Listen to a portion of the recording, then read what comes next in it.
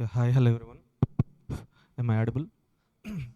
Yes. Hi, hello everyone. Welcome back to BCCA. I'm Rajesh, your SCM and DM faculty. See, guys, this is Yoda batch, exclusive CMA final, exclusive CMA final, Group 3 batch, sir. About the batch, this batch is exclusively for CMA final students, sir. Okay. For those students who are appearing or else who are preparing for December 2025 attempt, okay, this is a regular batch. Okay, in this particular batch, we discuss all the concepts in detail, sir. Okay. So this regular batch means for first time listeners only. Okay.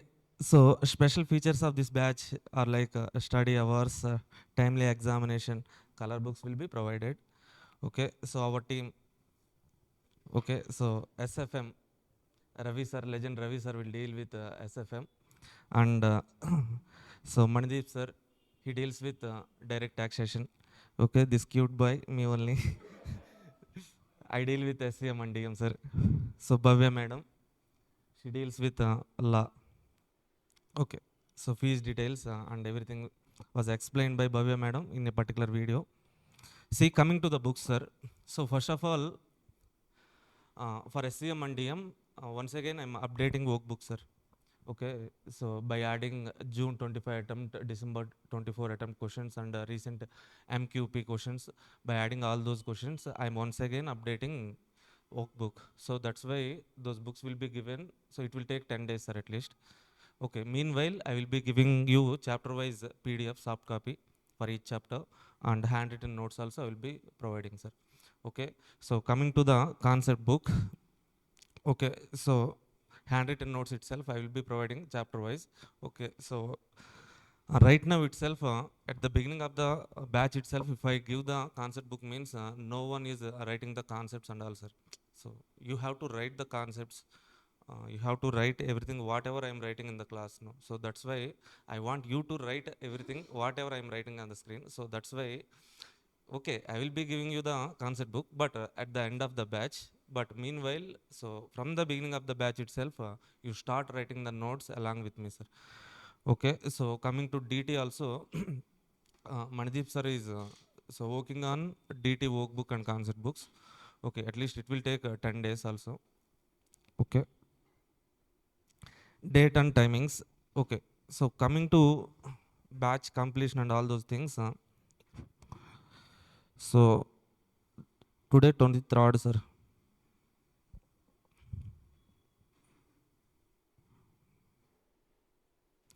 By August 5th, by August 5th itself, I will try to complete SCM and DM, sir.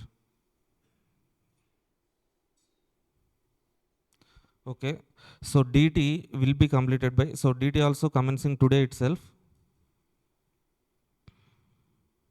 So DT will be completed by, so around August 20th itself. DT will be completed. Okay, from August 5th onwards, SFM and law will start, sir. SFM and law. Okay, meanwhile, till August 5th, me and Mandeep sir will be taking the classes. Okay, I will be completing SCM and DM by August 5th. Okay, after August 5th, SFM and law will start, sir. That will be completed by September 10th, sorry, 30th. Okay, if possible. So before 30th itself, Ravi sir will try to complete the syllabus. But okay, so we are giving the date September 30th, sir. Any doubts? Okay.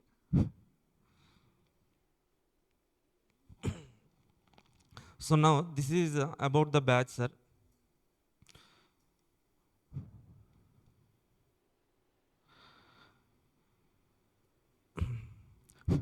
Coming to our SCM and DM. Okay, in SCM and DM we have total 15 chapters, sir. 15 chapters. See,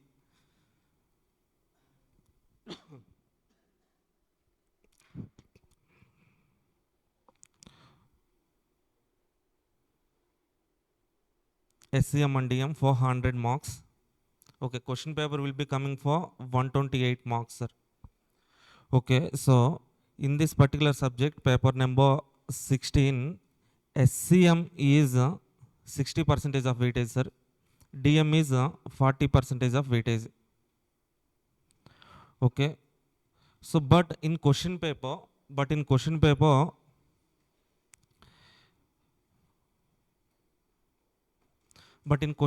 nearly 72 marks. For 72 marks, question paper will be asked from SCM, sir. For nearly 54 or 56 marks, question paper will be asked from DM, sir. Okay, total 128 mark question paper.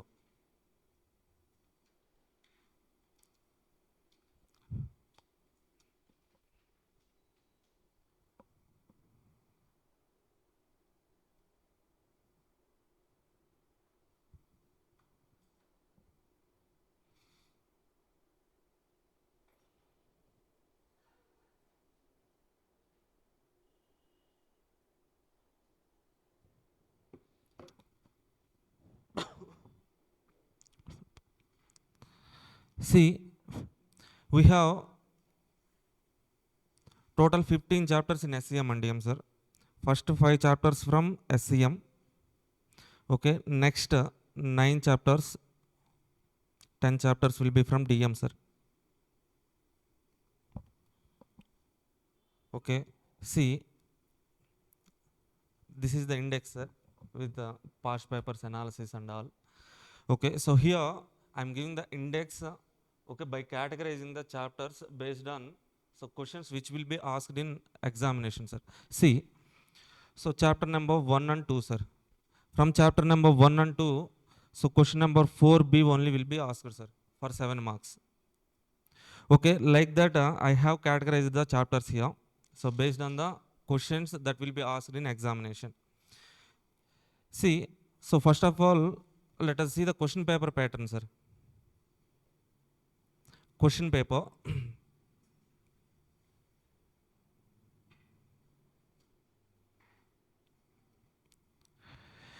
So in final question paper, 8 questions will be there, sir.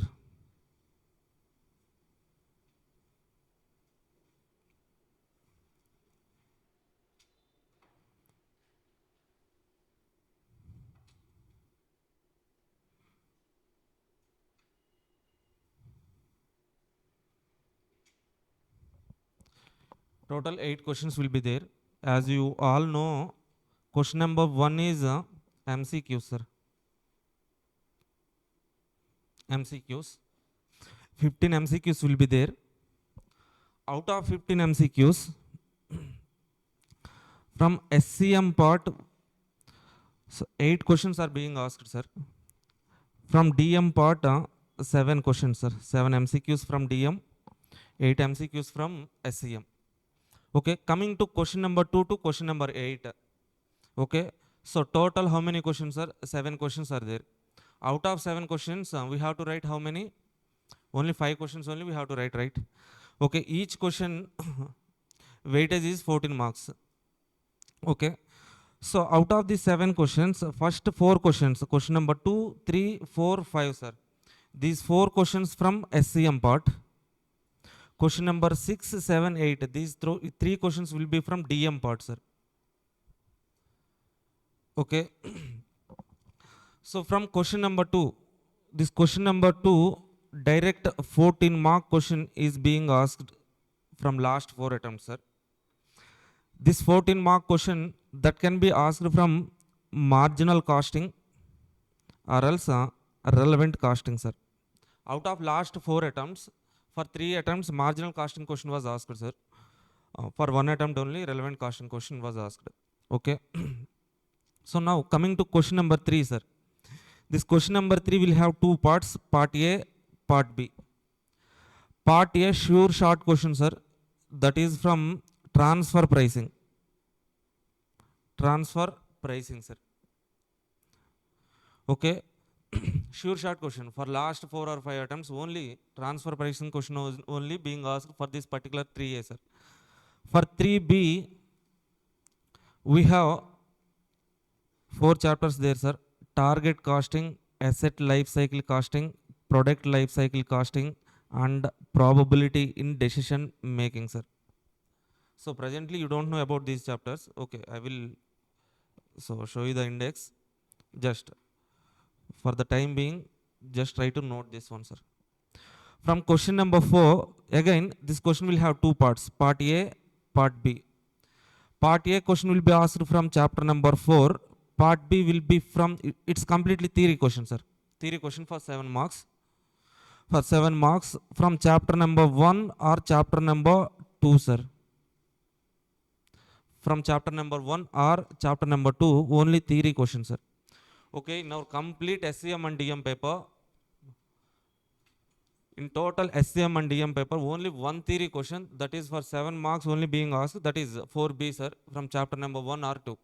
Nearly some 15, 17 questions are there, theoretical questions. Out of those 17 questions, only one theory question will be asked, sir. So coming to this question number 5. This question will be asked from chapter number 5. That is nothing but standard costing, sir. Standard costing. Okay, so most probably from last 2 or 3 attempts, they are asking reconciliation question only. Reconciliation. Okay. Now coming to question number 6. Again, this will also have two parts. Two parts.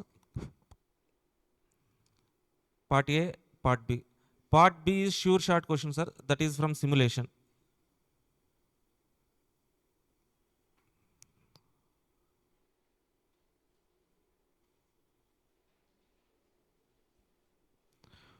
Question number 6 will have two parts. Part B, sure short question, simulation, sir. Simulation. In new syllabus, for any attempt you take, okay, simulation question was there, sir. Sure short question, 7 marks. Okay, for 6A, there are 3 chapters, sir. Linear program planning, transportation, assignment. Okay, I think these 4 chapters are there in CMA inter-level OM, sir. Okay, you might have learned many concepts from LPP, transportation, assignment, simulation. These chapters are there. Okay, same model, similar questions were also here in SCM and DM, sir. Okay, some little bit extension for LPP, transportation will be there. Apart from that, simulation and assignment more or less same as inter-level, sir. So question number 7. This is again network analysis. Network analysis. Network analysis. Okay, this is nothing but project management in CMA inter-level. Okay, so to CMA inter-level syllabus, here some little bit extension will be there, sir. Crashing, resource leveling. So 2 additional concepts will be discussed in final level. Okay, so either 114-mark question will be asked for question number 7, sir. Either program evaluation review technique or else crashing, CPM. 2 methods. Only these 2 methods only they are asking from last 3 attempts. But sometimes 2 7-mark questions can be asked. For 7-mark question, network analysis.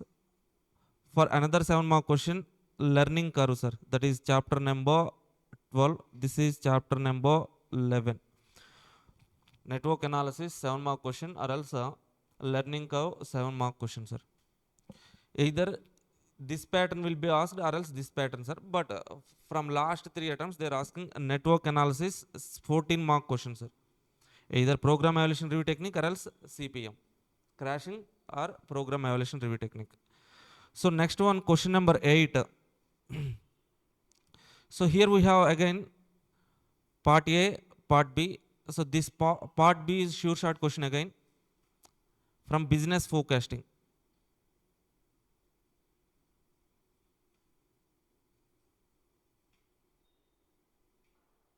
Business forecasting. Okay. This business forecasting is not a new chapter, sir. We have already learned this concept in CMA interlevel OM, chapter number 2, demand forecasting, y is equal to a plus bx, regression equation was there, no? Okay, so same problem, same questions were there here also. Okay, some one or two concepts, extension will be there, exponential smoothing. Okay, so moving average concepts are there in final syllabus, sir.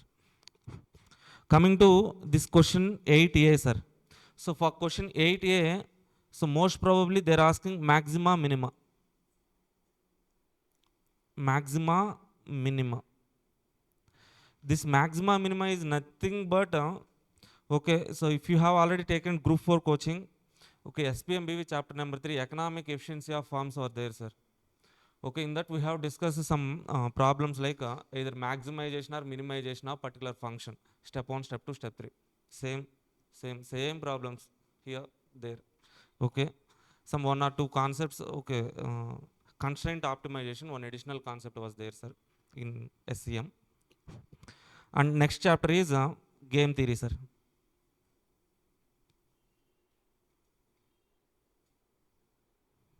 Game theory.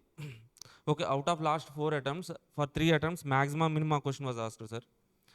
From game theory, in one attempt, they have asked game theory question. Okay. This is the question paper pattern, sir.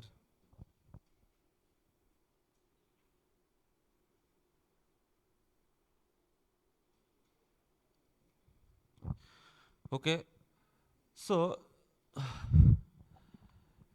if you do some strategic analysis, SCM and DM is not a difficult subject, sir. It's an very easy subject. In CMA final group 3, SCM and DM is one of the high scoring subjects, sir. Okay, you can easily score 70 plus in SCM and DM group 3. So group 4 SPM BV, you can get 70 plus. Easy, bacha subjects. Okay, so DM is nothing, sir. If you have learned some basic concepts in same inter-level OM, okay, even if you haven't learned any concept in same inter-level, I will be discussing from the scratch. From the zero itself, I will be teaching you all the concepts in DM, sir. Coming to SCM also, okay, so marginal costing, some basics, but some decision making situations will be there, sir. Make or buy situation, accept or reject, a limiting factor, a key factor, governance, some limiting factor questions are there, no? Okay, on that some 14 mark lengthy questions will be there. So generally for question number 2, from marginal costing, case study based question is being asked, sir. Okay, so and transfer pricing, I think you have learned in same inter level, but here some little bit extension will be there. Remaining part, standard costing. Okay, apart from the all the basics which we have learned in same inter level, here in CMA final level standard costing, we discuss some additional concepts like reconciliation, investigation of the variances, planning variance, operational variance, some additional 3 new final level concepts are there, sir. Okay, again, the standard costing also we have to discuss from the zero itself. Why means, okay, so for reconciliation problems and all those things, we have to do material cost variance calculations, labor cost variance calculation, overhead variance calculation, all those things we have to do learn, sir. So for that, okay, even though you have learned something in same inter level, here I will be discussing from the zero, from the scratch we will be discussing, sir. Okay, so if you observe this question paper pattern, okay, this question number 2, this question number 5, some students may feel some difficult, sir. Okay, even if you feel those chapters difficult, you can write 5 questions at least. These are the chapters, small chapters, easy questions, sir. Okay, so DM part is very much easy, sir. Why means, in DM specific procedure will be there, sir. Step 1, step 2, step 3, like that will be there. If you follow those steps, you will get the answer. That's it. Whatever the question given, you have to remember those steps. Step 1, step 2, step 3. Okay, so anyway you will be getting the answer, at least some marks you will get, sir. But in SCM, some decision making situations will be there. We have to understand the question. Okay, based on the question, we have to do our analysis and calculations and all those things. That's why, okay, so comparing with SCM, DM is very much easy. Okay, so but in SCM also we have 2 questions, sir. These 2 questions are easy target questions, sir. Okay, so first of all, we target these questions, these 5 questions. Okay, I will try to complete the syllabus for these 5 questions first, then we go to standard costing, then we go to marginal costing, sir. Okay, so first of all I will start with DM, sir. DM sure short questions, 3 chapters are there: simulation, network analysis, business forecasting. Sure short questions. Okay, first of all we shall try to complete these chapters, then I will go to the SCM. In SCM I will try to complete these small chapters and if possible relevant costing. Then again we come to DM, so remaining chapters. Finally we go to standard costing and so marginal costing at last, sir. That's it. That is our so, so order of sequence of chapters which will be discussed in particular in our class, sir. See, next one. So this is past 4 papers analysis, sir. Past 4 papers analysis. Here index also I have categorized the index as per the question paper pattern, sir. See, chapter 1 and 2, question number 4B. That's it. For any attempt they are asking question number 4B, theoretical question, 7 marks. Okay, so coming to chapter number 3, here chapter number 3 we have 3.1, 3.2, 3.3, 4, 5, 6, 7, 8. 8 sub-chapters are there. From chapter number 3.1, marginal costing, relevant costing, they are asking 14 mark question, question number 2, sir. Next, in pricing decisions, they are not asking any question. Sometimes maybe one MCQ, sometimes may not. In last 4 attempts, no MCQ. Okay. Next, transfer pricing, sure short question for any attempt. Sure short question, 7 mark question, sir. Okay, question number 3A. Next, 3.5, 3.6, 3.7, 3.8, 4 chapters. Out of these 4 small chapters only. Okay, for each chapters, so roughly we'll be having 4 or 5 questions. That's it. Okay, so that is for 4B. Next, question number 4A, we have chapter number 4, sir. Majority of the times they are asking activity based costing question only. Okay, out of last 4 attempts, 3 attempts ABC question was asked, sir. 1 attempt throughput costing question was asked. Okay, remaining just in time, backflash, benchmarking. Okay, so for MCQ purpose we have to learn. Next one, question number 5, complete standard costing. Okay, uniform costing is there in the syllabus, but only one problem was there, sir, on uniform costing. Some MCQ part. Question number 6A, 6, 7, 8, 3 chapters, LPP, transportation assignment, 6B, simulation, 7, sometimes 7A, 7B, 11, 12 chapters, 8A, game theory, maximum minima, 8B, business forecasting. Okay, coming to this last chapter, 15th chapter, so tools for data analysis. This is somewhat, okay, so FMBDA, we have BDA, right? Business data analytics. Okay, from that, some software related analysis was there, sir. Same kind of syllabus is also here. So, which will be asked for 2 MCQs only. For any attempt, they are asking 2 MCQs. Okay, 4 marks, sir. That's it. That is, this is index and this is paper analysis, sir. Okay. 1 minute, I will show you the question paper.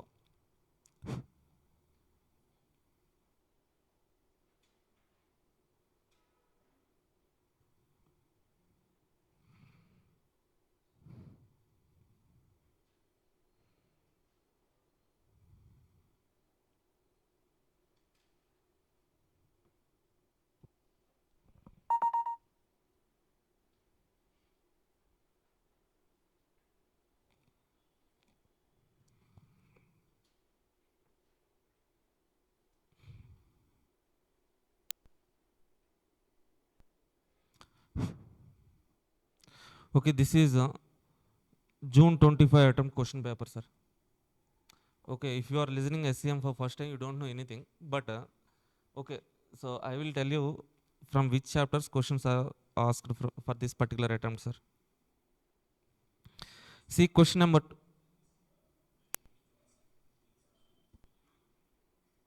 2, sir. Question number 2, marginal costing question, June 25 attempt. Next one, Question number 3A nothing but transfer pricing, sir. Transfer pricing. 3B target costing question, sir. Target costing question. 4A activity based costing question. 4B theoretical question from chapter number 2 cost of quality, sir. The same so similar concepts we have already discussed. Okay, so prevention cost, appraisal cost, internal failure cost, external failure cost, this categorization and all those things are there in SPM BV chapter number 2, sir. SPM chapter number 2 cost of quality related concepts are also there. So same concept are also here, sir. Question number 5 standard costing reconciliation question, sir. Okay, so next 6A, sir. 6A transportation question, sir. Vogel's approximation question. Bacha question from CMA interlevel. 7-mark question, sir. 6B again simulation question. Simulation question. If you know the concepts, okay, directly you can also answer this question. This is so in this particular question, 3 series of random numbers were given. And coming to question number 7, sir. Network analysis program evaluation review technique question. Okay, some basics at least you know. So network diagram drawing, okay, duration calculation and all those things. Coming to question number 8A, this is from maxima minima, sir. Same question also there in SPM BV, sir. SPM BV chapter number 2, sir. Question number, sorry, chapter number 3. Wow. Question number 16 in our workbook. Yeah, same question, sir. So 8B, this is exponential smoothing, sir, from business forecasting. Business forecasting exponential smoothing question was asked, sir. Okay. So MCQs also, 8 MCQs are from SCM part and 7 MCQs are from DM part, sir. Okay. So in total 15 MCQs, at least 4 MCQs theoretical questions are being asked, sir. 4 or 5. Remaining 10 questions are practical kind of, we have to use some mathematical calculation. So solve these questions, sir. Okay, out of 15, so in this attempt, 8 questions from SCM, 7 questions from DM, sir. So June 25 attempt. But in December 24 attempt,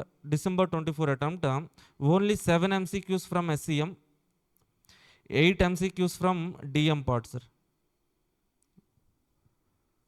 Okay, that is how they are asking. So that means 7 or 8 MCQs from SCM, 7 or 8 MCQs from DM part. Okay. Now, so before moving further, so first of all, okay, so many students are so asking us like, okay, so our BCCA team has uploaded some marathons, superthons, MCQ sessions in YouTube channel, sir. Okay, some students are asking like, sir, these marathons are enough, sir, to write a December examination. I will buy your books, sir. This marathon, with this marathon, can I get 50 marks? Like that they're asking, commenting, sir.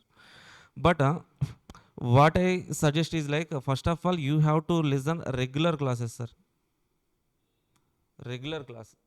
So for my subject, SCM and DM, it would be around 120 hours, sir. 100 to 120 hours. Okay. So with MCQs, 120 hours maximum. Okay. In this regular class, we will be discussing all the concepts. Okay. MCQs also we will discuss, sir. After completing regular classes, okay. So for second revision, we are providing either fast track classes or else EVO classes, sir. Okay, if that is fast track class, duration would be around 60 to 70 hours. If that is EVO class, that means 35 to 40 hours duration will be there, sir. After this is first time preparation, sir. This is second time revision, sir. Okay, for third time revision, okay, so just before 15 days or 1 month before the examination, then you have to watch a marathon. Marathon, that would be around 24 hours, 2 parts. A single part superthon means that would be around 12 hours. Okay, so first of all, you have to listen 120 hours regular class. Then for second revision, Okay, if possible, EVO class 35 hours, third revision, okay, 12 hours. Then before examination day, you have to revise this entire chapter in how many hours, sir? 6 hours possible, I think. Okay, before the examination, day before examination, for revision, you will be having 6 hours, sir. Okay, so this is entire procedure, sir. You just not directly attack the marathon, sir. First of all, you have to listen the regular classes, no? Okay, you should have some basic understanding of concepts and all those things. Okay, so for SCM, so duration will be around 120 hours. For DT, it would be around 140 hours. SFM also nearly 120 or less than 120 only. Law 90 hours, 90 to 100. Okay, this is the duration of group 3 classes, sir. Okay, for group 3 classes, see, so most of the times I would recommend face-to-face classes only, sir. Some people are, sir, can I take recorded classes virtual live? Okay, so for some employees, working women, for those only, okay, I would suggest, okay, we refer online classes. Okay, otherwise, so basically we suggest regular classes, that to face-to-face classes only, sir. Okay, so if you want to purchase virtual live or else recorded classes, yes, they're in our BCCA app right now. Anniversary sale is going on. 30% offer is there. Yeah.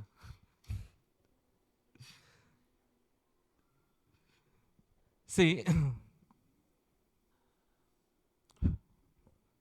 coming to SCM, sir. Let's go to the SCM.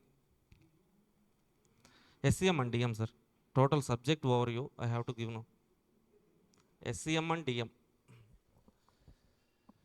Okay, so SCM means strategic cost management. DM means decision making, sir. This DM is nothing but most of the concepts which we have learned from OM part only. Okay, so why we have to learn this subject, sir? SCM and DM. Okay, don't say for marks. You are saying that nice punch. Okay.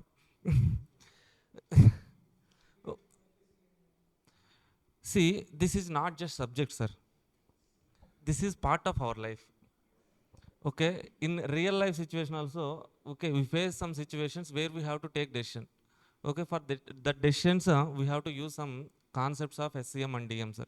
DM and SCM nothing but decision making techniques only we are going to learn in this subject, SCM and DM, sir. Okay. See, for any organization, what is the objective of an organization or any business? For any business, what would be the goal, aim, objective, sir? Vision. Okay, wealth maximization, or else simple we can say profit, sir. Okay, without profits, no one will do the business, sir. Okay, don't believe them who says like I'm doing this business just for charity, just for society. Okay, I want to develop this society. That's why I'm doing business. Don't believe them, sir. Anyone who does the business definitely for profit only. How can we get the profit, sir? Profit is equal to sales minus cost, sir. That's it, sir. This is entire SCM and DM, sir. Our target is to maximize the profit. For any organization, their object will be to maximize the profit. To maximize the profit, what we have to do, sir? Either we have to increase the sales or else reduce the cost. Okay, either we have to increase the sales or else decrease the cost. What we have to do to increase the sales or to reduce the cost means, okay, so first thing basically, so to increase the sales, customer satisfaction is most important, sir.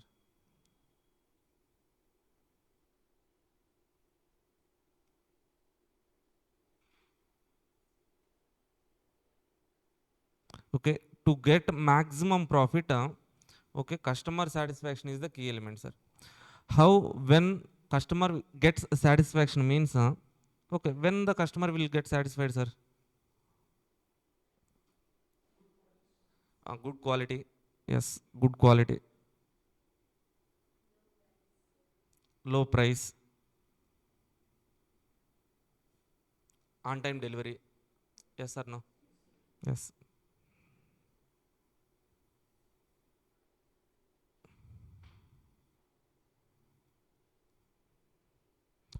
on time delivery.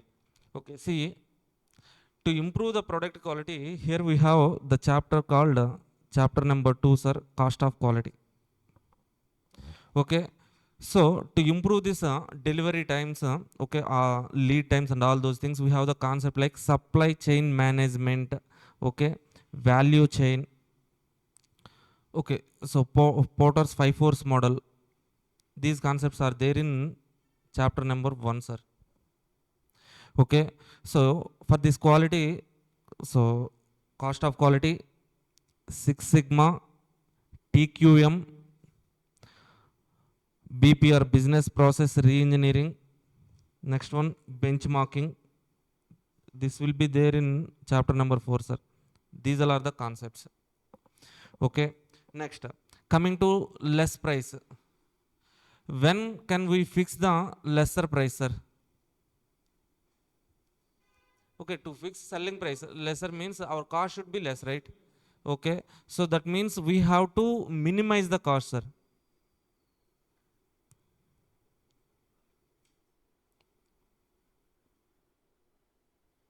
Cost minimization, sir. Cost minimization. So cost minimization means how can we minimize the cost means here we have two approaches. Cost control, cost reduction, sir. Cost control, cost reduction. Cost control means, okay, so for cost controlling, we have two chapters here. That is chapter number 5, standard costing, sir. Okay, chapter number 3.3, again, transfer pricing. Okay, so for cost reduction, we have the chapters like marginal costing, target costing, okay, asset life cycle costing, product life cycle costing, okay, activity based costing, throughput costing. So like that we'll be having different techniques. And for entire DM is nothing but this cost reduction technique only, sir. Entire DM is cost reduction techniques, cost minimization, or else revenue maximization. See, first of all, cost reduction means what, sir? Cost reduction, cost control. What is the basic difference between cost reduction and cost control, sir?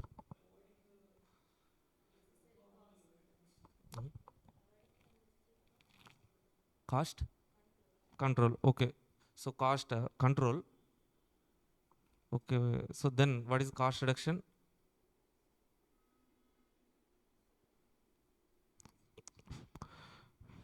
Okay. For cost reduction, we take some decisions, sir. Through that decisions, cost will be minimized permanently. Cost will be reduced permanently. So cost reduction means it is permanent nature. So cost control means it is temporary only. So for cost control, what we do is like, so at the beginning of the period itself, we set some targets, sir. Okay, at the end of the period, we check actuals. Okay, when we compare the standards with actuals, so performance will be evaluated. Okay, let's say for example, so what we do in standard costing, sir, at the beginning of the period itself, we set some prices, standard prices, material standard price. Let's say, so 1 unit of 1 kg of raw material should be purchased for 5 rupees only. Standard price. We fix that price at the beginning of the period itself. At the end of the period, we check, so what is the actual price? So for how much actual price purchase manager actually purchased the raw materials. Okay, we compare, so standard price with actual price. Okay, material price variance. Okay, then we question purchase manager, why this variance came. Okay, so that we try to keep the variances in control, sir.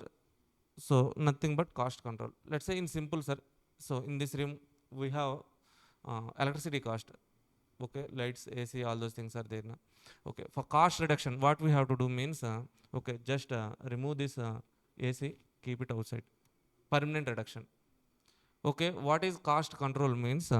Okay, we have to give some instructions to the in charges. Okay, so after completion of the class, every day you have to switch off the AC, lights, and all those things. Okay, as long as he does like so in charges comes to the class after the completing class. Okay, he switch off the lights and ICs means then only cost will be in control. Otherwise, So cost will be increased, no? So cost control, for cost control, what we do is like we set some policies. Okay, so if you adhere with those policies means then only cost will be controlled, otherwise cost will not be in control. Cost reduction means we take some decisions, through that decisions cost will be reduced permanently, sir. That is the basic difference. Okay, so for our entire SCM and DM is nothing but cost control and cost reduction only. For cost reductions, we discuss those chapters. For cost reduction, those chapters, cost control, we have two chapters, standard costing and transfer pricing, sir. Okay. So now, generally, top level management will be there, sir. For any organization, top level management will be there. So they don't do anything, sir. So day to day, so they won't involve in any day to day operations. They won't directly come to the so factory. They won't do any production activities. What they do is like, okay, they do only two things, sir. They take the decisions.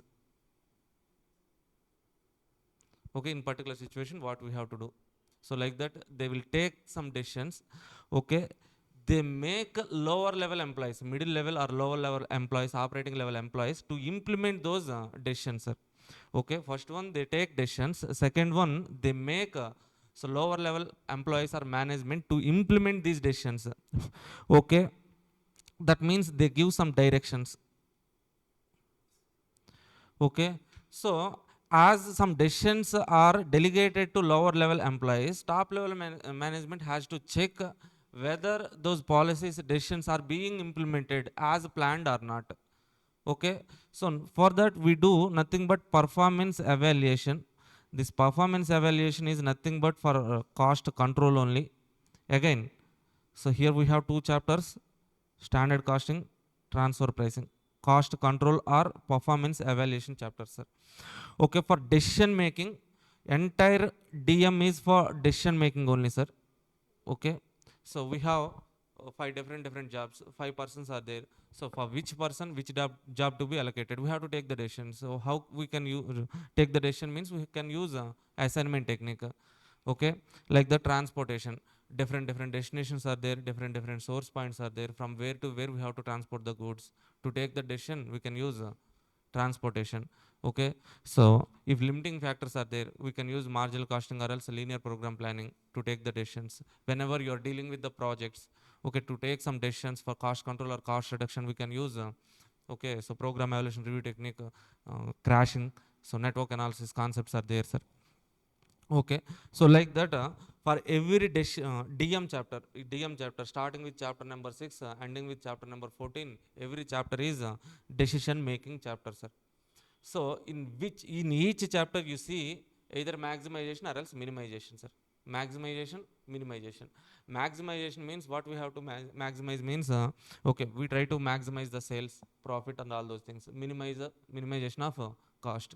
Nothing but DM is either maximization or else minimization. And also for decision making we have some SCM concepts, that is marginal costing, definitely relevant costing, target costing. Okay, other chapters are also except standard costing, other chapters are decision making chapters, sir. Okay, so two things in SCM, one is decision making for cost control or cost reduction. Okay, these are the chapters, DM and SCM, marginal costing, relevant, all those chapters are so either cost control, cost reduction techniques or cost control techniques, sir. So coming to next one, so cost control, sir, or else a performance evaluation, we have standard costing and transfer pricing. That's it. That is all about SCM and DM, sir. Okay, so as per the paper pattern, we shall try to start with DM part, sir. Sure short question, simulation question, sir. Okay, so I will start with this question. Okay, after completing this chapter, I go to the network analysis. Okay, then sure short question, business forecasting, sir.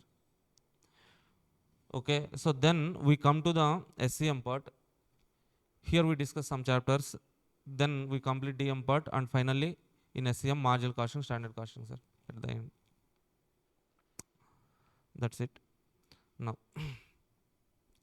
I will give some introduction, some basic introduction about simulation, sir.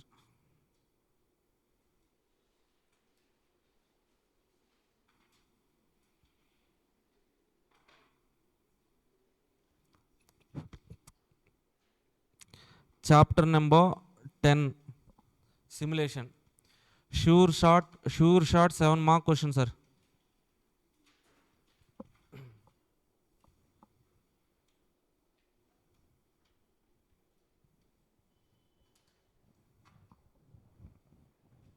Sure shot 7 mark question, sir.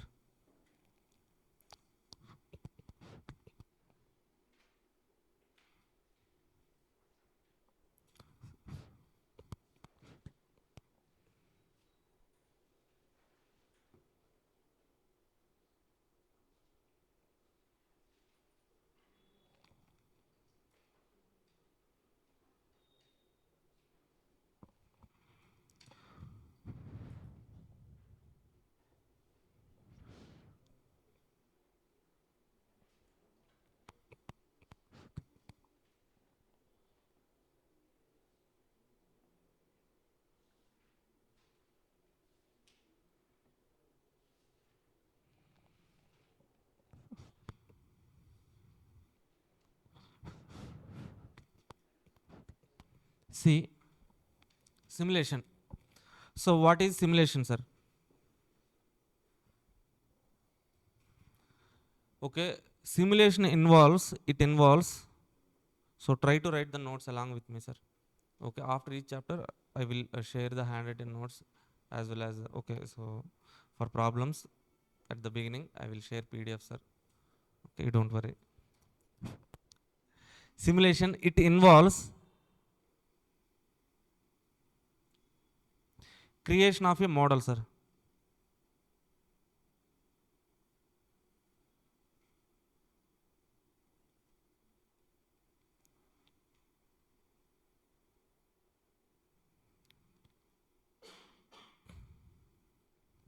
So it involves creation of model.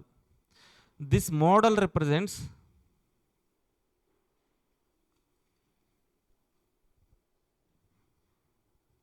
so this model represents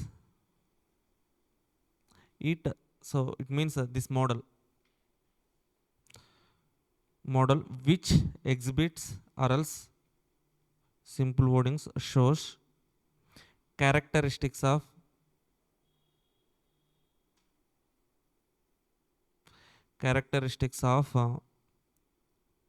real system.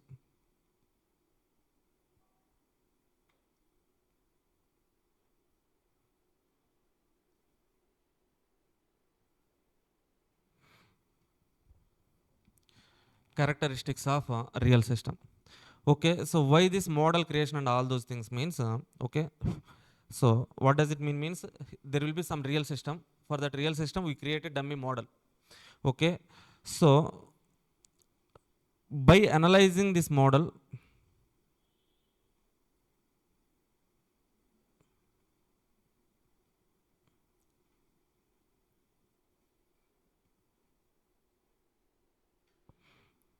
we can evaluate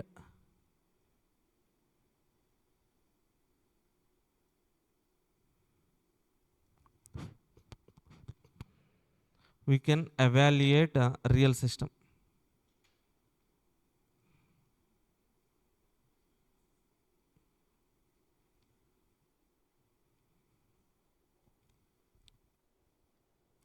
Okay, see, this is definition, sir, nothing but simulation definition. Some real system will be there. For that we create some dummy model, sir. For example, if you see Bahubali 1, sir.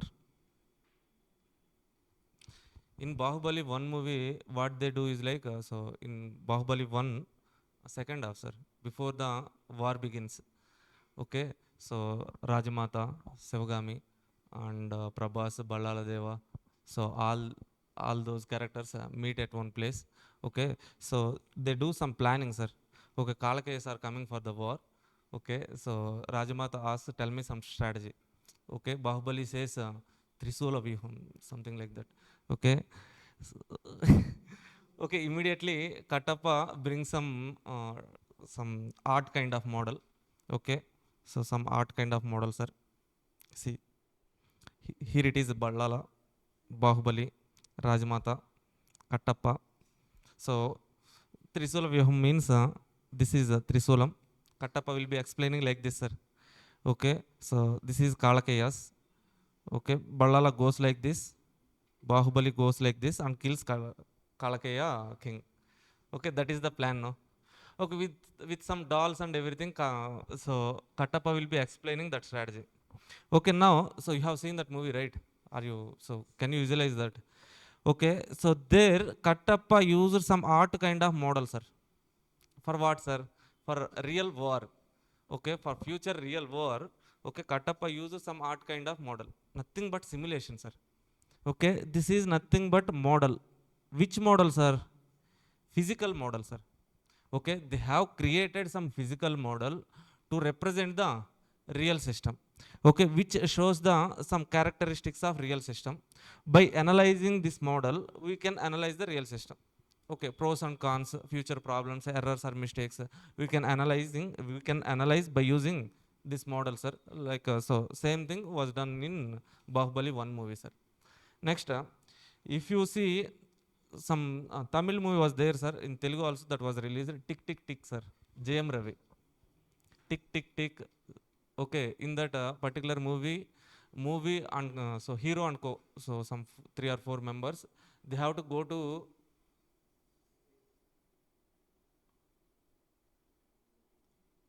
okay, so they have to go to some space, sir, space center. Okay, so before sending them into the space, okay, in ISRO they have to take some training, sir. Okay, see, in our earth or else in space, atmosphere environment is completely different. Here we have gravity. In space there won't be any gravity. Okay, so weather conditions, temperature, all those things are different in earth and space, sir. So that's why what ISRO team, so what they do means, in the movie they say ISRO. Okay, space research center. Okay, so in that particular movie they have created some room, sir, some room which represents the, okay, exact characteristics of space, sir. Okay, there won't be any gravity, zero gravity room. Okay, which represents the temperature of space. Okay, so hero and co will enter into that particular room. Okay, they will give some training, so how we have to move in when there is no gravity. Okay, how we have to adjust our bodies and all those things in that particular temperature. That kind of training will be given to the hero and co in that particular movie, sir. That room is nothing but a model, sir. Model, they created some model kind of a room which represents exact characteristics of a real system. What is that real system means? Space is the real system. For that they have created some dummy model. Okay, nothing but simulation, sir. Okay, so why we have to create dummy model and why we have to execute this dummy model means, okay, so we can minimize the cost, sir. We can detect early detection of problems, errors we can detect, so that so we can avoid the loss, future loss we can avoid, sir. So that's why, so most of the situation we do like this. So another real time example, sir. Real time examples are, one thing, railway scheduling, sir. Examples,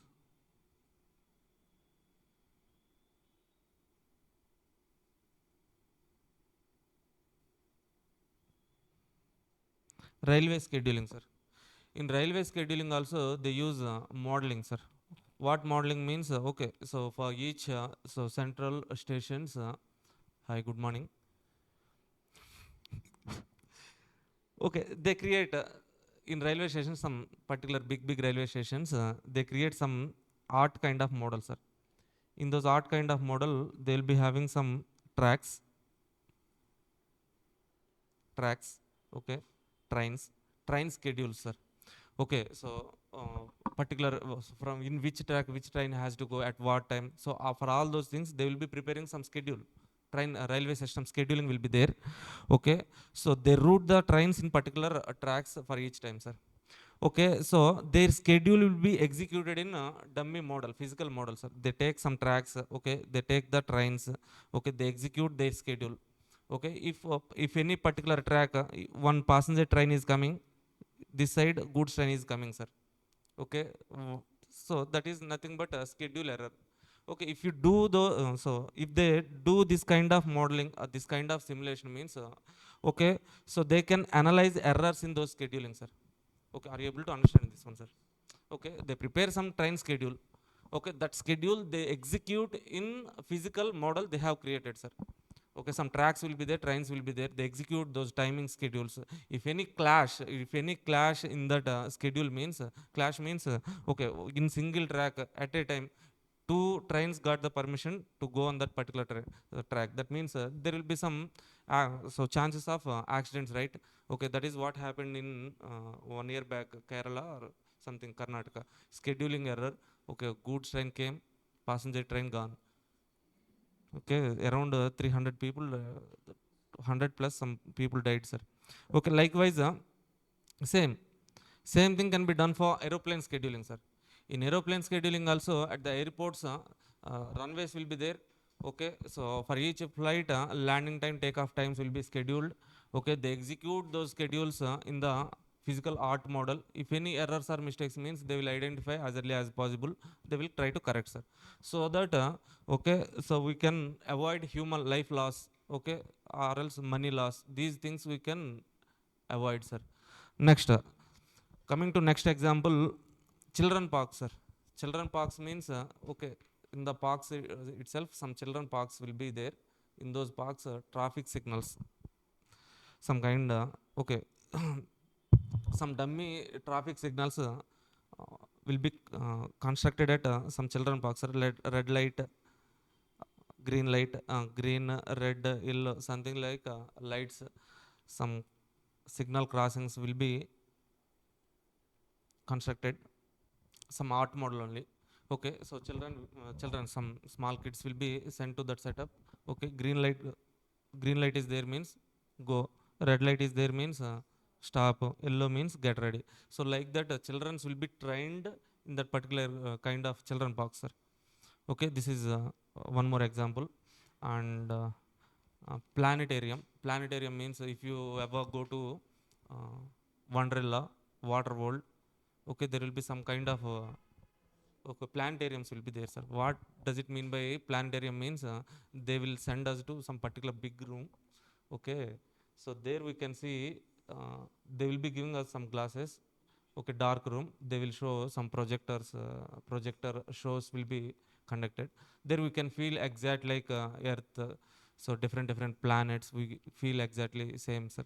So planetariums also somewhat an example for simulation. Okay, all these examples are okay, so we have discussed many examples. In all these examples okay, what model they are creating means physical model, sir. Okay, so first of all, once again, what is simulation? Simulation means it involves creation of a model. Okay, we create some model. Why we create model means okay, that model represents exact characteristics, features of real system. Okay, so now we analyze this model to evaluate the real system, so that we can early detect the errors or problems in that particular real system, so that we can avoid future loss. So for that we do some simulation. Okay, simulation, there are two types of simulations are there, sir. Two types of simulation.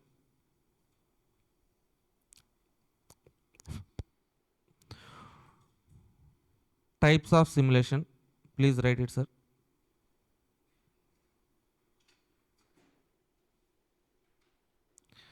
Types of simulation, two types of simulations are there: analog simulation, computer simulation, sir.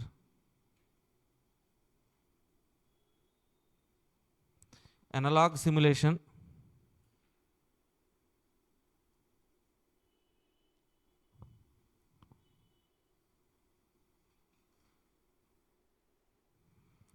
analog simulation and computer simulation.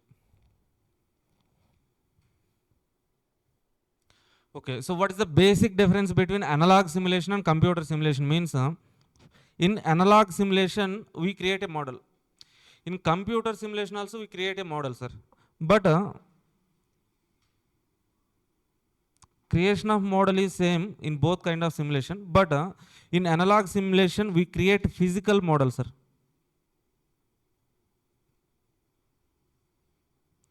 In analog simulation we create physical model. some art kind of work will be done to create the model. But in computer simulation, we create a mathematical model, sir.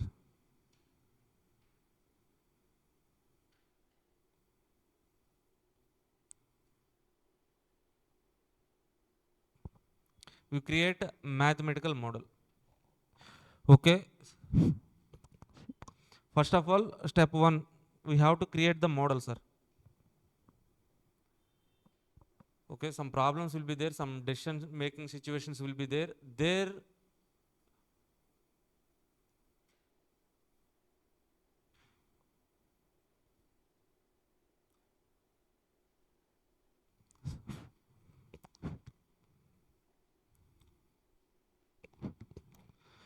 Okay, for any problem, any situation, so to make the decisions, to evaluate the real system, okay, so first of all, we have to understand the problem. For that problem, we have to create the model, sir. Okay, second thing, we have to test the model, sir. Test that model. Okay, this physical model can be tested by using a real execution, sir.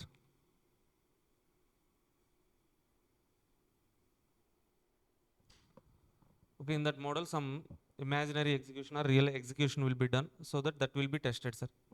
Coming to this mathematical model, this can be tested using a random numbers, sir.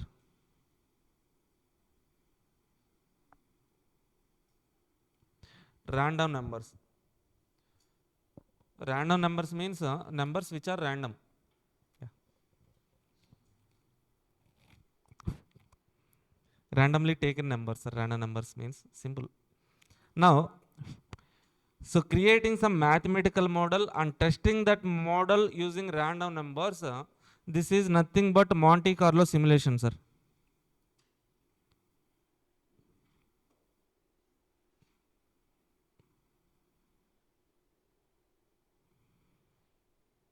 Simulation, MCQ, sir, 2 marks. In this Monte Carlo simulation, we use probability concept, sir.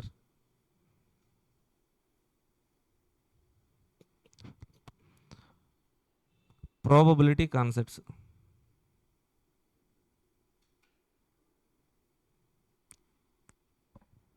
Okay, by using the concepts of probability and random numbers, okay, so in Monte Carlo simulation, we test the situations. Okay, we test the mathematical model, sir.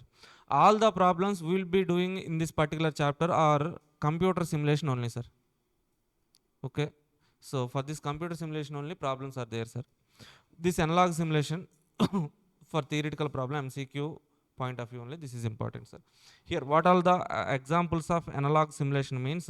Children pox,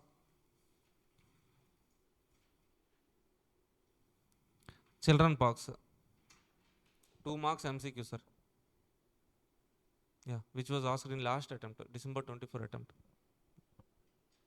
Children pox are example of, okay, Monte Carlo simulation, computer simulation, analog simulation, okay, Hungarian simulation. Like that question was asked, sir. Analog simulation, 2 marks, bacha question. Okay, next one, planetarium, sir.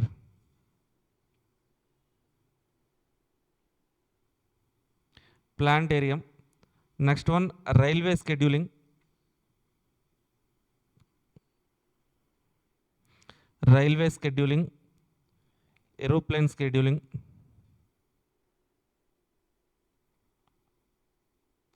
Aeroplane scheduling. Railway scheduling. Aeroplane scheduling. Children parks. And that's it, sir. Those are the examples of analog simulation. So for computer simulation, here, so we take, so we have to create the mathematical model for different decision making situations, sir. For example, like demand forecasting. Demand forecasting. Okay, we can use computer simulation. And for demand, supply forecasting. Okay, so future production forecasting, and for receipts forecasting, for payments forecasting,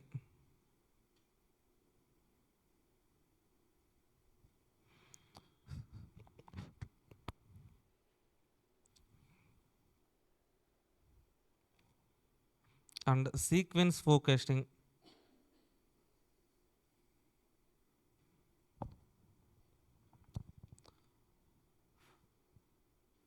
Okay, nothing but by using simulation in this particular chapter, we do forecasting, sir.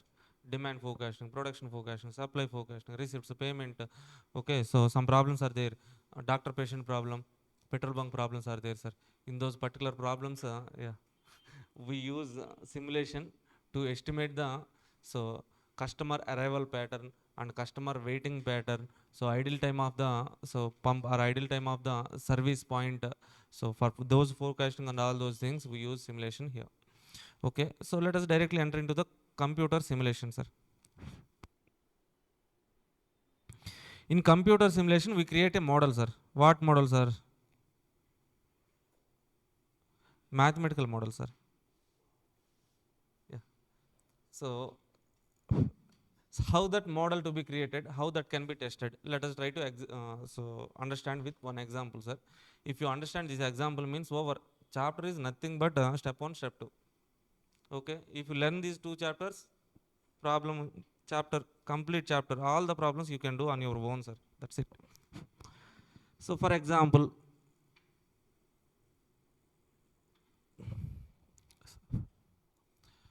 for example Vishnu wants to start a pani puri business. Okay, which business, sir? Oh, wow, nice. Pani puri business, sir. Okay, so before starting the business itself, okay, Vishnu wanted to know how many plates can be sold if I start the business. How many plates of okay pani puri can be sold? Okay, if I start the business, he wanted to know, sir. Now, for that, he wanted to use the technique of simulation, that to Monte Carlo simulation. Okay, so here in Monte Carlo simulation, first thing we have to create mathematical model, sir.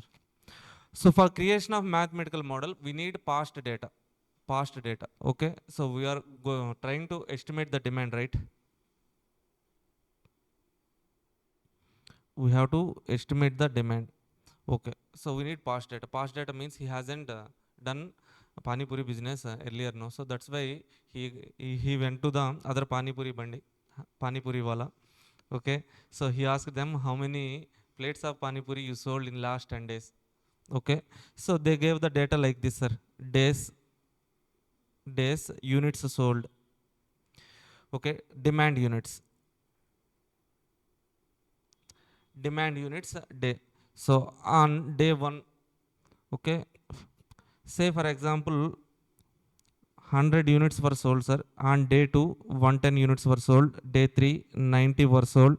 Okay, day 4, 120 units were sold. Day 5, 100. Okay, day 6, 100. Day 7, 100. Day 8, 90. Day 9, 120. Day 10, 90, sir. Okay, this is past 10 days demand related data, same business. Okay, somewhat other competitor business, sir. See, now this is the historical data or past data we are having in our hands, sir. Now by using this data, we have to create some mathematical model, then we have to test this model. So based on that, we can estimate or forecast future demand, sir. Okay, so first of all, let us try to create a mathematical model, sir. Step 1,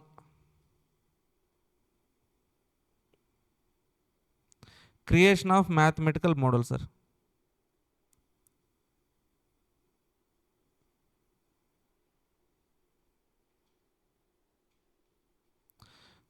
Creation of mathematical model.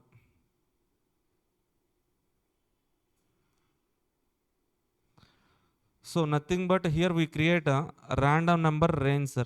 Random number range. In this mathematical model we write random number range.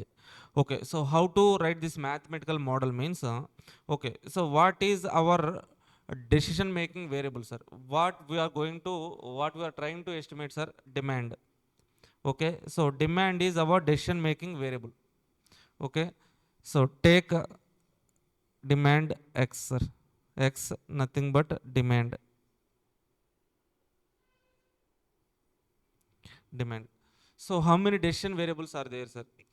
If you observe, okay, not 10 figures are there, sir. 100, 110, 120, 90. Only 4 numbers are there, which has been repeated for 10 times. Okay, take 90, 100, 110, 120. Okay, now let's write the frequency, sir. Frequency means how many times a variable repeated. Okay, so 90 has repeated for 1, 2, 3. The frequency of 90 is 3. Out of 10 days, okay, 90 units were sold for 3 days. Next one, 100, sir.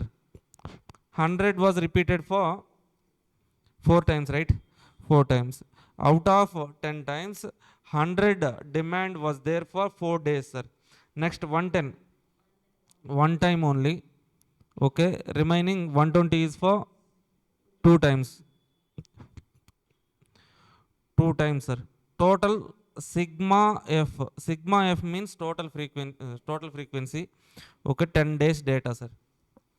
Now, so in mathematical model creation, I told you like we have to use probability techniques. So for that, let us write the probability P, sir. P, probability. So generally, what is the formula for probability means? Number of favorable outcomes divided by total number of outcomes. Here, what are the favorable outcomes for, let's say for example, coming to 90, sir. This is decision variable. Okay, how many favorable outcomes for 90, sir? 3 is the frequency, 3 favorable outcomes. What are the total number of outcomes? 10. That means 3 by 10. 3 by 10, that is 0.3. 4 by 10, 0.4. 1 by 10, 0.1. 0.2. This is probability, sir. Okay, first decision variable, next frequency, next probability, sir. Okay, I have written probability. Now let's write the cumulative probability, sir. Cumulative probability. Okay, cumulative probability means we have to add the probabilities from top to bottom. So first probability is 0.3. Now add 0.7, 0.8, 1.0. Okay, so always total probability will be equal to 1, sir. Now, so probability, complete probability 1 means 100 percentage, right? In percentages, 100 percentage. Now, so here we have to write a random number range, sir. Range means some class intervals. For that we need 100 random numbers. 100 2-digit random numbers, sir. 1 minute, sir.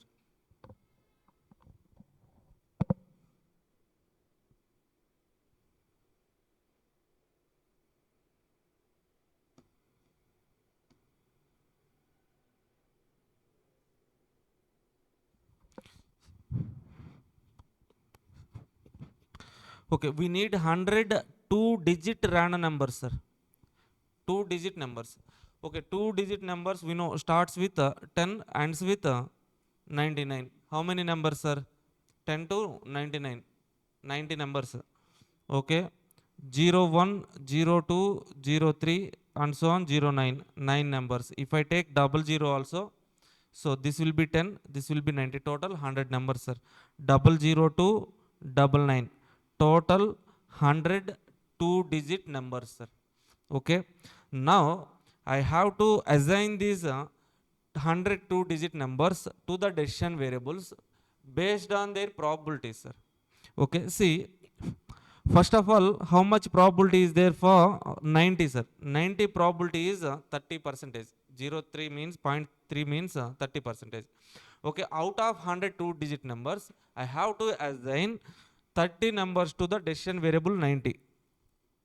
Okay, so 30 numbers. That means if I start with 00, okay, so 0 to 30 means 1 to 30, 30 numbers. Okay, but we are starting with double zero, no? So that's why 29. 1 to 29, 29 numbers, 00, 30 numbers. Why I'm taking 00 to 29 means here this decision variable 90 is having 30% of probability only. For that, I'm assigning out of 100 numbers, 30 numbers I'm assigning to decision variable 90. Okay, this is called nothing but a range, sir. Range. This range will be having some lower limit, upper limit. Okay, lower limit, upper limit, both are inclusive. Next decision variable 100, sir. For this, what is the probability? 0, 4, 40% probability. That means here we have ended with 39 now. Next start with 30, sir. And with, okay, here we have 0, 7. Cumulative probability 0, 70, let's say. Let us write in double zeros, sir. Okay, so here we have 70 means end with 69. Here we have ended with 69. Next start with 70. Here we have how much cumulative probability? 80, no? So that's why end with 79. Next start with 80, end with 99. 80 to 99. Complete 20 numbers. Okay, so based on the probability ratio, we have to assign 100 numbers to the decision variables. Okay, so random number range creation done, sir. Now we have to, so nothing but this is mathematical model, sir. Creation of random number range is nothing but model. Here I have created some mathematical model. Now we have to test this model with random numbers by using random numbers. Okay, that is step 2, sir. Step 2, random numbers. So nothing but simulation worksheet. We can write simulation run or else simulation worksheet, sir.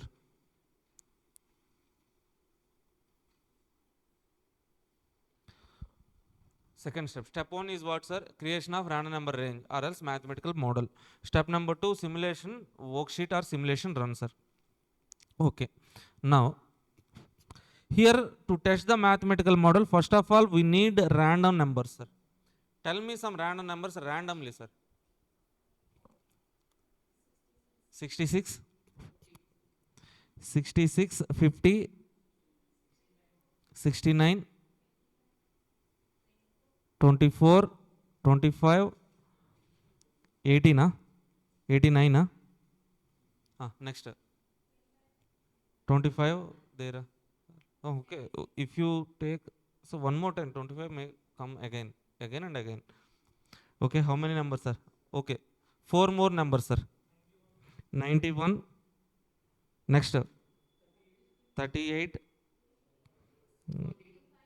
72, 14. Okay.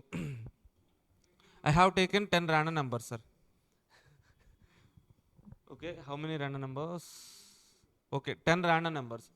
Now, by using these 10 random numbers, I can estimate for the future, sir. Okay, each number represents each one day. Let's say one day. First random number represents next future one day. First day, second day, third day, fourth day, like that. Okay. Now, by using these random numbers, we can write expected demand, sir. Expected demand. Here we are expected variable actually. We are estimating the demand, right? That's why expected demand. If it is supply means expected supply, expected receipts, expected payments, like that. Okay, so expected demand. So to write the expected demand, first of all we have to, so what is the first random number? 66. Now search this random number 66 in this class interval, sir. Okay, that 66 falls under second class interval. Okay, so here for this particular range, the demand variable is 100, sir. Now write 100 here. What does it mean, sir? That means, okay, so if this random number 1 represents day 1 demand, okay, in future first day you will be having 100 units of demand. Okay, next let's say second random number, second, third, fourth one, fifth one, sixth one, seventh one, eighth one, ninth one, 10th one, sir. Okay, so 50 falls under which class interval, sir? 50 again same class, right? 100. So third one 24 falls under, so first class interval, that is 90. 25 also 90, yeah? Okay, 89, 120, 25 again 90, 91, 120, 38, 38, 100, 72, 110, 14, okay, 90. So that means so this is expected demand, sir. If you take that random number, so first random number represents first day, so second one next day, third one next day, like that. Okay, if I take this random numbers for future 10 days, my expected demand would be for future next 10 days demand is first day 100, we can expect 100 as demand, next day 100, next day 90, 90, 120, 90, 120, 100, 110, 90. So this is nothing but future next 10 days demand, sir. Based on this demand we can so plan our business, sir. Okay, buying the raw materials, arranging the, okay, labor, okay, so capacity we need, no, like that. See, now let's calculate average demand, sir. Average demand, average demand means average means sum of the observation divided by number of observation. Here average demand means total, make the sum of expected demands. Okay, can you please calculate this total demand, sir? How much, amma? Wow, 1010. Okay, average demand, that is equal to 1010 divided by how many observations? Okay, 101. Okay, that means on an average, for next 10 days, he will be having 101 as a demand, sir. Okay, 101 units of pani puri can be sold for next 10 days on an average. Okay, that is how we can use this simulation technique. Nothing but this is step 1 and step 2, Monte Carlo simulation. This can be used for forecasting, future estimations, sir. Here in this particular Monte Carlo simulation model, we are having two steps. Step 1, fix. Step 2, same step for any problem.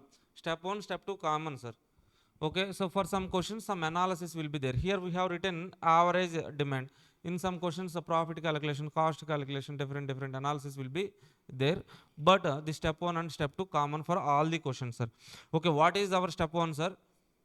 Creation of random number range, or else we can write mathematical model. So step 2, simulation run or else simulation worksheet. Okay, so in step 1 we have to take the columns like decision variable x, frequency, next one probability, cumulative probability, range. In some questions, if they have given frequency means we write the probability. So without giving frequency, they will be directly giving the probabilities. In that case, we don't need to write frequency, right? Directly probability, cumulative probability, range. Okay. Step 2, this is common for every question, each and every question we have to do this simulation run, sir. So first of all, we have to write the random numbers, such these random numbers in random number range, so that we can take expected values, random number column and expected variable column, sir. Two steps. Okay. Now, in this particular chapter,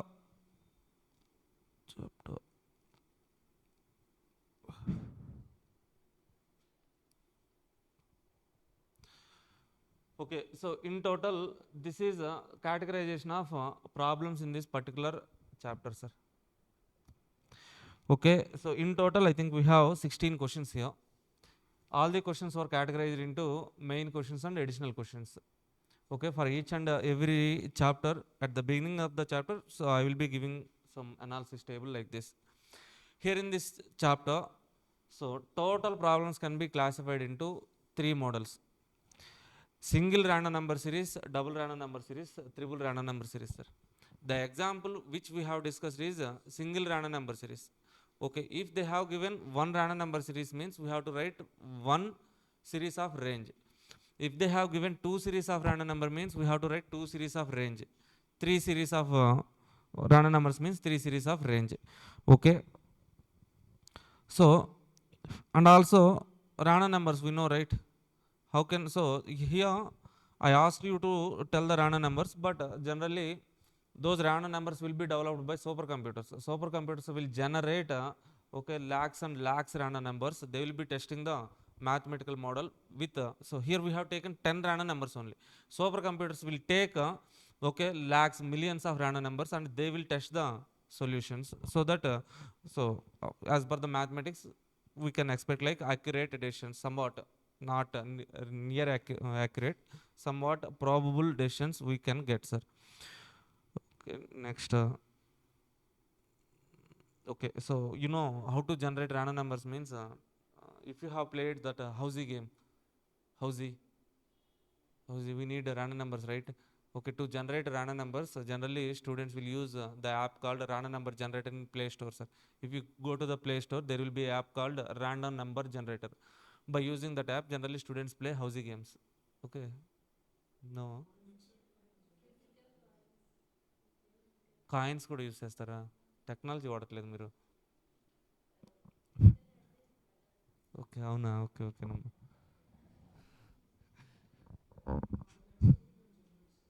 on random numbers also, wow, nice.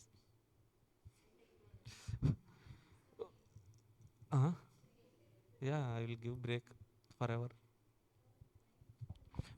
Okay, here first model is random number generation, sir.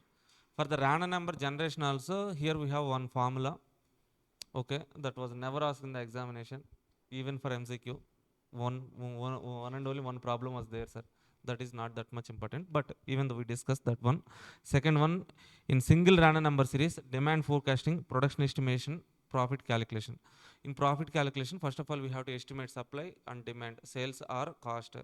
Okay, so based on that, we can calculate the profit. This is for single random number series, we have three models. And next, double random number series, sir. Receipts and payments estimation, profit calculation. Here also we have profit calculation. Okay, here supply, demand, sales, cost estimation will be here, sir. Next one, scheduling. Scheduling problem also there. Petrol bunk problem and doctor patient problem. Okay, we know doctor patient. Okay, patient entered into the room. Okay, yeah, customer entered into the petrol bunk. Okay, service start time, service end time. Okay, exactly same problems were there in CM interlevel also. Very very important here. Next one, triple random number series, sir. Okay, this series was asked in recent attempt, that is for June 25 attempt. This question was given, sir. Similar, somewhat similar question was there in December 2022 attempt. That was there in our book also. Okay, finally one theoretical question, sir.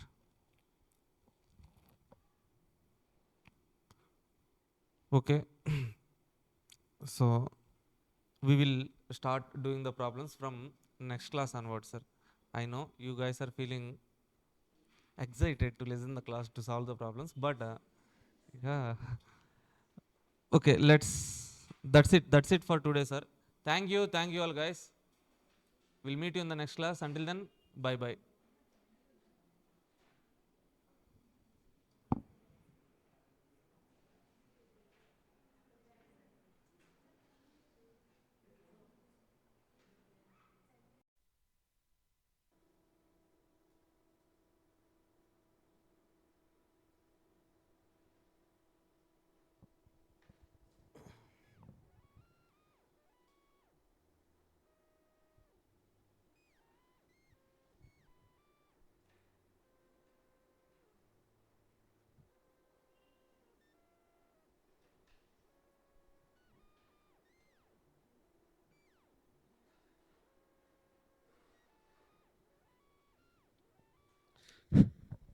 Yes, hi, hello everyone. Welcome back to BCCA. See, guys, in yesterday class itself, we have started a simulation chapter. Okay, from simulation we can expect one 7-mark question. Sometimes maybe 2 marks MCQ can be asked, sir. Now, coming to simulation. Okay, simulation involves creation of a model. So the model which represents characteristics of a real system. Okay, so why we create this model means by analyzing this model we can evaluate the real system. That's why we create the model. Here we create two types of models, sir. One is a physical model, second one is mathematical model. Okay, so physical model we create in analog simulation. If you create a physical model, that is analog simulation. If you create mathematical model, that is computer simulation. Okay, so computer simulation we create mathematical model. That mathematical model can be tested using random numbers. Okay, so that creation of mathematical model and testing with random numbers, that process is called Monte Carlo simulation. Okay, so in Monte Carlo simulation, we will be having two steps. Step 1, random number range creation. Step 1, creation of random number range, nothing but mathematical model. Here, first column we take so decision variables, second column frequency column, third one probability. We write the probability based on frequency. So what is the formula for probability? Means probability is equal to frequency divided by total frequency. Okay, next we write cumulative probability. So after cumulative probability we write the range. Okay, so now in step 2 we do simulation worksheet or simulation run, sir. Here we need random numbers. So first of all we have to write random numbers. Then each random number you need to find out so that random number in particular range, sir. Okay, so the respective variable is called expected variable here.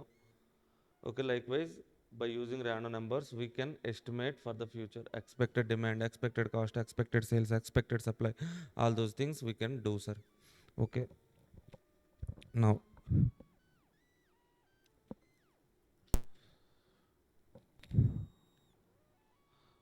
some small problems are there, sir. We shall start doing these problems.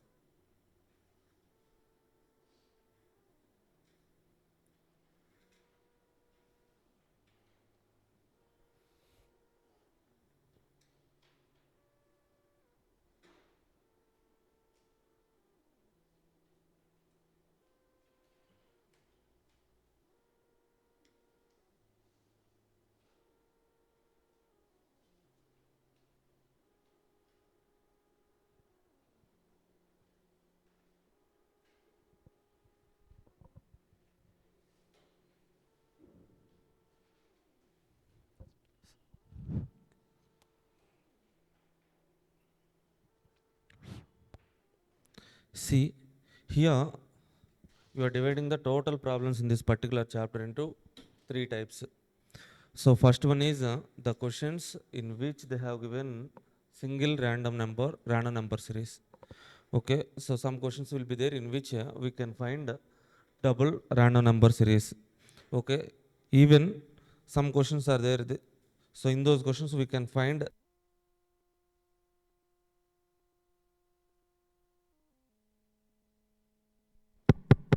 sorry, if one series of random number is there means we have to create a one series of range.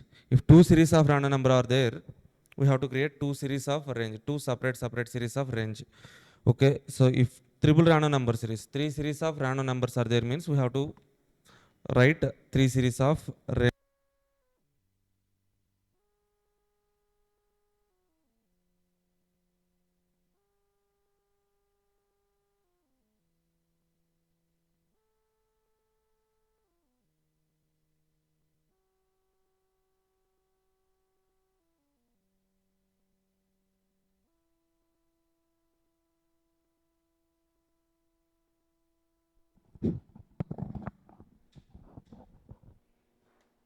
Yes.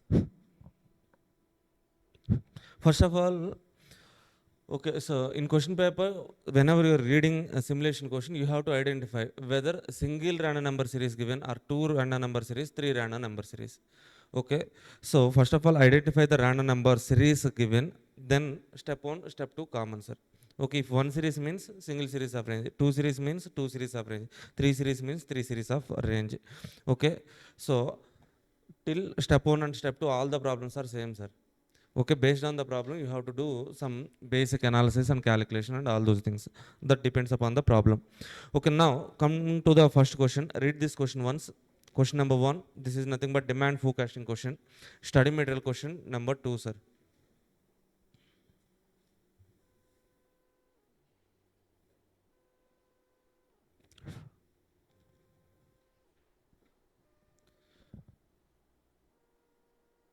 Those who are watching online or YouTube live, okay, I have shared this PDF in our your other batch groups or WhatsApp group.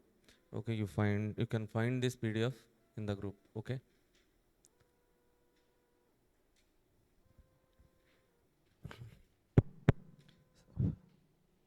Basic question, sir. Basic question. The past data of demand per week in 100 kgs of confectionery item. So confectionery item means what, sir? Confectionery store, confectionery items. Okay, that is not required to solve the problem. But even though the meaning, what does it mean by confectionery items? Means somewhat chocolates, bakery items. Huh? Okay. So given below, demand per week 0, 5, 10, 15, 20, 25, sir. This is demand per week. Next, frequency 2, 11, 8, 21, 5, 3, sir. Okay. Using the sequence of random numbers 35, 52, 13, 90, 23, 73, 34, 57, 35, 83, 94, 56, 66, 50, 67, 66. Generate the demand for next 10 weeks. Also find out the average demand for per week. Okay, here single random number series is given. That means we have to write single series of range. For that they have given decision variable demand and respective frequency. We can write probability, cumulative probability, range. Step 1. Okay, in step 2, take okay, so in the question, how many random numbers are given, sir? 1, 2, 3, 4, 5, 6, 7, 8, 9, 10, more than 10, 14 numbers are given. But what they're asking, sir, for next 10 weeks only we have to estimate. Okay, for next 10 weeks means take first 10 random numbers, enough. One number for 1 week, we can estimate for next 10 weeks. Okay, even though they have given 14 numbers, we don't need to take 14 numbers, 10 numbers are enough for first 10 weeks. Also find out the average demand per week. Okay, so they're asking us to calculate average demand, sir. Simple problem.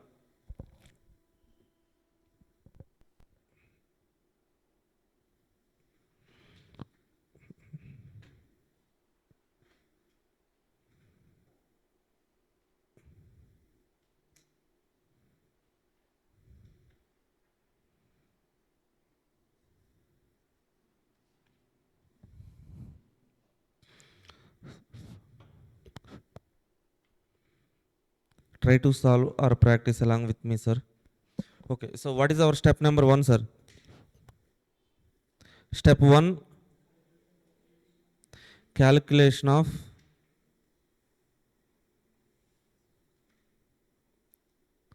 random number range.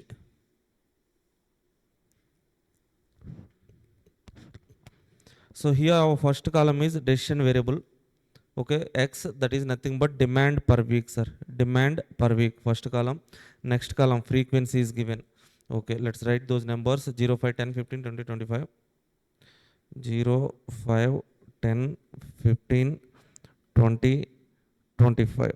Okay, frequency given are 2, 11, 8, 2, 11, 8, 21, 5, 3. 5, 3. So can you tell me the total frequency? Please calculate that, sir.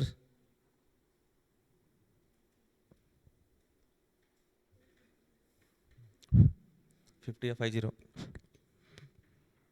Okay, so total frequency is 50. Now, what we need to calculate, sir? Probability. Probability means, what is the formula for probability? Probability is equal to frequency divided by sigma frequency. Favorable outcomes divided by total number of outcomes. Okay, so for first decision variable 0, frequency is 2 and total frequency is 50. 2 divided by 50 means 0.04. So next 11 by 50 means 0.22, 0.16, 0.42, 0.10, 0.06. Okay, total should be equal to 1, sir. Please check that calculation once.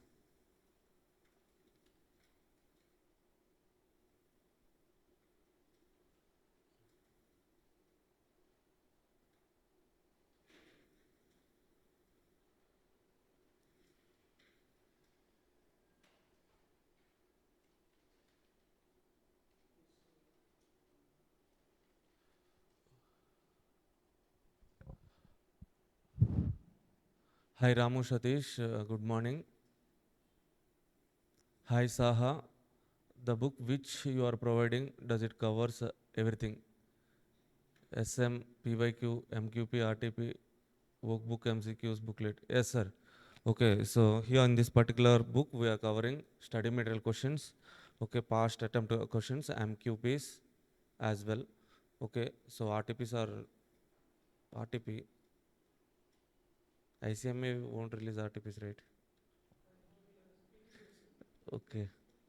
Okay, MQP, all those things were covered, sir. You don't worry. Okay, MCQ booklet, yes. For MCQs, I will be giving separate PDF, sir. Soft copy or else hard copy. Okay, most probably I will be giving you soft copy of MCQ booklet.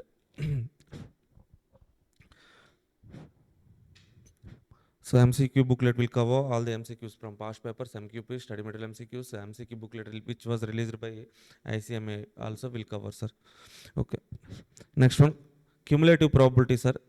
Cumulative probability 0.04 plus 0.22, 0.26 plus 0.16 plus 0.442 plus 0.84, 0.94, 1.00. Now, let's write the range, sir. Range. Okay, the range for first decision variable 0 is, okay, starting with 00. Okay, so what is the probability, sir? 4. 4 means we have to assign 4 numbers: 00, 01, 02, 03.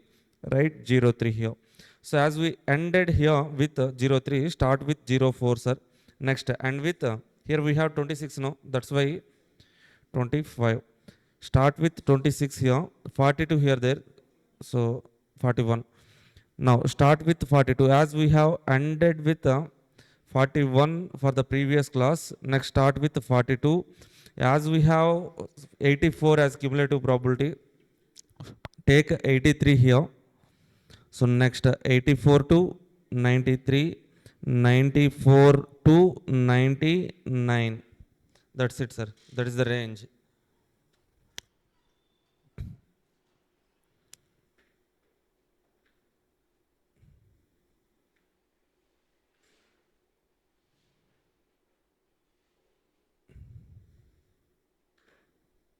Okay. So next we have to do what, sir? Step 2. What is our step 2?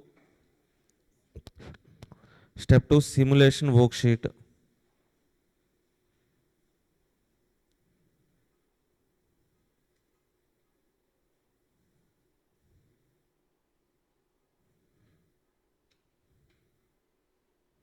Simulation worksheet. In this particular table, we have to first of all take random numbers. As per the question, how many random numbers we have to take, sir? 10 only. So they have given 14, but tell me first 10 random numbers, sir. 35, 52, 13, 90, 20, oh, wait, 23, 73, 34, 57, 35, 83, 83, 10, enough, right? Okay, next. So expected demand, sir. Expected demand. Now we have to find these random numbers in range, sir. In random number range. Okay, find this 35, sir. So this 35 falls under which class interval, sir? So third class interval. Here the decision variable is 10. Write 10 here. That means for the first week expected demand is 10. Okay, so if I take serial numbers 1 2 3 4 5 6 7 8 9 10, 10 series for next 10 weeks, sir. Next random number is 52. That falls under which class interval, sir? Fourth class interval. Expected demand is 15. Next one, so 13, second class interval. How much, sir? 5. Fourth week. So how much? 20. Next number, next number 23. That falls under second class interval again. Expected demand is 5 only. Sixth week. Random number is 73. Okay, 15. For 34, 34, 10. For 57, for 35, 83. For 83, this falls under this class interval. Like this value expected demand is 30, sir. So, sorry.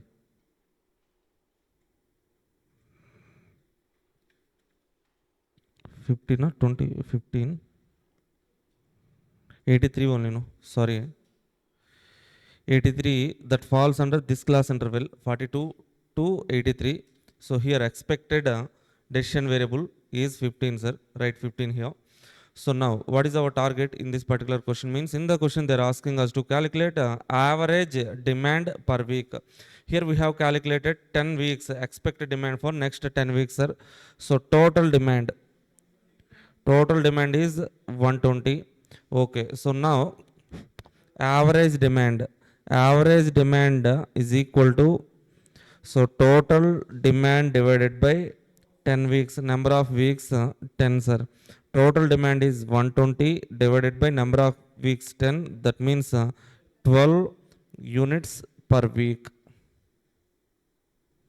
Okay, so demand in hundreds they have given in the question.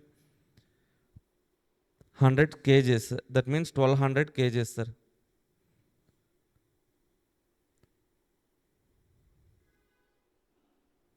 1200 kgs per week.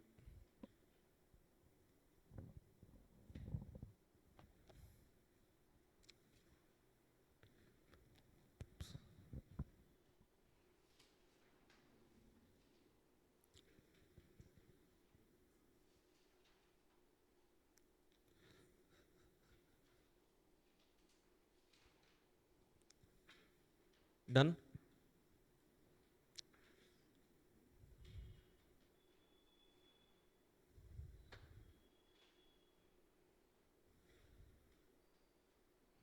First question completed. Next,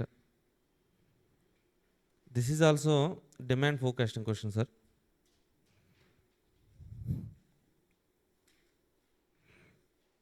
Okay, go through this question once. Just read this question.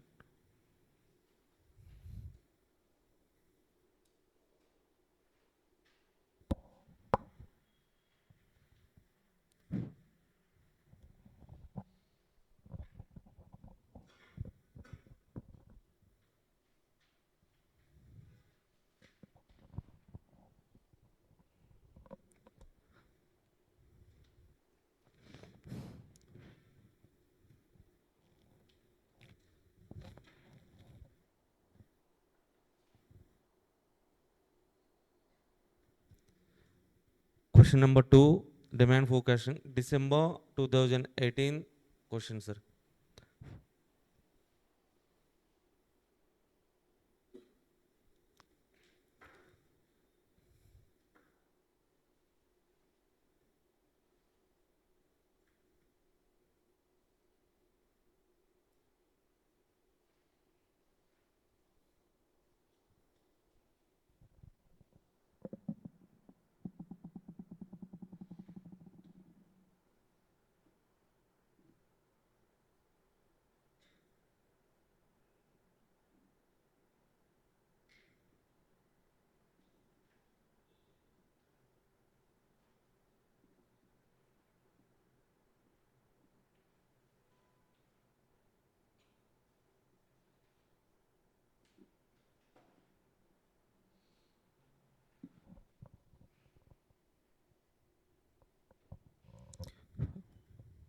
Okay, so question number 2.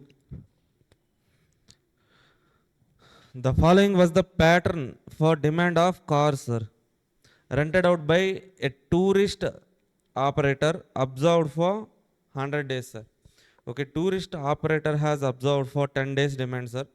Number of cars, nothing but demand,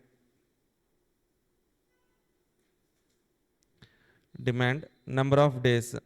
Okay, this is demand 5, 7, 10, 15, sir. Number of days 20, 30, 40, 10. Total frequency is 100. How to understand this question, sir? See, so out of 100 days, for 20 days, 5 cars demand was there, sir. Out of 100 days, for 30 days, 7 cars is the demand. Okay, out of 100 days, 40 days, for 40 days, 10 cars is the demand. Out of 100 days, 10 days, 15 cars is the demand, sir. The random numbers 18, 88, 76, 10, 05, 23 required. Simulate the demand for cars over 5 days. Yes, simulation means step 1, write the range. Step 2, simulation worksheet. So estimate the future demand for by using 5 random numbers, sir. Okay. So after that, how many cars should the operator have in order to have at least 75 percentage of probability of fulfilling the demand based on your simulated results? So that means to answer the second point, first of all, we have to answer first point, sir.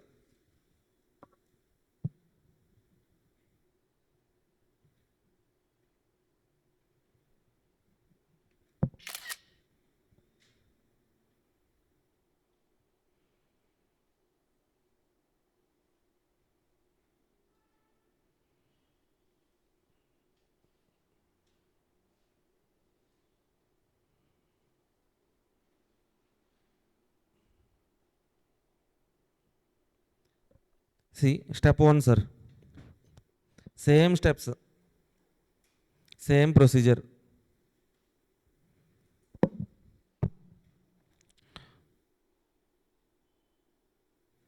Step 1. What is this step, sir? So calculation of random number range. Take decision variable x, nothing but demand, sir. X is demand.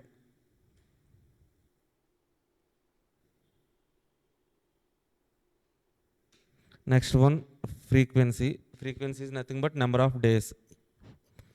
Okay, just 5 decision variables are given. 5, 7, 10, 4 decision variables only given.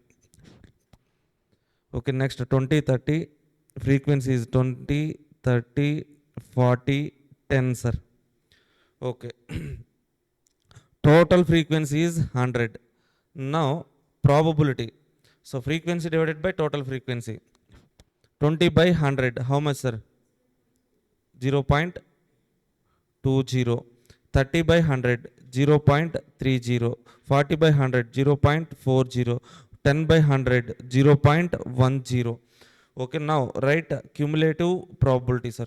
0.20 plus 30, 0.50 plus 40, 0.90 plus 10, 1.00.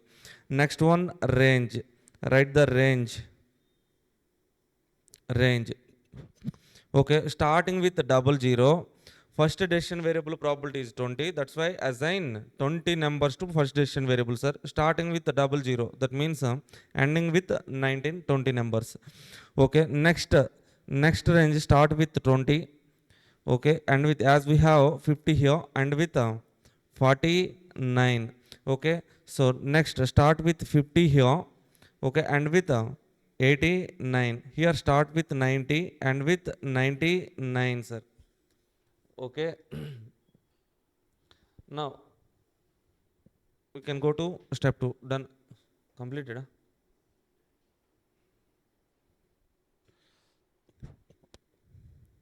Step 2, Amma. Step 2. What is our step 2? Simulation worksheet.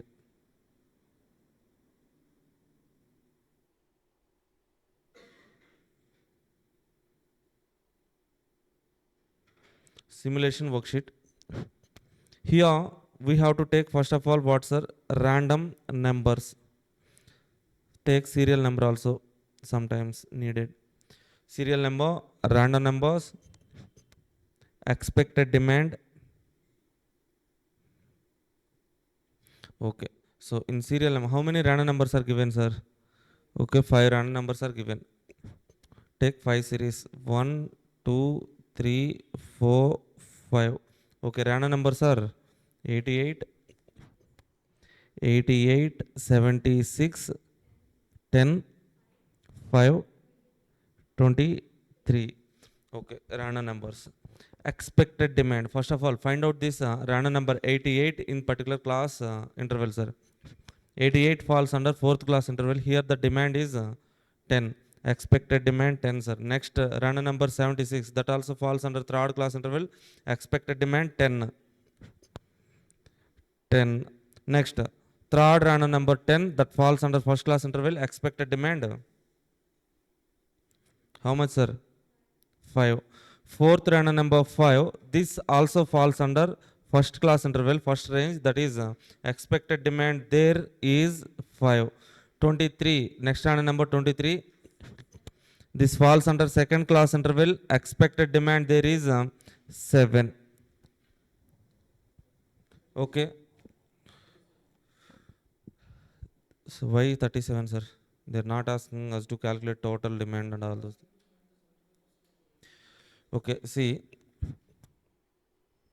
how many cars should the operator have in order to have at least 75% of probability of fulfilling the demand, sir? So again, read this question. How many cars we should have to satisfy 75% probability of fulfilling demand, sir? That means, okay, so for how many days we have estimated demand, sir? 5 days, sir. 5 days. For 5 days we have estimated demand, sir. Say out of 5 days, if I satisfy 1 day demand, what is the probability, sir? 1 divided by 5 into 20%. Okay, if I satisfy 2 days demand out of 5 days, 40%. 3 days demand out of 5 days, 60%. Huh? Okay, 4 days demand, 80%. Okay, so 5 by 5, 100. Okay, now see, if I maintain, so in my what is the operator, rather? Okay, let's say, so if the operator is having 5 cars per day, sir, 5 cars in his store, if he is having 5 cars, how many days demand he can satisfy, sir? First day demand is 10 cars, he is having 5 cars, demand cannot be satisfied. Second day, he is having 5 cars only, but second day demand 10, but he can give on rent 5 cars only, 10 demand cannot be satisfied, sir. Third day demand, fourth day demand can be satisfied, but fifth day demand can't be met. Okay, so that means if I maintain 5 cars in my store, I can satisfy 2 days demand only. If I maintain 7 cars in the store, how many days demand I can satisfy, sir?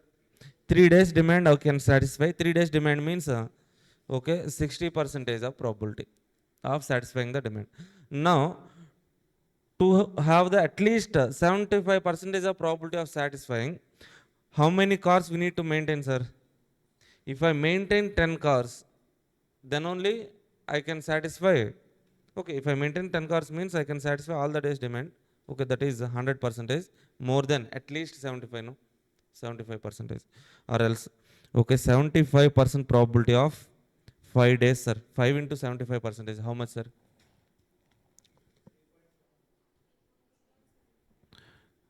3.75. That means, okay, to have at least 75% of probability of meeting demand, we need to satisfy the 3.75 days demand, sir. That means 4 days demand at least. 4 days demand.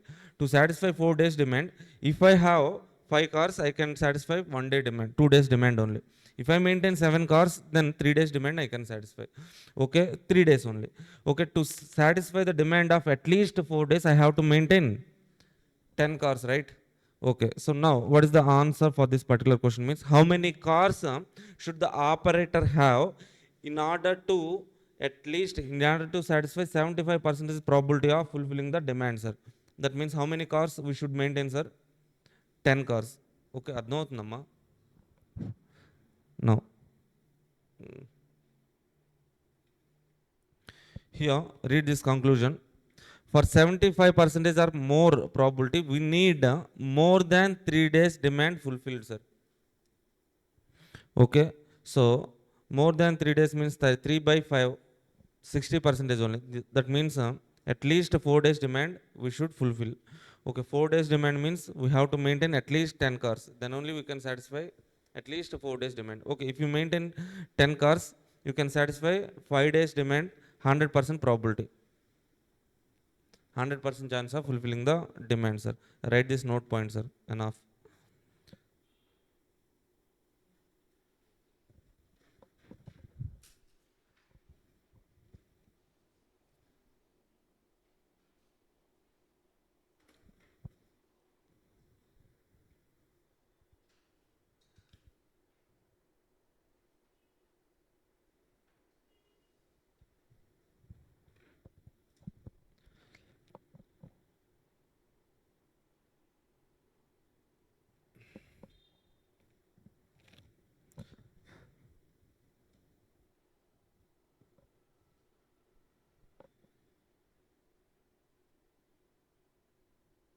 Yeah, hello all.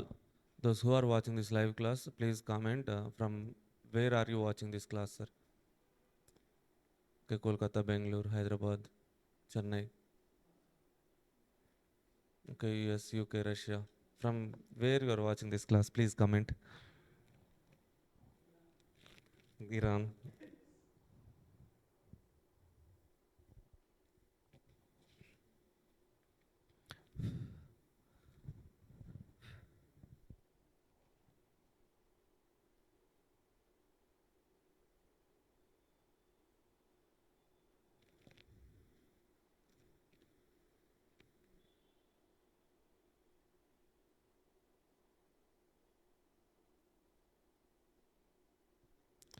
Abhimati, Karaikudi, Tamil Nadu. Yeah.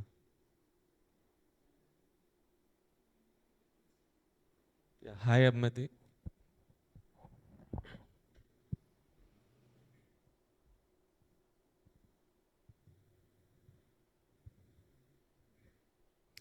Lahari, Hyderabad.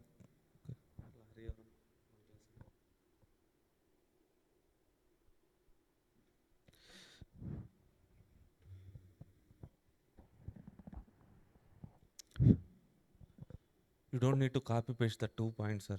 On your own wordings also you can write.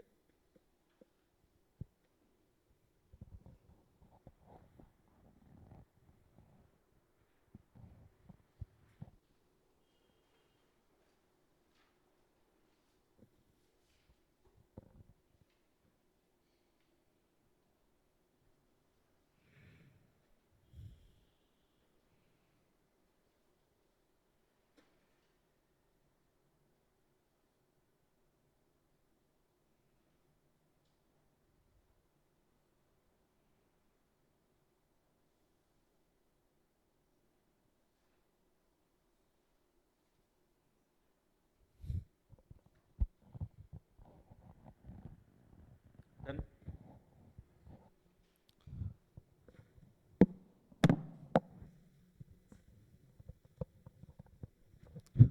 Next level question number.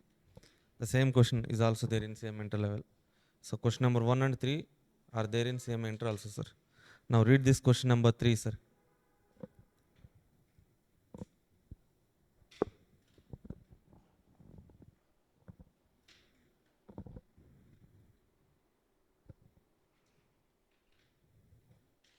Read this question number 3.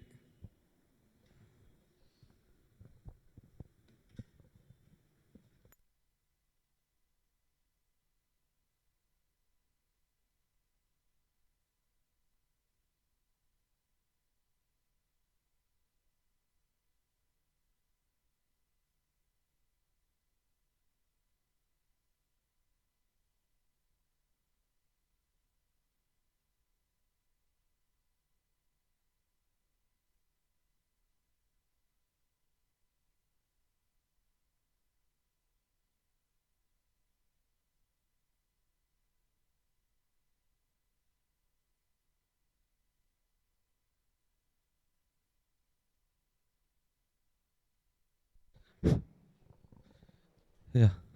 Done? Done. The manager of a bookstore has to decide the number of copies of particular tax law book to order. A book costs 60 rupees and it's sold for 80 rupees. How much profit, sir? 20 rupees profit. Okay.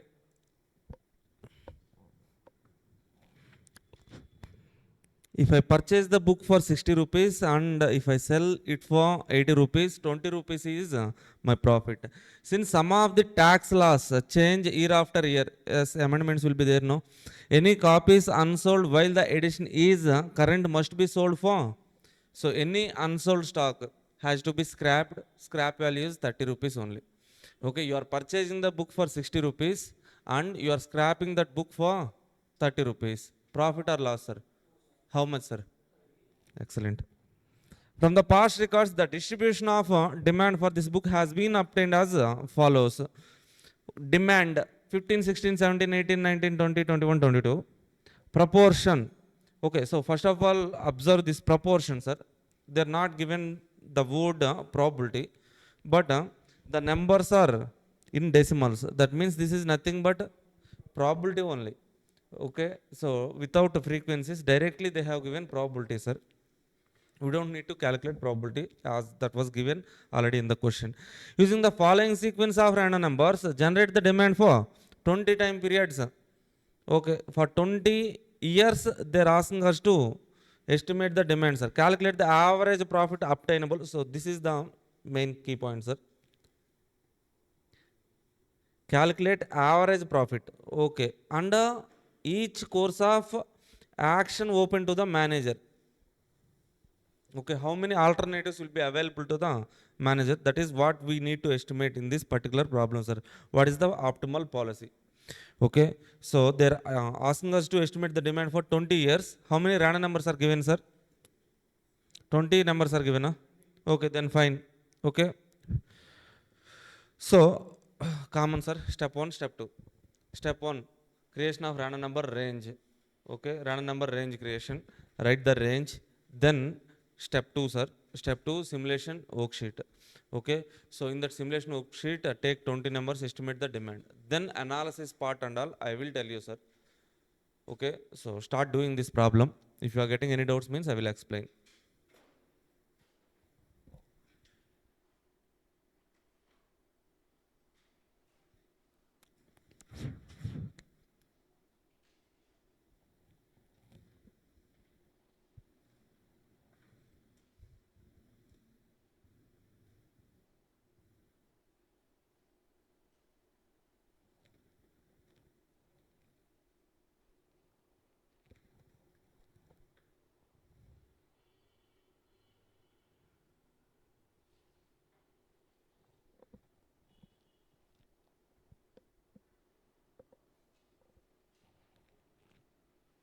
Okay, those who are watching this live, okay, please start doing the problem, sir. Okay, step 1, create the random number range. So using the demand variable elements and using the probabilities, write the range. Next, step 2, take 20 random numbers given in the question. Okay, write the 20 random numbers. Then estimate the demand for each random number, sir. Okay, so take pens and paper, sir. Start practicing. Don't just watch this video laying on your bed. Wake up. I'm talking to you only.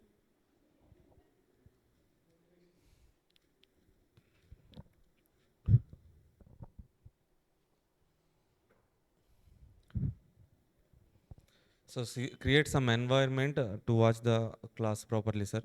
Okay, some table, chair, okay, pen, paper, like that. See,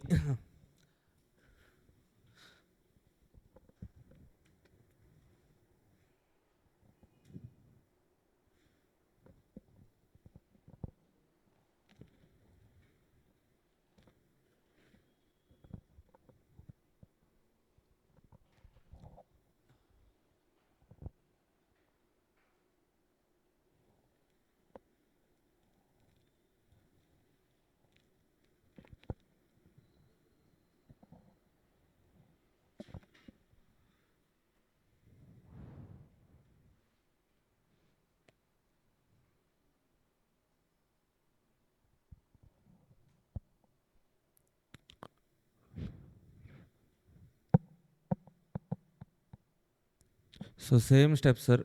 So in previous two questions we have discussed that step one and step two, same steps. Okay, after that analysis part I will explain, sir. Just practice.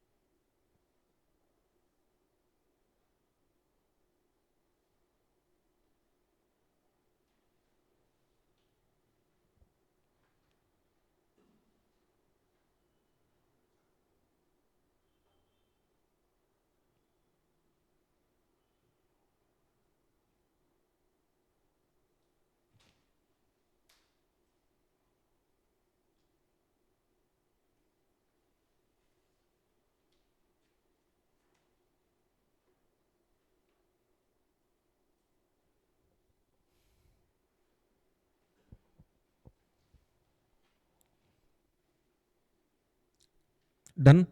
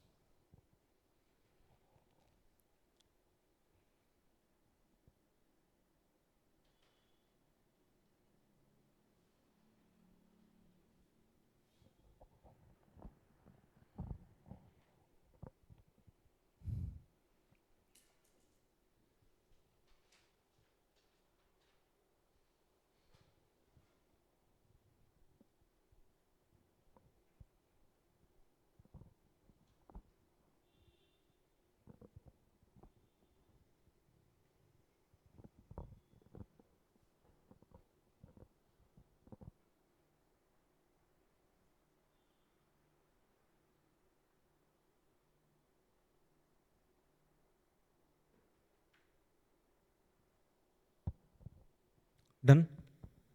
Okay, see here the step one, random number range creation. Take the decision variables, demand, probabilities, cumulative probability, random number range, sir. Step one. After completing step one, come to the step two, simulation worksheet. Okay, so 20 random numbers are there. For 20 random numbers, find the each random number in this particular class intervals. Okay, identify the respective demand value. Write the demands, you will get expected demand, sir. Okay, that's it. Common part for every question. But so what is the special point in this particular problem means, okay, in this question they're asking average profit, sir. Average profit. How can we get average profit, sir? Profit. How can we calculate the profit here? Profit is sales minus cost. Okay. So selling price is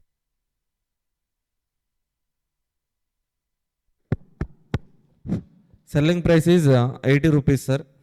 So what is the purchase cost?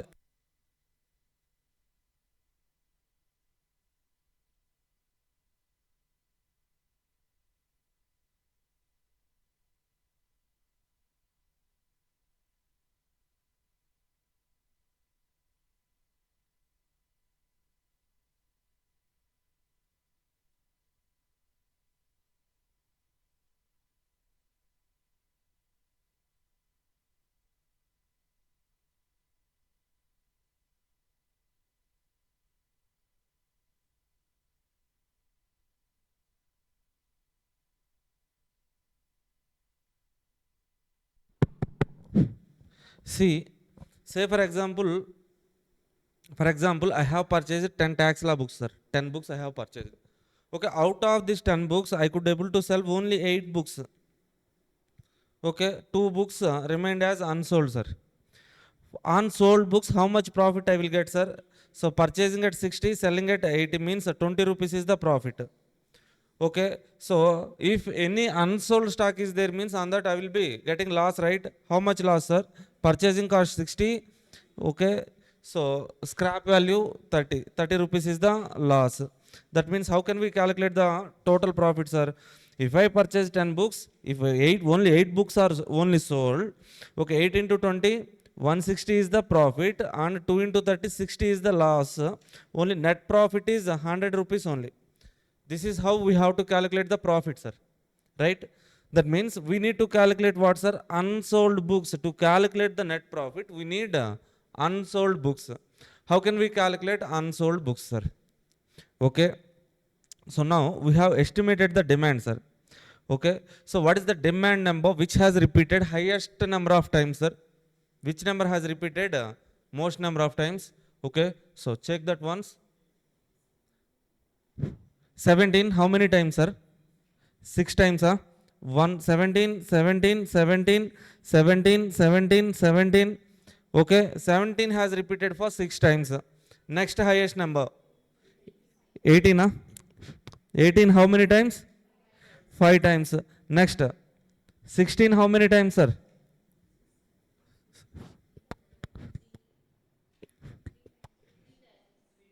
3 times. Okay. So, some 19.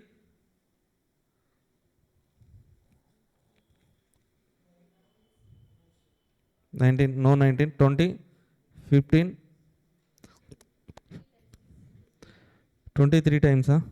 15, 1 time. Okay, see, 2 times, huh? Okay, whatever it is, highest number of times repeated demand is 17, right? Okay, what is the question? How many books manager has to order, right? Manager has to decide the number of copies of particular tax law book to order, sir. Now, what the manager has to decide means how many books he has to order.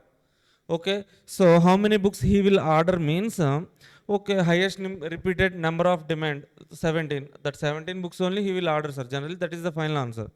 But in the question, they're asking like, so generate different optimal policies will be there now.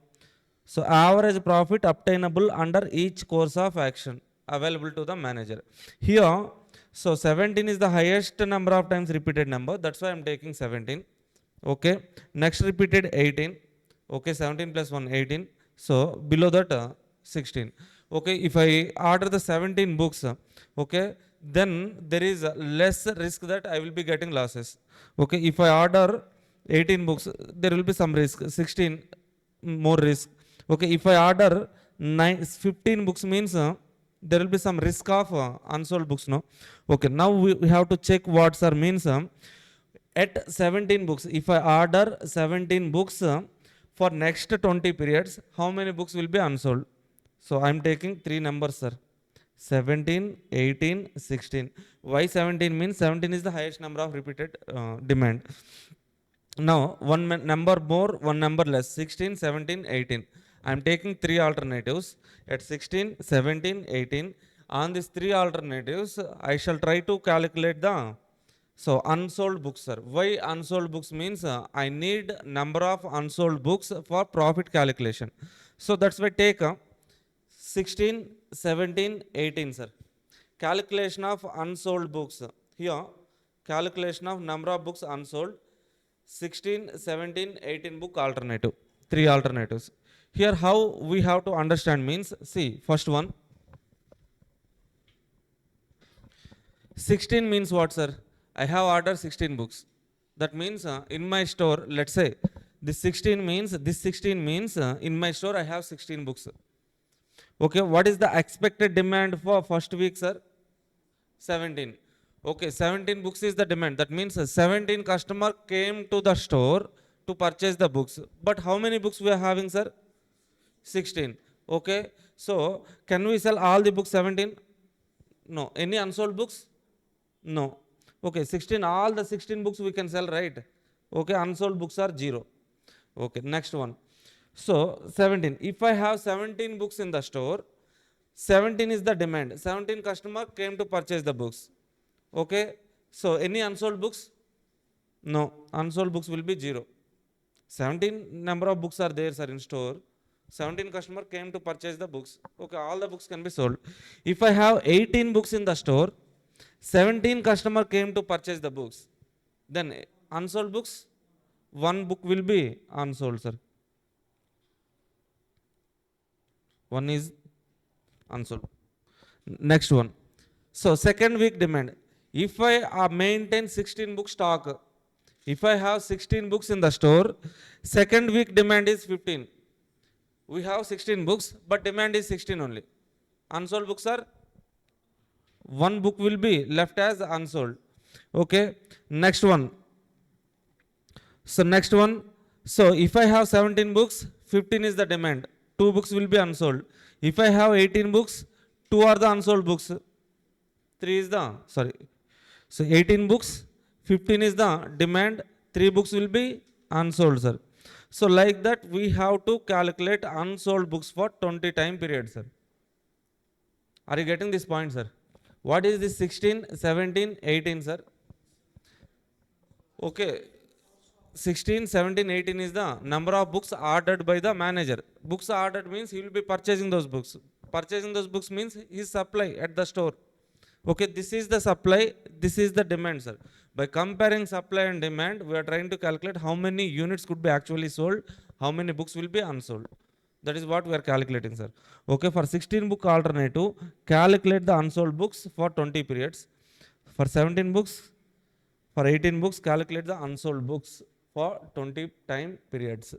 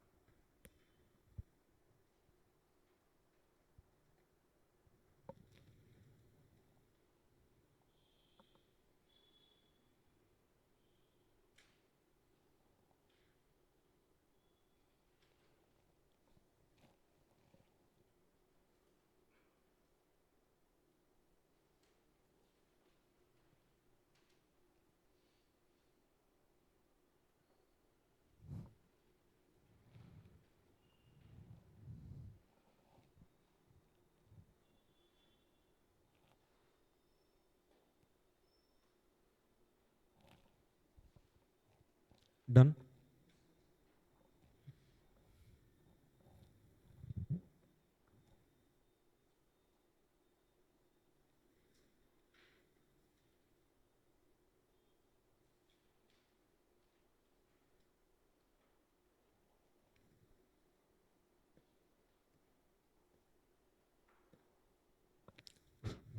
Say for example, for 19th period, sir, 90th week, 19th week. Okay. So if I maintain 16 books as a stock, 20 is the demand, all the books can be sold. If I maintain 17 books, 20 is the demand, all the books can be sold. 18, 20, all the books can be sold. Say for example, again 13th week, sir, 15 is the demand. If I maintain 16 books, 15 is the demand, one book will be unsold. If I maintain 17, 15 is the demand, 2 is unsold. 18, 15, 3 is unsold books, sir. Like that we have to calculate for 20 time periods. Okay. So if manager orders 16 books for next 20 years, so in total for 20 years, total number of books unsold are 2, sir. Okay, in 17, what is the total books unsold, sir? 7 only, na? Okay. So if manager orders 17 books for the next 20 years, total for 20 years, total number of books unsold are 7, sir. If 18 books, total books unsold are 18. Okay. Now, in these three alternatives, 16 book alternative, 17 book alternative, 18 book alternative, we need to calculate average profit, sir. Okay. So that calculation I will do, sir. I do.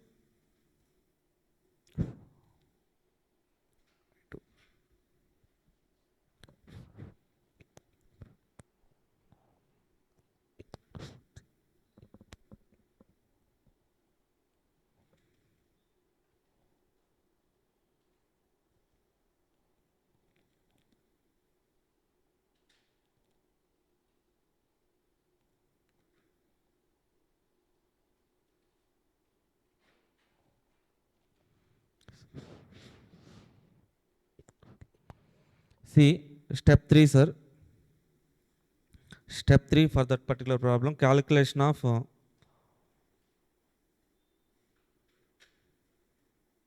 average profit, sir.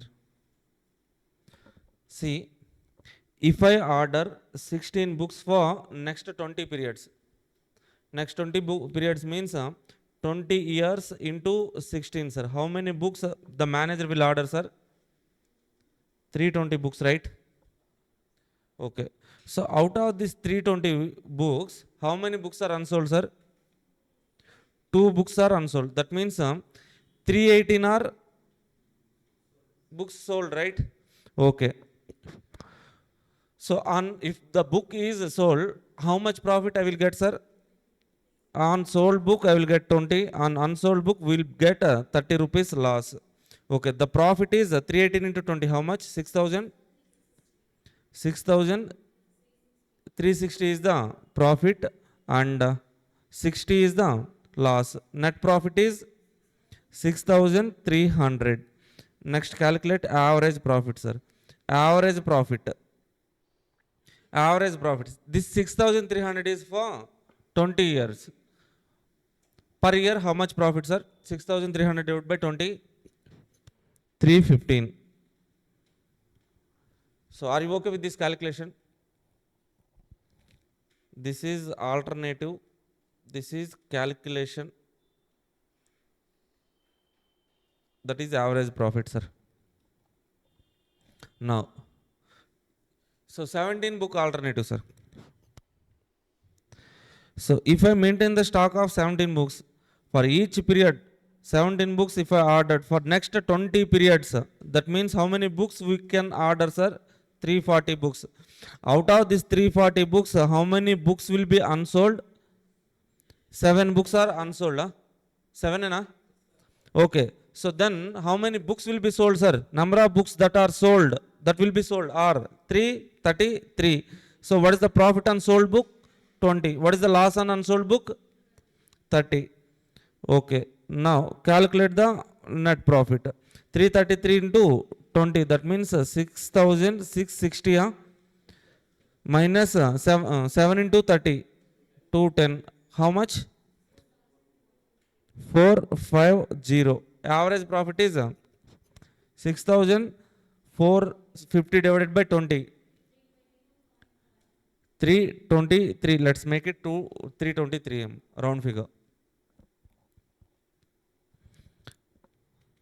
Okay.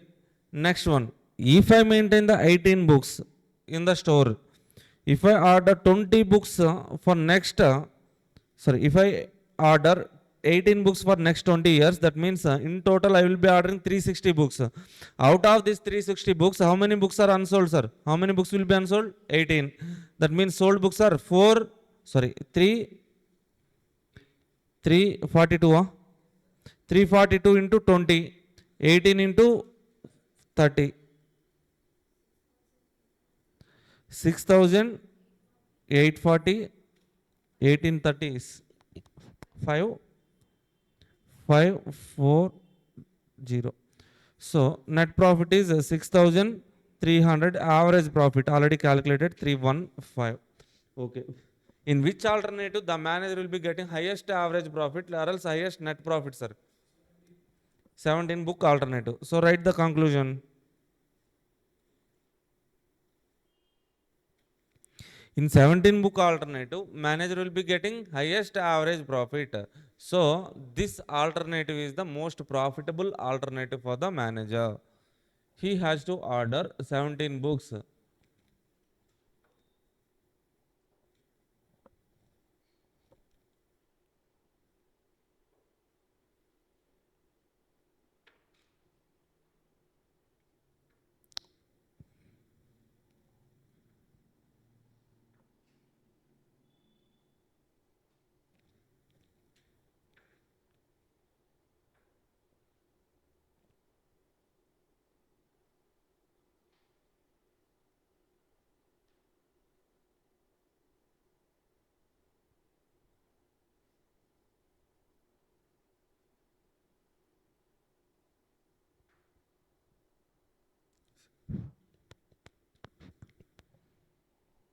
Write the conclusion on your own words.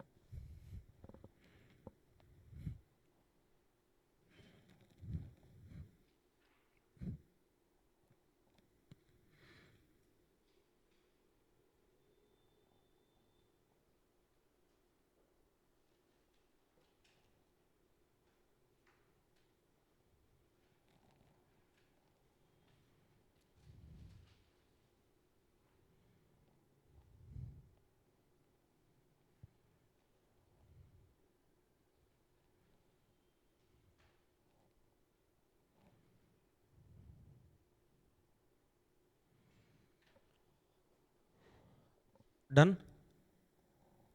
Next question. See this question.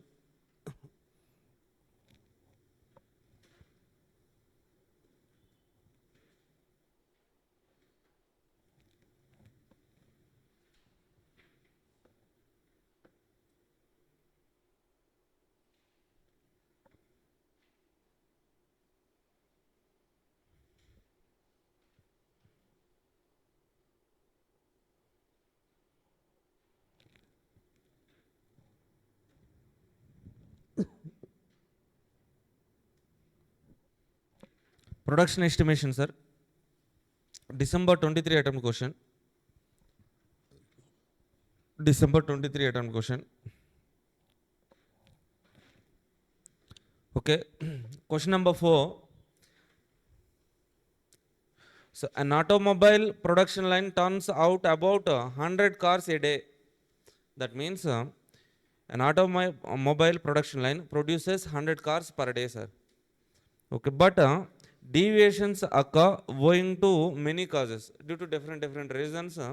Okay, they may not produce 100 cars. Sometimes more than 100 can be produced, sometimes less than 100 can be produced. 101, 102, 98, 97, 99 also they will produce due to different reasons.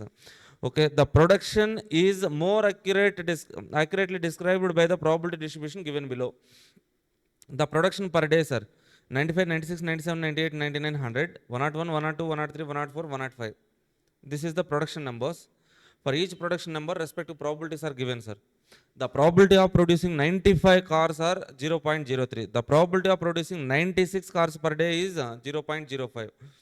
Okay, the probability, so are you, so getting it, sir? These all are what, sir? Number of production units per day. Okay, this is respective probabilities. The probability of producing 98 books per day, 98 cars per day is 10%, sir. Okay, so now see, finished cars are transported across the bay. Bay means what, sir? Yeah, yeah, bay. Yes. At the end of each day by ferry. Ferry means, oh, nice, ship. If the ferry has space for 101 cars only. Okay, sir. So what is the point they are saying? They will produce some cars, sir, around 100, more than 100 or less than 100. Some cars they will produce in a manufacturing factory. Okay, so at the end of each day they transport those cars to the ship, let's say ship ferry. Okay, so how much space is there in that ship means for 101 cars only there is a space, sir. Okay, what will be the average number of cars waiting to be shipped? What will be the average number of empty space on the boat, sir? Using the following random numbers, simulate the data provided above. Okay, to simulate the data provided above, how many random numbers are given, sir? 1, 2, 3, 4, 5, 6, 7, 8, 9, 10, 11, 12, 13, 14, 15. That means they're asking us to estimate the production for next 15 days. Okay, so step 1, what is our step 1, sir? So creation of random, so common steps are step 1, creation of random number range. Take production values, then probability values, write the cumulative probability, then range, sir. Okay, so write the range first of all, just do practice.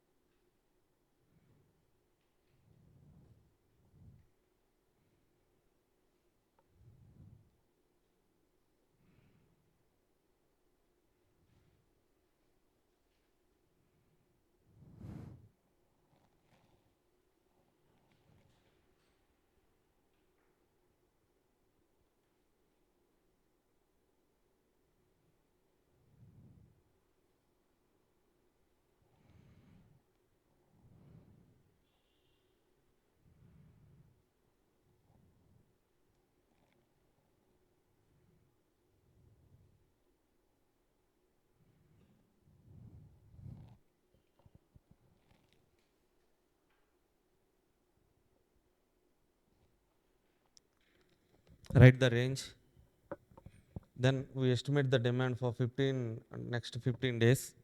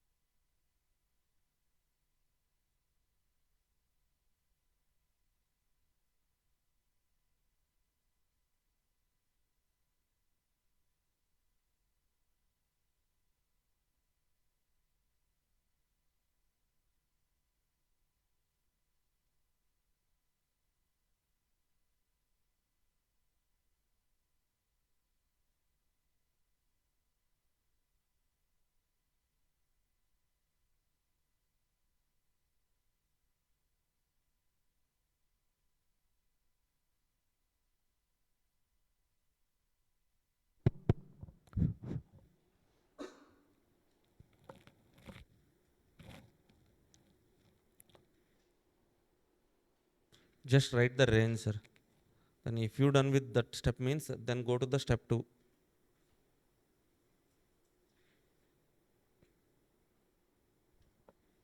Step 2 is what, sir?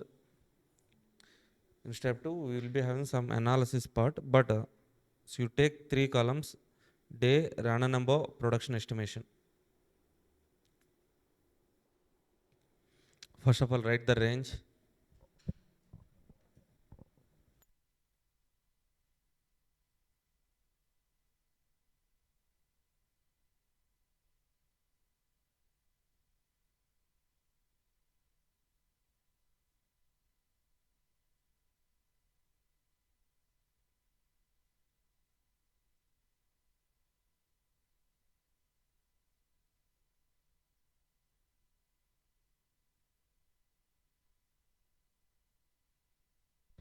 If you done with writing range means then take step 2, sir. 15 random numbers are given. Write 15 random numbers. Estimate the demand for, so estimate the production, sir. Sorry. Production for each given random number.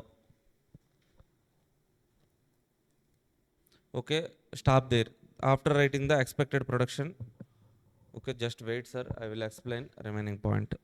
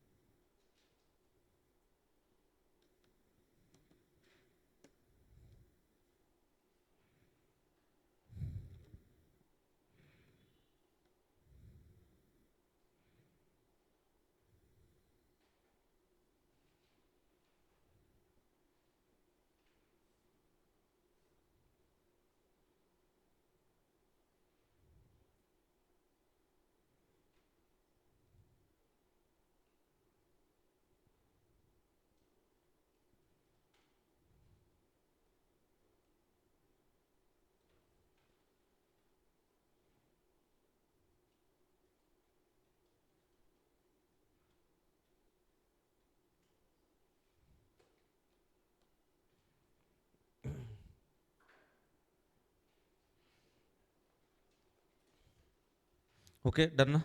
Next, see. So what are they asking in the question, sir? We need to calculate number of cars waiting to be shipped and average empty space in the boat, right? Okay. See, say for example,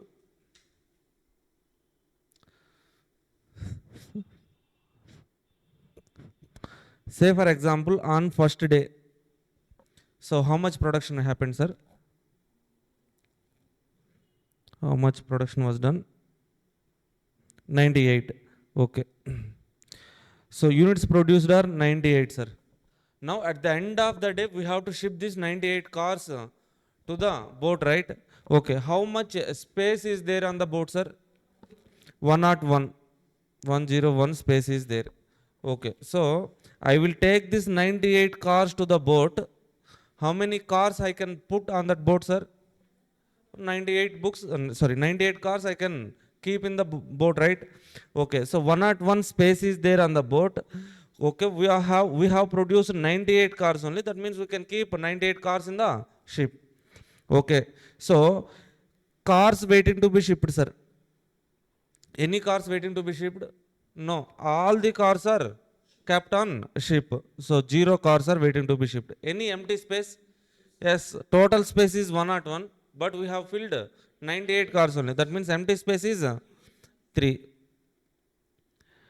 Okay, so now come to the question, sir. Day 1, first day production 98. So waiting to be shipped 0, empty space 3, sir. Next day, 101 is the production. Okay, how much space in the ship? 101. We can keep all the cars in the ship. Okay, any cars waiting to be shipped? No. Empty space on the ship? No. Third day production 100. 100 cars will be so taken to the, let's say, these will be taken to the ship. Okay, all 100 cars can be placed on the ship. Yeah, ship is having 101 space. Okay, any cars waiting to be shipped, sir? No. So empty space 1.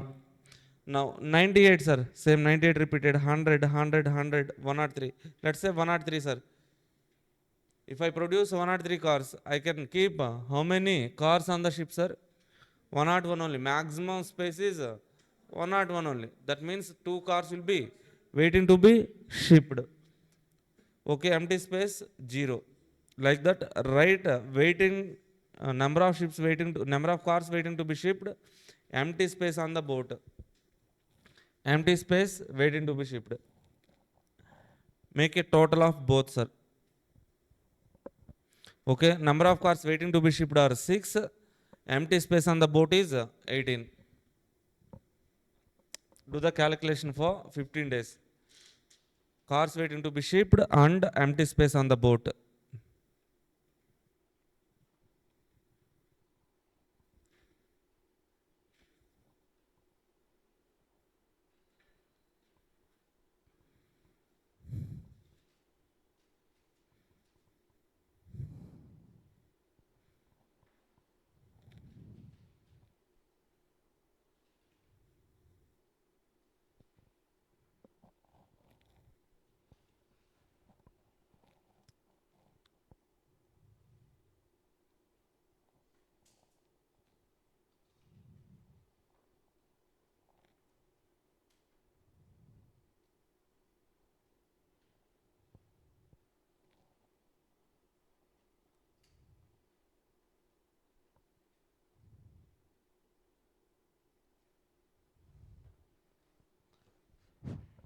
Done.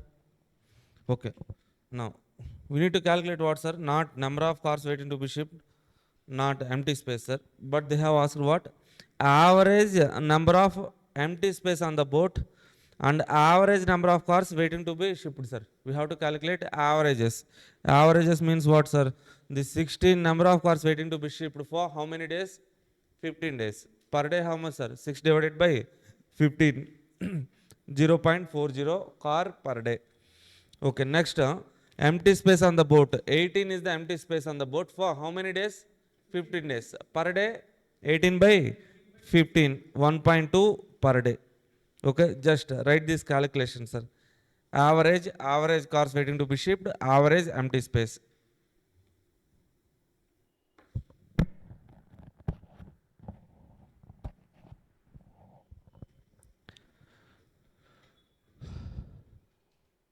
Okay, with this successfully we have completed first 4 problems.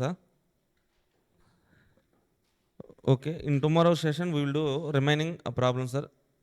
So this is December 24 attempt question and June 25 attempt question also we do, sir. In the material I have added all the questions and with the solutions. Okay, thank you all. We'll meet you in the next class. Until then, keep smiling. Bye bye.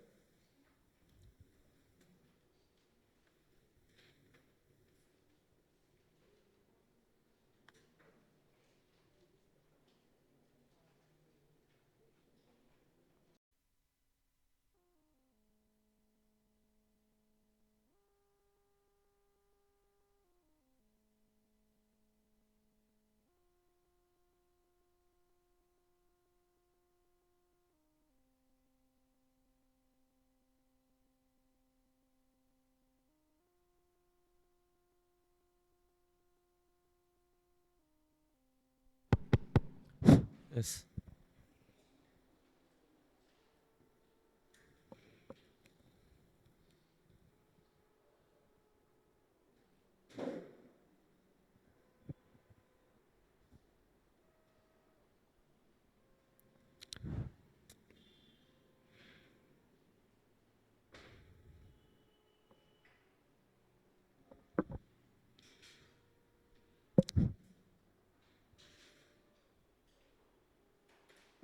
Yeah. Hi, hello everyone. Welcome back to BCCA. See guys, in good morning all of you.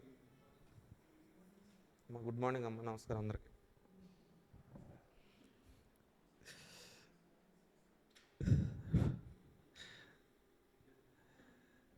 See guys, we have started a simulation chapter, sir. The weightage of this chapter is 7-mark question, sir. Okay, sometimes 2-mark MCQ may be asked. Okay, in some attempts they're asking MCQ or else some attempts they're not asking, sir. See, what is simulation? Simulation means it's a creation of some model. That model represents the characteristics of real system. Okay, why we have to create this model means by analyzing this model we can evaluate the problems or errors in real system. Okay, so that is what the importance of creation of model. Here we can create 2 types of models, sir. Physical model, mathematical model. Creation of physical model is nothing but analog simulation. Creation of mathematical model is nothing but computer simulation. Okay, these 2 models can be tested, sir. So physical model can be tested by using real-time execution. Okay, or else computer simulation. In computer simulation we create mathematical model. That mathematical model can be tested by using random numbers. Okay, creation of mathematical model, testing with random numbers, nothing but Monte Carlo simulation, 2-mark MCQ, sir. Okay, so Monte Carlo simulation uses probability concepts also. See, what are the examples for analog simulation means? Here, analog simulation example, children parks. Okay, so planetarium and railway scheduling, aeroplane scheduling, all these kind of examples we can take, sir. So the examples where we create physical model that falls under analog simulation. Okay, coming to computer simulation in which we create mathematical model. Okay, all the problems we do in simulation is nothing but mathematical modeling, nothing but computer simulation, sir. Okay, demand forecasting, supply forecasting, production forecasting, receipts, payments, sequence. So all these are examples of mathematical model, nothing but computer simulation. Okay, so Monte Carlo simulation, sir. So here in this particular chapter, to solve the problems we have 2 steps only, sir. Step 1, step 2. What is that? Step 1 means random number range creation. How to create that range means, first of all we take a variable, decision variable column, then frequency column. By using frequency, we can calculate probability column. Probability next, cumulative probability next, writing the range. Okay, so how can we calculate probability? Means probability is equal to nothing but frequency divided by total frequency. Okay, next one, simulation worksheet or simulation run, sir. Here we take random numbers, then so we search these random numbers in particular range. Okay, so respective decision variable will be nothing but expected variable here. Okay, so then we have done problem number 1 to 4 in previous classes, and okay, so just go through this problem number 5, sir. Okay, yesterday's class was interrupted due to power failure. That's why I will so just explain what is what. Okay, so here in this particular problem, a bakery bakes 100 cakes per day, sir. A bakery bakes 100 cakes per day. The sale of cakes depend upon the demand, which has the following distribution. This is demand, this is probability given in the question, sir. There is no carryover of inventory. That means any unsold stock will be scrapped. There won't be any recovery value from that scrapped items, sir. Following details are given. Variable production cost per cake. Variable cost 14 rupees. Selling price per cake 18 rupees. Penalty attracted for unsold cake. Okay, if any unsold cake is there, means there will be penalty. We won't get any scrap value or resale value, but there will be some penalty, 3 rupees. Okay, penalty attracted per demand not met, so 1 rupee, sir.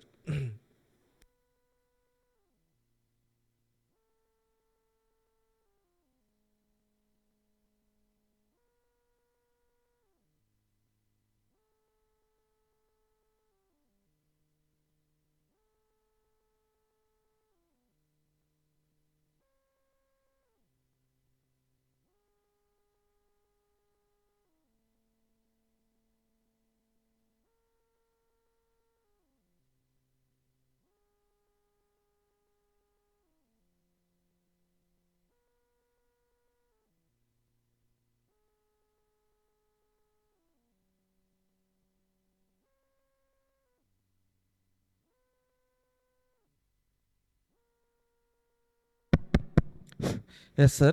See, random numbers to be used are 09, 98, 64, 98, 94, 01, 78, 10, 15, 19, sir. These are all the random numbers. I think 10 random numbers are given, sir. Simulate and assess the profit or loss for next 10 days using the above random numbers. So first of all, what we have to do is like, so step 1, common, sir. What is the decision variable given here? Demand elements. So step 1, random number, range creation. Okay, taking this demand as taking this demand as x decision variable, probability directly given. So frequency, without frequency, directly probability is given, sir. We have to write cumulative probability, then range. Step 1 is over. Then for step 2, take this random numbers and find this random numbers in range. We can calculate expected demand, sir.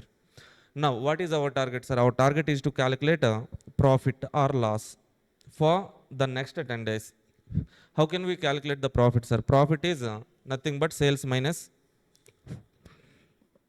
profit is equal to sales minus cost, sir. Sales minus cost. So what is the sales here, sir? Okay, so we are producing 100 cakes per day under demand, expected demand. We have to compare production and demand. Say for example, so constantly we are producing 100 cakes per day only. Let's say for example, first day demand is 97 cakes, sir. That means how many units we can sell? We are having 100 cakes in the store, but demand is 97 only. We can sell 97 cakes. Okay, so what is the sales? Means 97 into 18 rupees selling price.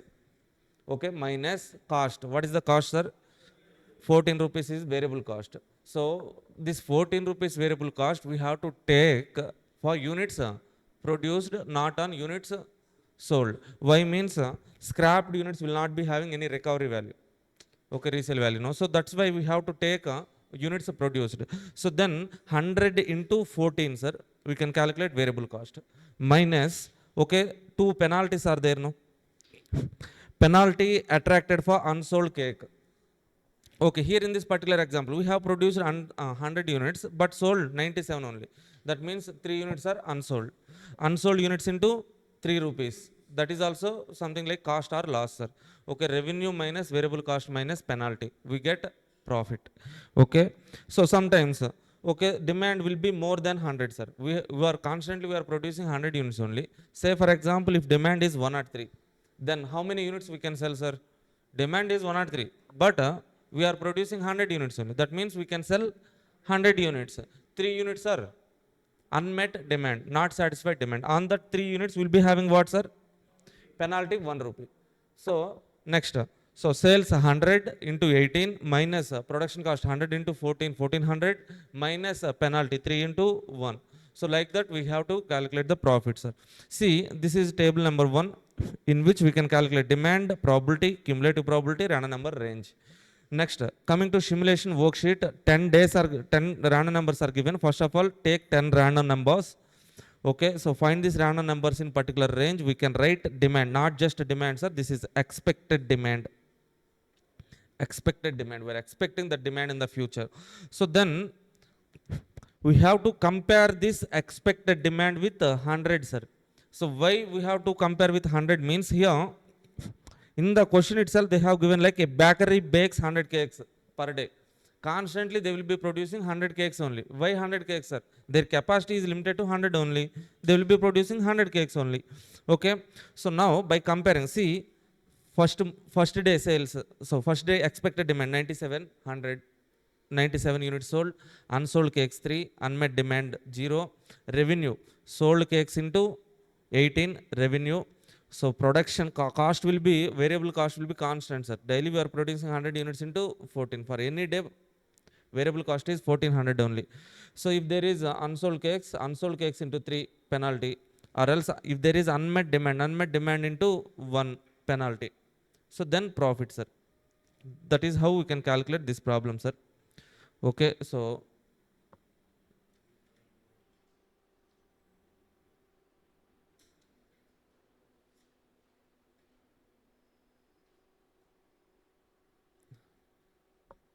hi Priyanka. Yes, till now we are giving SCM and DM hard copies in black and white only. Okay, if we are giving color books means I will update. Okay, so that's why we are mentioning like SCM DM hard copy of books are in black and white only. Okay. Okay, see, coming to question number 6. What's that? Question number 6, receipts and payment. Okay, closing balance calculation problem, sir. See, SMQ means study material question 4, sir. Study material means institute study material will be there, no? Illustration number 4 will be there. That question we are doing here. So I think same problem is also there in intermediate level OM, sir. Okay, so from here onwards, from 6th problem onwards, we are entering into the 2 series random numbers, sir. Okay, see, first of all,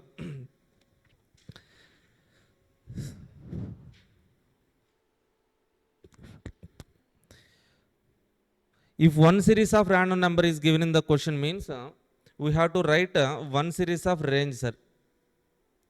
Okay, so only one expected value will be there, sir. Expected value 1 will be there. Okay, so for problem number 1 to 5, one series of random number given, one series of range we have been writing, and we are writing expected value only one expected value. That means expected demand or expected production units, or else expected so demand or supply only we are calculating, sir. Now, if there are two series of random numbers, sir, if there are two series of random numbers, series 1, series 2 will be given in the question directly itself. Okay, whenever we are reading, so whenever you find random numbers in the question means that is simulation question, sir. Random number series is given in the question means that is simulation question. If one series, one range, one expected value. If two series of random number series is there means, okay, so we have to write two series of range, two expected values. Okay, so if three series of random numbers in June 25 attempt itself, so they have given three series of random numbers, sir. In December 24 attempt, they have given one series of random number question. Okay, if three series of random numbers are there, we have to write three series of range, three expected values will be there, sir. Okay, from 6th problem onwards we are entering into the two series of random number range. So first of all, you can see here at the end of the question, random numbers. For receipt, random numbers are given. For payments also, random numbers are given, sir. Two series of range means, so two series of random number means we have to write what? Two series of range. Two expected values. Expected receipts, expected payments will be there, sir. Expected receipts, expected payments. Okay. Now read the question, sir. 2 minutes. Please go through that question.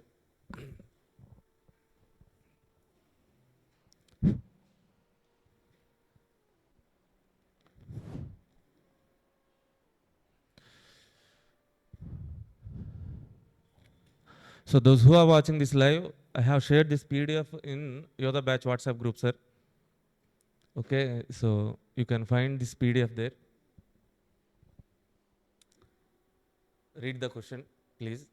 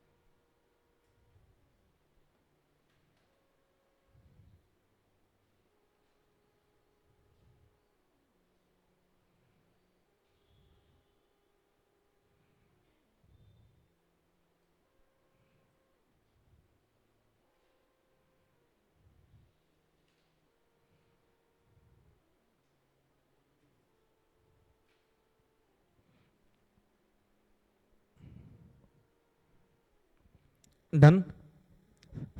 A small retailer has studied the weekly receipts and payments over past 200 weeks and has developed the following set of information, sir. A person has studied the receipts and payment pattern and he has identified so pattern for past 200 weeks, sir. Okay, weekly receipts 3,000, 5,000, 7,000, 12,000. Directly probabilities are given in the question, sir. Okay, we don't need to calculate the probabilities, directly that were given in the question itself. Weekly payments 4,000, 6,000, 8,000, 10,000. The probability of making 4,000 payment in particular week is 30%, 6,000 is 40, 8,000 is 20, 10,000 is 10, sir. Now, using the following set of random numbers, simulate the weekly pattern of receipts and payments for 12 weeks, sir. For next quarter, assuming further that beginning of bank balance is 8,000. What is the estimated balance at the end of 12-week period? Highest weekly balance and average weekly balance. They are asking, sir. Now, to solve this question, first of all, we have to write a step 1, sir. Range we have to write, sir. For payments, for receipts, one series of range will be there. For payments, one series of range will be there, sir. In step 2, we have to take random numbers for receipts, and by using these random numbers, you have to search that random numbers in range. You can find out expected receipts. And also take random numbers for payments, write expected payments, sir. In this question, what is our target, sir? Okay, opening balance is 8,000. We have to calculate weekend balance, every weekend balance. Okay, we will estimate the receipts and payments for next 12 weeks. Okay, let's say for example, first week, sir, our expected receipt is 7,000. Expected payment is 6,000, sir. Opening balance is 8,000. Beginning of the week, opening balance is 8,000. Then what is the end balance? That means 8,000 plus expected receipt 7,000. 8,000 plus 7,000, 15,000. Minus expected payment 6,000. That means 9,000 is weekend one balance, sir. Next one, by taking this as beginning balance of second week. Let's say second week expected receipts are 5,000, Payments are let's say 7,000, sir. Then opening balance 9,000 plus 5,000, 14 minus 7, 7,000 is the weekend balance. Like that we have to calculate the closing balance for 12 weeks, sir. So start doing this problem, sir. Same question which we have been doing for first 5 questions, sir. So take step number 1, random number range creation for receipts and payments. Take receipts given in the question, probabilities given in the question, calculate cumulative probability. Cumulative probability means add the probabilities from top to bottom.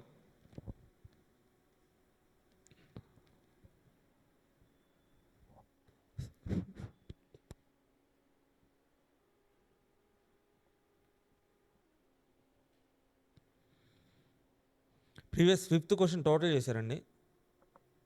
Total ఎంత వచ్చింది? 3740నా? Okay.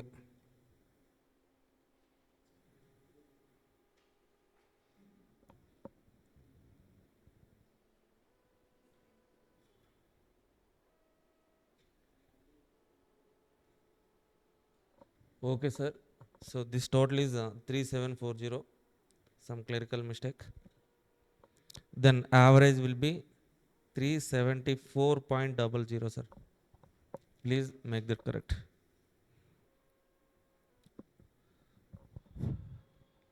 Sir, are you able to understand this step 1, sir? Step 1.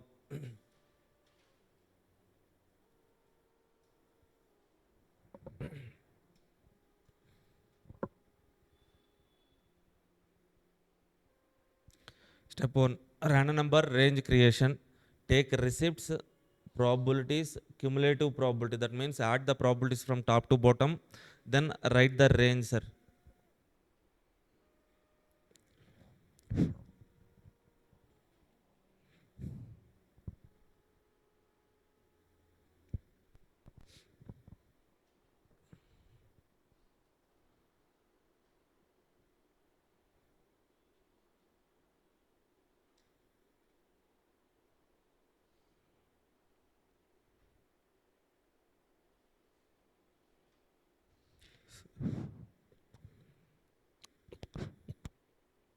Step 1, random number range creation.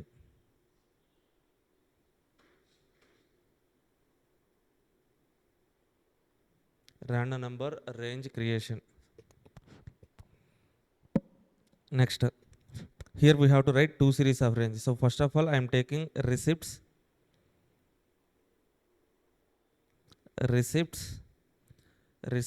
probability.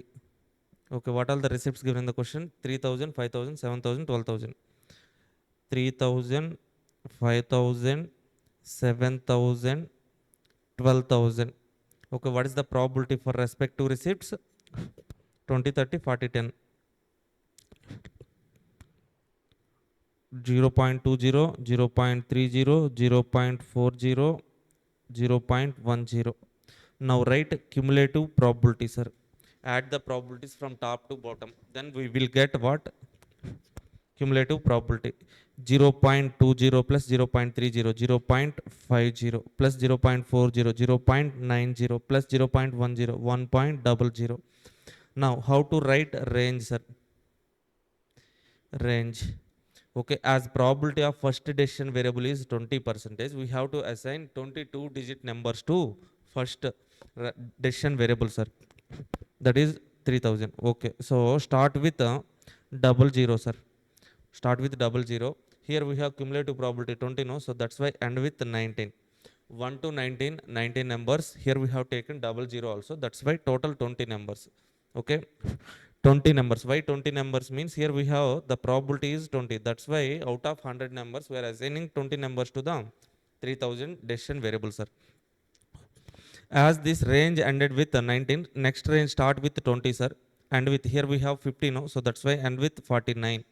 Okay, next start with 50. So end with here we have 90, no? So end with 89. So next start with 90. Here we have 100. That means end with 99. This is a range for receipts. Now write the range for payments, sir.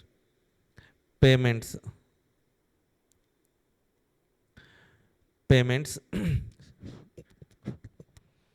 and respective probabilities directly given in the question. So what are the payments? 4, 6, 8, 10. 4,000, 6,000, 8,000, 10,000. Okay. Respective probabilities given are 30, 40, 20, 10.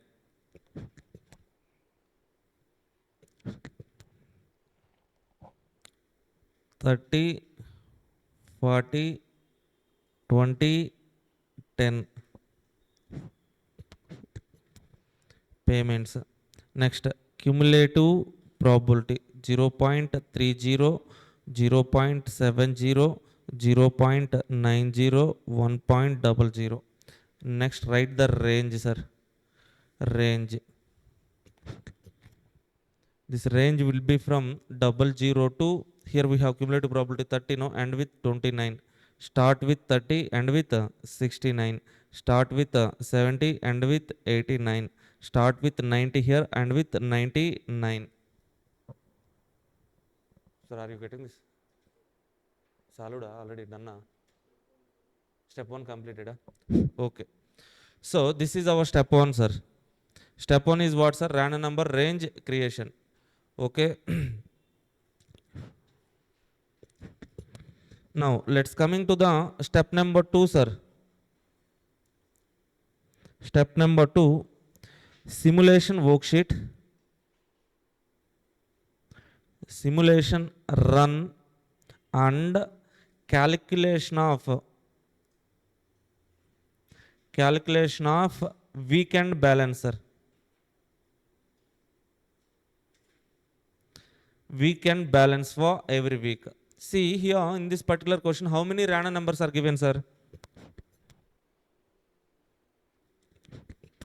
So as they are saying 12 week, 12 random numbers should be there, sir. 1, 2, 3, 4, 5, 6, 7, 8, 9, 10, 11, 12, sir. 12 random numbers are given. Okay. So first of all, take serial number 1 to 12. Take serial number 1 to 12. 1, 2, 3, 4, 5, 6, 7, 8, 9, 10, 11, 12, sir. Okay. Write random number for receipts. Random number for receipts. So can you please tell me the random number for receipts? 03, 03, 91, 38, 55, 7, 17, 46, 30, 32, 43, 69, 72, 24, 22. Excellent, sir.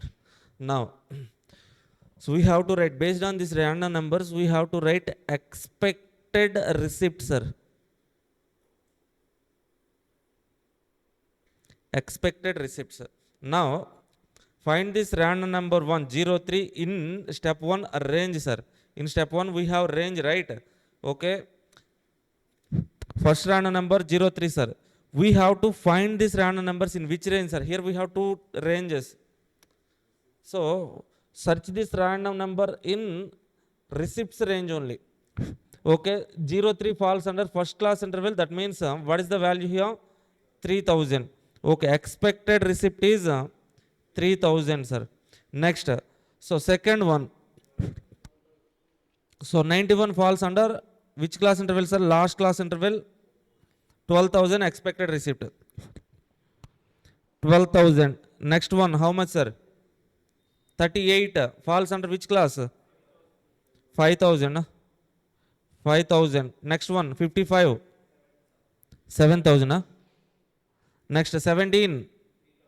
3,000. 46. 5,000. 32. 5,000. 43. Again 5,000. 69. 7,000. 72. 7,000. 24. 5,000. 22 also 5,000. Okay, sir. Now, so write random numbers for payment, sir. Write random numbers for payment.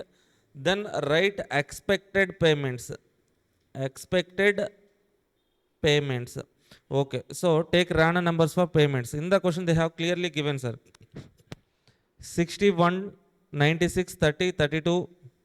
So tell me those numbers, sir. 61, 96, 30, 32, 03, 88, 48, 28, 88, 18, 18, 71, 99, sir. Okay, so these all are random numbers for payments. Now we have to find out these random numbers in expected payments. Okay, sorry. Range for payments. Okay, find those random numbers in range for payments. First random number 61. This falls under which class interval, sir? Second class interval. This falls under 30 to 69 range. So here the expected value, expected variable is 6000. Take 6000 expected payment. 6000. Next 96 falls under last class interval expected payment 10,000. Next 30 falls under second class interval expected payment 6,000. 32 also 6,000. 32 6,000. 3 4,000. 88 8,000. Okay, now 48 6,000. 28 4,000. 88 8,000. 18 71 8,000. 99 10,000. So this is expected payment, sir. Now we have to write what, amma? Weekend balances. Okay, so in the question they have clearly given like opening balance is 8,000, sir.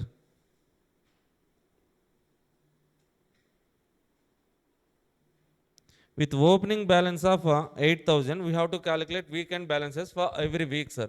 Okay, so first week, sir. First week opening balance is 8,000 plus receipt 3,000. In first week we have received 3,000 and paid 6,000. 8,000 plus 3,000, 11,000 minus 6,000.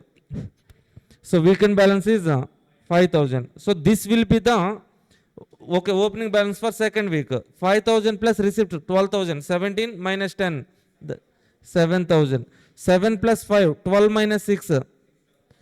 6, this 6 plus 7, 13 minus 6, 7,000. 7 plus 3, 10, 10 minus 4, 6,000. 6 plus 5, 11 minus 8, 3,000. 3 plus 5, 8 minus 6, 2,000. Okay, 2 plus 5, 7, 7 minus 4, 3,000. 3 plus 7, 10 minus 8, 2,000. 2 plus 7, 9 minus 4, 5,000. 5 plus 5, 10 minus 8, 2 plus 5, 7 minus 10, 3,000 negative, sir.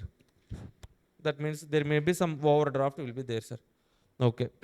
We have written weekend balances for all 12 weeks, sir. Now, so again, go to the question, what they're asking in the question. Okay. So, what is the estimated balance at the end of 12-week period? So, for each period we have calculated, and at the end of 12th week, so minus 3, overdraft 3,000. What is the highest weekly balance? Highest weekly balance 7,000 for 2 weeks, that is second week and fourth week. Lowest weekly balance is minus 3,000, that will be at the 12th week. Okay, so again they're asking average weekly balance for the quarter. So for average, calculate the total balances, weekend balances. So sigma is equal to 45,000. 45,000. Average is equal to total divided by how many weeks, sir? 12 weeks. 45,000 divided by 12 weeks. How much, sir?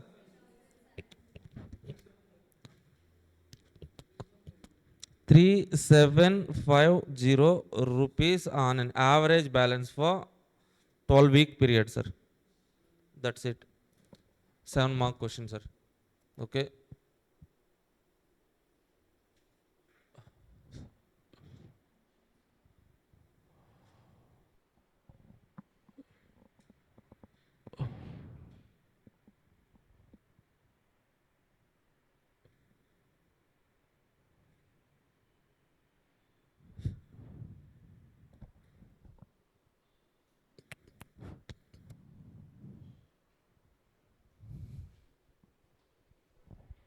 Yes.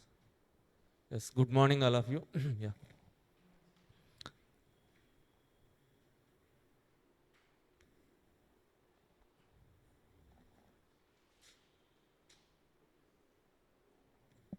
And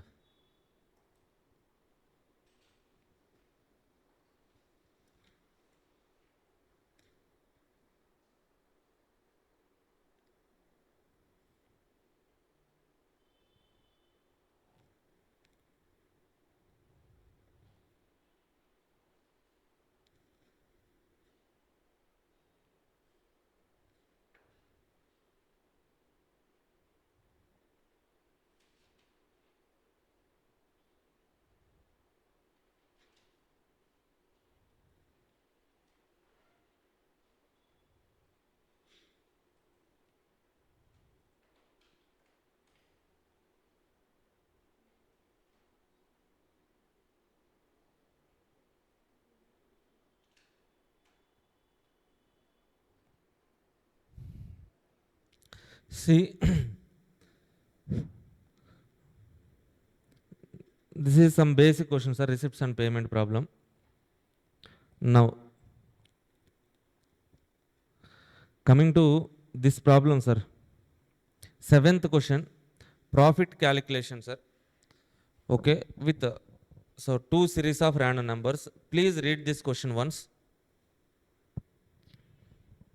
Please read this question, sir.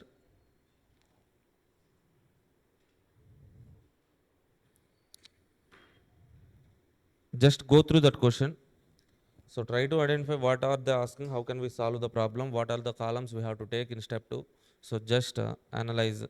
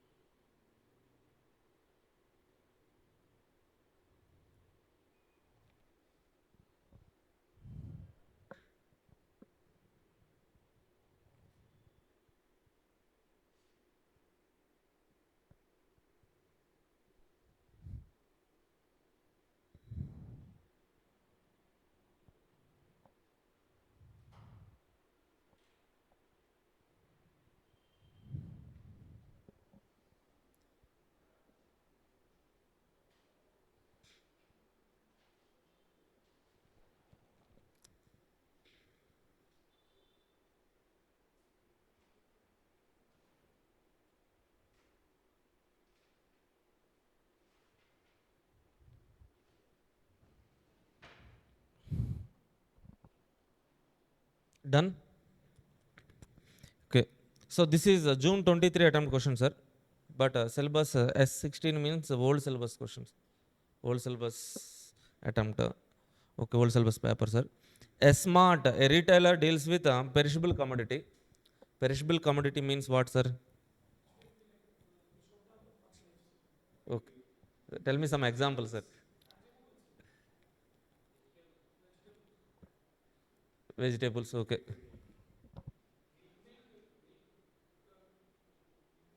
milk. Okay.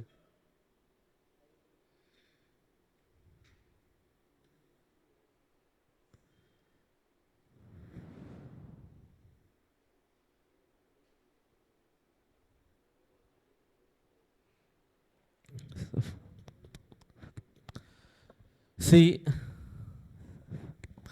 okay, the daily demand and supply are variable, sir.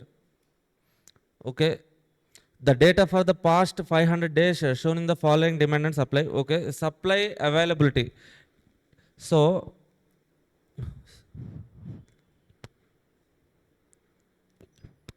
this is number of days, sir. Number of days. Okay, supply availability.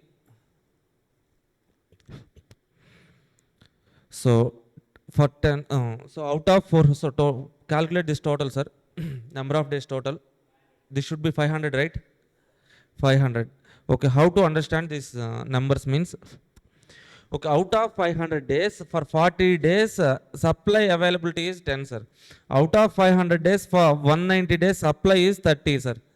Out of 500 days, okay, so 70 days, the supply is 50, sir. Like that, you have to understand. So, out of 500 days, for 110 days, demand is 20.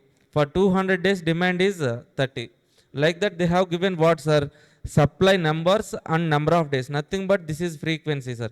Demand numbers and number of days. Nothing but take this as a frequency. Okay, with this numbers, we can write what, sir? Random number range. Okay, range for supply, range for demand. Okay, so smart buys the commodity at 40 rupees per kg.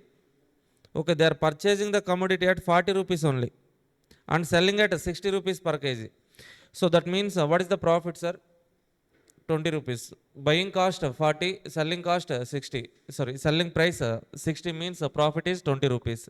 Any commodity remained at the end of the day as no saleable value. Why means this is perishable commodity that will not be having any recoverable value or resale value, scrap value won't be there. Okay. So moreover, the loss on unearned profit on any unsatisfied demand. Okay, if demand is there, but we are not able to satisfy the demand means, okay, there will be some opportunity cost 16 rupees per kg, sir. Opportunity cost. Unsatisfied demand means demand is there, but we are unable to so sell those goods. That means we are losing some so opportunity cost, unearned profit, right? Okay. Now, required, given the following pair of random numbers, simulate 6 days sales and demand. Okay, pairs of random numbers are given, sir. First random number in the pair is supply. Okay. So in this pair, this is a pair, sir. 31 is supply, 18 is demand. 63 is supply. That means 31, 63, 15, 07, 43, 81 are supply random numbers. 18, 84, 79, 32, 75, 27 are demand random numbers. Okay. So take these random numbers and estimate the supply and demand, sir. Then how can we calculate profit? So first random number in the pair, what they are asking, sir? Calculate profit.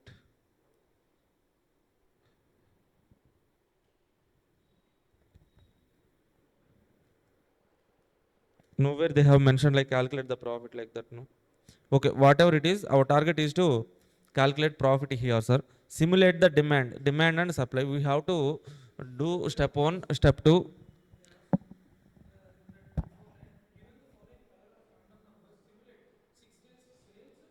Demand, profit, yes, sir. Sales, demand, profit. Yes, sir. Super. Okay. So we have to estimate the sales, estimate the demand. Okay, sorry, estimate the supply, estimate the demand. Okay, by comparing supply and demand, we can calculate the profit, sir. How can we calculate the profit, sir? Profit is equal to supply, sorry, sales minus cost. Sales, number of units sold into selling price 60 rupees. What is the cost, sir? Cost, here we have to take number of units sold into or number of units purchased, sir. As unsold units are not having any so resale value, so total purchased units we have to take, sir. Okay, so that is also loss, no saleable value. If any stock remained as unsold, means unsold stock will have no saleable value. That is also loss, no? So that's why, so while calculating the cost, take number of units purchased into 40 rupees per unit, sir, and minus opportunity cost if any there. So how can we calculate opportunity cost, sir? What is the opportunity cost? Means for on unsatisfied demand our loss is 16 rupees. What is unsatisfied demand, sir? Say for example, for first day our expected supply is 20, our expected demand is 30, sir. Demand is more than supply. Okay, demand is 30 there, but supply is 20 only. We cannot satisfy all the demand of 30. We can satisfy 20 only. That means 10 is the unsatisfied demand. On this 10 units, opportunity cost will be there, no? How much per units are 16 rupees? 10 into 16, 160 is the opportunity cost. Like that we have to calculate, sir. Now, okay, so if supply is greater than 30, let's say supply is 30, demand is 10, that means unsold units will be there. Okay, loss will be there. Anyway, we are calculating cost on purchased units, right? So that's why we don't need to consider. That's it, sir. Okay, first of all, same as usual, step 1, sir.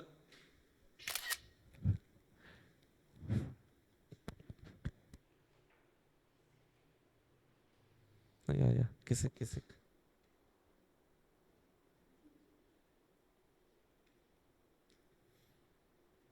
Right, step 1, sir. Step 1, random number range creation. Right, complete side heading, sir. First of all, take supply respect to probabilities. What is the supply given in the question, sir? 10, 20, 30, 40, 50, 60 also there? No. So next, frequency is given. Number of days is the frequency, right? Okay, what is the number of days? 40, 50, 190, 150, 70. 40, 50, 190, 150, 70. Okay, what is the total frequency, sir? 500. Now, how can we calculate the probability, sir? Probability is equal to frequency divided by total frequency. 40 divided by 500. 0.08. Next, 50 divided by 500. 0.10. Okay, 190 divided by 500. 0.38. 150 divided by 0.38. 190. So 150 divided by 500. 0.30. 70 divided by 500. 0.14. Okay.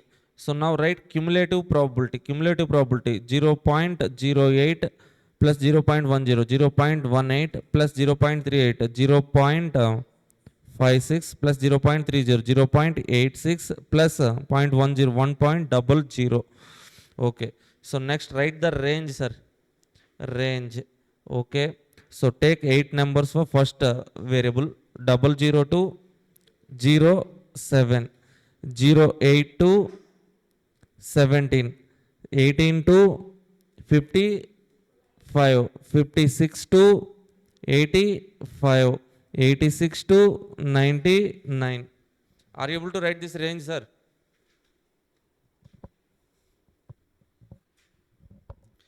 So next, step 2, sir.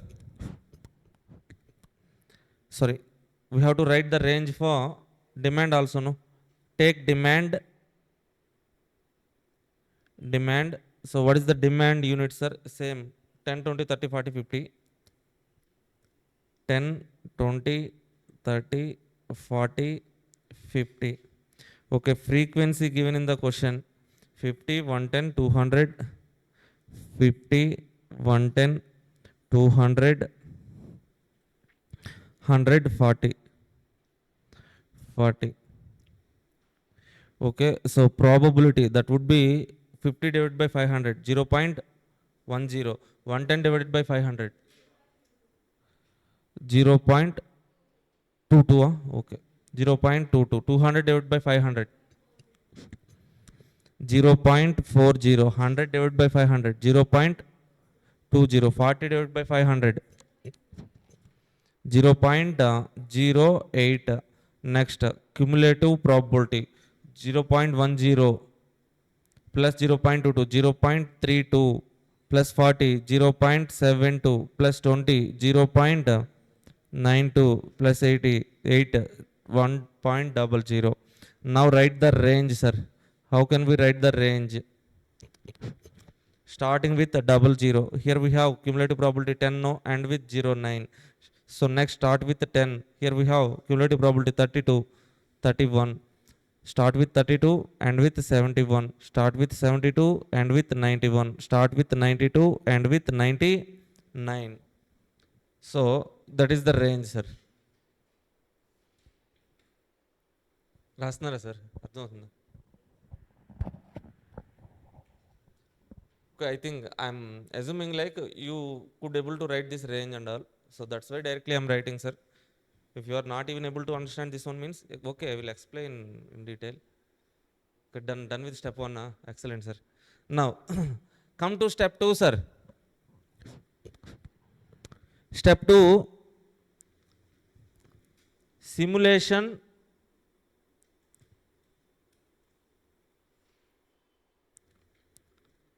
run and calculation of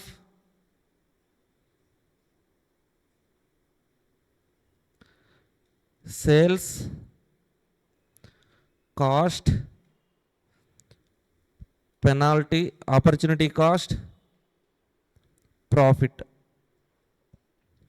Okay, so first of all, take serial number, sir. How many days, how many random numbers are given, sir? 6, 6 days. Take 6 series of numbers. Okay, write random number for supply. Random number for supply. First, in the pairs, in each pair, first number is random number for supply, sir. That means 31, 63, 15, 07, 43, 81. So 13, 63, 41, sorry, 13, 63, 15, 07, 43, 81. Okay, so now expected supply, sir. Expected supply, that is equal to, so find this random number 13 in range of supply. 13 falls under second class interval. There the supply is, expected supply is 20. Write 20 here. Find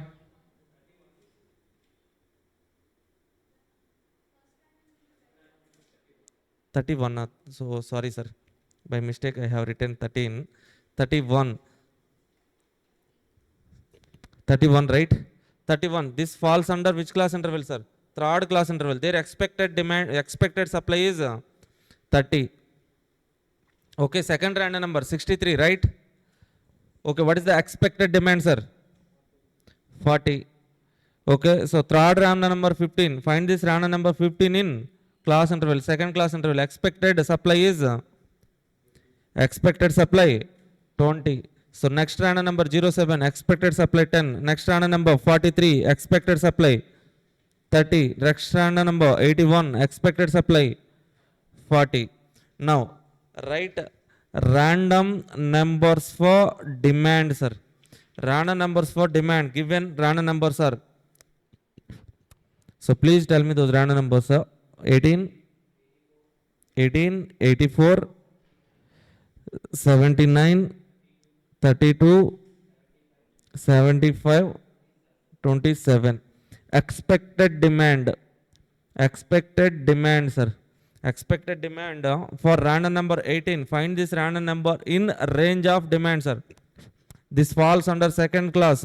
Their expected demand is 20.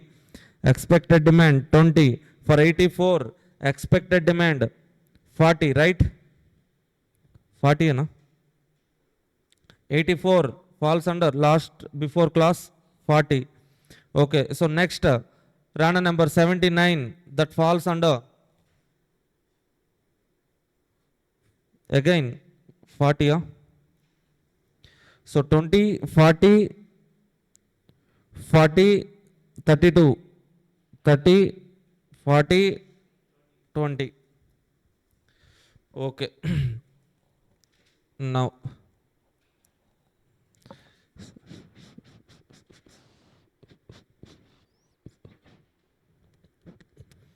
first of all, let's write sales, sir. Sales. Sales is equal to selling units into 60 rupees. Okay. Now, so this is the point you have to be careful, sir. So whenever we are writing sales, compare the supply and demand, sir. First day, demand is 20. Supply is 30. How many units we can sell, sir? 20 units we can sell. 20. So 20 into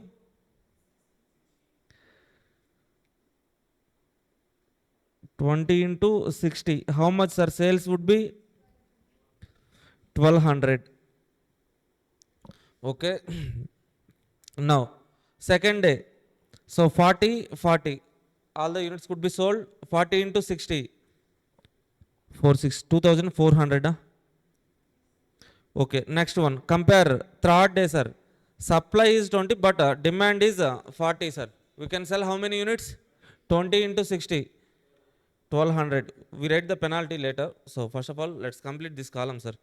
So demand 30, supply 10 only. 10 into 60, 600. Okay, demand 40, supply 30 only. How many units can be sold, sir? 30 or 40? 30 into 60, 1800. Next, 20 demand, 40 supply. 20 only can be sold. 20 into 60, 1200. Now, sales we have written, sir. Now, cost.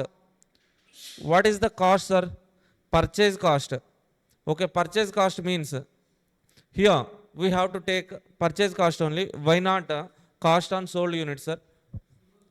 Okay, so unsold units is not having any value. So that's why, okay, for all the purchased units, take the cost. Okay, what is purchased units, sir? If supply is there, supply 30 means we have purchased 30 units, right? Supply 40 means we have purchased 40. So that means nothing but cost here is purchased units is nothing but supply units. Supply units into, so cost is supply into 40, sir. Okay, now 30 into 40, 1200, 40 into 40, 1600, 20 into 40, 800, 10 into 40, 400, 30 into 40, 1200, 40 into 40, 1600. Now we have to write any opportunity cost. Opportunity cost. Opportunity cost means what, sir? If demand is more than supply, then there will be unsatisfied demand. On that unsatisfied demand, we will incur opportunity cost of 16 rupees per unit, sir. Now, first day, any unsatisfied demand there, sir? 20 demand is there, but for that 20 supply is there, sir. 20 can be sold, completely satisfied. 40, 40, demand completely will be satisfied. 40, 20, demand 40, but we cannot satisfy 40. That means 20 you cannot satisfy. That's why this 20 into 16, 320. Next 30, 20 again. 20 into 16, 320. 40 minus 10, 20, 30. 10 units unsatisfied demand, right? 160. Next 20, 40. Unsatisfied demand is not there, sir. Okay. Now write the profit. Profit means sales minus cost minus opportunity cost. Okay. So in first week, first day, profit is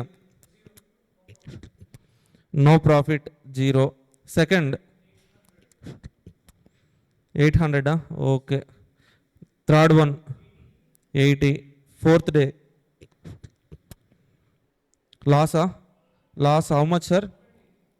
120 loss. Next day, 440 is the profit. Next,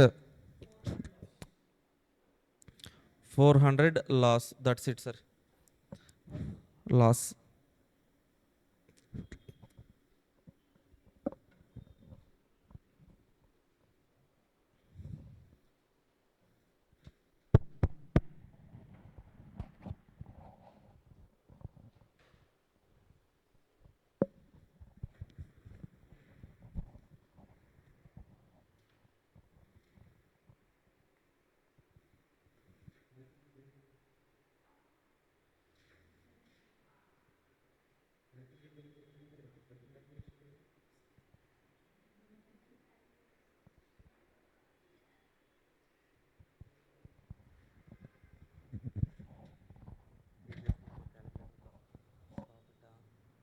calculate చేసిన cost sales ఇక్కడ ఉంది కదా 2400 minus 1600 ఎంతమ్మా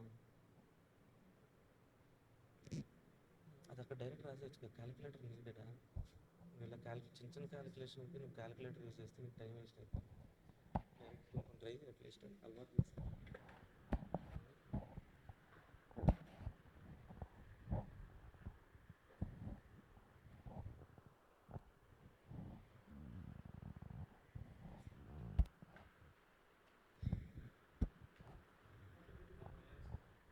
sir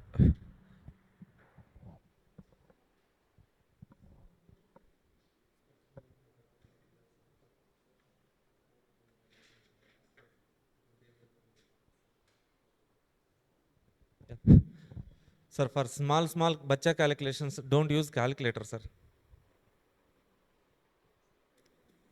ఏదో చేసావు ఏం చేసావు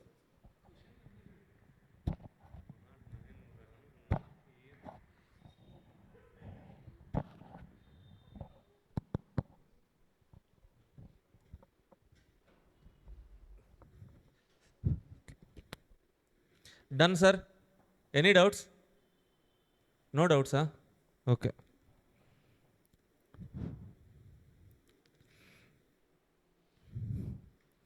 Okay. Petrol bunk problem, sir.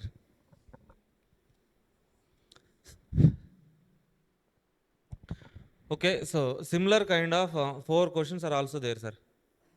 So petrol bunk, doctor, patient, okay, some aeroplane reservation counter and customers, that kind of scenario questions same.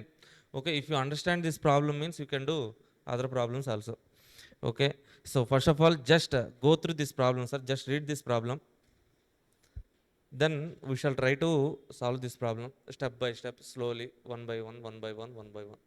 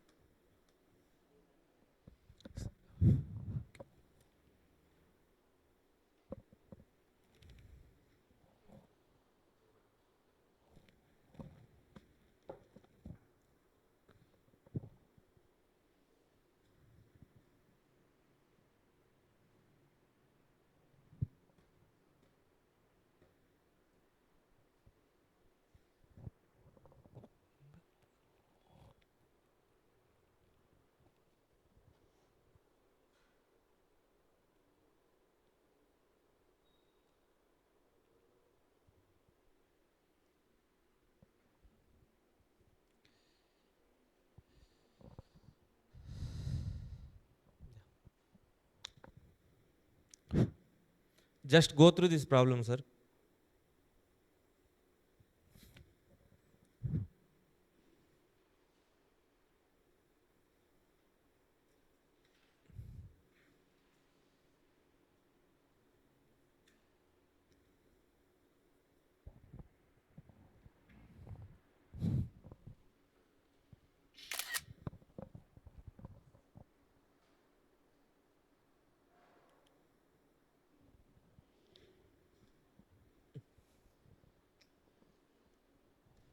Yeah, guys, from tomorrow onwards, we are not coming live, sir.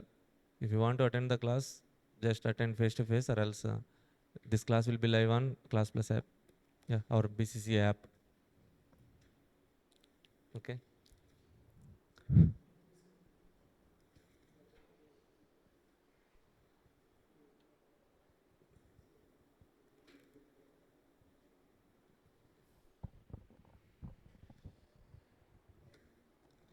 Done with reading, shall we start the problem, sir?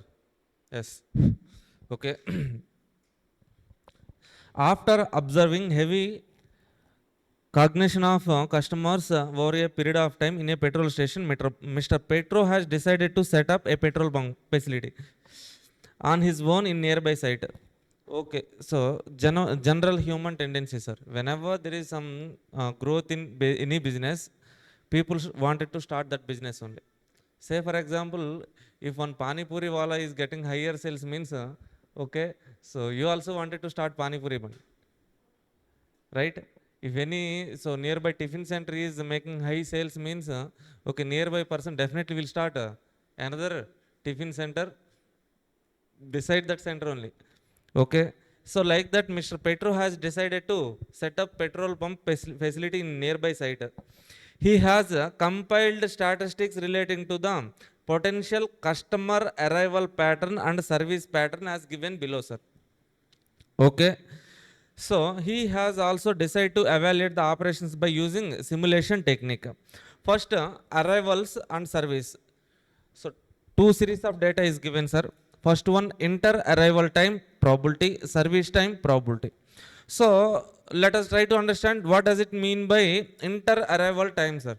Inter arrival time. So inter arrival time means the time gap between arrival of two persons. Say for example, first person has entered into the petrol pump at 8 o'clock. Then if enter arrival time 10 minutes means second customer will enter at 8:10, sir. Next enter arrival time 5 minutes means next customer will enter at 8:15. That means the difference, the gap between arrival of two customers is nothing but enter arrival time. Okay. So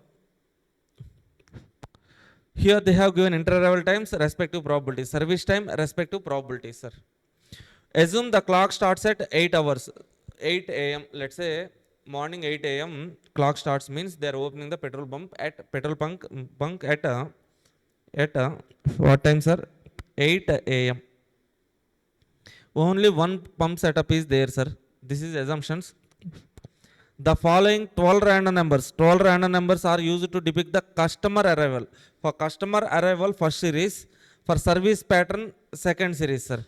You are required to find out what, sir? Probability of pump being idle, average time spent by the customer waiting in the queue. So first of all, to answer these two questions, we have to write pump idle time, sir. Pump idle time. Pump idle time. Next one, customer waiting time, sir.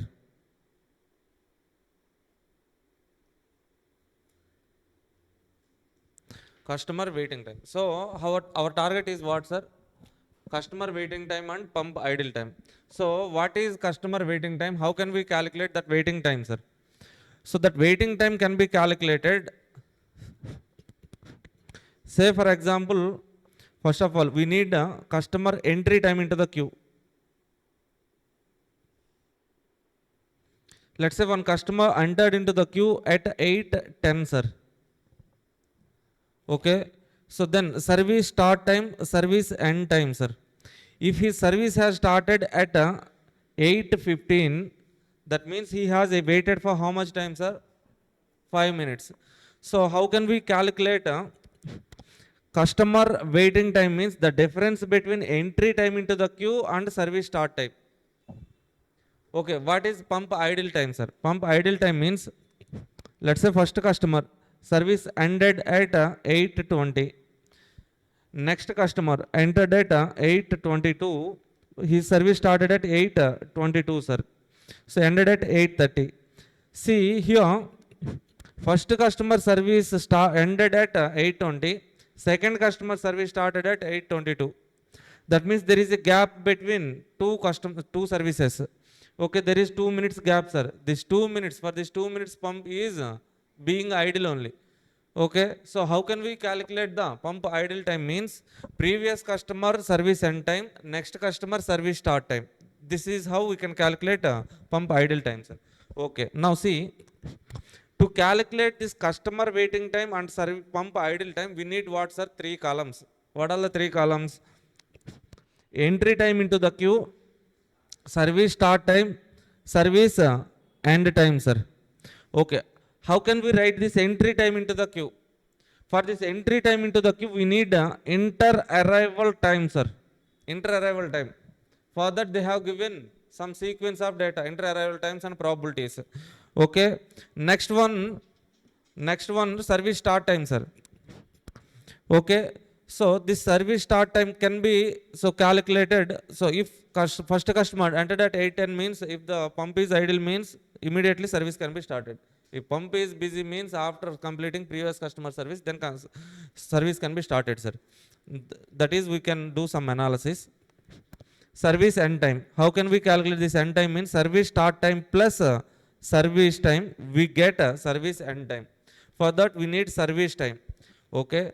So to write these two columns, we need two more columns. That is expected inter-arrival time, expected service time, sir.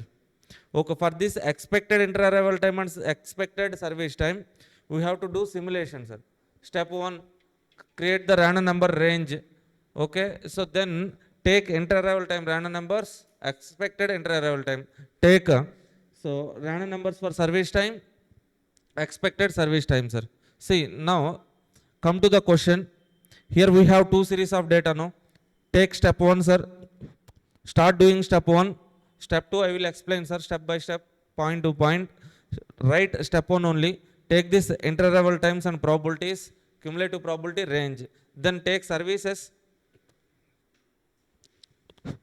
Then take this services, service time, probabilities. Take this services, probabilities, cumulative probabilities, range.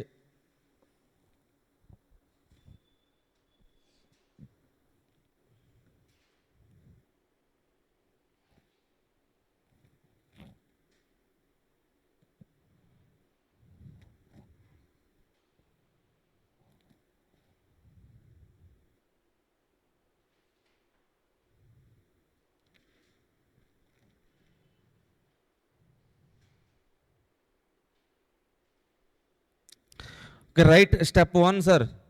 Step 1, take inter-arrival times, probabilities also given in the question. By using inter-arrival times and probabilities, write cumulative probability, range. Service time, probability, cumulative probability, range.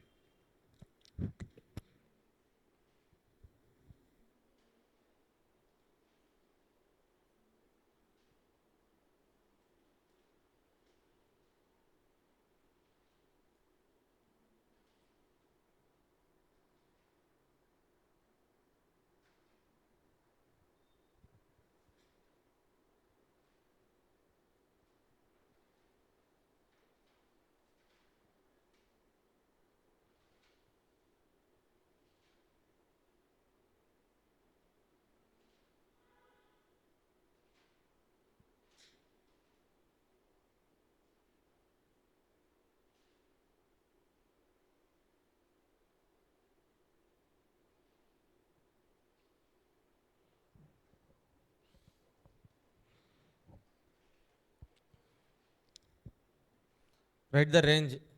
Inter-arrival time, service time, range.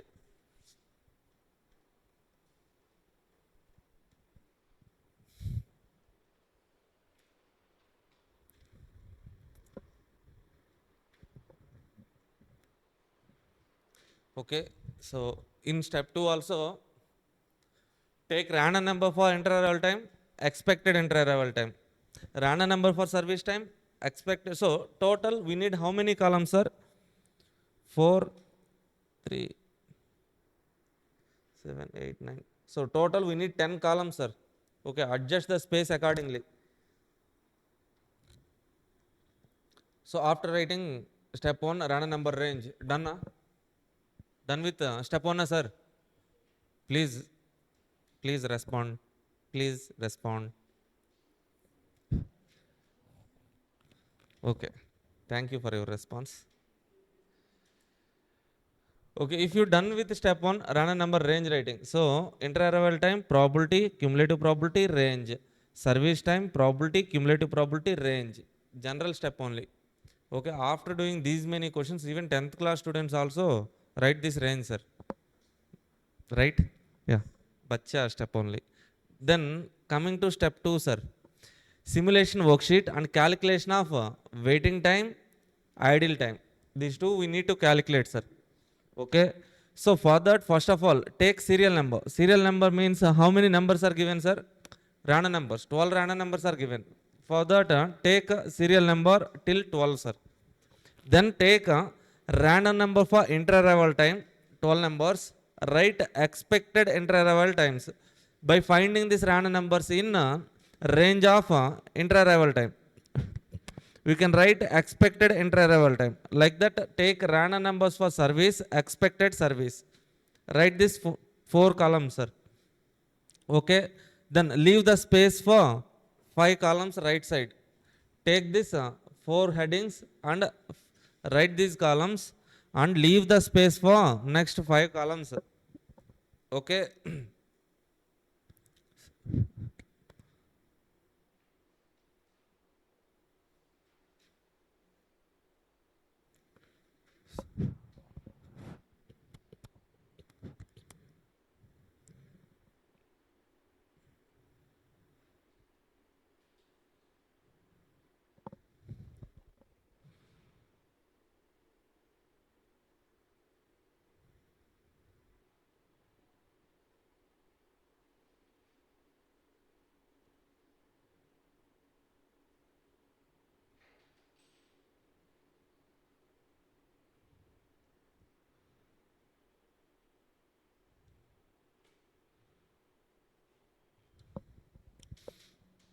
Waiting time, pump idle time, sir.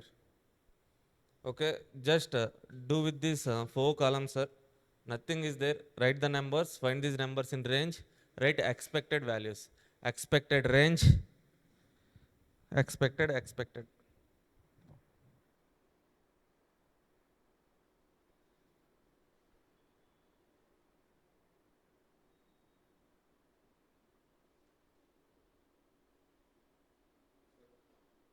Done?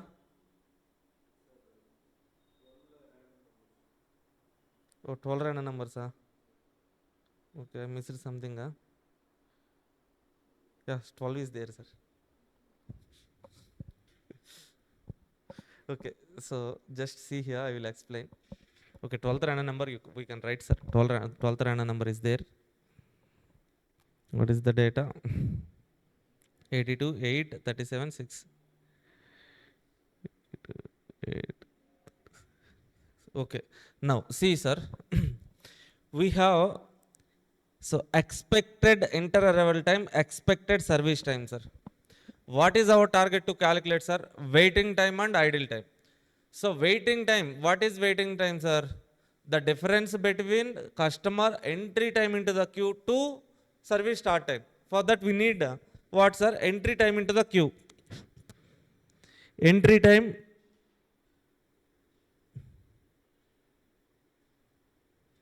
into queue.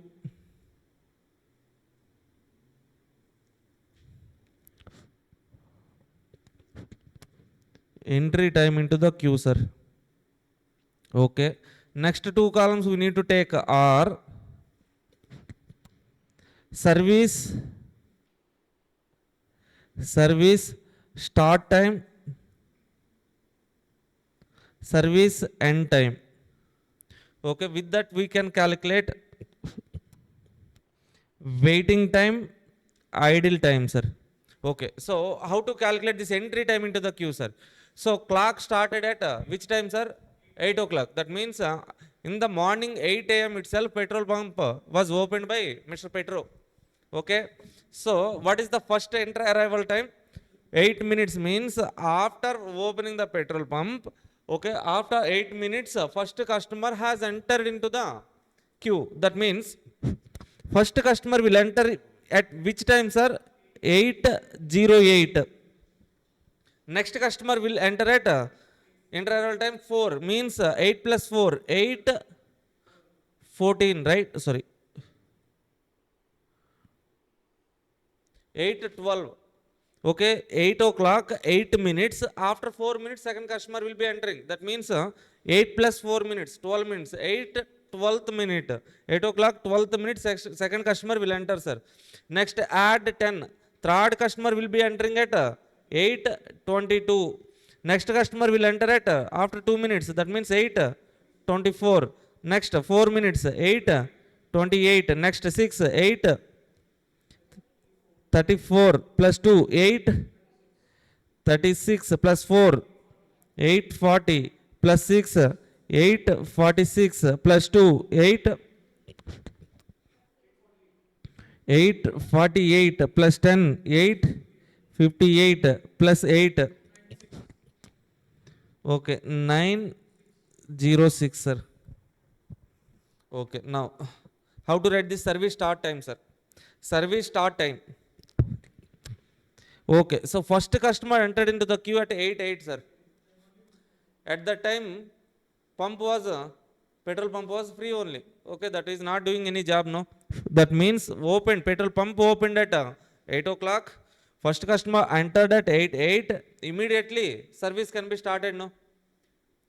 So pump is free at that time only, no. That's why service start time is 8:08. So when service will end, sir?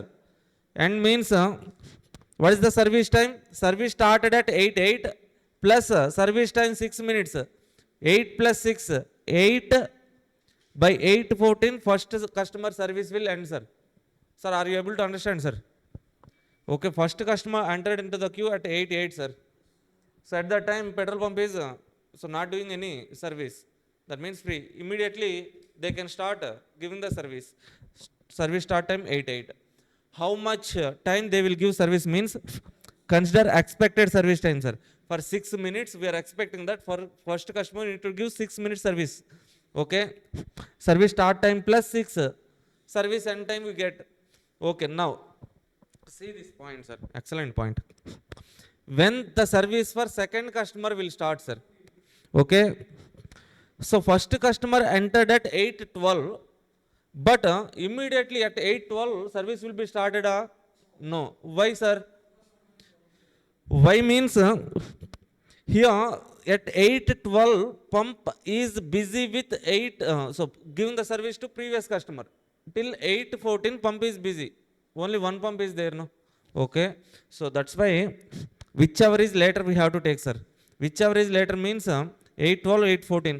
At 8:14 only will start the service. After completing service for first customer, next customer service will start, sir. Add service time 4. That means 8:18, right? Okay. Now, so third customer entered at 8:22. Previous customer service will end at what time, sir? 8:18 only. Okay, even though previous customer service ended at 8:18, immediately 8:18 we cannot start the service, sir. Why? So no customer, that customer entered at 8:22. So he entered at 8:22. Can we start the service immediately? Yes, at that time pump is free only. 8:22. Service time is 8 minutes. 8:30. Okay. Next customer entered at 8:24, but service will start at 8:30. Why 8:30, sir? Even though he entered at 8:24, at that time pump is busy with service for previous customer till 8:30. After completing previous customer service, then only next customer service can be started, no? Sir, adno avutunda? Okay, 8:30 plus what is the service time? 10 minutes. 8:40, sir. Like that we have to write service start time, end time for all the customers. Okay, now see waiting time and idle time. So from the beginning, so let's check from the beginning, sir. First customer entered at 8:08, sir. Service started immediately. Any waiting time, sir? No waiting time. Zero waiting time. Okay. Next one. Petrol pump opened at 8 a.m. but first customer service started at 8:08, sir. That means So that 8 minutes is what, sir? Pump idle time. 0.8. So come to the second customer. Second customer entered into the queue 8:12, but service started at 8:14. That means this 2 minutes is waiting time 0.2. Okay. Any pump idle time, sir? Previous customer service ended at 8:14. Next customer started at 8:14. No idle time.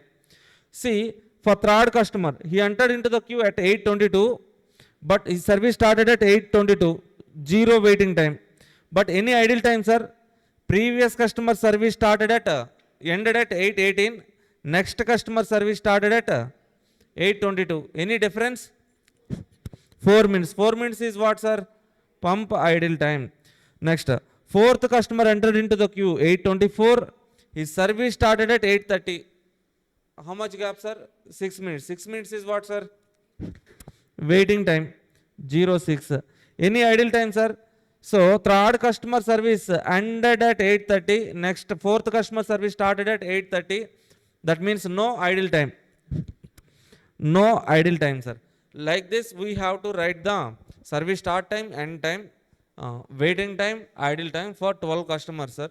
Please start writing those 4 columns. If you are getting any doubt, means please let me know.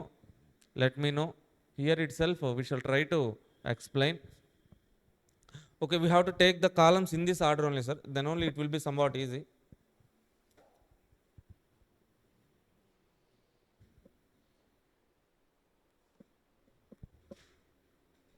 Please take these columns and start doing the remaining problems, sir. Then you will understand, sir.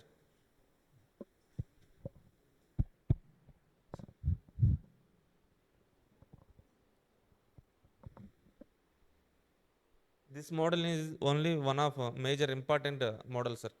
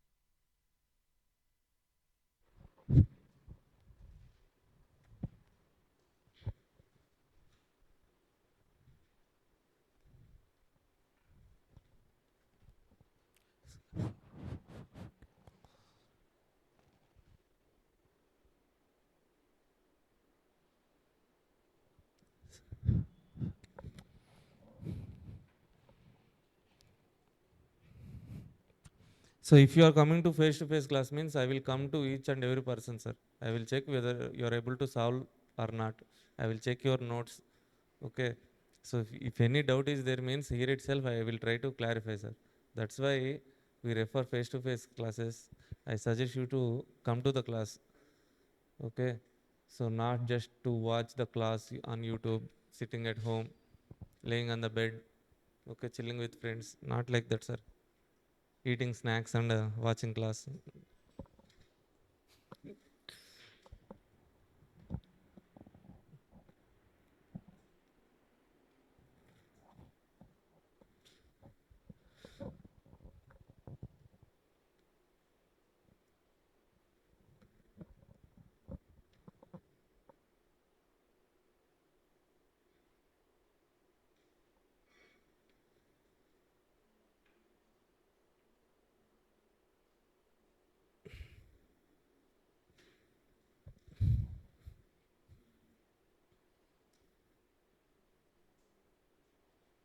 Completed, Amma.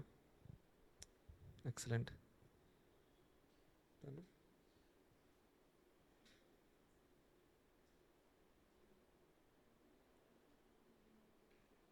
Okay, so don't use calculator, sir. Some small calculations only. Okay, we can do on our own. We are having some most powerful calculator, that is our brain only.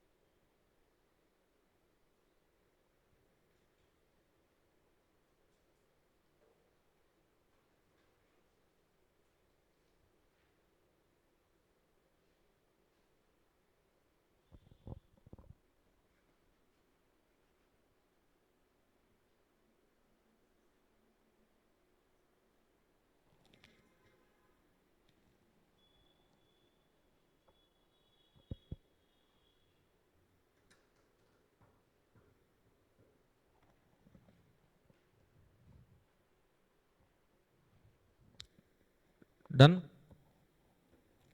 Okay, so problem not yet completed, sir. Just we have done some calculations, that's it. What are they asking in the question, sir?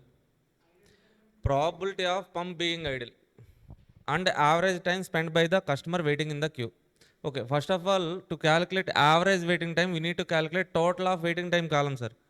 Okay, so calculate total of waiting time column. How much, sir? 140 divided by how many customers? 12 customers. 140 divided by 12, 11.67 minutes is on an average. Each customer has to wait for 11.67, sir. Okay, so 11 minutes. Imagine you are going to a petrol bunk and you have to wait for at least 11 minutes to get petrol. Means, okay, customer dissatisfaction will be there, sir. Daily they won't come to your petrol bunk. Okay, that means you need to install one more additional petrol pump. Okay, that is how we can do some analysis based on these real time problems. Yeah. And next one, coming to idle time, sir. What is the total idle time? 12 minutes. But they are not asking average idle time, sir. They are asking probability of idle time. So how can we calculate the probability? Probability means favorable outcomes divided by total outcomes. Here, favorable time is 12, sir. What is the total time? Total time means total operating time here. Petrol pump started at 8 o'clock. Last customer service ended at 9:26. That means how much time, sir? 86 minutes. Last customer service ended at 9.26, sir. This one. Okay. So petrol pump opened at 8 a.m. Last customer service ended at 9:26.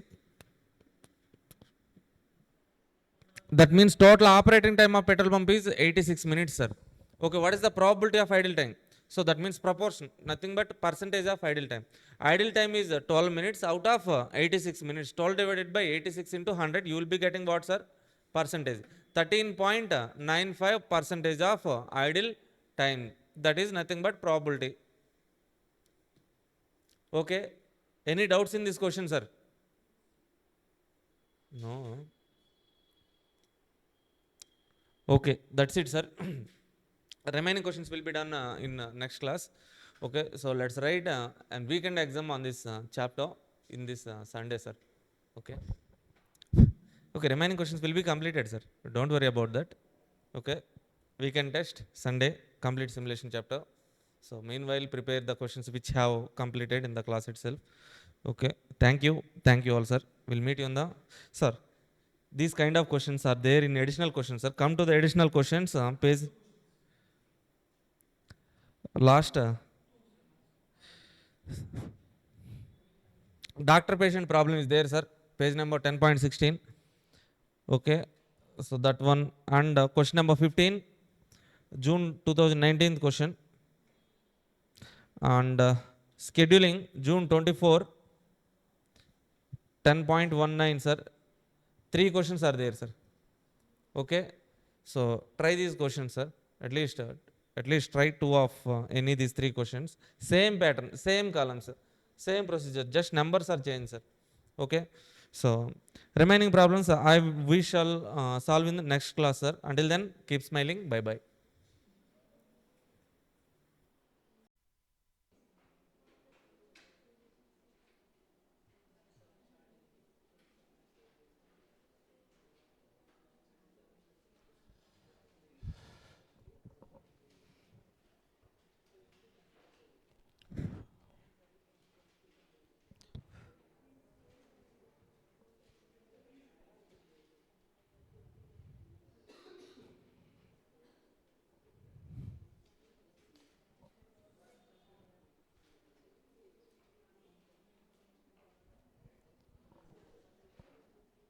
Okay, hi, hello everyone, good morning.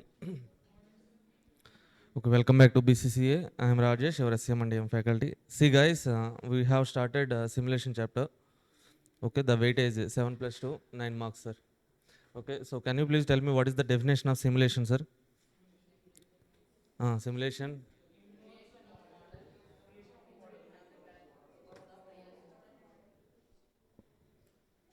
creation of a model which represents characteristics of real system. Okay, why we have to create this model means by analyzing this model we can evaluate the real system. Okay, so that we can find the problems or errors in real system.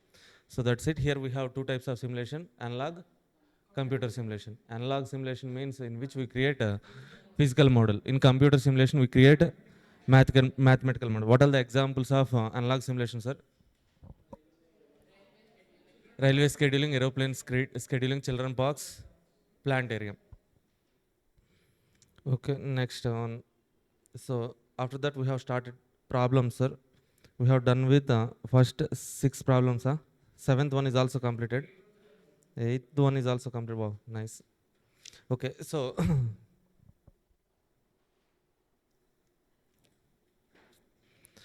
see,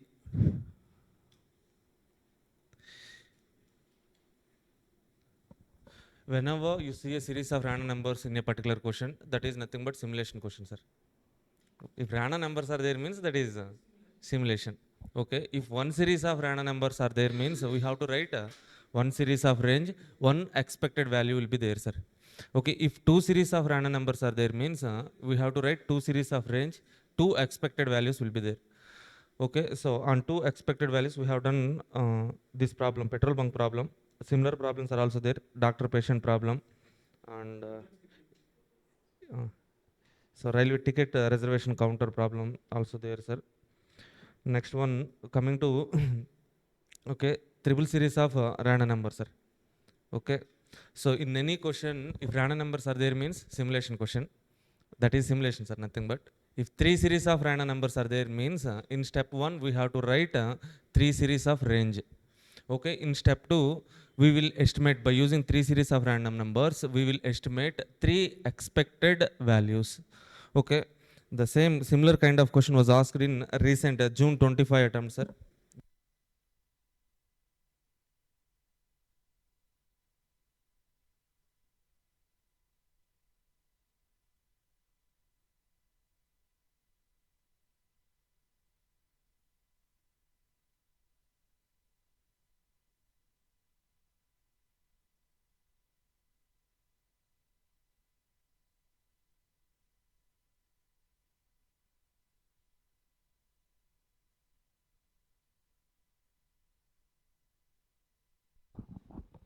Yes, yes, yes. See, this is question number 9, sir, page number 10.10. Okay, June 25 attempt question, that means recent attempt question only. See, read that question once. Please read that question, sir.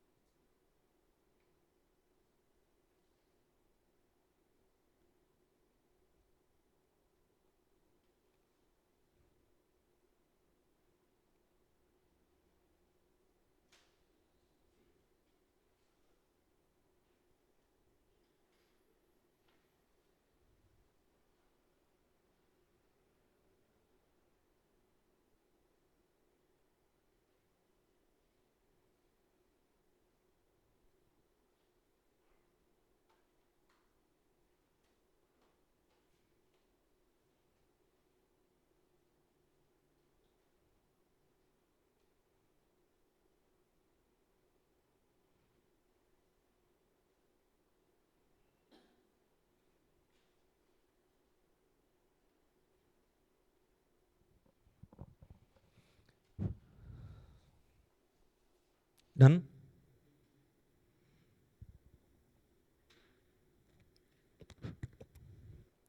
See question number 9. The management of Pecon Limited is considering the proposal of marketing new product. The fixed cost required for the project is 4,000, sir. Fixed cost 4,000. So fixed cost means irrespective of output level, fixed cost is constant only.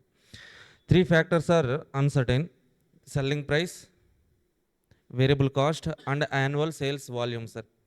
The product has a life of only 1 year. The management has the data on the three factors as follows: selling price 3, 4, 5, and respective probability. This is one decision variable, sir.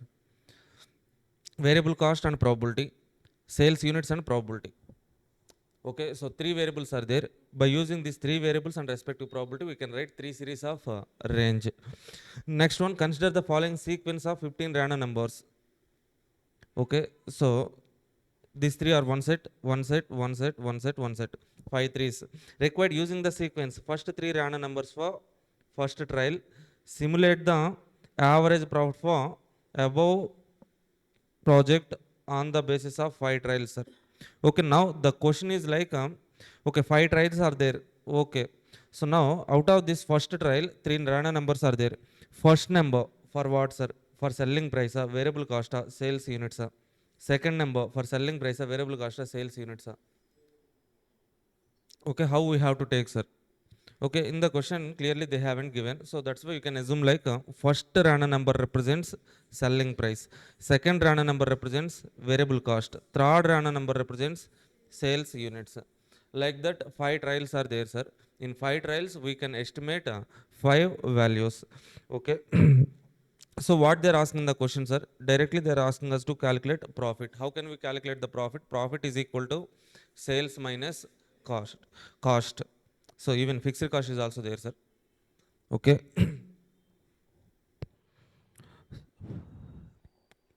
See, so how can we calculate the sales, sir? First of all, we have to estimate the selling price and also sales units. Sales units into selling price, sales minus variable cost, sales units into per unit variable cost. We can calculate variable cost. Finally, so subtract the fixed cost. Overall project fixed cost is 4,000, sir. So that we can calculate profit of overall project. Okay. So now start doing the problem, sir. Step one, random number range creation. Take three series of variables and three series of probabilities. Write three series of range, sir.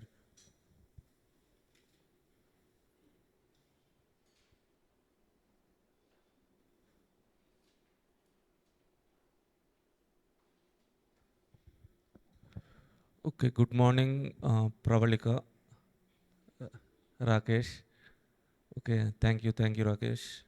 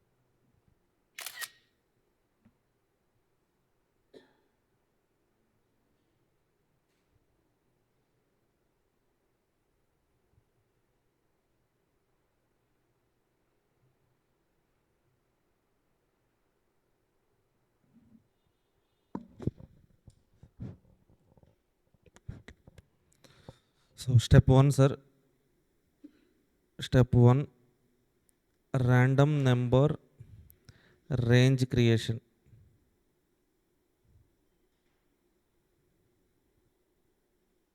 Random number range creation. See, so first of all, let us write the range for selling price.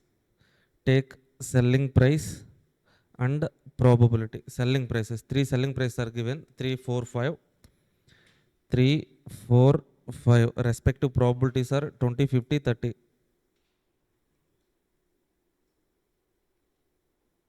Okay, next cumulative probability and a range, sir. What is the cumulative probability? 0.20, 0.70, 1.00.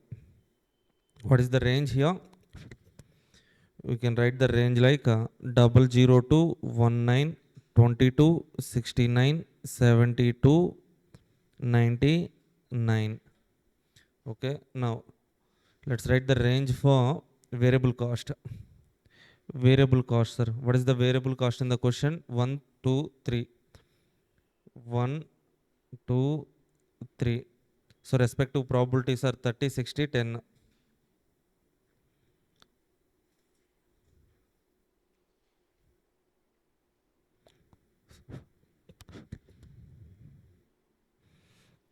Cumulative probabilities are 0.30, 0.90, 1.00.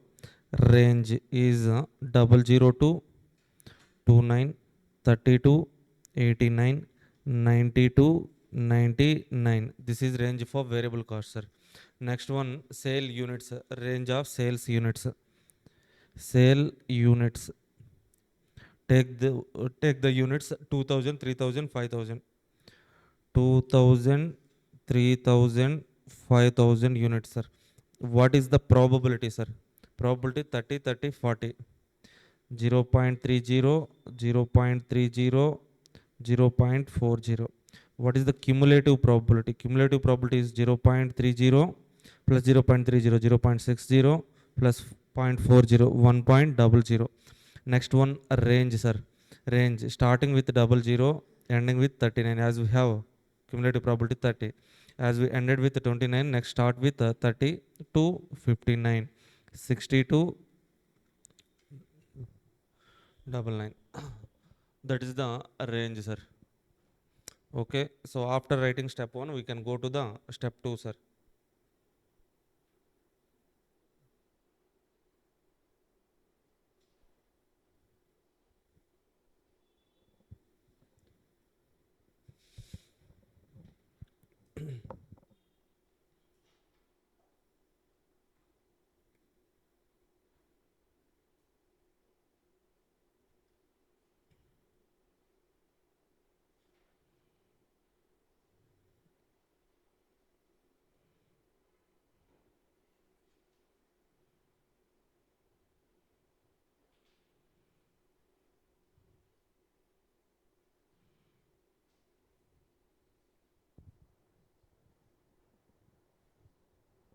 Done with step 1. Now let's move to the step 2, sir. Step 2. What is that step 2? Simulation worksheet.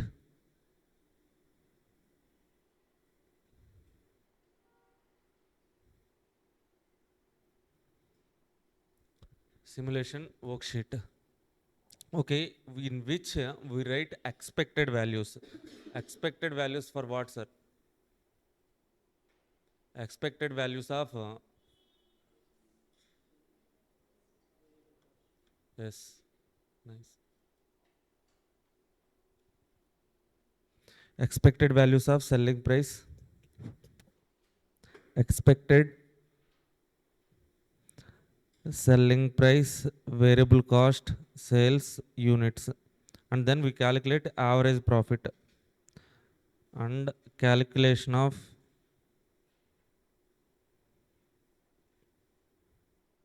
profit. Now, so as 5 trials are given, sir. 5 series of random number represents not for 5 time periods, sir. This is for 5 trials. Okay, 5 trials means 5 random trials. Okay, so first of all write number of trials.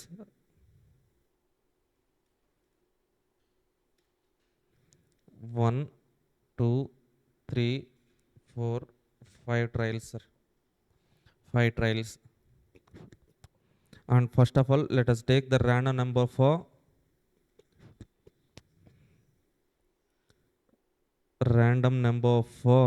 selling price.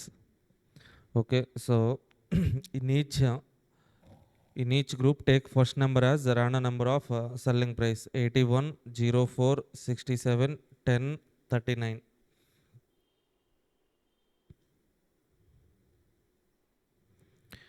81, 04, 67, 10,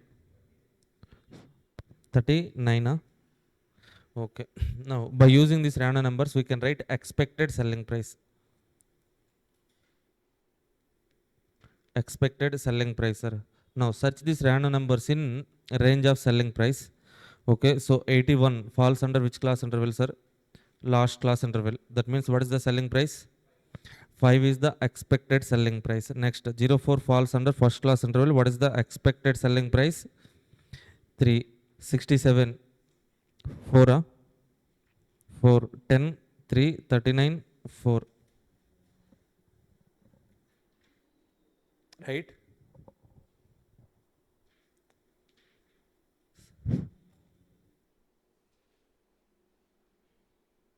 మా చేస్తున్నారా? అర్థమవుతుందా? Okay. Next one. Next, take random number for variable cost, sir. Variable cost. What are the random numbers we have to take are, so in each set take second number as variable cost random number, sir.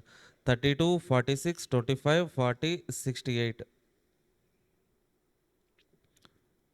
32, 46,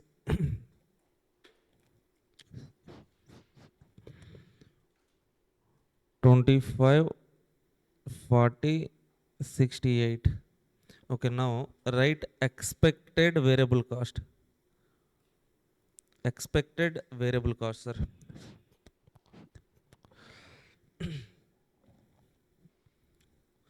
So search this random number, first random number 32 in variable cost range, sir.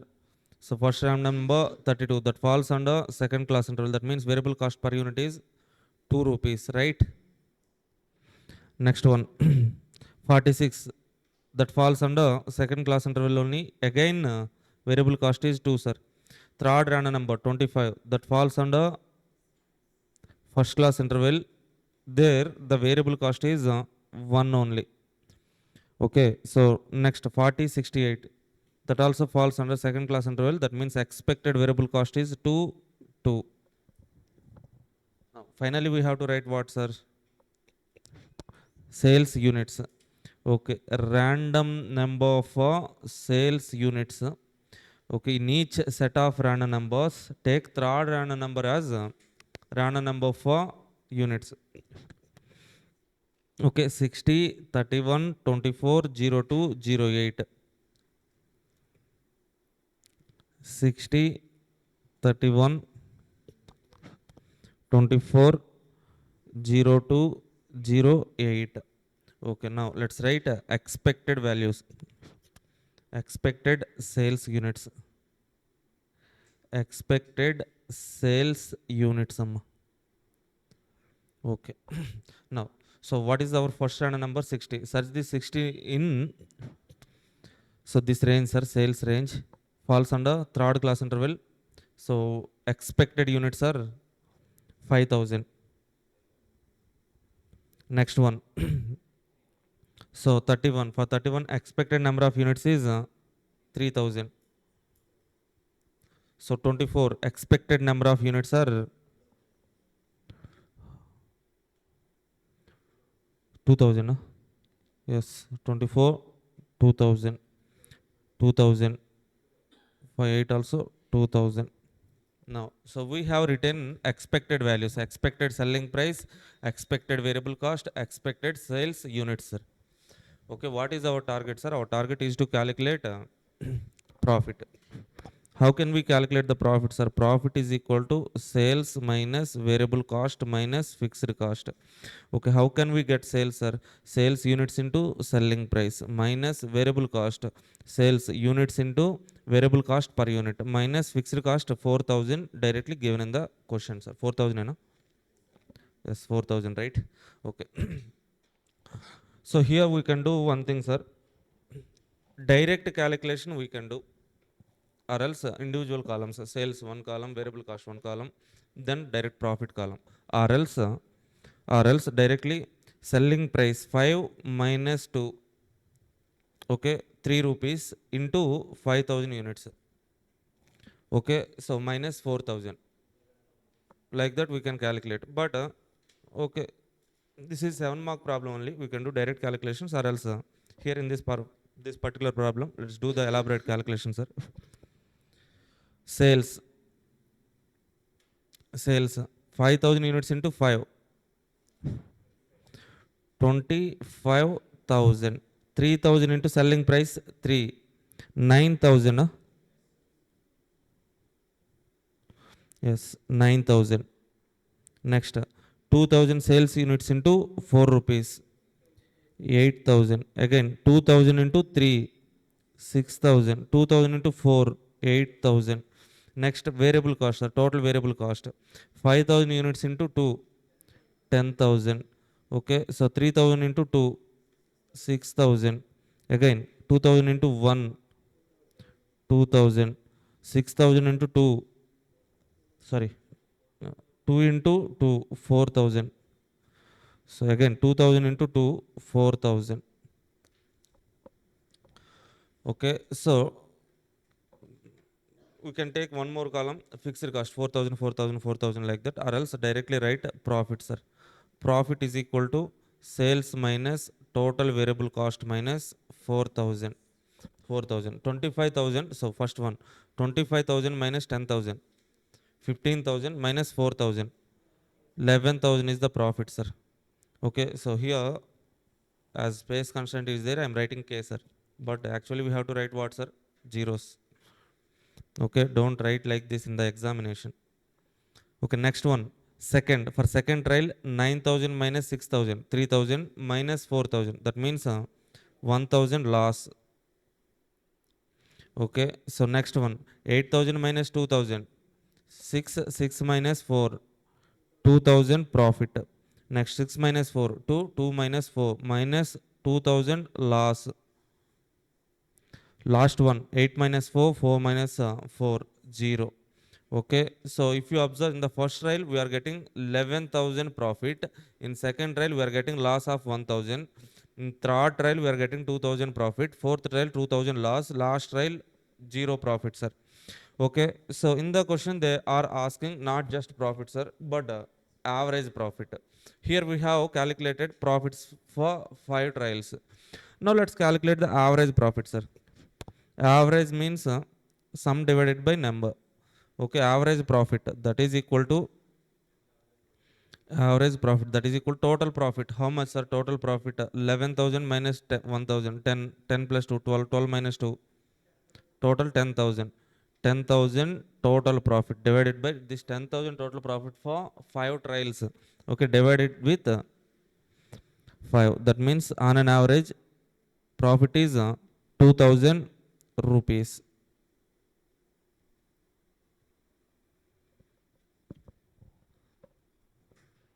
Okay, so this is how we have to calculate, sir.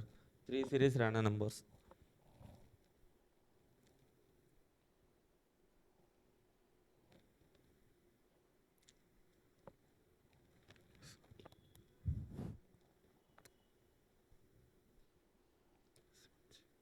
Hi, Sevanji, good morning. Done, completed, sir. Next. If you are done with this problem, means next go to the next problem, sir. Okay.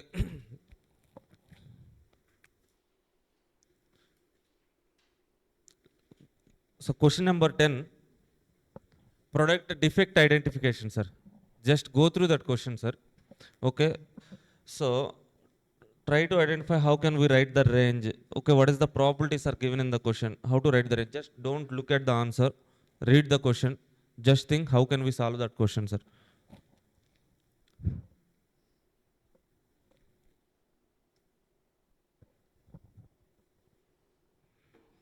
Hi Deepthi, good morning.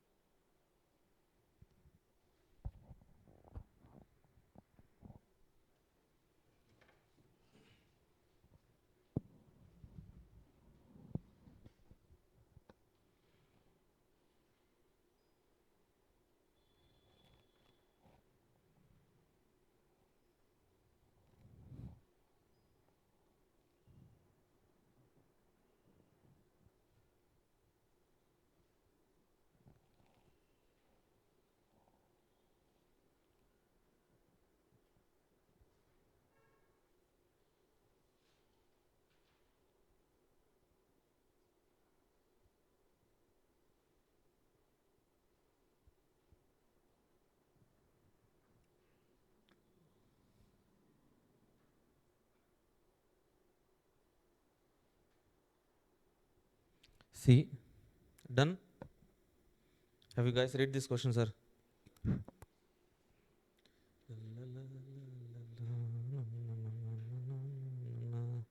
Yeah. December 2022 attempt, sir. That means old syllabus, 2016 syllabus question. Okay. The output of production line of Sunbeam Limited checked by an inspector for one or more three defect types called defect major, medium, and minor, sir. Minor is missing here. Okay, three types of defects are there, sir. Major defect, medium defect, minor defect. Okay, so an inspector is there. Whatever the production produced by the Sunbeam Limited, he will inspect the production and he will identify whether there is a defect. Okay, defect, that is major defect, medium defect, minor defect is there or not. Okay, so defect will be there or else no defect will also be there, sir. If defect major occurs, item will be scrapped, sir. So after checking, if you identify major defect, scrapped, so item will be scrapped, sir.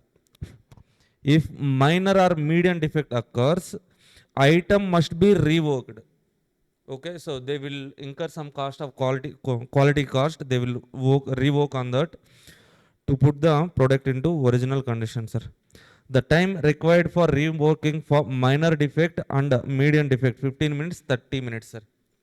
That means if you identify minor defect, so minor defect, then we go for what's a revoke. What is the time for revoking? 15 minutes. If you identify median defect, again we shall go for revoke, and that revoking time is 30 minutes. Now see, probabilities of major minor median defects are 0.15, 0.20, 0.10, sir. That's it. Okay. So now by using these probabilities, how can we write the range, sir? First of all, we shall try to understand. So for what is this 0.15, sir? So see, what is that 0.15?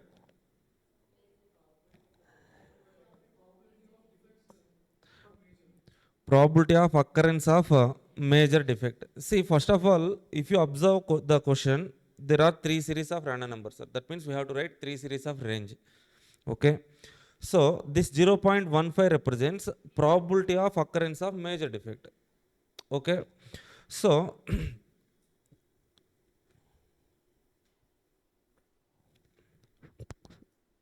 for defect major, sir. Major. What is the probability of occurrence of major defect? S. Defect is there. That means 0.15. Total probability is always 1. That means if 0.15 is the major defect, remaining probability is what, sir? Remaining means how much? 1 minus 0.5? 0.85. 0.85 probability is that there is no major defect. Yes, no. Are you getting this point, sir? Okay. So if 0.15 is occurrence of major defect, 0.85 is non-occurrence of major defect.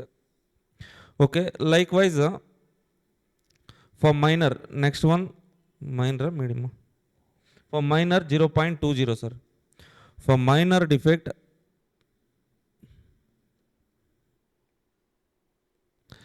so yes, for minor defect, occurrence of defect is, probability of occurrence of defect is 0.20. That means remaining 0.80 is non-occurrence of minor defect. Okay, for medium.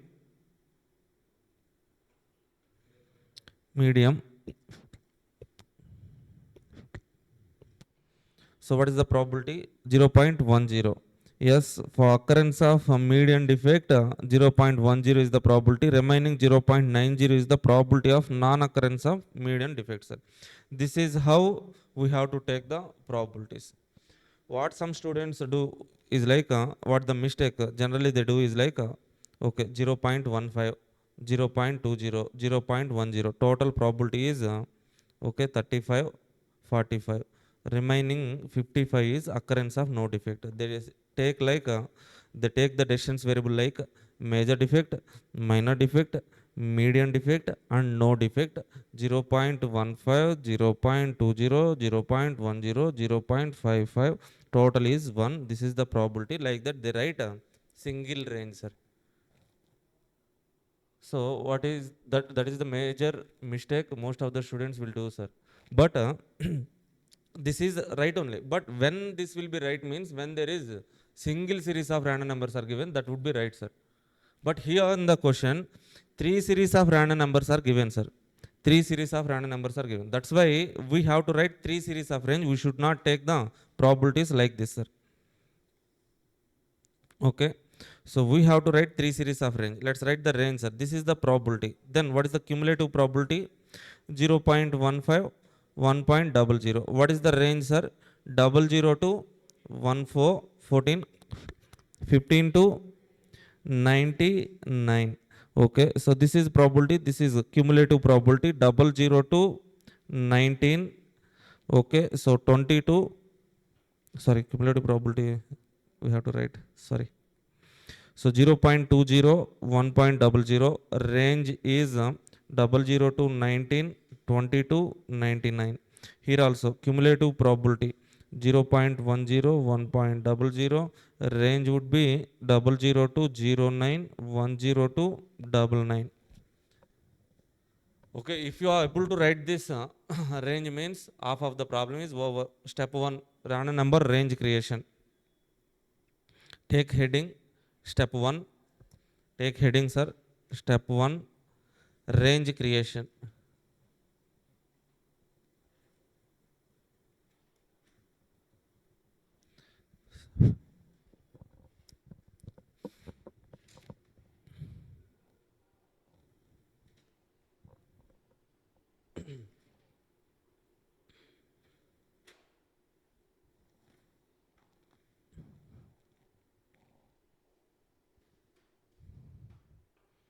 Write this range, sir. 3 series of range for 3 defects.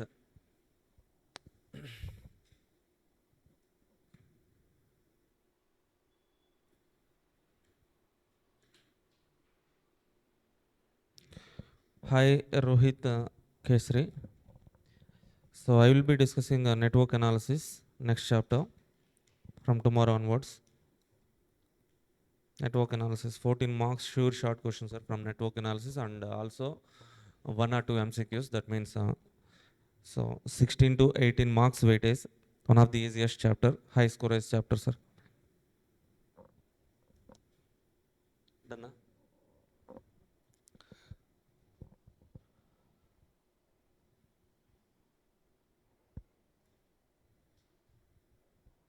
Step 1, Vora, sir. Problem is Vora.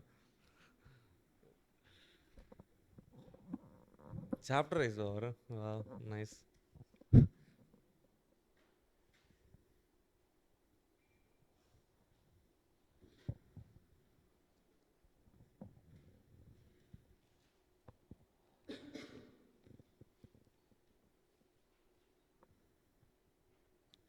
Now, let's go to the step 2, sir. Step 2. What is that step 2, sir? Step 2 is nothing but step 2 simulation worksheet.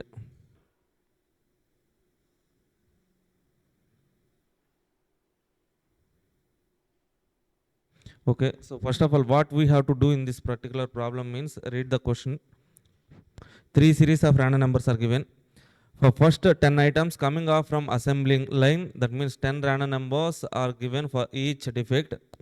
You are required to present the data table with a random number assigned and existence of defect major, minor, medium type respectively. Okay, so we have to run the simulation by using these random numbers, and we have to tell so whether there is any defect exist or not for next coming 10 products. Determine the number of items without any defect, with defects, number of items scrapped, and total minutes reworked. Okay, when item will be scrapped, sir? If there is a major defect. When we do the rework, sir? Minor or medium defects. Okay, so take a simulation worksheet. Here serial number, sir. Serial number. How many random numbers are given? 10, right? 1, 2, 3, 4, 5, 6, 7, 8, 9, 10. Okay, next one. So random number for first one. Major, minor, medium. Random number for major defect. Okay, so next one, random number for minor defect.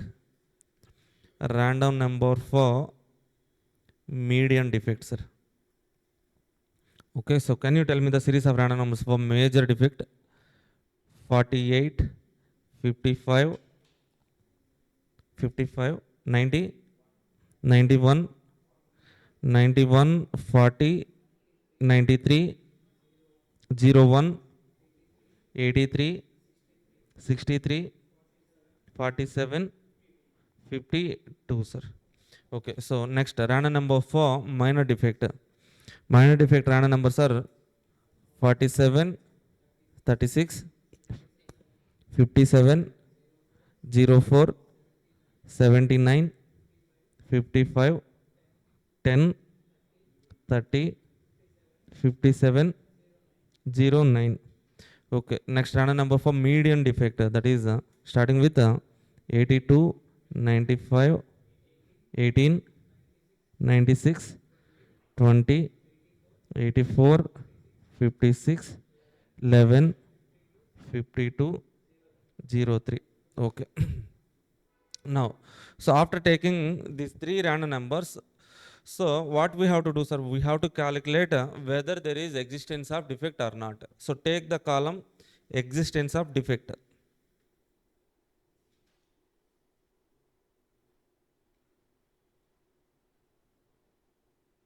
Defect existence. If major defect is there, we scrap the items. If minor or medium defect is there, means rework. Okay, take these 3 columns, sir. Okay, just understand why we are taking these 3 columns. Okay, so this column is for whether to identify whether defect is there or not. Okay, so in this particular column we can take 3 columns, but instead of 3 columns I am taking 1 column only.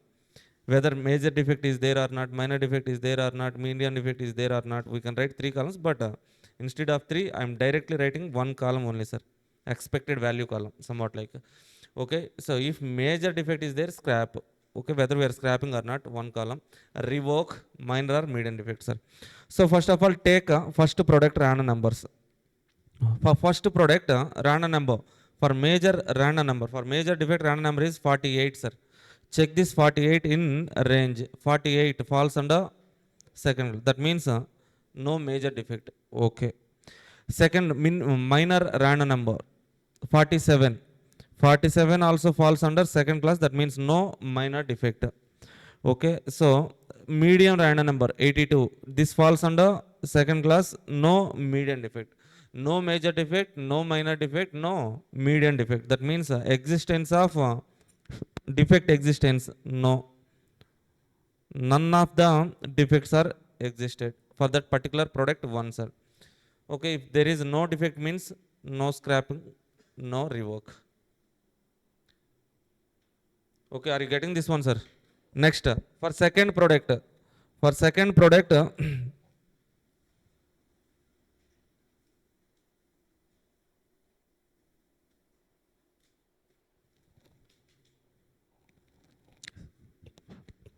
for second product, what are the random numbers? Random number 55, 36, 95. Okay, so find this random number 55 in which class interval, sir? Major class, second class interval. So that means no major defect, right? Second one, 36. This also falls under minor defect, also no minor defect. Next one, 95. Median random number 95. Here, no median defect. That means for second product also no minor defect, no median defect, no major defect. No scrap, no revoke, sir. Okay, so see, third random number, third product, sir. For third product, first random number is 91, second one 57, 18. Okay, so 91, major random number 91, no major defect. Okay, so for minor 57, okay, no minor defect 57, right? No minor defect. Next one, medium 18, no median defect. Yes, none. None. Next one, sir. Fourth one. See this fourth one, sir. So major random number 40 that falls under second class interval. That means no major defect. Okay. So minor random number 04. 04 falls under first class interval. That means a minor defect is there, sir. Okay. So medium random number 96 that falls under second class. That means no median defect. No major defect. No median defect. But there is minor defect. Yes. Minor defect is there. For minor defect, we won't scrap the item, but we revoke the item. For how many minutes, sir? So if minor defect is there means 15 minutes is the revoke time. Okay, next fifth one. So 93, 79, 20. So none of the defects exist. Okay, so next one, sixth one, product 6, sir. Product 6, major defect. So first one, random number for major is 01 that falls under first class interval. That means yes, major defect is there. So second one, minor defect 55, no. Median defect 84, no. That means here there is a major defect. If there is major defect, we have to scrap the item. Scrap the item. Next, like that. So evaluate for 6, 7, 8, 9, 10. 4 series are next 4 products. Evaluate. So identify whether there is a defect existence or not, and also whether the item should be scrapped or not. Okay, revoke time. Do the calculation, sir.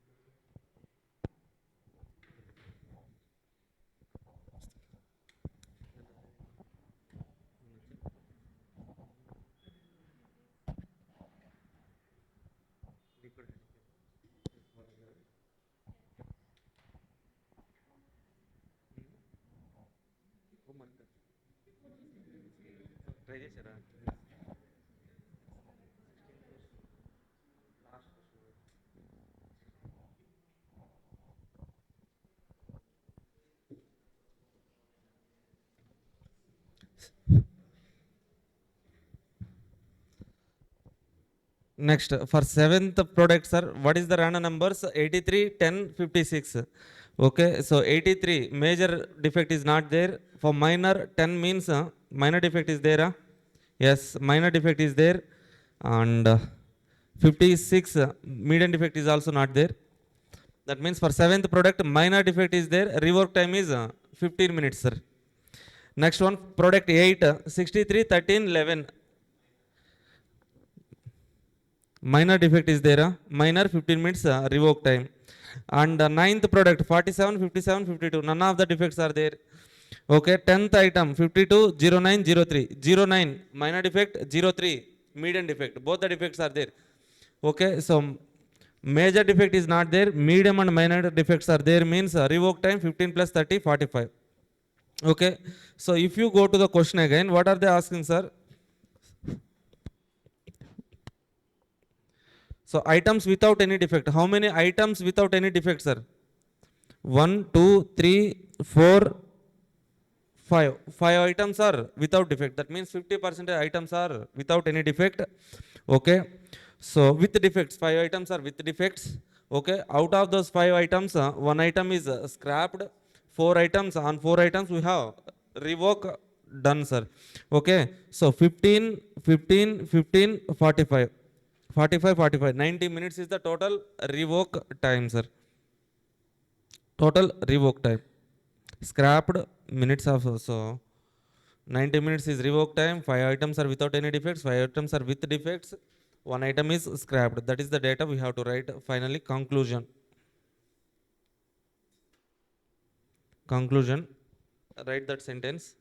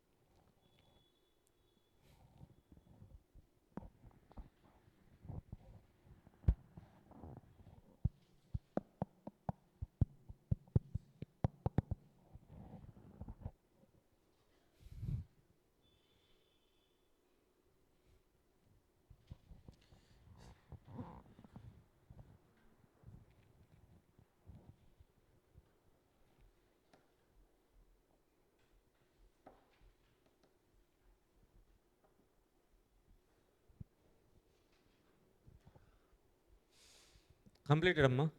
Done? Okay. So if you go to the additional questions, okay, first one is random number generation, sir. Random number generation, that is the new concept which we have to discuss, sir. See, generally these random numbers are generated by supercomputers or computers itself. Even with mobile also we can generate random numbers. But here we need some algorithm to generate those random numbers, sir. Okay, random number generation.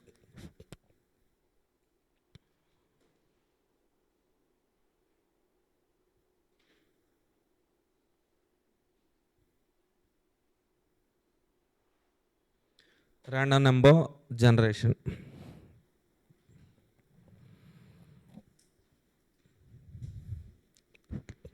These random numbers are called as pseudo random numbers, sir. Pseudo random numbers. PSEDO. Pseudo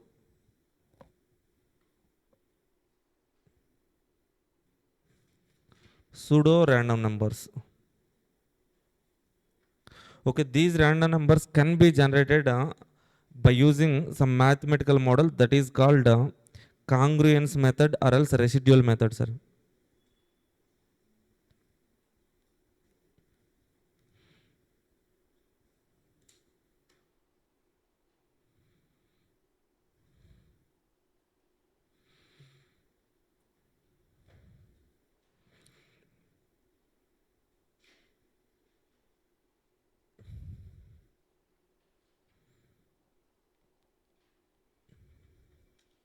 Okay, residue means we know in divisions we calculate a residue, right? What is the residue means? Let's say in our childhood in second class or third class, let's say 9 is there, sir. Now we have to divide this 9 with 4. Okay, 2 times 8 residue is 1. That 1 is called residue, sir. Okay, this is called residual method. Yeah, that much easy only. But here, see, write this name, sir. Congruence residual method. Congruence or residual method. MCQ point of view, important. Okay. This generation of random numbers. These random numbers are called as pseudo random numbers. Okay, here we have 3 methods, sir. 3 methods for generation of random numbers. Okay, they have given one formula to generate random numbers. That is, okay. See, directly 3 methods, 3 formulas I will write, sir.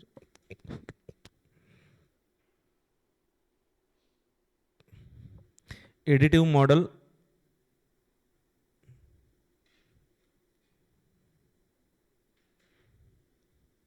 multiplicative model,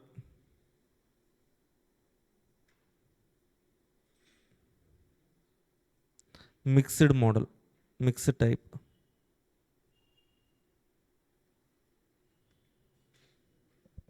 Okay, 3 models: additive model, multiplicative, mixed type, sir.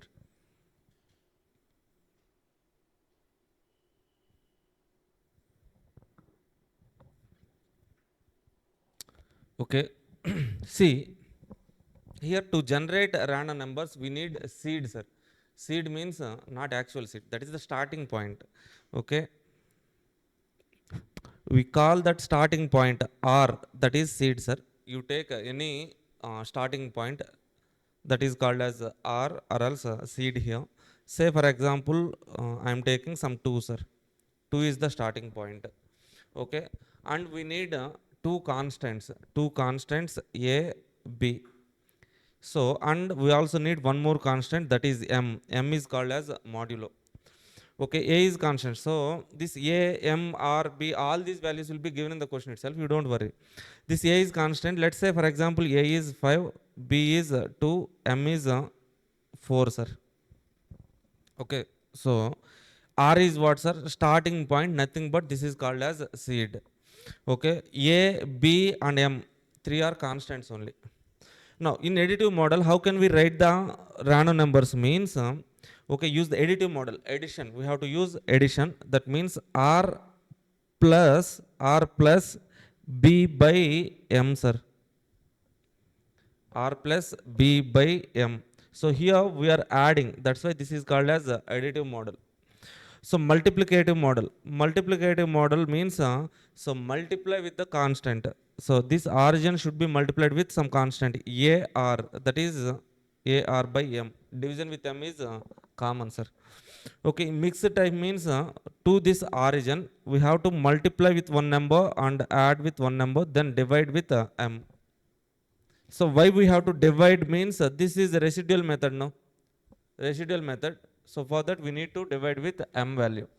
Okay, as first one is additive method, A R plus B. Multiplicative model only take A R. So mixed type of model A R plus B, sir. A R plus B. Okay. See, so by using mixed type of model, let us try to generate some random numbers. What is our first random number, sir? First random number, serial number, random number. So directly seed, sir. R equal to 2. That is first random number. 2 is directly given. Next, let's say for example, we are using mixed type model, sir, to generate random numbers. That means So second random number, that is equal to, use this formula, A R plus B by M. What is A, sir? A is 5, R is 2, okay, plus B is how much, sir? 2 divided by 4. 5 2, 5 2s are 10 plus 2, 3 times, huh? Okay. So 3 times 12 divided by 4, that means 3 times 12, 0. Okay, this 0 is what, sir? Residual. Now this 3 is not our random number, sir. The residual number will be there, no? That is our random number, 0. Whatever the residue will be there, that is our next random number. That means what is our second random number, sir? 0. Now take this as seed. Okay, third random number, 5. So A is 5, our R is 0, plus B is 2 divided by 4. 4 divided by, sorry, 2 divided by 4, sir. So what would be the residue, sir? So nothing but 2, sir. 2 is the residue, right? Okay. So 2 divided by 4, sir. Okay, 0 times 2 only, right? Yeah. Like that we can generate the required random numbers in a sequence, sir. Okay, now go to that problem. Read this problem once. Okay, you will get some clarity while doing this problem, sir. Read this question number 11. Read this question number 11, random number generation. Generate a string of 12 pseudo random numbers by mixed type of residue method, mixed type model. That means we have to use formula what, sir? A R plus B by M. So R is seed, M is modulo, A B are constants. Okay, when it is given that values of constant A equal to 4, B equal to 7, M equal to 9, and the seed is 1. Okay, now see.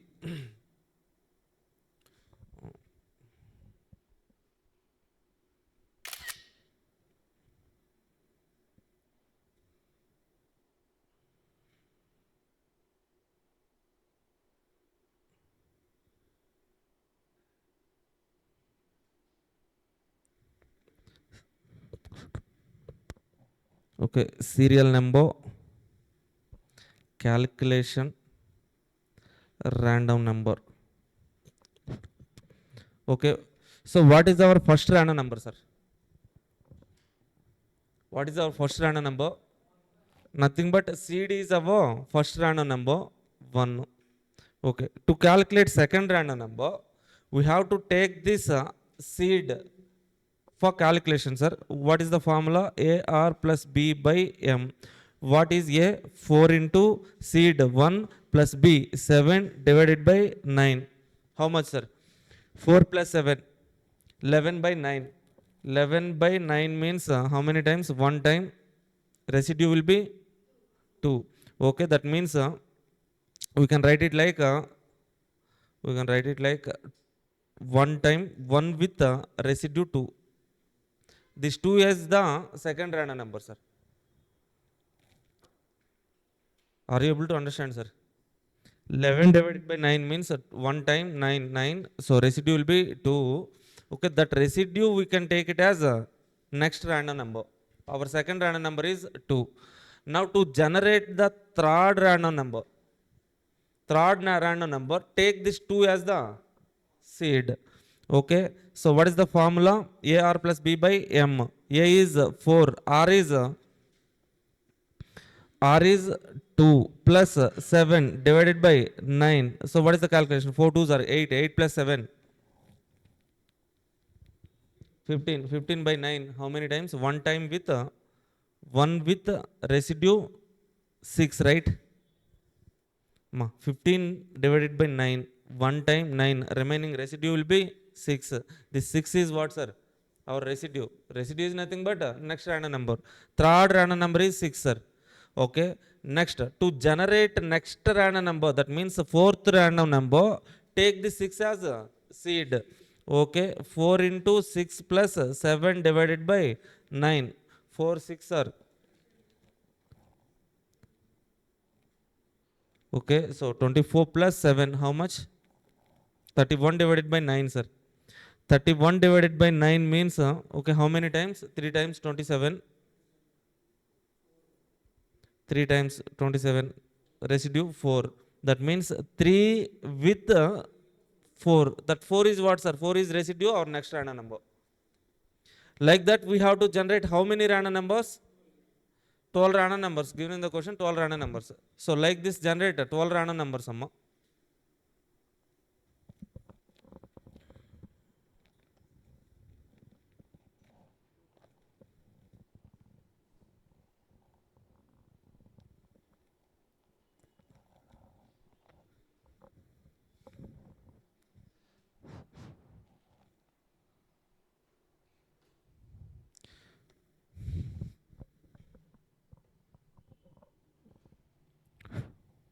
Generate next random number, still 12th random number.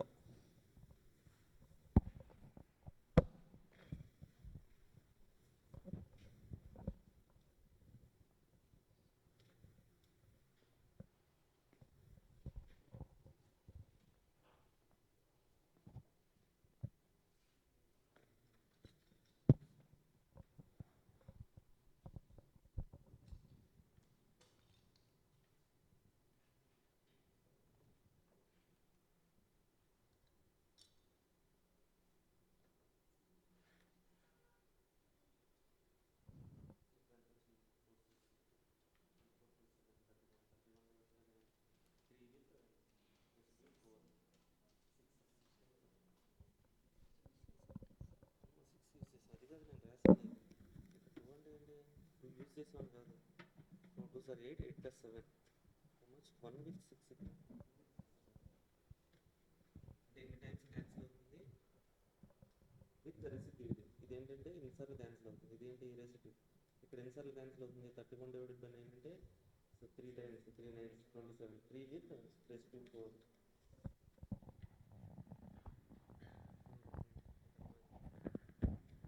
Next 4 తీసుకుంది. 4 4 16 plus 7 23 by 7. 2 times 80. 2 with residue.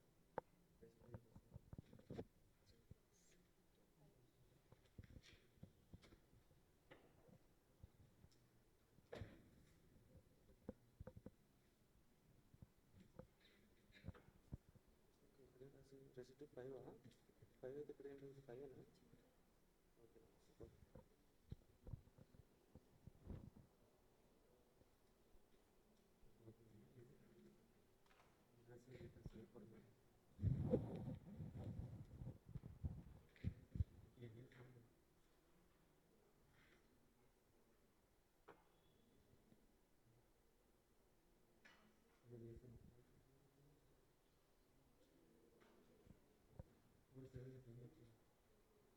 Plus 7, 35, 35, 18.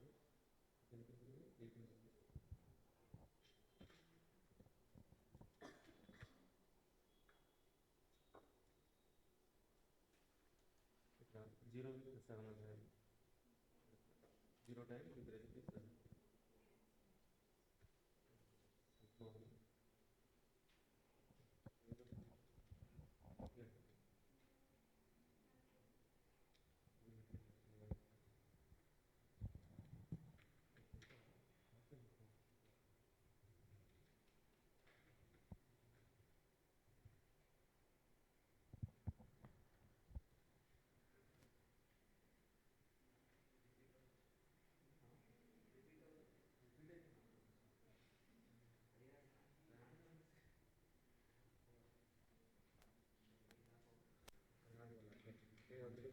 కరెక్ట్గా చేసావు. 1 2.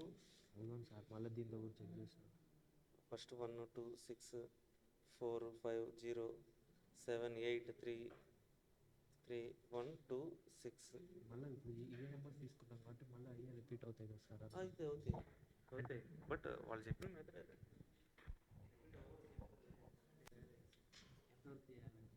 12 వరకు 12 రెండు numbers 12 వరకు చేసాం. Numbers మార్చినట్టు అంటే ఇది idea దీన్ని బట్టి మార్చాలి.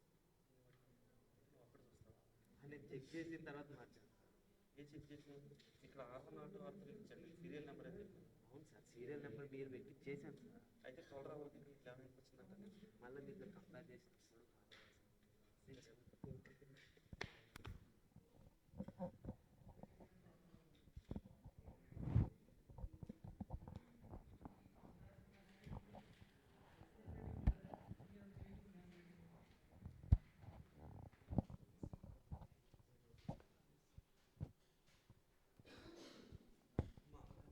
So please tell me the sequence of random number starting with what is our first random number?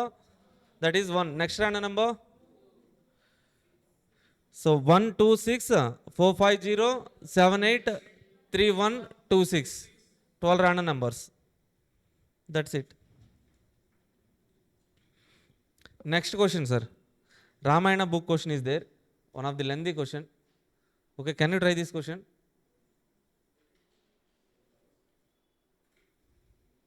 Okay, you guys try this question, Amma. Definitely you will get doubt. Okay, then I will explain.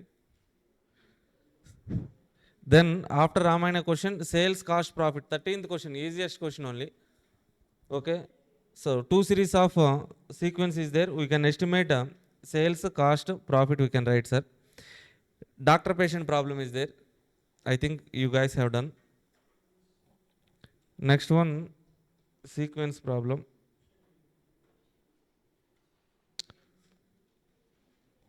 Seventh question, theory question. Just go through that, sir. Okay, with this we have done all the models, sir. Just Ramayana question, you guys try that question. Okay, so generally that lengthy question will take half an hour time. Okay, most probably that kind of questions are not being asked in the examination. Why means, okay, the weightage of this chapter is 7 mark question only. If that question is being asked in the examination means, the weightage should be 14 marks. Okay, anyway, you just try that question. I will, so if you are having any doubts, I will explain, sir. That's it. That's it. That's it. Yeah. 1 second.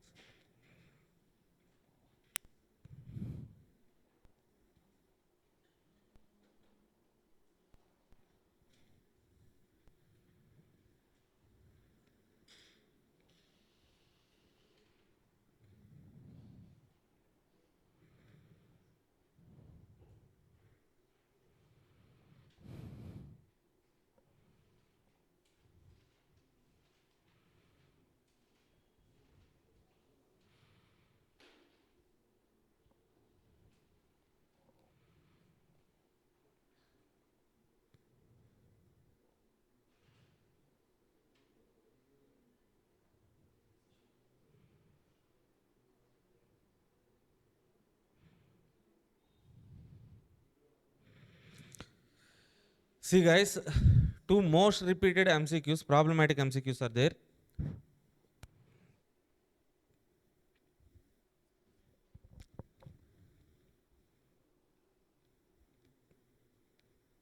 Just read this question number 30 MCQ, sir. I will share this PDF, don't worry.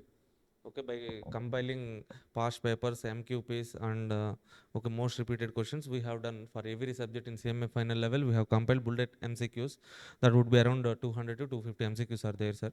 Okay, that we will be discussing. But so from this chapter we have so two problematic MCQs. See this, read this question once. Question number 30, easy MCQ only.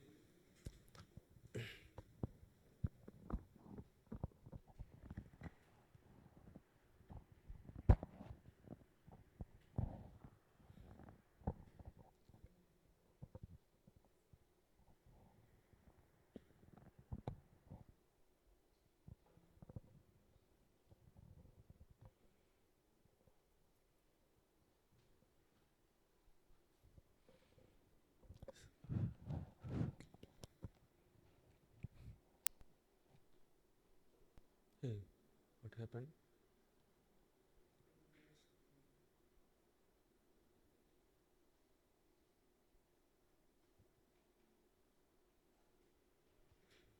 Okay, see guys, the drive-up window of fast food center was being studied using simulation for variety of operating characteristics. As a part of the study, data was collected on customer arrivals as given in the following table. Using the expected value calculation, determine the expected time between customer arrivals.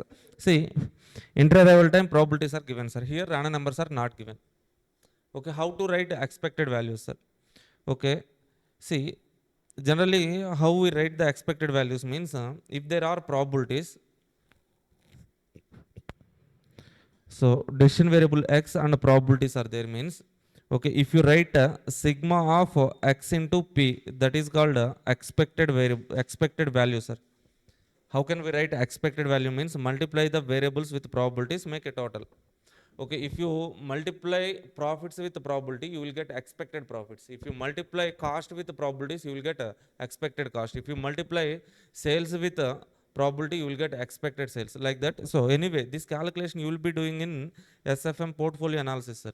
Some returns will be there, risk will be there. You will be multiplying with returns with probabilities. Expected return calculation will be there in SFM portfolio analysis.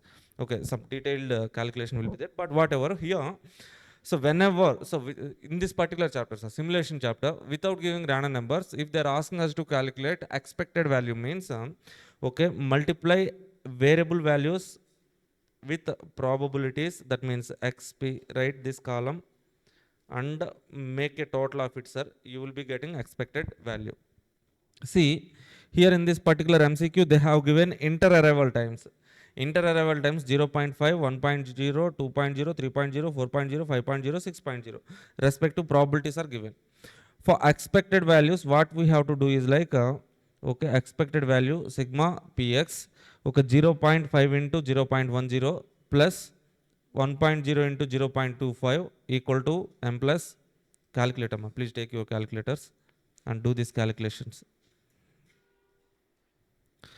Okay, see, multiply this two, this two, this two, this two, this two, this one. Then add total. You will be getting what, sir? Expected inter-arrival time.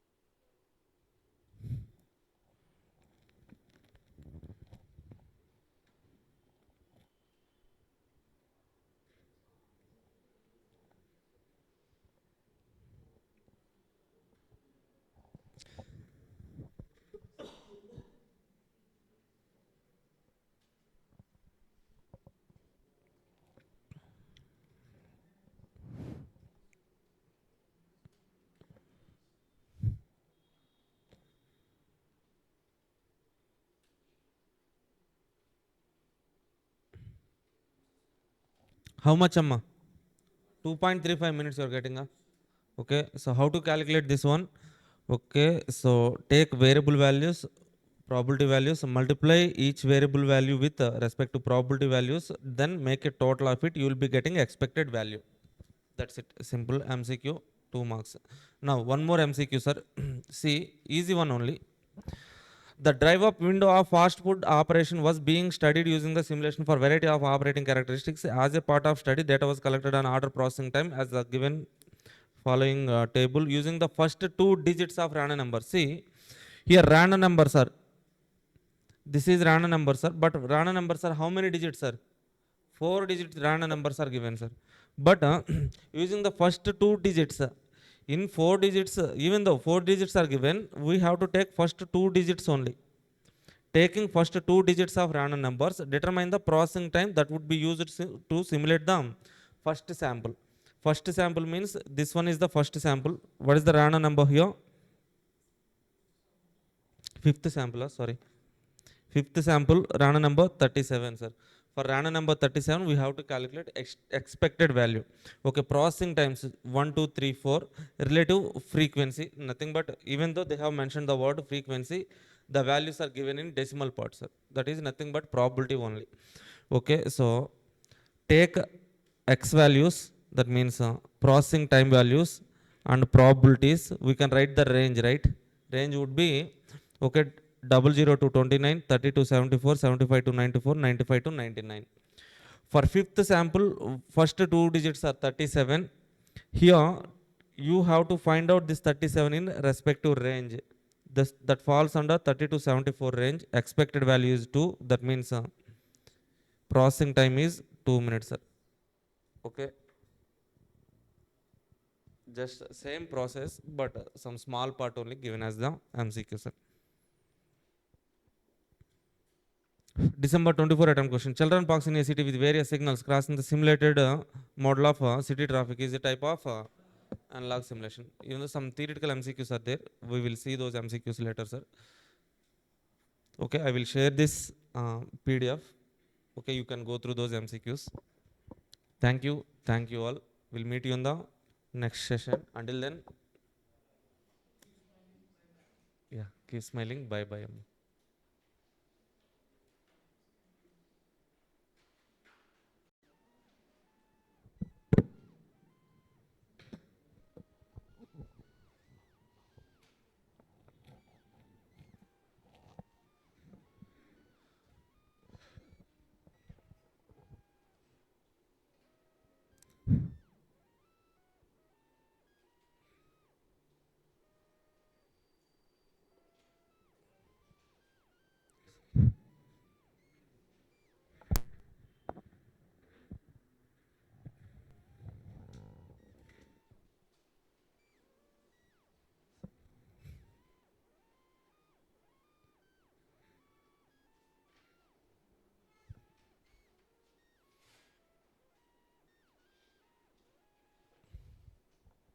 Yeah. Hi, hello everyone. Welcome back to BCCA.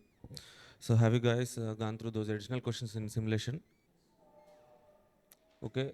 Any doubts? Okay. Shall we start the new chapter, network analysis? Yes.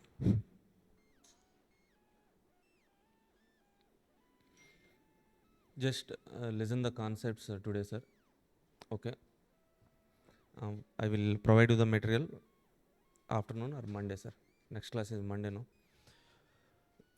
So, our next chapter, very, very important chapter, that is chapter number 11, network analysis.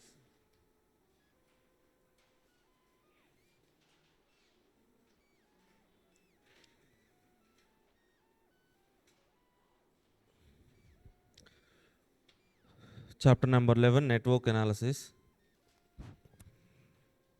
So, in our question paper, question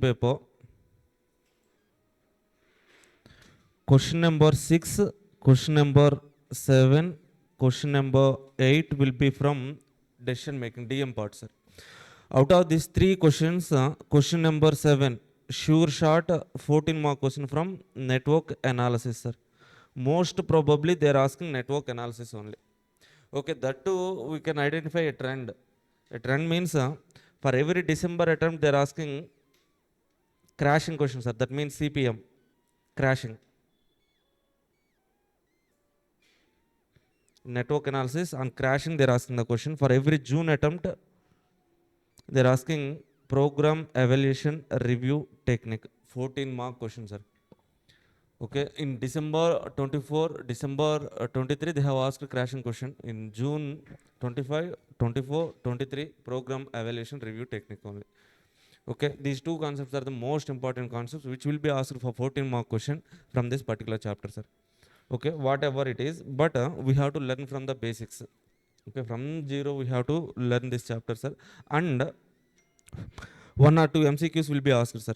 Apart from this 14 mark single question, okay, one or two MCQs, sir.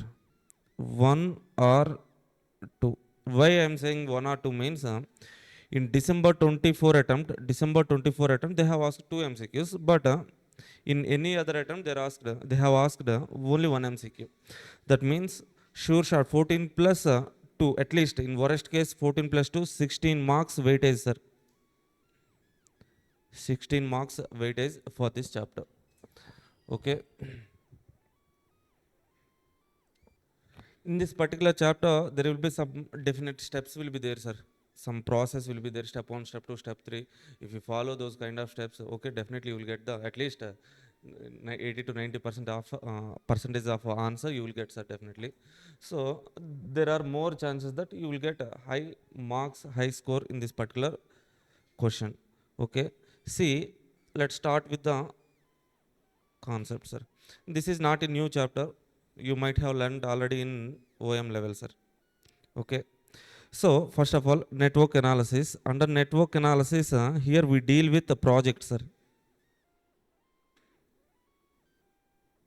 Projects.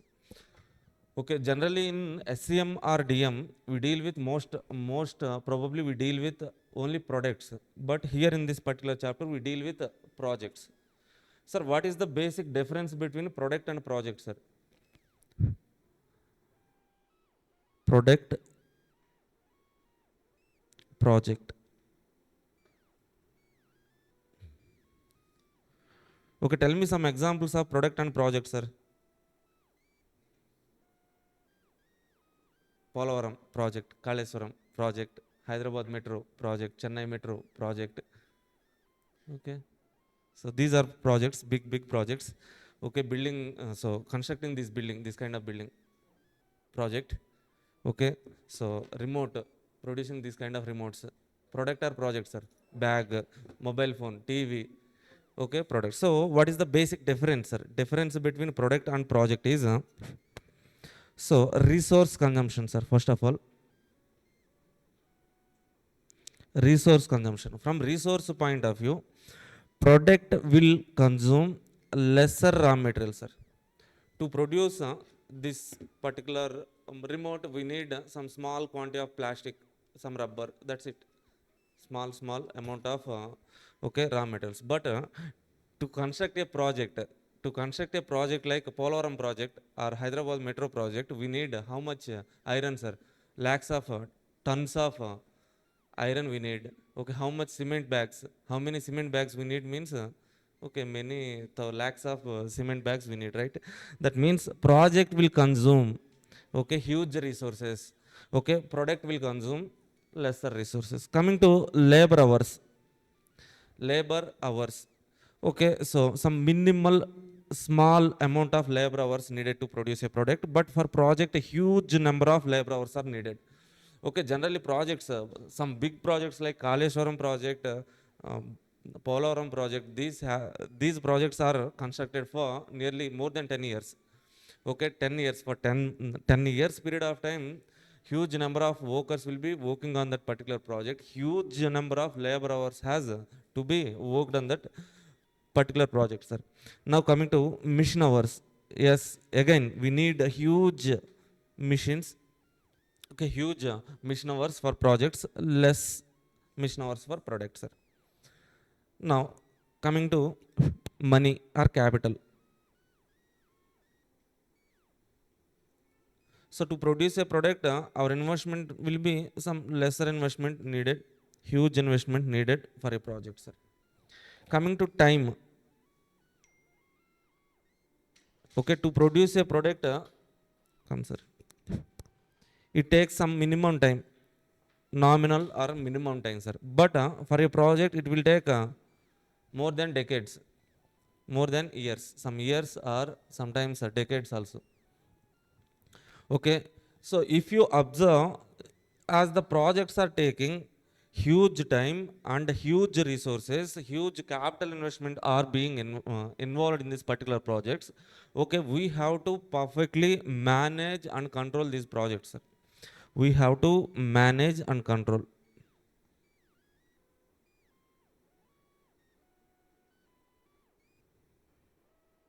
Sir, why we need to manage and control, sir? Okay, if you don't manage the projects, if you don't manage and control the projects, time overrun will happen, cost overrun will happen, sir. So, if you observe Polavaram project, in AP Polavaram project was there, sir, is there, sir. That project was started, I think, in 1990s. Okay, after, so that was constructed till, so till now is, that is happening only, not yet completed. Okay, that means more than 25 years they have been constructing those particular project. Okay, why that is happening means due to change of governments, okay, due to change in budgets, so many things, many factors are happening, sir, but till they haven't completed that project. Okay, so as time overrun is happening, cost will overrun, sir. So huge cost will be incurred. Okay, to avoid the cost overrun, we have to plan, manage, control the projects. Okay, so to manage and control the projects, generally we are having three types of techniques, sir. Three types of techniques to plan, manage, control the projects. We have, so first one, capital budgeting, sir. Capital budgeting. Okay, we know this capital budgeting, right? So in intermediate level, you might have learned some financial management, FM. You learned this concept, capital budgeting. That is one of the project planning or project management technique. Or else some Gantt charts are there, sir. Gantt charts. These Gantt charts are nothing but so previously these Gantt charts are used to be developed physically, but nowadays we are having some software, so like MS Office, MS Excel, MS Word. Now we are having MS Project also. By using those software, we can develop these Gantt charts. So that's why we don't need to learn these concepts also. But our next concept is network analysis, sir. Network analysis. This is what we are going to learn. Okay, so as for the projects, there will be huge time requirement is there, huge resource requirement is there, huge capital or money is being involved in those projects though. So that's why we need to manage and control or plan effectively for the project, sir. If you don't manage and control, so cost overrun will happen. So to avoid that cost overrun or to avoid that huge losses, we have to manage and control the projects. To manage and control the projects, here we are having three techniques: capital budgeting, Gantt charts, network analysis. Okay, here in this particular so SCM and DM, we discuss network analysis only. Okay, so what we do in network analysis, sir? In network analysis, some huge projects will be there, sir. Projects. Now, these huge projects will be divided into small activities, sir.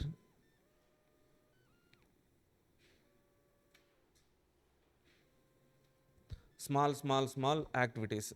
Okay, let's say for example, our project is constructing this building, sir. This building, four-stair building. Okay, so what are the activities we have to perform to construct the building, sir? First of all, what we need to do, sir? Foundation. Okay, first of all, we need some land. Next, earth leveling. Earth leveling means you know that one, right? Okay, so after that, for foundation, we need to dig the holes. Okay, in the holes we construct some pillars. Okay, after constructing pillars, first floor slab, next pillars slab, like that. These are some small activities, sir. Like that, a project should be classified into small activities.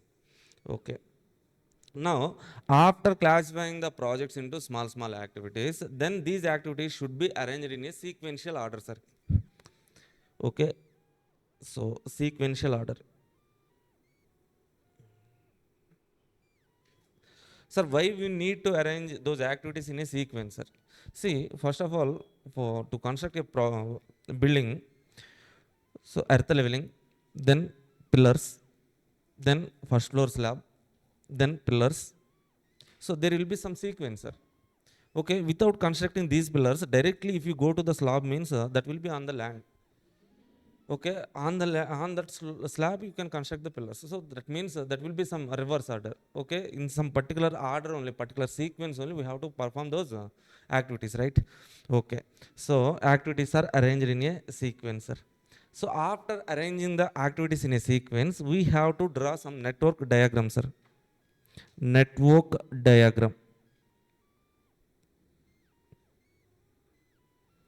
So project is classified into small activities. Then activities are arranged in a sequential order. For the sequence and activities, we draw a network diagram. Okay. After drawing network diagram on each activity, we represent time duration of each activity and resource consumption of each activity, sir.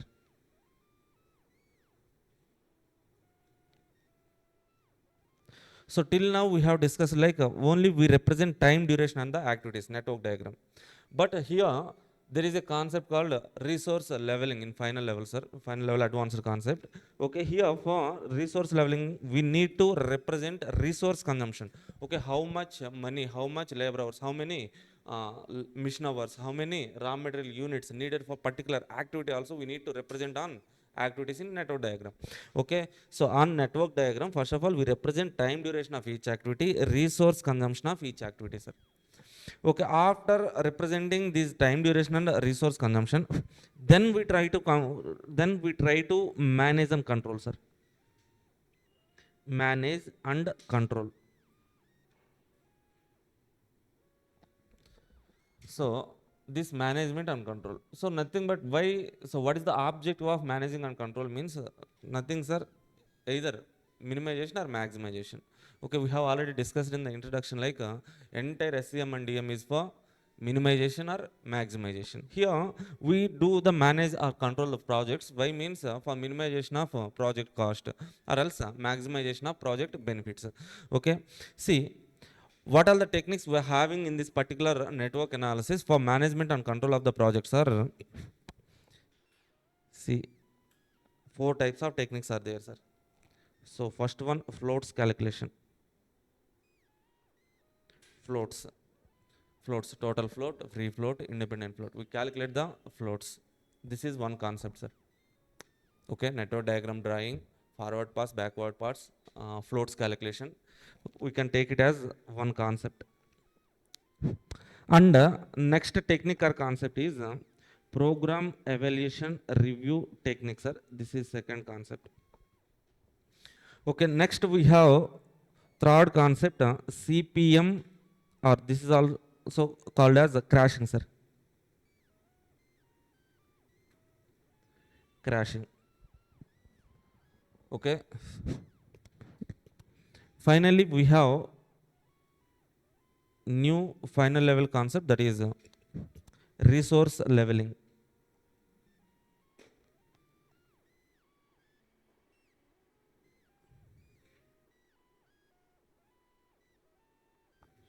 Resource leveling. Okay, our target is to learn these four concepts, sir. Enough. Okay, out of these four concepts, PERT, CPM, these two concepts are most important concepts. Okay, these from these two concepts only they're asking the 14-mark questions, sir. That's why we have to be perfect with these two concepts. Okay, this is the sequence, sir. Okay, so let's enter into the chapter network analysis. First of all, let us write the overview of this chapter, sir. What we are going to learn in this particular chapter.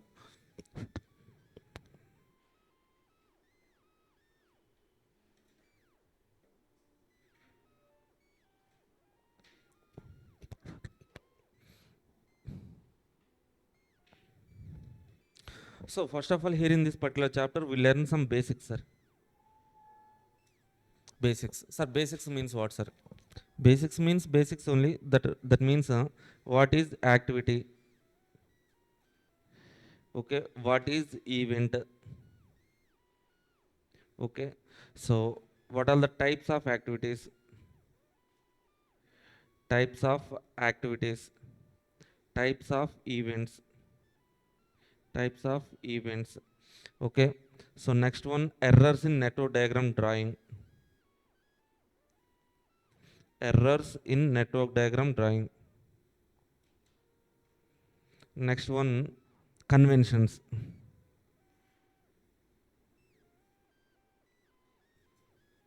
Conventions in network diagram drawing, sir. These basics are enough. Next, we learn the network diagram drawing, sir. Drawing. Okay, here we have to use our creative skills to draw our network diagram, sir. Okay, so many talented students are here. They can draw the diagrams, no? Different diagrams here. Network diagram drawing. After network diagram drawing, our next concept is critical path identification, sir.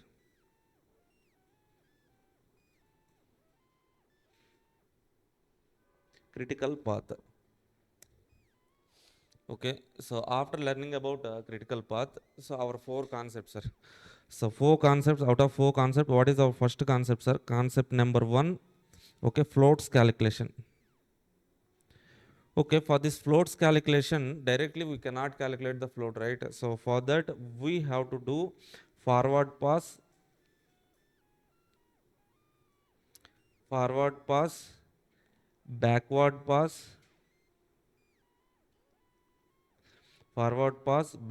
pass, then time calculation, expected time calculation, that is something like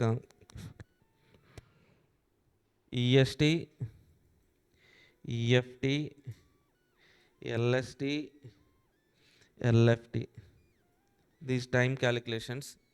Then after calculating all this, then we calculate the float, sir. Here we have three types of floats, that is total float, free float, independent float, sir.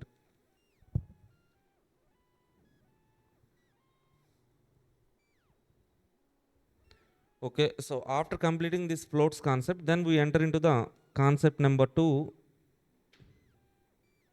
that is program evaluation review technique. Then, so third concept CPM, fourth one resource leveling, sir. That's it. This is the worry of this particular chapter.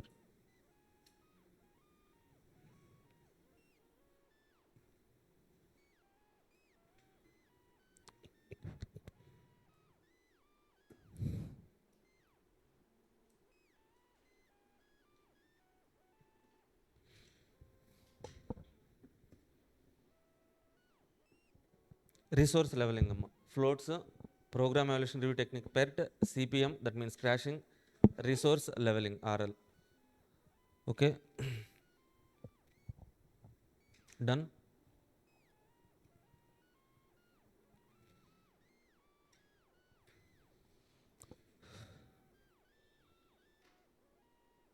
So let's start with the basics, sir. Basics.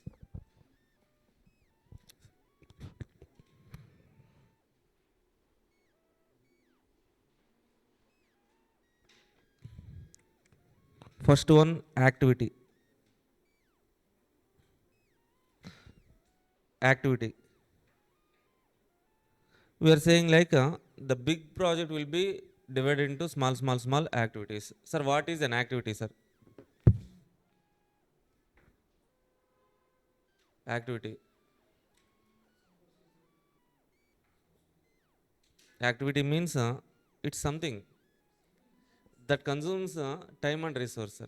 Some process or some procedure that consumes time and resource. That is called an activity, sir. Okay, so let's say for example, constructing pillars. That is some procedure or process that will consume, that will take some time, as well as that consumes some resources. Resources like cement, iron, raw materials. Okay, some labor are needed, some machines are also needed. Okay, so the process or procedure which takes some time and consumes some resources is called as activity. Okay,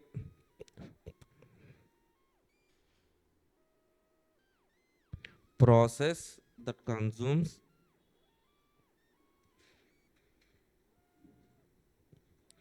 time and resource, sir. Consumes time, resources.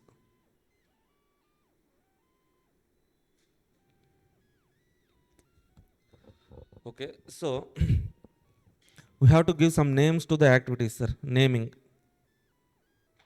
So generally in network analysis, we give names to the activities, something like capital alphabet, sir. A, B, C, D, and so on. Like this, we give the names for activities.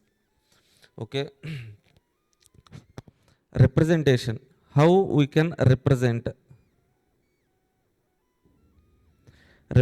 activities on network diagram. Activities on network diagram will be represented by using straight lines, sir. Straight lines like this. Straight lines.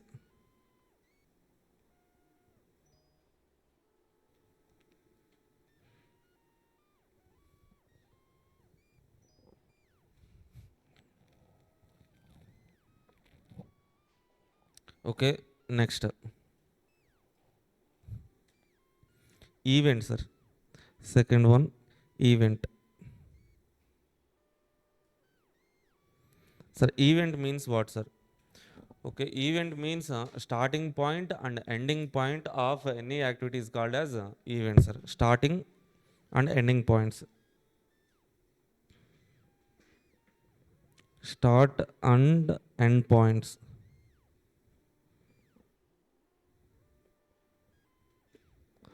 of an activity. Start and end points of an activity is called as event. Okay, these events are named with name with 1, 2, 3 and so on, like numerical numbers, sir. With numerical numbers we give the naming to the events. Then how to represent?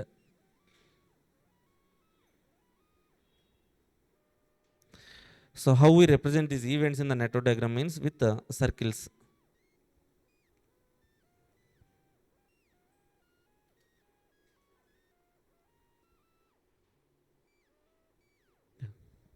Circles.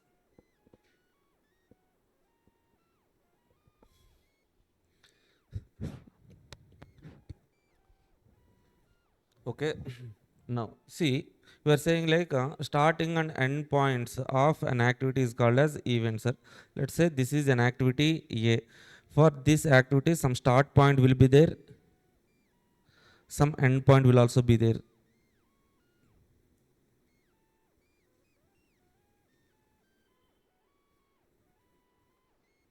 Yeah.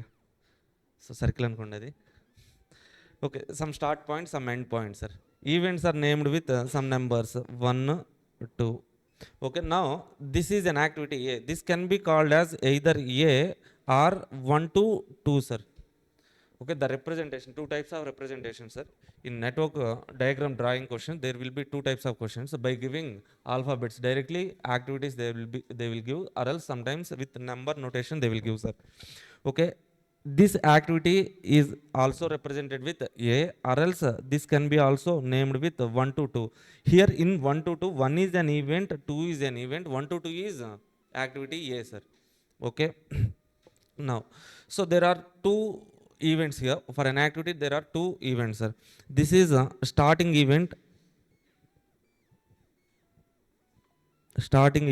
This is a ending event, sir. Starting event, ending event. So we call the starting event as a tail event. This ending event as a head event, sir. Head event. Okay, say for example a snake is moving from left to right. Okay, this is the head of the snake, this is tail of the snake. Head event, tail event, moving from left to right. Okay, don't confuse between these head tail, sir. Right side head, left side tail. Okay. So now next one, types of activities, sir. Okay, once again, see, activity is something that consumes time and resources called as an activity. So named with alphabets, A, B, C, capital alphabets, sir, not small alphabets.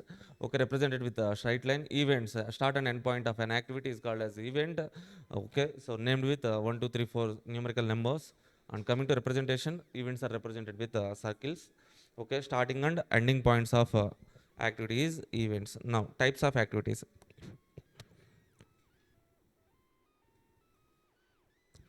Types of activities. So there are three types of activities, sir.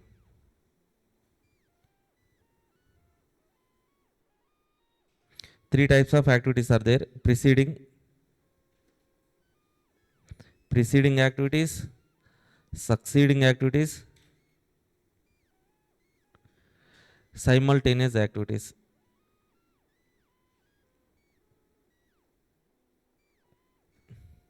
Preceding, succeeding, simultaneous. Okay. Say for example, an activity A is there, sir. This is an activity A. Okay. So starting point and ending point.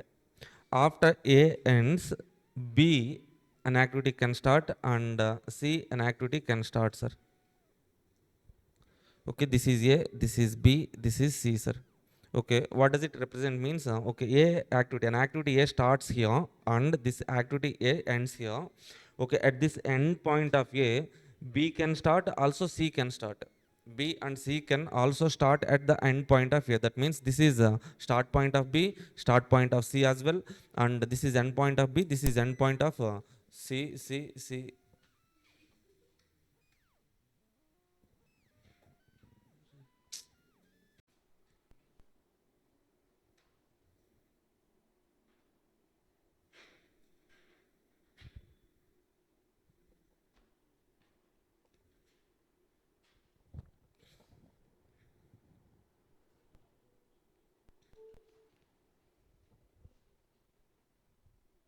Okay.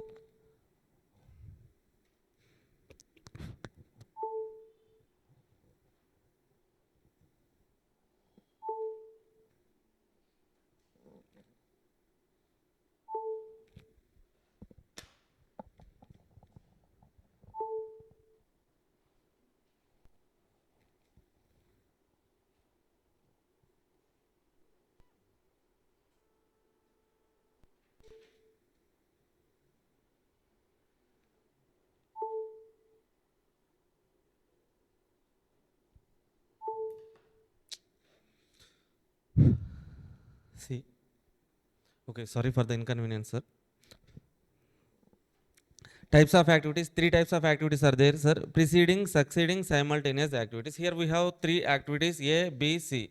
Okay, so if you see from A point of view, for A, B and C are succeeding activities.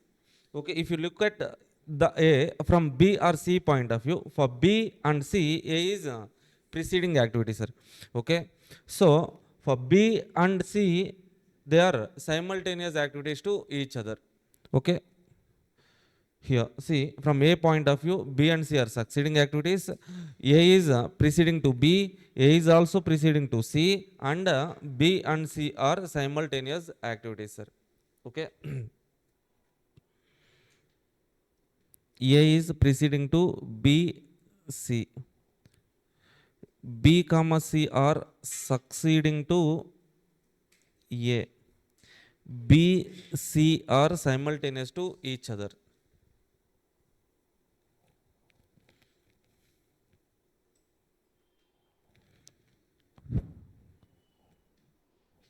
That's it. Now,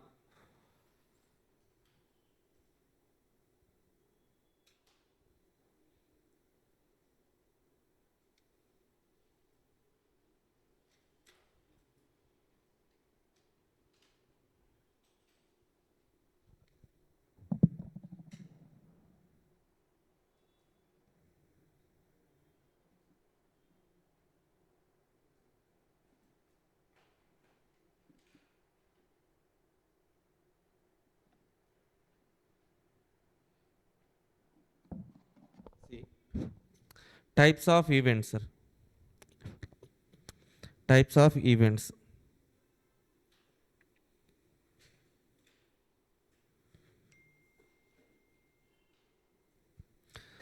So basically, we know two types of events, that is head event, tail event. Apart from the two types of events, here we have three events, sir. Three types of events.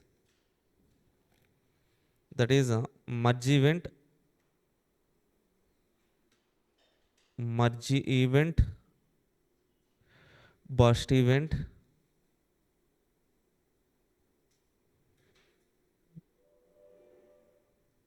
merge and burst, sir.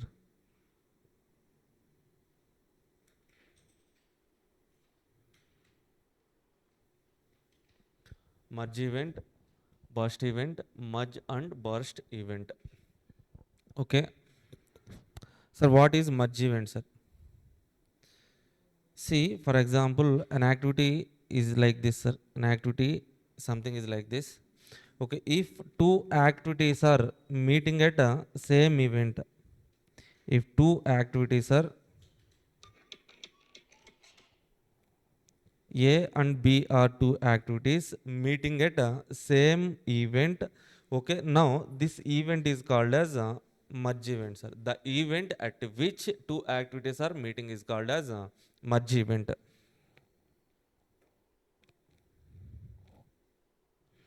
So let us give some numbers 1, 2, 3, 4. So what is merge event here? 3 is merge event here. Y means two activities are meeting at 3, that's why 3 is called as a merge event. Okay, so now what is burst event, sir? Burst event means if an activity A is like this, from activity A, two activities are splitting, B and C. Okay, now see numbers 1, 2, 3, 4. Okay, an activity from which two events are splitting, that event is called burst event. Okay, here event 2 is a burst event, sir. Event 2 is burst event. Okay, an event at which two activities are meeting is called a merge event. An event at which two activities are splitting, that is called as a burst event.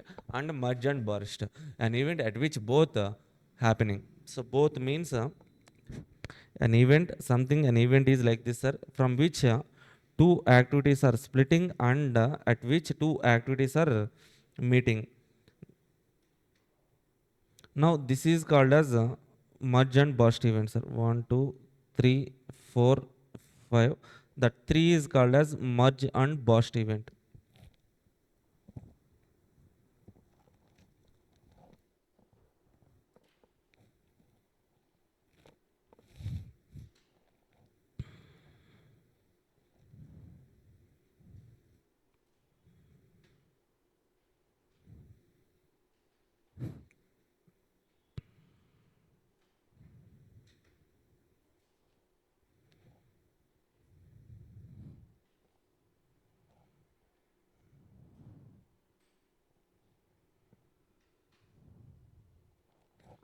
Okay,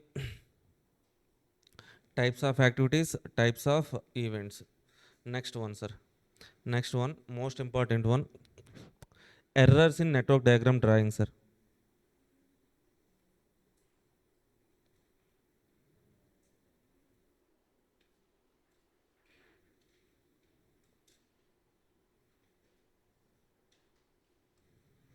Okay, there will be some errors while drawing the network diagram. You should not make those errors while drawing the diagram, sir.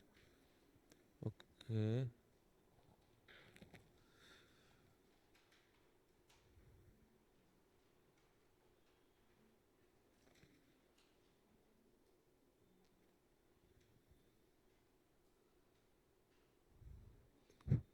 There are three types of errors, sir.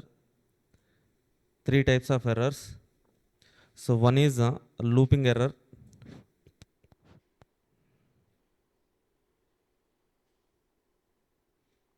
Second one is hanging error.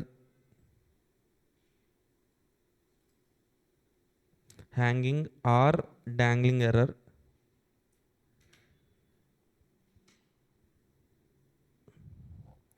Last one is errors in preceding and succeeding activities. Errors in preceding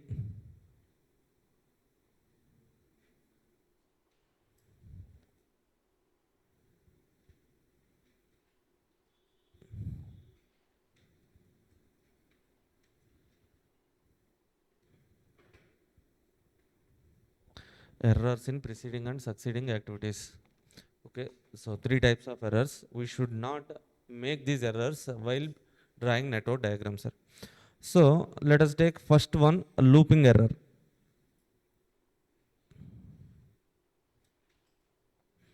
Looping error, sir. Say for example, a network diagram is like this, sir. So an activity A starts here and ends here. After activity A ends, B can start, sir. B, an activity B.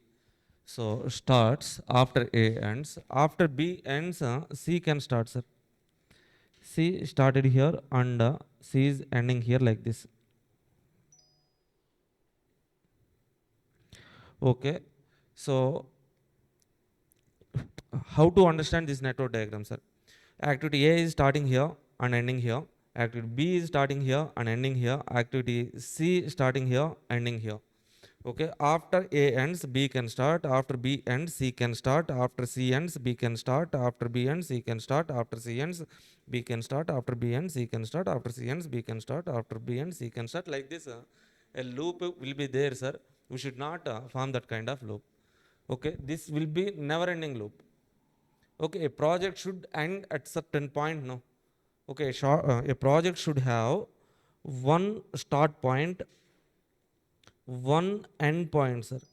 Okay, here we are having for this particular project, here we are having starting point. This is project starting point. But what is the point where the project ends is nothing. Here there is no end point. That's why we should not form the loop, sir.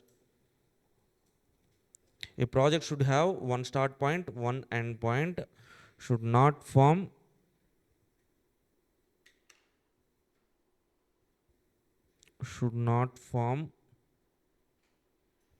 loop while drawing diagram.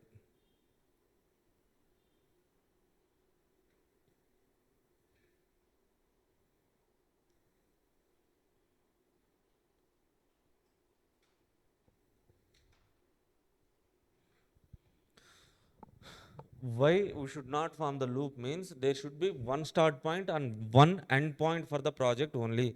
So very important, sir. This point is there should be one start point, one end point.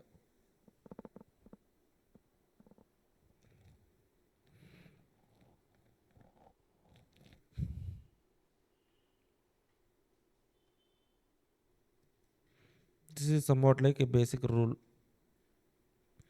for any project. There should be one start point, one end point only. Okay, so next one, hanging or dangling error.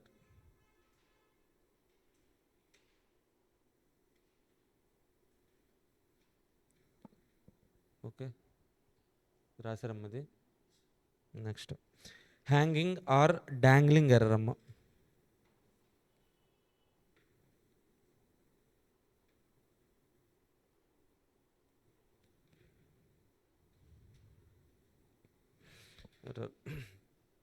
See, an activity A starts here, sir, and activity A ends here.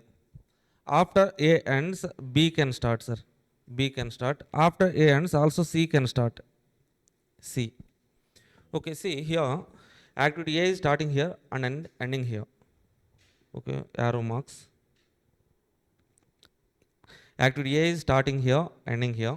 So after A ends, B can start, C also can start. Yes. After ending one activity, two activities can start. B and C are simultaneous activities. Okay, what is the rule? A project should have one start point and one end point only. Okay, for this particular, if this is the project, for this project we are having one start point, fine. Okay, but what is the end point? Here we have one end point, here we have one end point. But when project ends, okay, when project ends, whether it is after B ends or else after C ending, when project ends means we cannot say. So we should have one end point only. So that's why an activity should not be left hanging like this, sir. That's why this is called as a hanging error or dangling error. Okay. So to resolve this error, what we have to do is like we have to use some dummies. Dummy activity like this. Take the dummy activity like this. Okay. So connect the dummy from C to B or else B to C also we can connect, sir. Okay. What is dummy, sir? Dummy means that is an activity. That is also represented with a straight line, but dotted straight line, sir. Okay, dummy activity is an activity. Why this is called as dummy means it consumes zero time and zero resources. Dummy activity means activity that consumes, this is an activity, consumes zero time, zero resources.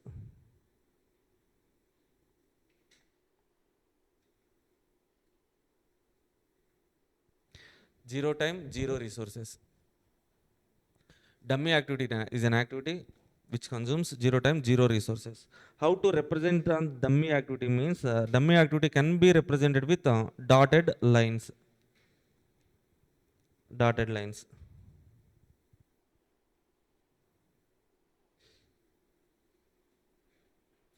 Dotted lines. How to name this dummy means sometimes we can give the naming as usual activity names. Okay, A, B, C, and so on like this. Or sometimes this will be named with D1, D2, D3 like this, sir. In any way, we can name the dummy activity. Okay, so why we are using dummy activity means okay, whenever there are two endpoints, we should not have two endpoints for any project. So to make two endpoints as one endpoint, we have to use dummy. Okay, so see what happens if I use this dummy. Activity C starting here and this is ending here, sir. This is the endpoint of C. If I connect dummy from endpoint of C to B means, that means, okay, immediately after C ending, activity dummy starting, sir. Dummy means 0 time. Within 0 time, this reaches here. That means at this point, this is the event where activity B ends as well as dummy ends. Okay, dummy means, okay, immediately with 0 time it connects here now. That means C is also ending at this point. Okay, at this event, B is ending with the dummy, C is also ending here. Now, this is the end point of the project, sir. Okay, what does it mean? Means this is the starting point of the project, this is the ending point of the project. Project ends when B and C both ends, not just B end or else not just C end. So project will end if and only if both the activities C and B both the ends only, then only the project will end, sir. That is the point there. Okay. You can ask me doubt like, sir, why we have to draw dummy from C to B, sir? Can we draw B to C? Yes, like this also we can draw, sir. But in the problem, based on the requirements, we use the dummy. Okay, so final and last ones are very, very, very important one. Okay, errors in preceding and succeeding activity.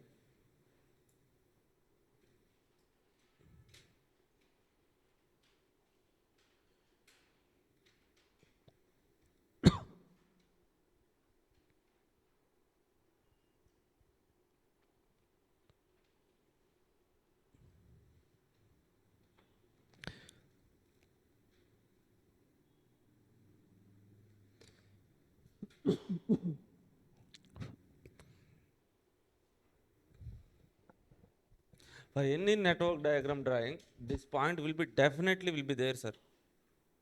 Okay, this point for any network diagram, this point will be there. Okay, see, let us try to understand this point with an example. For an example, A is first activity, sir. A means an activity which is first activity.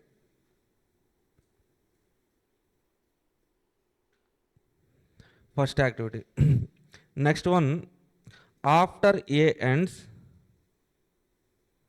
after A ends, after A ends, B can start. And also after A ends, C also can start, sir. After A ends, okay, so C also can start. Next one, after B ends, after B ends, E can start, an activity E can start.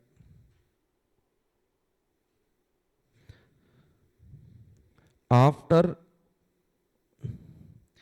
B and C both ends, D can start, sir. Oh, E. Okay. D can start. Okay, these all are the conditions, sir. For these conditions, we have to draw network diagram. Okay, so first of all, what is the first activity, sir? A is the first activity. How to draw an activity? So, how most of the students make mistakes is like, so first activity A, next activity B, next activity C, like this they draw, sir. Okay, here if I write A and circles, it means this is an event, not an activity. Activity means that should be a straight line. Don't do these kind of silly mistakes, sir. Okay, so activity means take a straight line. Okay, this is an activity A. This will have a start point as well as an end point. After A ends, B can start and C also can start. That means there are two simultaneous activities are there, B and C, sir. This is B, this is C. B and C can start. Now, what is the next condition? First condition done, second condition done, third condition done, sir. Okay, fourth condition. After B ends, E can start. Okay, after B ends, this is the end point of B. From here, I have drawn activity E, sir. Now, after B and C ends, D can start. Okay, so here we have drawn E, no? So now I am drawing D here. D here. Okay. So if I draw D here, so will that condition satisfied, sir? Will that condition be satisfied?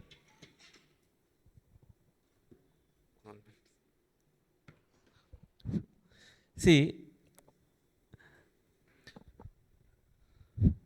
so an activity, drawing an activity E here means this represents after B ends, we can start E.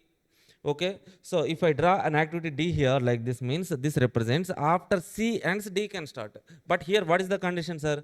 After B and C both ends, then only we can start D. So that's why we have to give the meaning like at this point, at the starting point of D. Okay, so activity C and D both should end, right? Okay, D can start only after B and C both ends, right? Here only C is ending.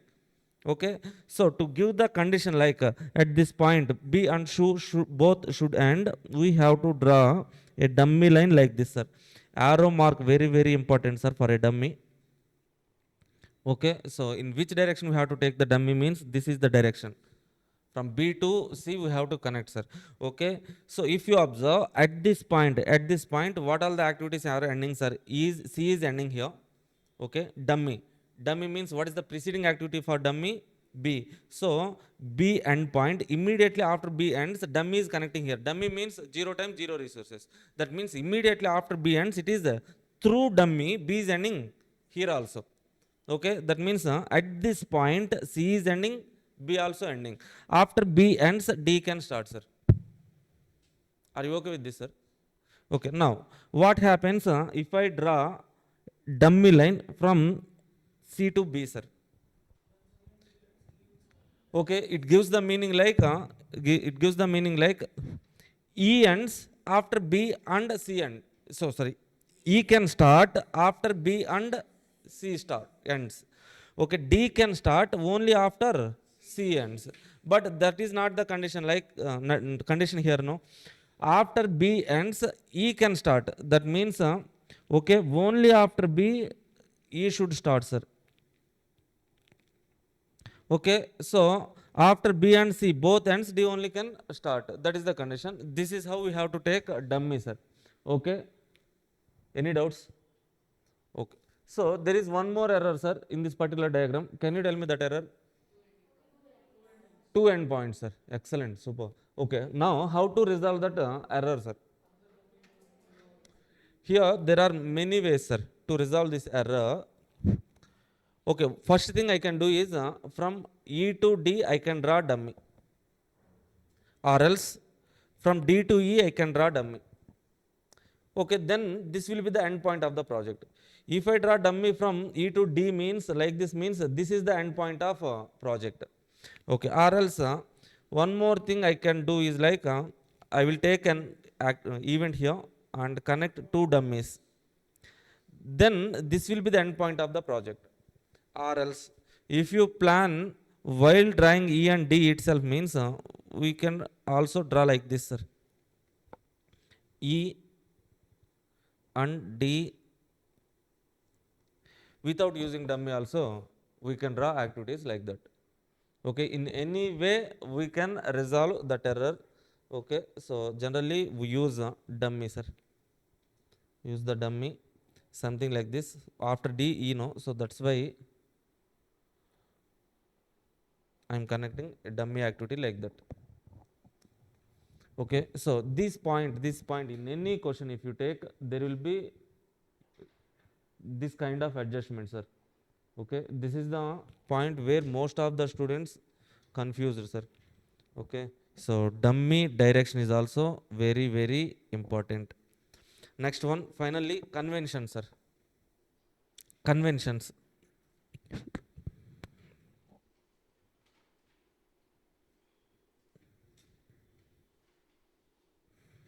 Conventions means something like rules, but not actually rules. Okay, so something like okay, in law, direct tax, indirect tax will be having some rules sections. Okay, that should be followed. But here in network analysis, they are giving some conventions. That is somewhat like rules that should be followed.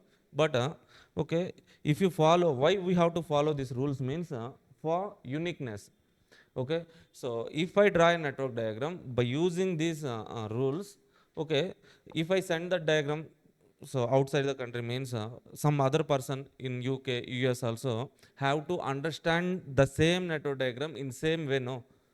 Okay, for that uniqueness, for unique understanding purpose, okay, here in network analysis we are giving some standard rules. Okay, so first rule is like activities are represented with activities should be represented with straight lines. Sir, why straight line, sir? I will draw like this, sir. This is an activity A. Now, this is an activity B, like this. I want to draw like this, sir. Okay, but if you want to draw like this, yes, you can draw, but they won't give you marks, sir. Yeah, that is the problem.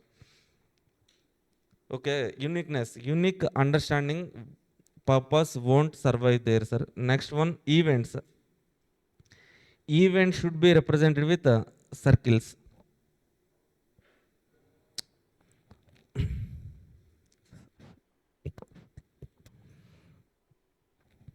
Third one, sir. Third one. So time flows from left to right, sir. Time, very, very important one, sir. Time flows from left to right.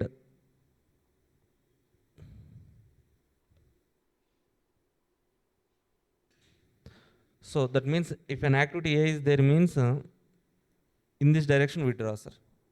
That arrow direction. Arrow direction means okay, activity is moving from left to right. Okay, this is the starting point. This is the ending point.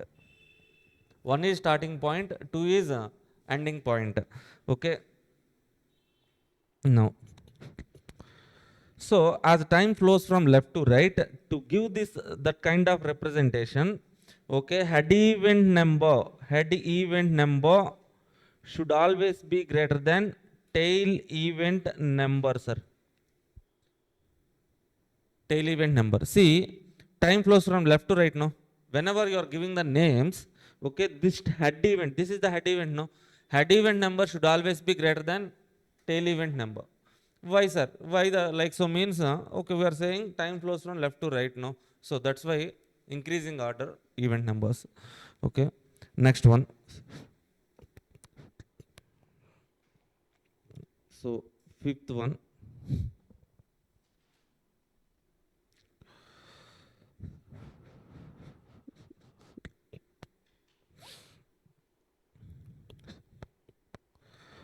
Okay, so do not cross the lines.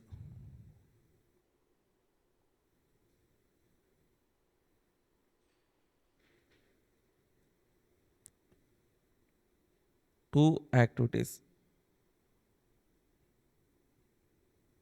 Okay, that means we should not okay, draw like this, sir. An activity A, activity B like this. We should not draw two activities like this.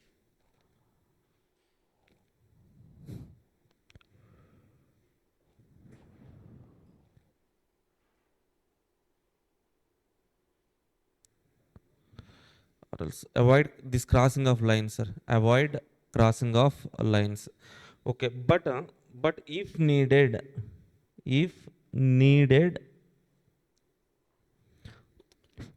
if needed, use dummy, sir. Sorry, use gates.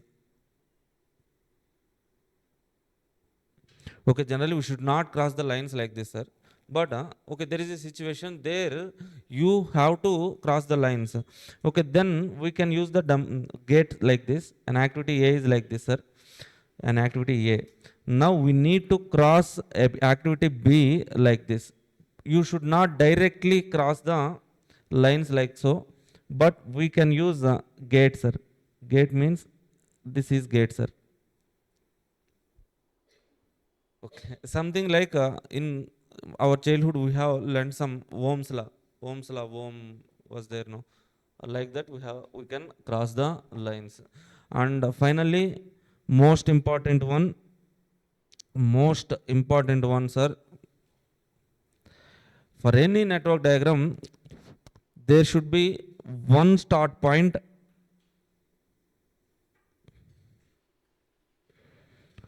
one end point only. There should be one start point and one end point only.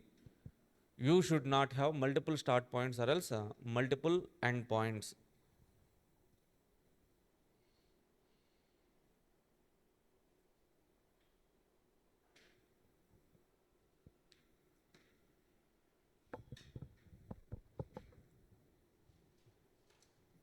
Okay, what are the conventions, sir? Convention. These conventions are somewhat like rules. Okay, so if you follow these rules means there will be some unique understanding will be there. Okay, if you don't follow this means okay, there won't be some unique understanding, sir. Okay, so that's why we have to follow these rules. Activity should be represented with a straight line, events with a circle. Okay, time flows from left to right. Okay, left to right direction only we have to take the activities. Head event number should always be greater than tail event number. Do not cross two activities. Okay, if you need to cross the activities, use the gates like that. Okay, there will be one start point and one end point, sir. Finally, so now with this brief introduction we can enter into the problem, sir. Okay, so here first of all we have to understand how to draw network diagram, sir. Okay, so if I tell like this you have to draw network diagram means you won't understand, sir. We have to practice. So with the practice only we can understand how to draw the network diagrams and all. But so one point I want to tell you, sir. While drawing network diagram,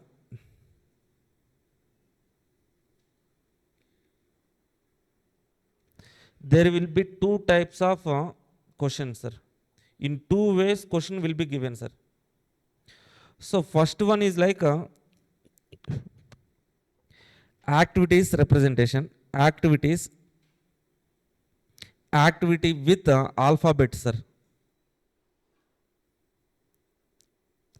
Activity with alphabets. So that means they will give some activity. Then in second column they will give succeeding activity or else preceding activities. Okay, let's say for example A is first activity. Okay, then B, C. Okay, so like this they will give preceding or succeeding activities like this, sir. So based on this arrangement we have to draw the network diagram. And another way is like they will give activities. Okay, so but with numbers, event numbers, sir. Event numbers, that means how they give means directly just they give activities, sir. Activities only they will give. So that means 1 to 2, 2 to 3, 3 to 4, 4 to 5, okay, 4 to 6, 5 to 7, 6 to 7, like this they will give so activities with event numbers. Okay, here if you observe 1 and 2 is an activity. In that 1 and 2, 1 is event, 2 is event, but 1 and 2 is activity. Okay, if this kind of sequence is given in the question, okay, with the sequence we can easily draw the network diagram, sir. Very, very easy. But coming to, so where we face the problem means this is the problem. Okay, here we have to be somewhat careful, sir. So most of the students, just by looking at this question and all, they drew like this, sir. A, B, C, D, like this. They draw the diagram. Blunder, basic conceptual mistake, sir. Okay, so activity will always be represented on straight lines, events with circles. But if you take A and circling it means this is nothing but this becomes event. No, activity means a straight line on which you have to take A. That is the basic point, sir. Remember that and keep that point in mind. And that's it, sir. Once again, so network analysis, question number 7, sure short question, 14 marks. Program evaluation review technique or else crashing is being asked from last 4 or 5 attempts. Okay, 14 plus 2 marks MCQ, that means 16 marks is the weightage. Okay, what is the basic difference between product and project? Means a product takes less small resources, but project will take huge resources. Okay, time minimum for the product, time huge for the project, sir. Okay, as we are taking huge resources and huge time, we have to manage and control the projects. For that we have capital budgeting, Gantt charts, and network analysis. Under network analysis, we divide the project into small activities. Then activities will be arranged in a sequential order. After arranging the sequential order, we have to draw a network diagram. On that network diagram, on each activity we represent time duration as well as resource consumption. Okay, after representing, we have to manage and control the project. For that, we are having 4 main concepts, sir. So 4 main concepts are techniques here. Okay, floats, total float, free float, independent float. Okay, second one, program evaluation review technique, crashing, resource leveling. Okay, the overview of this chapter is, first of all, we have to learn some basics, network diagram, critical path, floats. Okay, this is the overall overview of this particular chapter. Okay, here we have started with basics, sir, that is activity. Activity means a process or procedure that consumes time and resources, which named with alphabets, represented with straight line. Coming to event, what is event, sir? Start point or end point of any activity is called as event. Okay, so named with numeric numbers. Oh, coming to representation, circles. Okay, so if an activity A is there means this is the starting point, this is the ending point. Start point is also called as tail event, head event. Types of activities, 3 types of activities are there: preceding, succeeding, simultaneous. Okay, from A point of view, B and C are succeeding. Okay, next activities. From B and C point of view, A is preceding, B and C simultaneous to each other. Okay, types of events, 3 types: merge event, burst event, merge and burst. Merge event means event at which 2 activities are meeting. So burst event means event at which 2 activities are splitting. Okay, merge and burst means okay, both should happen at one event only. Errors in network diagram drawing: looping, hanging, preceding and succeeding activities errors. Okay, the basic rule is like one start point, one end point. In looping error, what is missing here means one start point is there, but no end point. Okay, so you might have find this kind of loopings in one movie is there, sir, Simbu movie, that is Mannadu in Tamil. Telugulo okay, వచ్చాడు కాల్చాడు చచ్చాడు, వచ్చాడు కాల్చాడు చచ్చాడు, repeat. Yeah, చూడలేదా movie? అన్నయ్య అన్నయ్య అన్నయ్య. So from that movie only no. See అందులో ఏం జరుగుతుందంటే హీరో వస్తుంటాడు, కాల్సర్ చేస్తాడు, ఒక లూప్లో తిరుగుతూ ఉంటాడు ఒక ప్లేన్ నుంచి. Okay, like that loop should not be formed here, sir. Okay, never ending loop అన్నట్టు. ఏ లూప్కైనా ఒక ఎండ్ పాయింట్ ఉండాలి. ఇక్కడ లూప్కి ఎండ్ పాయింటే లేదు కాబట్టి we should not form the loops. Whenever there is a loop, we should not form the loops while drawing network diagrams. That is one error. Now coming to hanging or dangling error, you should not leave an activity hanging like this. Why means there will be some multiple endpoints. We should not have multiple endpoints for any project. Only one endpoint, one start point. That's why we use dummy. Dummy means this is also an activity but consumes 0 time, 0 resources. Okay, represented with dotted lines. Okay, named with ABC or else sometimes D1, D2, D2, D3, like that also be numbered, sir. Coming to errors in preceding and succeeding activities. Okay, in this question, that is the most important point. If D is having the condition like B and if B and C ends, then only D can start means okay, to give that condition we take dummy from here to here, sir, then that condition will be satisfied. Okay, here we have to use the dummy. From where to where we have to draw dummy, that we need to keep in mind, sir. Be careful at this point. Conventions, these are the conventions. Next, diagram drawing. That's it, sir. From tomorrow, so in next class, we start with netto diagram drawing. 1 or 2, 3 questions we practice. Then we go to the floats calculation. Then PET, CPM, resource leveling. Okay. So slowly we will discuss all the concepts, sir. Why means one of the most important chapter. If you confident with this chapter means definitely you will get 14 marks, sir. Okay, that's it. Thank you. Thank you all. We'll meet you in the next class. Until then, bye bye.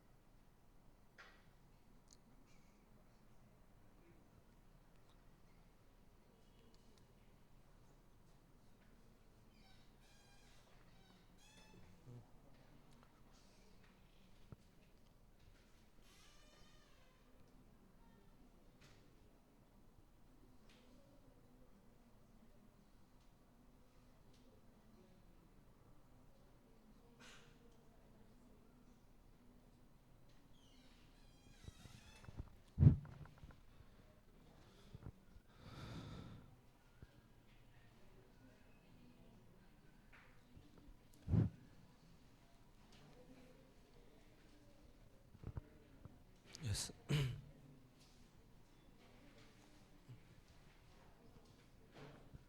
Yeah, hi, hello everyone. Welcome back to BCCM. See guys, in previous class, that means on Saturday we have started network analysis chapter. Okay, actually this class was not updated in app or else in YouTube. Okay, due to some yeah classroom modifications and all those things. Okay, so this class nearly around 1 hour will be there, sir. I will be updating the class afternoon. Okay, so first of all, I will give once again. I will revise whatever we have discussed in previous class, sir. So network analysis. Total weightage of this chapter is 16 marks, sir. 14 mark question, sure shot. Question number 7 in the examination definitely will be asked in the. So question number 7. Okay, sure shot 14 mark questions, sir, from network analysis only.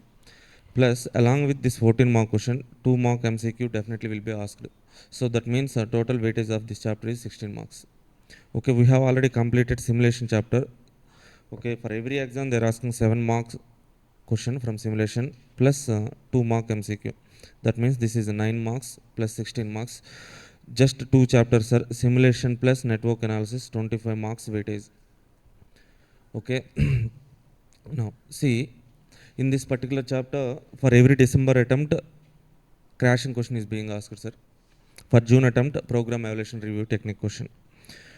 Okay, so first of all, we have to discuss why we have to learn this network analysis chapter, sir. Why network analysis? Okay, all the chapters in SCM and DM are for either minimization or else for maximization. Okay, minimization means cost minimization, maximization means sales or profit or revenue maximization.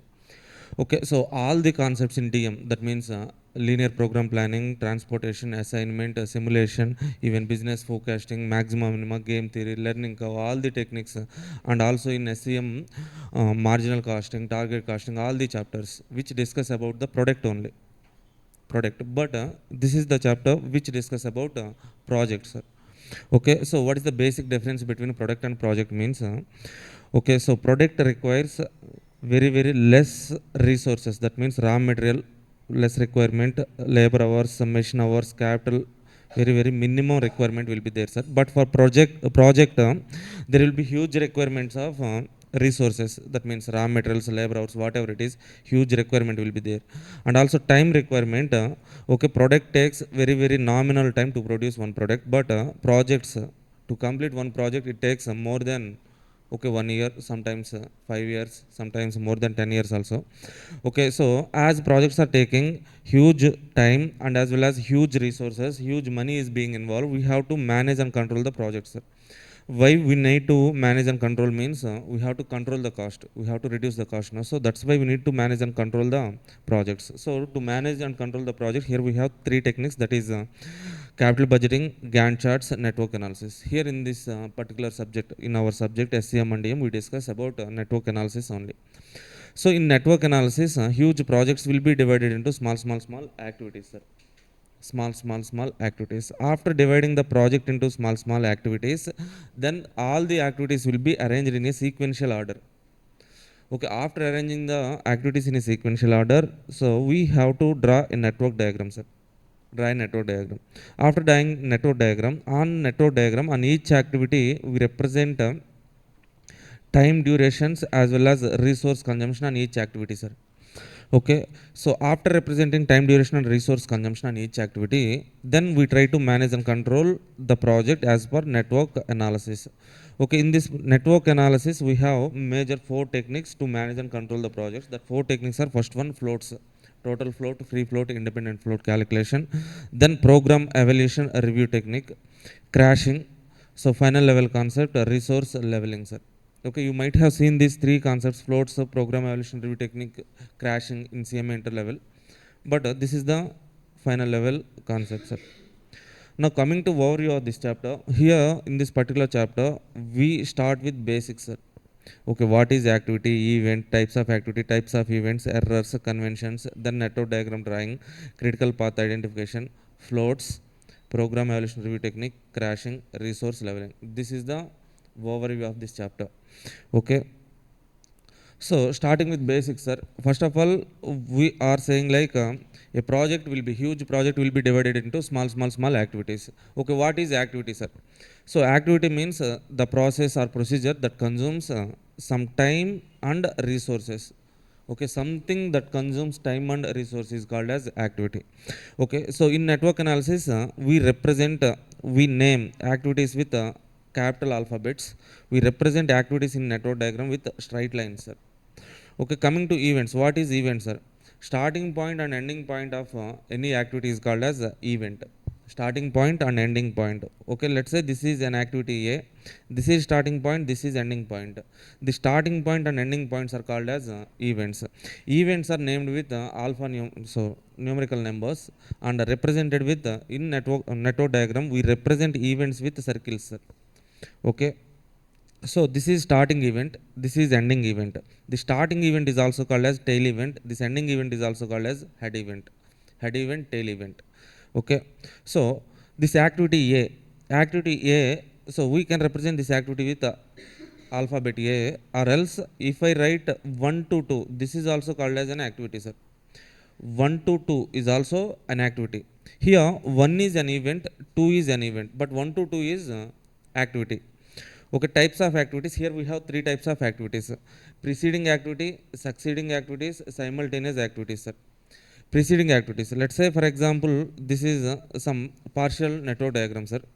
In this, okay, if you look at from A point of view, B and C are succeeding activities.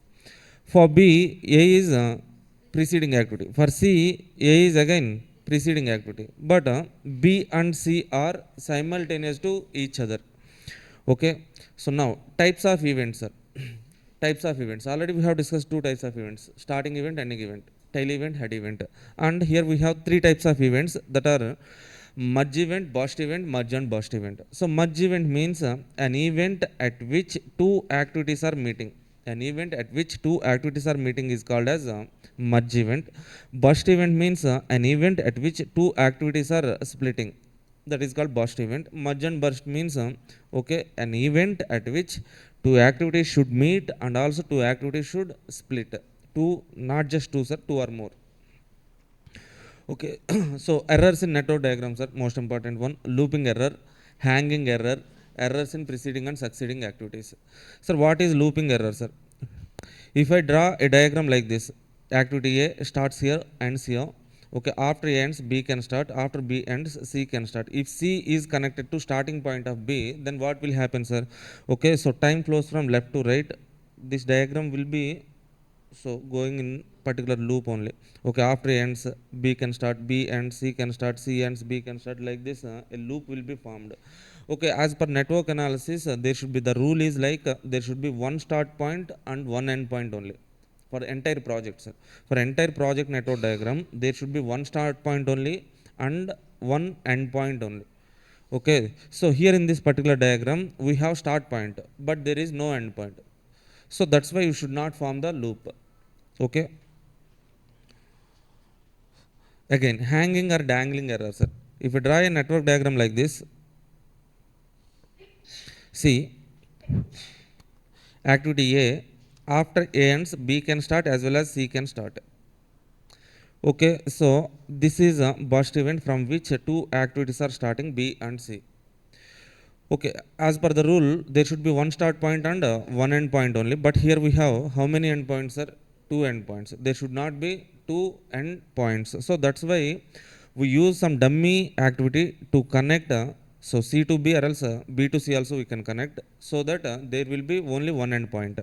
Here this is one starting point and B is end point. So what is this means? This is dummy activity. Dummy activity means it is also an activity that consumes zero time and zero resources. Zero time, zero resources. This dummy activity will be represented with dotted lines. Dotted lines and named as sometimes A, B, C, D, E, F, G, H, like that, or else sometimes D1, D2, D3, like that name will be given, sir. Okay. So errors in preceding and succeeding activities. So A is first activity, sir.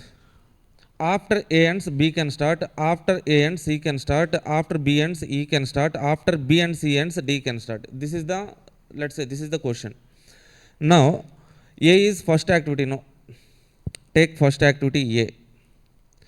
After A ends, B can start. After A ending, B can start. After A ends, C can start. I draw C like this, sir.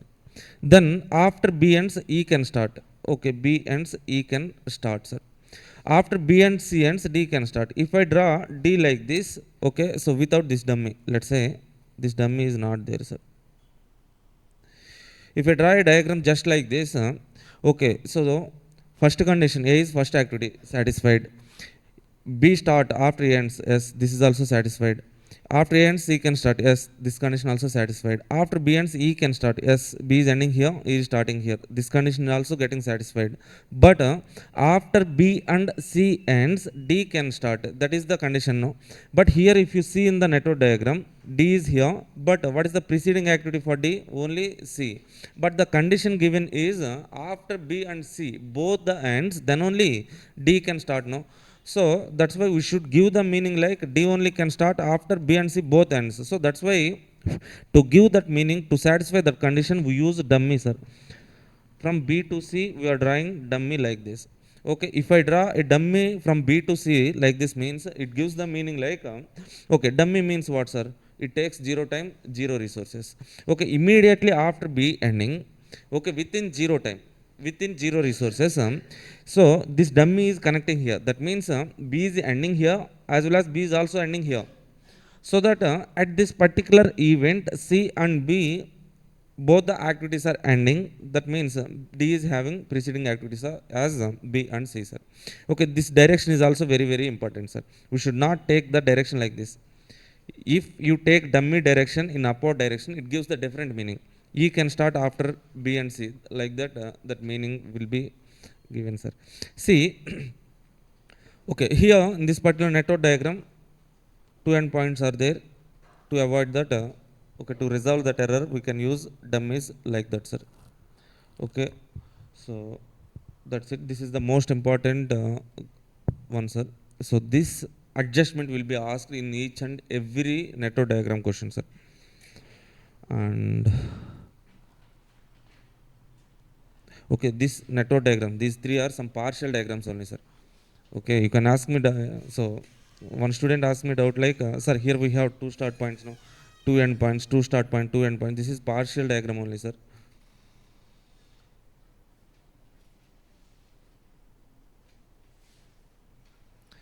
Okay. So next one, conventions, sir. Conventions means somewhat like rules which we should follow. Why we have to follow means okay, for unanimous or uniqueness, sir. So for uniqueness, if let's say for example, if one student in India drawing a network diagram, so following these rules, that should be exactly should be understood by the another person in other countries, sir. Okay, so for mutual same consistent unique understanding, so we have to follow these conventions or these rules while drawing network diagram. Conventions, first one is activity should be a straight line, event should be represented with zeros, sorry, circles. Third convention is like time flows from left to right, sir. Time flows from left to right. Whenever you are reading, so you are understanding a network diagram. Okay, we are so starting activity A. After A ends, B start. B is the first activity. B is A is first activity. B is next activity. That means time is flowing from left to right. As time is flowing from left to right, we should give the event numbers like increasing order, sir. Somewhat like head event number should be greater than tail event number. This is head event. This number should always be greater than tail event number. Why means time is flowing from left to right now. Okay, so next do not cross two activities. Okay, so try to avoid the crossing of activities. Okay, if needed, use gates like this, sir. You should not an activity, you should not cross the activities like this. If any diagram, if you need to cross the activities, then use the gate like this, sir. Okay, so one start point, one end point. These all are conventions. Okay, now network diagram, sir. While drawing network diagram, so question will be given in two ways, sir. So first one is like activities will be represented with alphabets. Okay, activity A, B, C, D, preceding or succeeding activities will be given, sir. Okay, while drawing this, if the question is given like this, we have to be cautious, careful. You need to draw the diagram. So utmost focus, sir. Next, yeah, activities. So second one, activities are represented with event numbers, sir. If activities are represented with event numbers like this, 1 2 2 3 2 3 4 5 5 6 like this means okay, so the sequence is already given now, then directly we can draw the diagram. This is somewhat easy, this is somewhat tough. While drawing this kind of diagram, you should be careful, sir. Okay, let's draw some diagrams, sir. One or two diagrams, let us practice.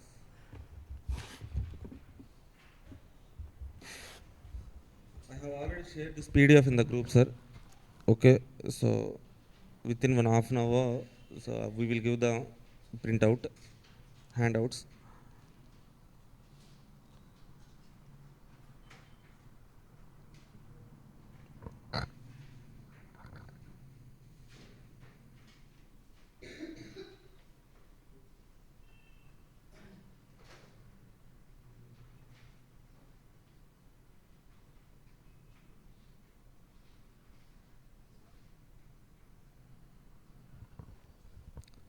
See, in network analysis,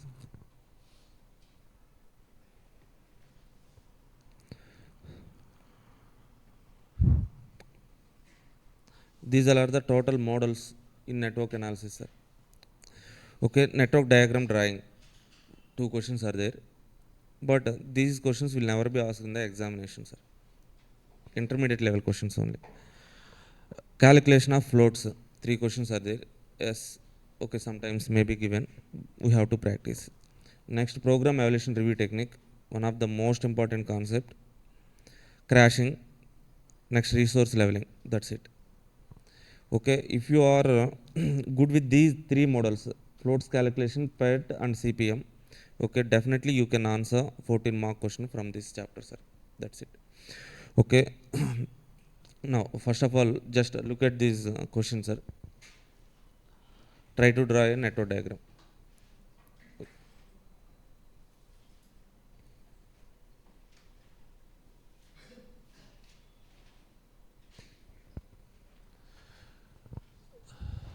Hi, Sai Tejasvi. Previous class was not uploaded in YouTube or else in our BCA app. Why means due to some classroom modification and classroom adjustments and all those things. Okay, I will upload that class in afternoon. Okay.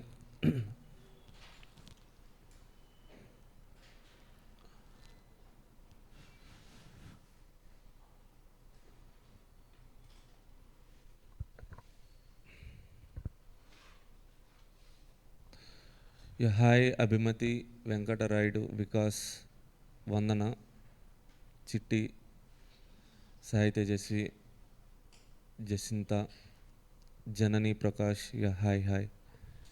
Okay, please comment where are you from watching this class. Okay, please read this question once.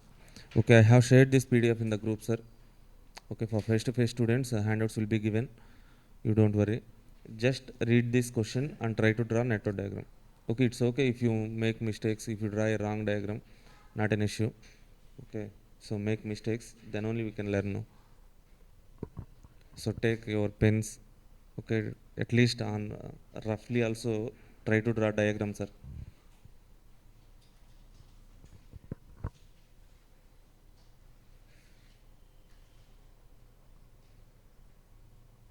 Abhimat, yeah, Vikas Hyderabad, Sai Tejasvi Hyderabad, Abhimati Karaikudi Tamil Nadu. Wow.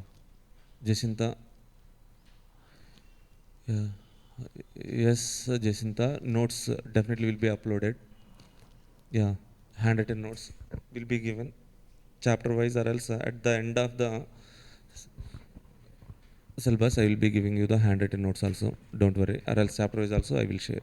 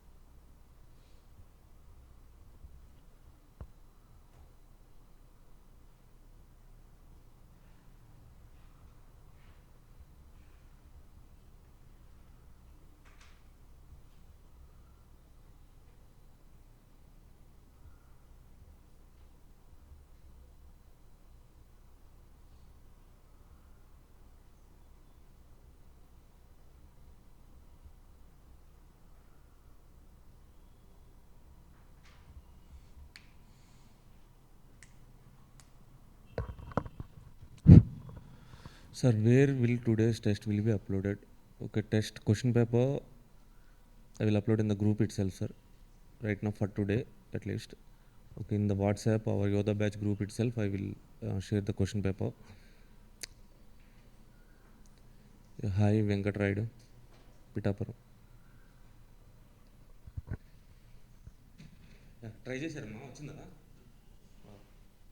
See, question number 1, network diagram drawing and also critical path identification. Draw network diagram from following activities. Find the critical path and total duration of the project.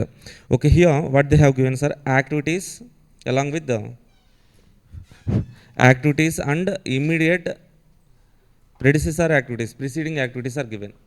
Okay, so while drawing network diagram, first of all, we need to identify what or which one is the first activity, sir. Okay, can you tell me which one is the first activity? Why A, sir? In alphabets, A starts first, no? That's why A. No. So see here, A is not having any preceding activity. That means we can assume like A is the first activity. Okay, take first activity A, sir. Okay, so you should not take activity A like this, B like this, sir.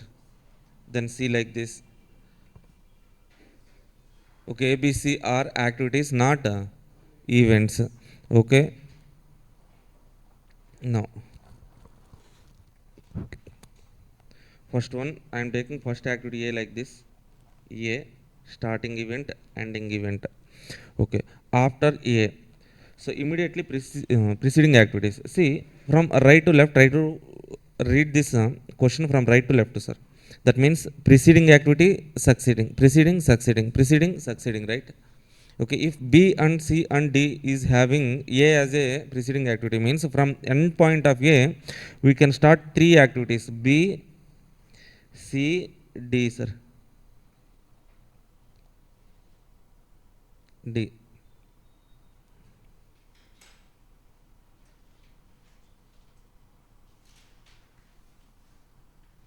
Let's say this is B, this is C, this is D. Next one. Okay, E is having B and C as preceding activities. For E, B and C as preceding activities. If I draw an activity E here like this, okay, what is the condition, sir? E should have B and C as preceding activities. Okay, so then to give that meaning, I have to connect from C to B a dummy, sir. Dummy like that. Okay, next one. 1 minute.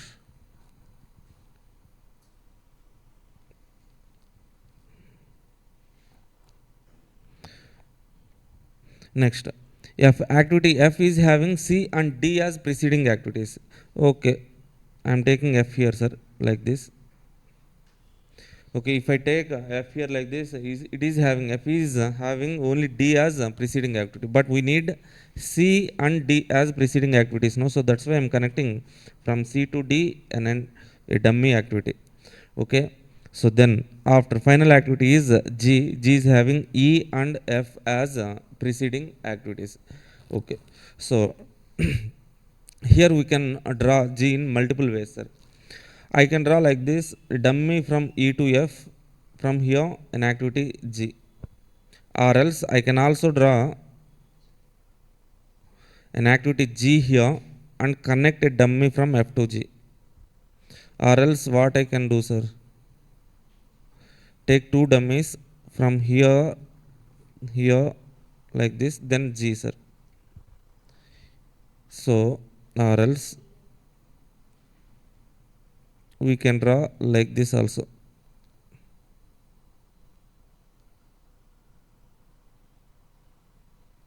This is E, this is F, this is G without dummy. Anyway, you can write, sir. Okay, even if you take, if you draw diagram with dummy activities also, that is also correct only. Now, let's represent the duration, sir. Duration.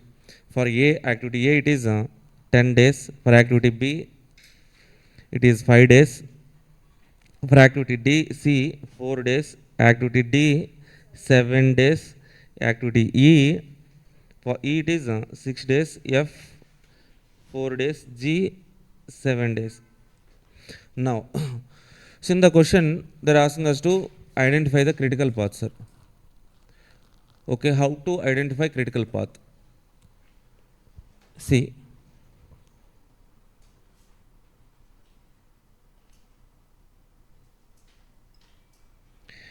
critical path.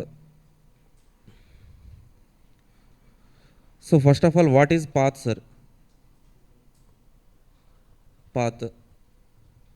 Path means some way from one starting point to reaching another point. One way is called as path. Okay, so you might have done some.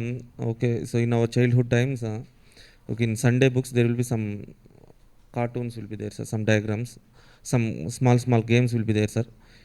A chart will be like this given. Some cat will be here, milk will be here. There will be different ways. We have to identify the way for cat to reach the milk. Okay గుర్తొస్తున్నాయి ఏమన్నా లైట్గా.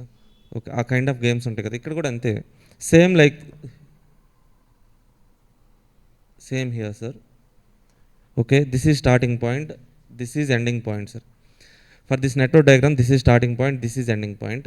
Now our target is to reach from this point to this point. We have to identify how many ways are there. Okay, see, So if I start here like this, I can go to the endpoint in this way. That means what is the way, sir? A to B, B to E, E to G, one path. Okay, next A to C, C to dummy to E, G, or else A, C, dummy, F, G. Okay, or else A, D, F, G. How many paths are there, sir? Total 4 paths. Okay, these are called as paths. Okay, so how to identify the critical path? In network analysis, we can identify critical path in two ways, sir. Two ways are there. So first way is like identify all the paths and calculate the duration of all paths. The path which is having highest duration is called as critical path. This is first way, simple way.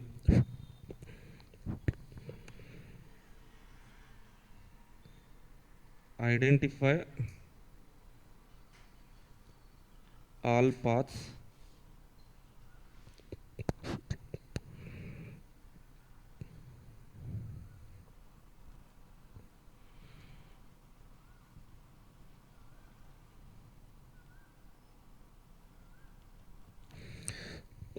identify all the paths, calculate time duration of each path,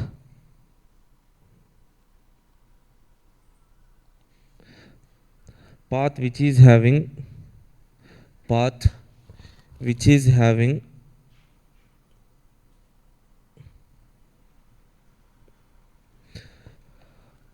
highest duration, highest or longest duration is nothing but a critical path, sir.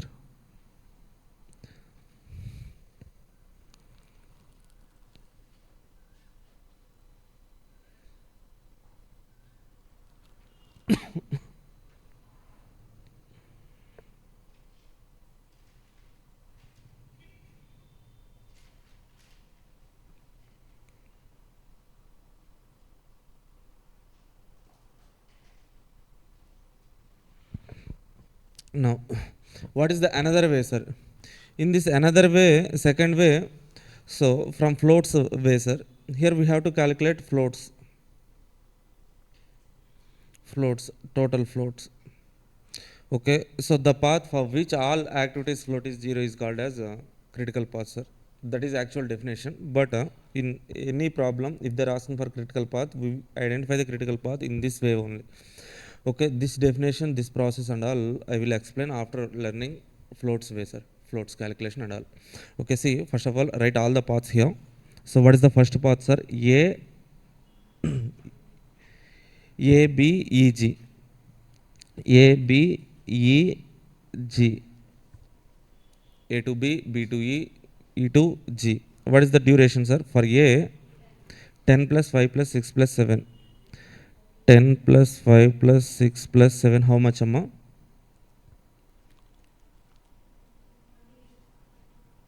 20. So next path. What is the next path? A to C, C, E, G. A, C, E, G. A, C, E, G. For A, the duration is 10 days.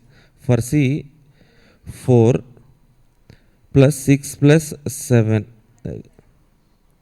27. Next, A, C, E, G, right? Sorry, F, G. A, C, F, G. A, C, F, G. A is 10 days, C is 4 days, plus F is F again 4 days, plus G is 7. How much, amma? 25. Finally, what is the last path? A, D, F, G. A to D, F, G. 10 plus 7 plus 4 plus 7. How? 28. Okay. So, what is the critical path? So, here two paths are there which is having highest duration. That's why path 1 and path number 4 both are critical paths, sir. Okay. Both the paths are critical paths. Write a note point. Note. Here A, B, E, G and A, D, F, G both are having highest duration, highest time duration. So these two are, these two paths are critical paths.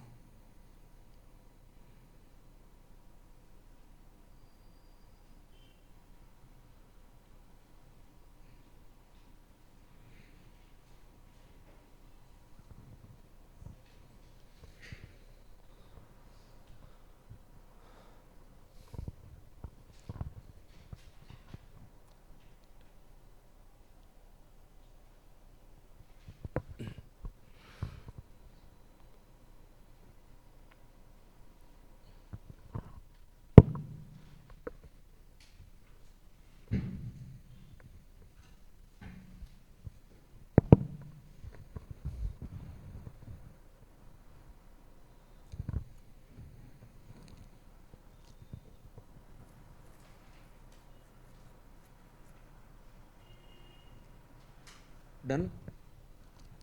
అయిపోయిందా? Next.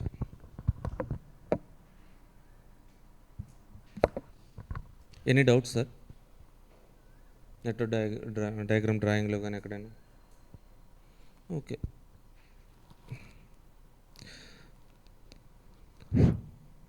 Next one, some lengthy question is given, but network diagram drawing is very much important, sir. Okay, read this question once, just this table. This is question number 2. So June 2017 attempt question, study middle question number 3, sir. Okay, activities, description of activities. See here, XYZ Auto Manufacturing Company has to prepare a design of its latest model of motorcycle. The various activities to be performed to prepare a design are given in the following table. Prepare a network diagram. Okay, activities are given, activity description is given, and preceding activities are given, sir. Activities, description, preceding activities. This description not at all needed for us to draw a network diagram. Okay, activities and preceding activities are given. Which one is the first activity, sir? A. So next, if you read this question from right to left, after A ends, B can start. After A ends, C can start. Okay, start drawing diagram, amma. Okay, write the sorry. Try to understand the conditions. Okay, draw the network diagram. Okay, one or two times mistake ochina, no issue. Even if you are making some mistakes, not an issue. Draw the diagram.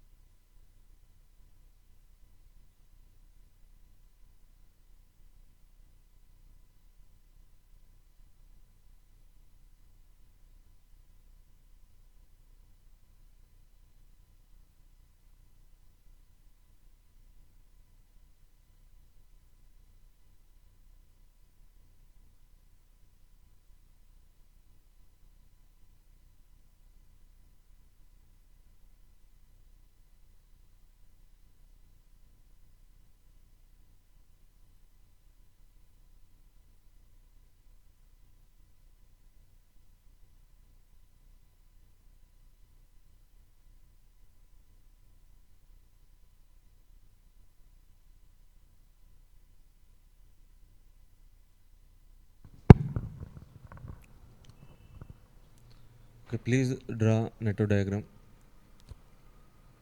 Yeah, all the students who are watching online, please take pens and papers. Try to draw network diagram, sir. Please practice. Yeah.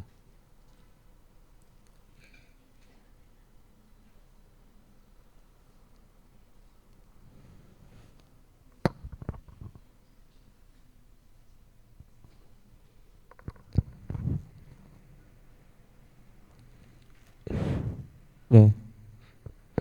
Okay, Abhimati Venkatrayadu, Vikas, Vandana, Sai Tejasvi, Jacinta, Chitti. If you have done with the network diagram drawing, okay, take a photo and send it in the group, sir.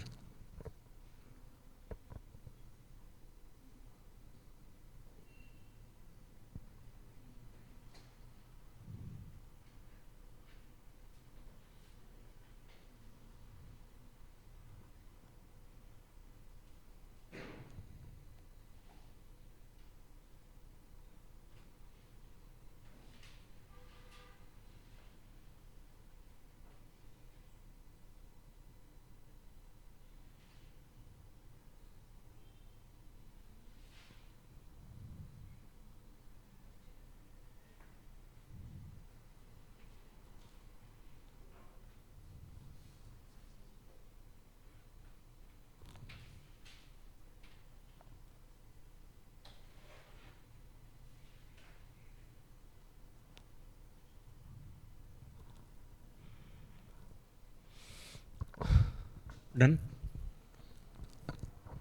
Okay, see.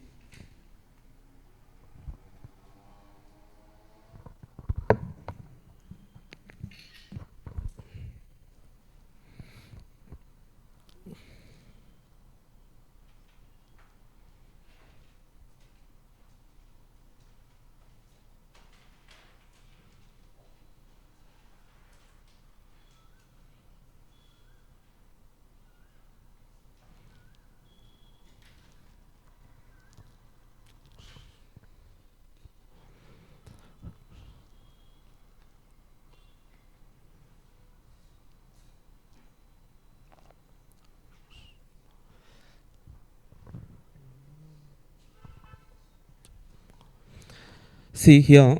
So A is first activity, sir. Take A like this. A. Okay, so after A ends, B can start, and also after A ends, C can start, sir. That's why take B and C simultaneously. B at a time, start B and C, sir. Next one. D.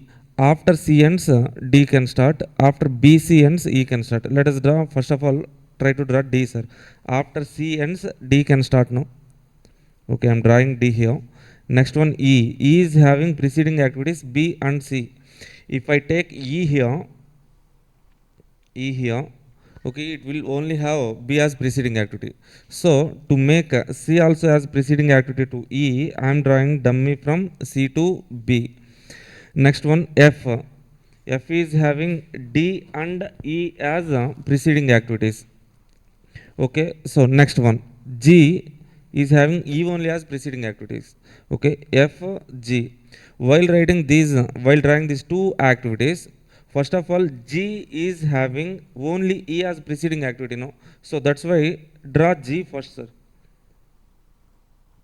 G. Then come to F. F is having D and E as preceding activities. Then you can draw F here, connect from E to D. So then F is having E and D as preceding activities. Okay. So after G, H is there. After F, I is there.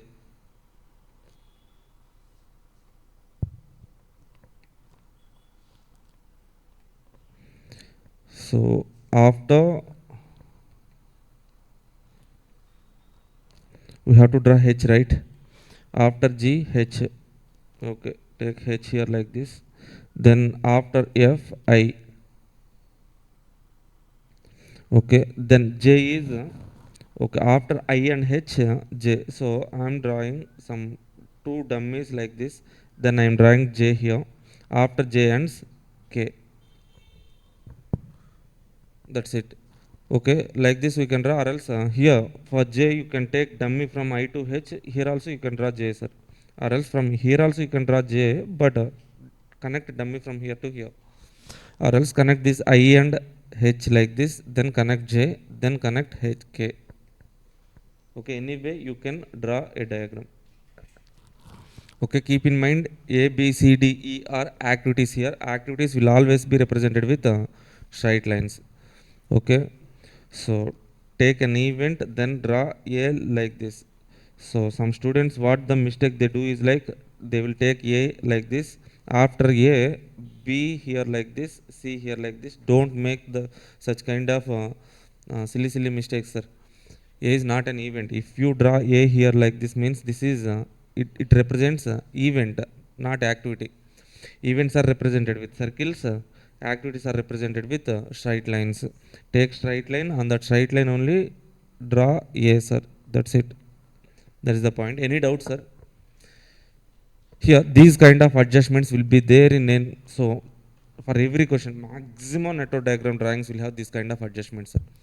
Okay, you have to understand this adjustment.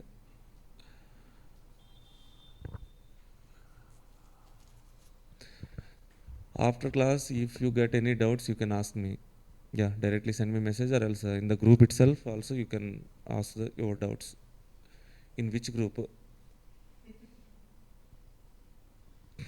Yeah, Yoda batch, some group is there, Amma.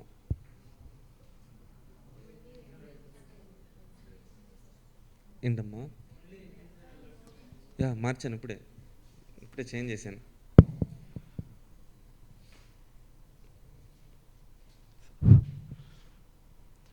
Okay, this batch WhatsApp group is there, Amma. Okay, Yoda batch, CMA final December 2025. If you are not added to this group, means just send a message in. Okay, I will share you this group link in your app course itself. I will share the link, you can join. Okay.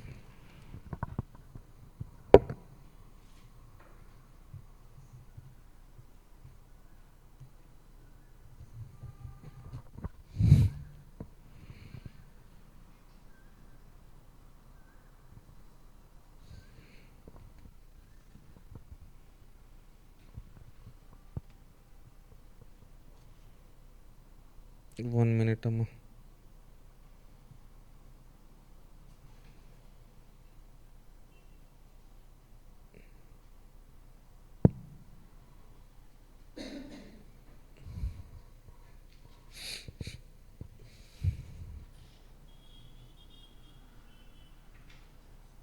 Okay, so can you guys tell me whether it is right or wrong?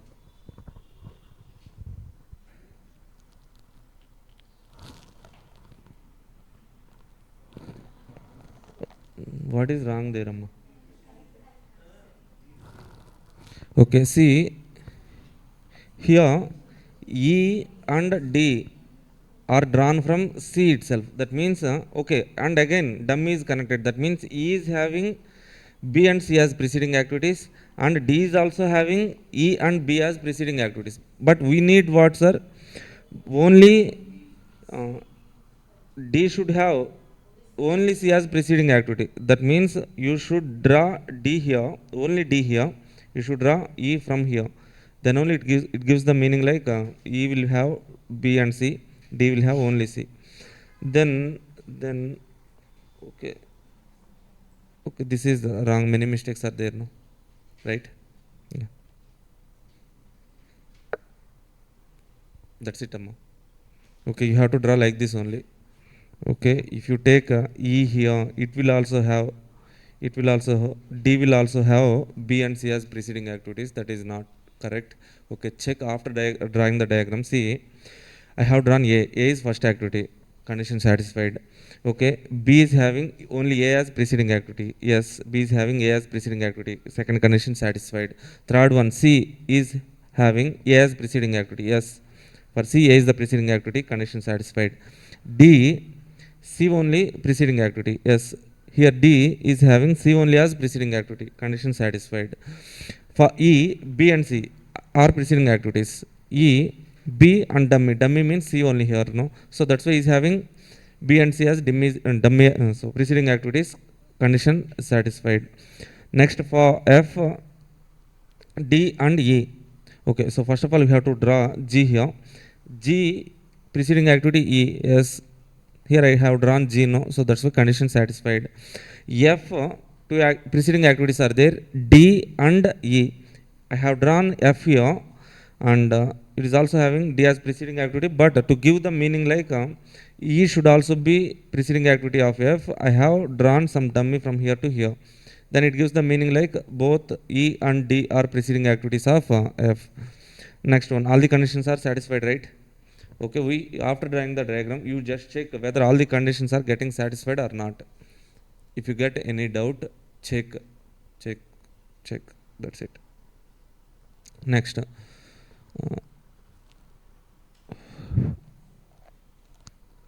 okay. So take this diagram, sir. Take this question. Given the following information regarding a project, the time duration of each activity, activities are given, preceding activities are given, time duration is also given, sir. Draw the network diagram. Network diagram. Required, draw activity network diagram project of the project. Second point, critical path and duration. Okay, floats calculation. Third point, I will explain, sir. First of all, draw the network diagram. Try to identify the critical path.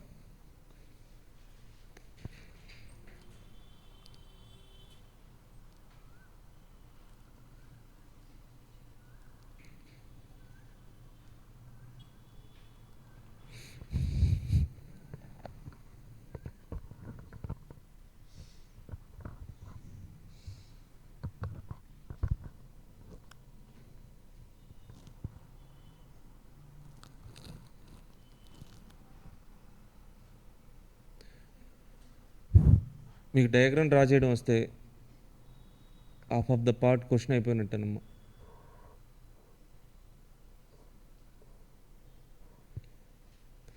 Which group? If you are not there in Yodha batch group, I will share you the link అమ్మా.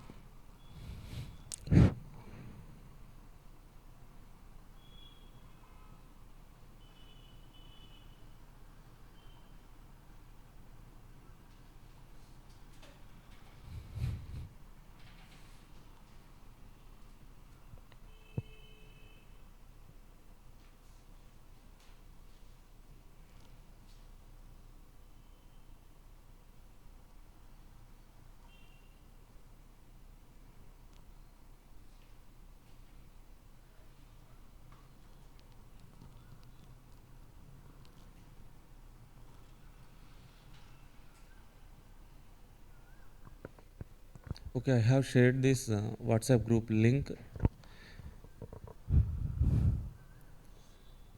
Please join in the group.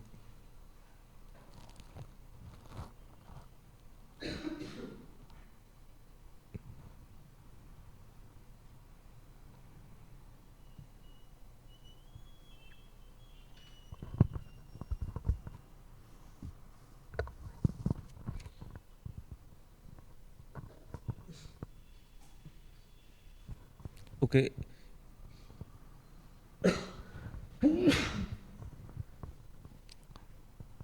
Okay, in app itself, in chat session, there will be some SCM virtual live, group 3 virtual live, both groups virtual live. So groups are there in the app. Okay, in that groups itself, I have shared the WhatsApp group link, sir. Please join in that particular WhatsApp group, Yoda batch.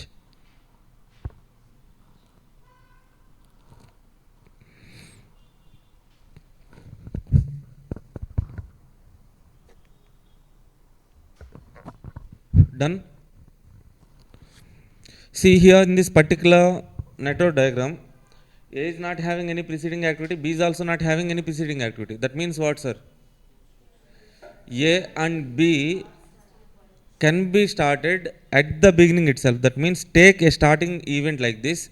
From here, split two activities A, B, sir. Okay, then draw remaining activities.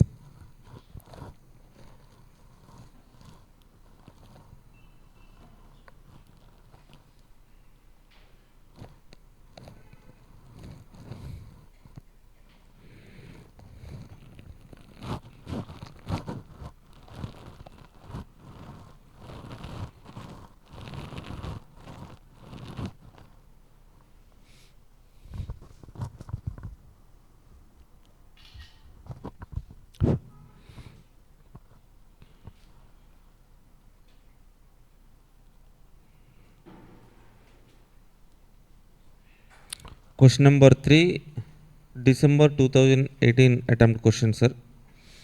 Okay, for this network diagram drawing, see guys, A and B is not having any preceding activities. That's why I am taking a starting point of project like this. From here, I am splitting two activities, sir.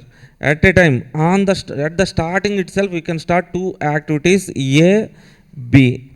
Okay, so C preceding activity A, D also having preceding activity A. That means after A ends, C and D both can be started, sir. I am drawing, okay, C and D like this. Okay, let's say for example, C is here, D is here. Then what will happen, sir? Okay, activity E, B and C are the preceding activities. Okay, then how can I draw E, sir? Okay, if I draw E here, I have to connect what, sir? C to B. Then like this we have to connect, but we should not cross the lines, no? So that's why we have to use gate. Why all these complications? Okay, we can do like this, sir. Just change the names.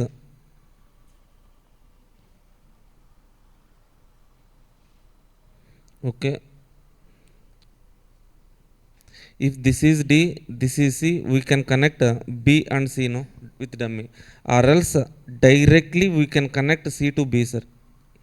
C to B also we can connect. This is C, that is D, this is E, sir.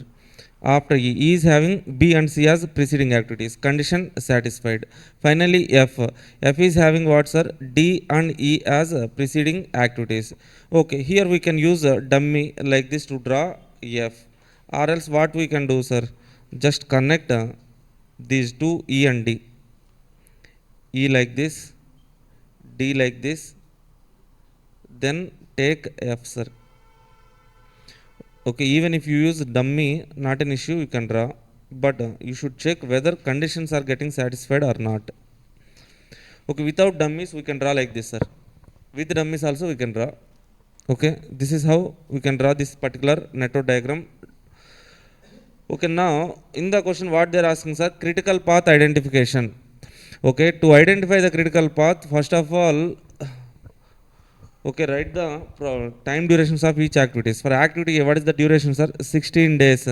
For B, it is 20 days. C, 8 days. D, 10 days. E, 6 days. F, 12 days. Okay, now identify the paths, sir. Different paths. How many paths are there, sir? So first path, okay, I can from starting here, I can reach this point in this way, first way. Okay, that means A, D, F. Or else I can go in this way, A, C, E, F. Okay, A, C, E, F. Next one, B, E, F. B, E, F. Okay, so can I go in this way, sir? B, C, D, F. Can I take this path? No. Why no?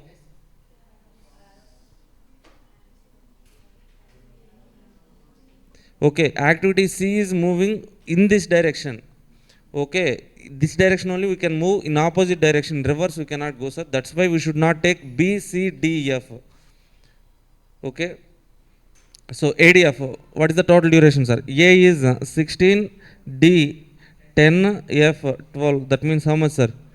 38. Next one, ACEF, A 16, C 8, plus E 6, plus F 12. How much? 42. Finally, B 20, E 6 plus 12. How much? 38. So which one is the critical path, sir? ACEF. 42 is the critical path duration. 42 is not critical path. 42 is critical path duration. ACEF is the path, that is the critical path. Okay, now which is the critical path, sir? What is 42? Okay, critical path duration. Critical path duration is project duration, sir. What is the project duration here? 42 days.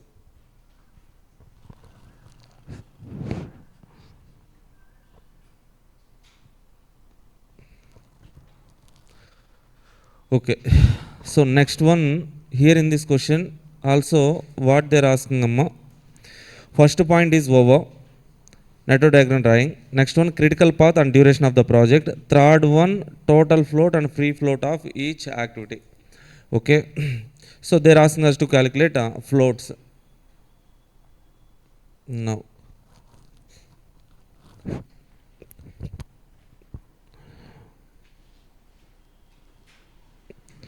float sum. To calculate floats, so let us try to understand float later. But now, how to calculate float, I will tell you. See, here we have three types of floats, sir. Total float, free float, independent float. So what is the meaning of this float, total float, free float, independent float, all those things I will explain later. But first of all, let us try to understand how to calculate the floats. How can we calculate these floats? Means to calculate the floats, we need earliest start time, latest start time, earliest finish time, latest finish time, sir. These four timings we need, sir. Expected times. These four times we need to calculate the floats. Okay, sir. How can we calculate this earliest start time, latest start time, all these expected times, sir?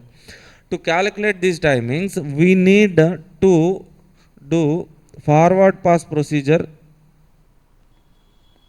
forward pass, backward pass, sir.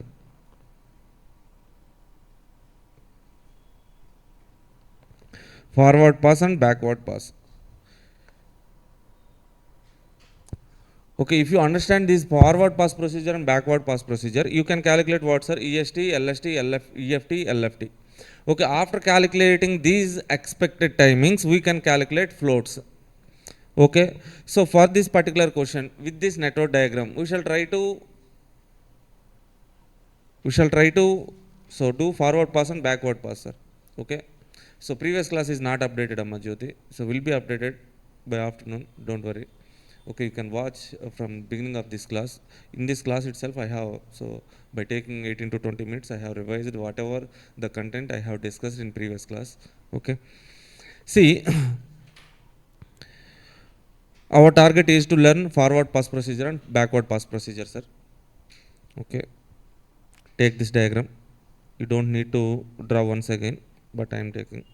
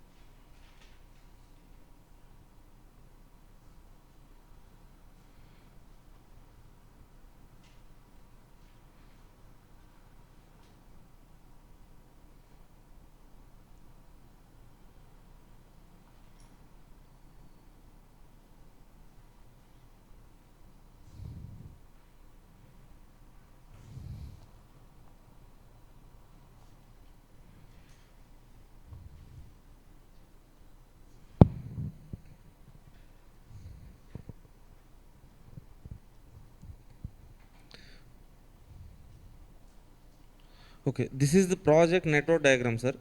For this project or for this network diagram, we have to calculate floats.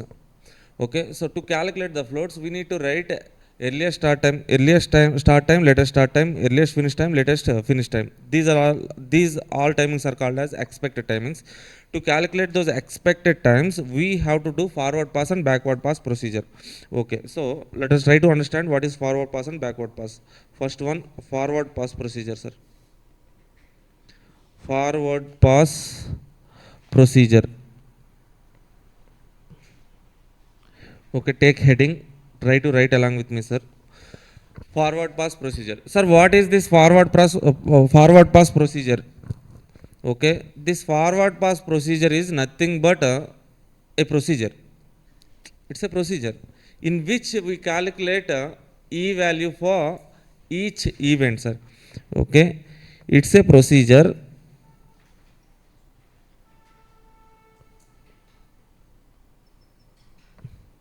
to calculate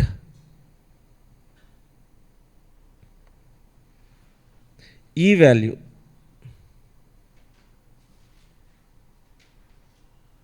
Sir, what is e, sir? What is e means? This e later we will take it as earliest start time, expected start time. But that is not exactly expected, but earliest start time, sir. Okay. E value for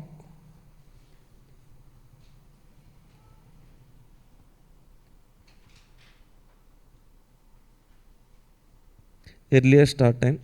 Okay, e value for each event, sir. For each and every event, we have to write e value. Sir, how can we write this e value, sir? What is the procedure? How?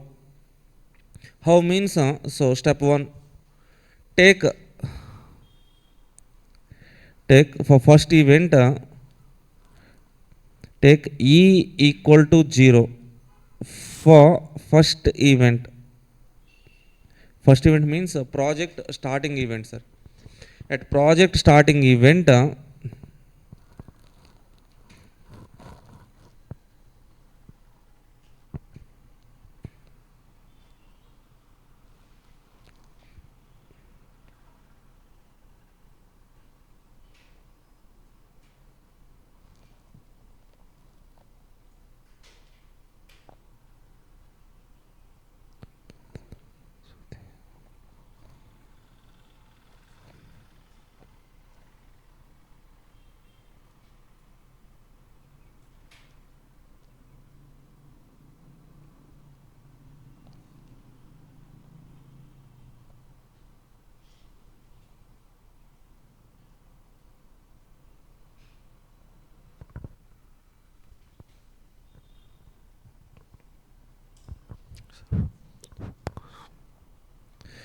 okay, so for first event, take e is equal to 0, sir.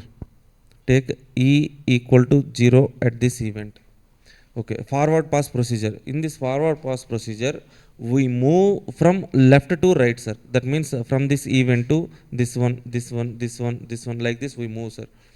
Okay, so that means if I move from here to here means for activity A, I'm moving from tail event to head event. Okay, based on this tail event e value and time duration, we have to calculate this head event e value, sir.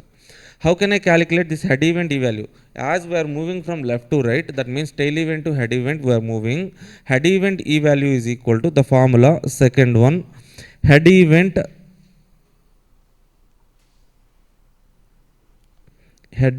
e value is equal to tail event e value plus time duration. Head event e value is equal to tail event tail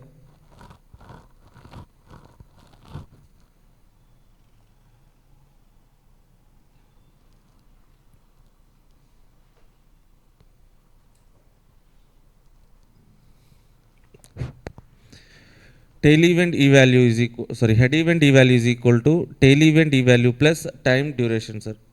Okay, so if there is an activity A is like this, for an activity A is equal to 0, time duration is 16, head event e value is equal to 0 plus 16, how much, 16, like this we can calculate. But what is the problem we face in this forward pass procedure means whenever there is a merge event means an event at which two activities will meet, sir. So if a merge event like this is there means how can we calculate e value, sir? So the formula is head event e value is equal tail event e value plus time duration. Now here for this particular head event we are having how many tail events? This is tail event, this is also tail event. Now the question is like by taking which tail event I have to calculate that head event e value, sir. That is the question. Okay, so the answer is like we have to consider two tail events and calculate the head event e value, two values, take whichever is the higher value. That means head event e value is equal to tail event 1 e value plus time duration of that activity, or tail event 2 e value plus time duration, whichever is higher, sir. When there are when there are merge events, calculate e value considering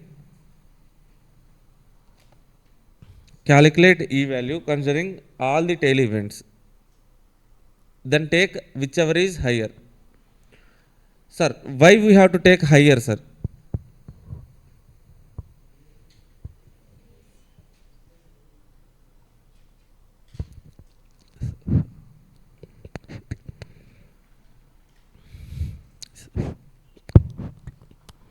See, for example,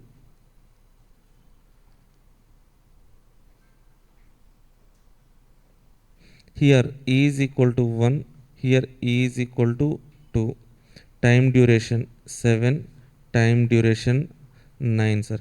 What is the e value here? Head event e value is equal to tail event e value 1 plus 7 8, or 2 plus 9 11, whichever is higher. That means e value here should be 11. Okay, so whenever there is merge event we have to calculate in this way, sir. So now our question is like why higher, sir? Whichever is higher we are saying why higher value means, let's say for example, okay, so me, Manideep sir, Ravi sir wants to go to a movie, sir. Okay, first of all I went to the movie theater. There I am waiting with movie tickets. Okay, so I called Manideep sir and Ravi sir. They have to come, sir. Say for example, first of all Ravi sir came to the theater. Okay, so me and Ravi sir directly will go to the theater, or else wait for Manideep sir. So if I go along with the Ravi sir into the theater means Manideep sir will definitely feel something like okay, this guy, okay, something like he feel, no. So let's say Manideep sir is coming first and Ravi sir is coming later, sir. So if Manideep sir comes first, so with the Manideep sir I cannot go to the theater, no. Okay, Ravi sir, big man, I have to respect. Okay, we have to wait for him, no. Okay, so that means okay, after two persons like Manideep sir came to the theater and Ravi sir also came to the theater, then only I can enter into the theater. That means whichever is later. Okay, here let's say for example this is activity A, activity B, activity C, sir. When this activity C can be started means A should be completed, B also should be completed. Okay, what is the earliest start time of this activity C means A should be completed, B should be completed, then only we can start C. That means let's say for example A is completing at 10 minutes, B is completing at 15 minutes. At what time we can start means after 15 minutes only. A and B both should complete it, no. So that's why, that is the condition, sir. That's why we need to take whichever is higher. Okay, now come to the diagram and calculate the e value for each and every event, sir. So first event e value is equal to 0. Here we are calculating e value for events. Okay, so next if I move from here to here at this point, at this event, what is the e value, sir? Here e is equal to tail event e value, head event e value is equal to tail event e value plus time duration, 0 plus 16. Okay, next one, if I move from here to here, this event is what, sir? merge event. Okay, so these two activities, C is meeting here, B is also meeting here. These two are merge events. So these two activities, this is a merge event. At this merge event, we have to calculate by taking two tail events. We need to calculate e value, sir. E is equal to head event e value is equal to tail event e value plus time duration. 16 plus 8, 24, or so or 0 plus 20, 20, whichever is higher. That means how much we have to take, sir? 24. So here E is equal to 24. Next, move to, so from here to here. Again, this is what, sir? Merge event. We have to calculate this E value by taking two tail events. Okay. Head event E value is equal to tail event E value plus time duration. 60 plus 10, 26. Okay. Head event E value is equal to tail event E value plus time duration. 24 plus 30. 30, 26. Whichever is higher. That means take 30.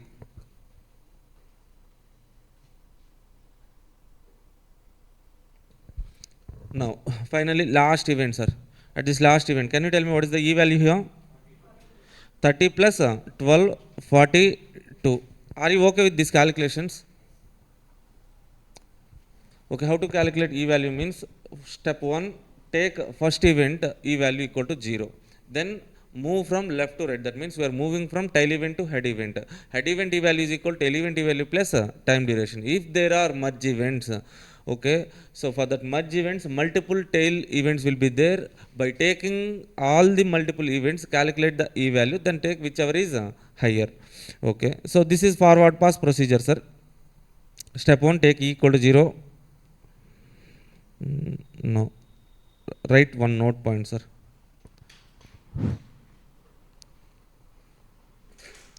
When there is a merge event,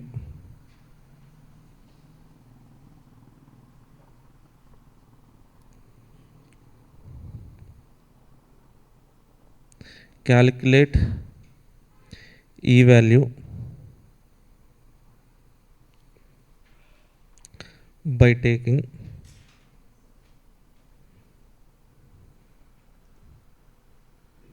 all tail events and then take higher value.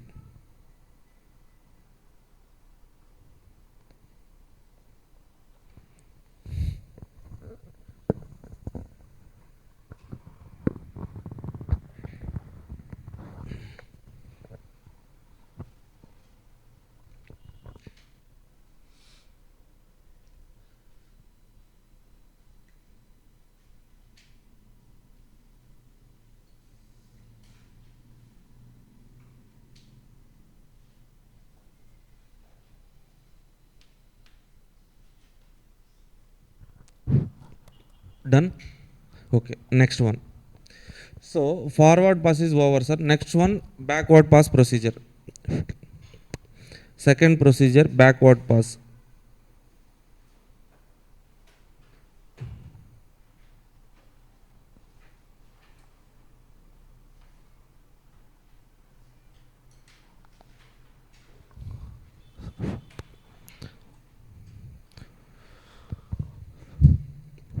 Sir, what is this backward pass procedure, sir? Again, this backward pass procedure is also a procedure in which we calculate what, sir? Procedure to calculate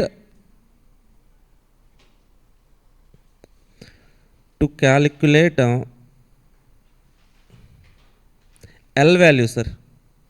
L value. Sir, what is this L value, sir? Later we take this L value as LFT, latest finish time, expected latest finish time. Okay, LFT. So we calculate this L value for each event. For each and every event we have to calculate L value, sir. So how to calculate this L value? How? How this procedure can be done means, okay, step 1, take take L value of last event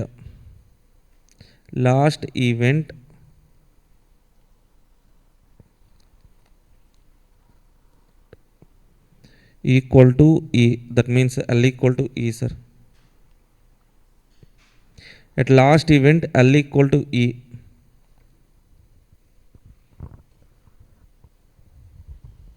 At last event, at the end of the network diagram, last event will be there. At that last event, take E value as L value. Okay, next one. Step 2, move from backward pass procedure means we have to move from right to left. That means we have to move from head event to tail event. Okay, so while moving from head event to tail event means by head event L value we have to calculate tail event L value, right? Then the formula would be like this: tail event L value is equal to head event L value plus minus time duration, sir.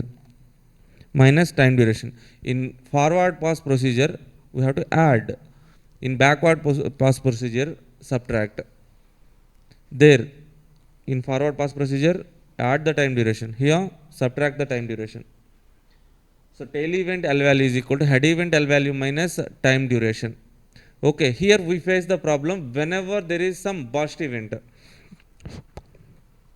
So third one, burst event.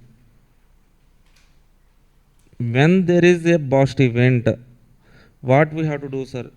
Let's say burst event means this is an event from which two activities are splitting.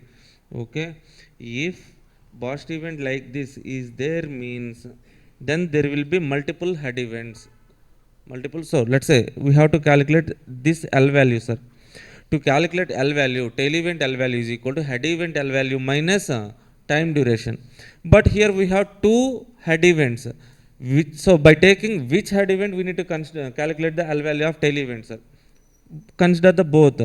So here head event 1 L value minus time duration, head event 2 L value minus time duration. Take these two values, then calculate whichever is lower. Take the value whichever is lower, sir.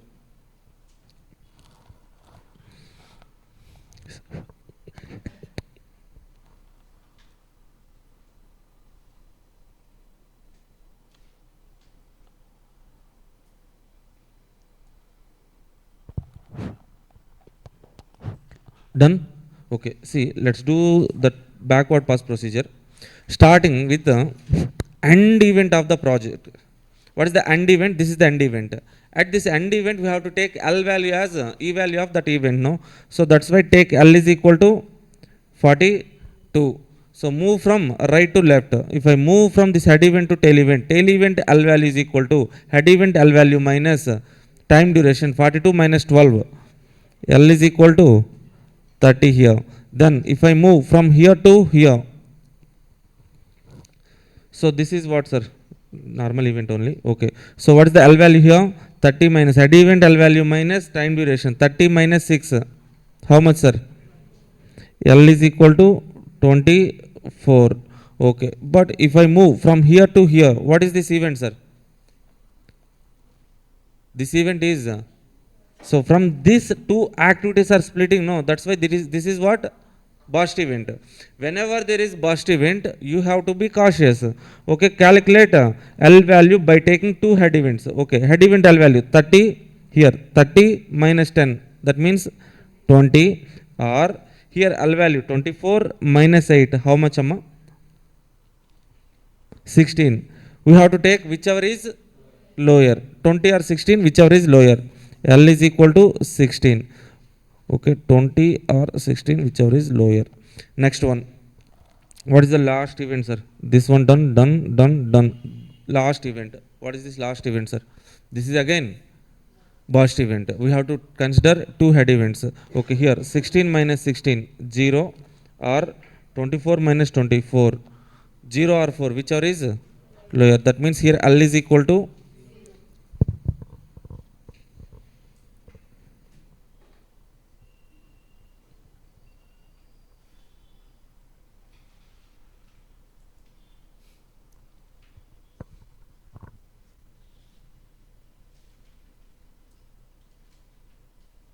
okay.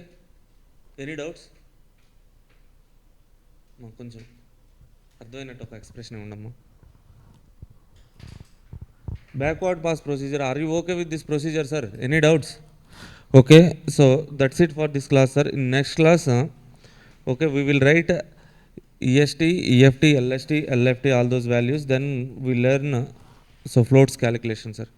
Okay, on this floats calculation, we have 2 or 3 problems. Okay, after doing those problems, we will enter into the main concepts, program evaluation review technique and network crashing. That's it for this class. Thank you very much. Okay.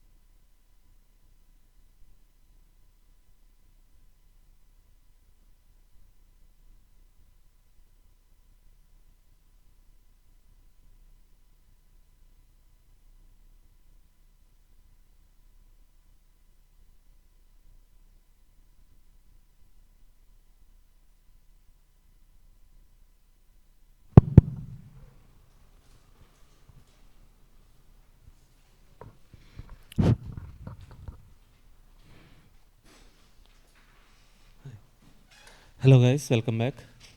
So good morning and good afternoon అండి. See,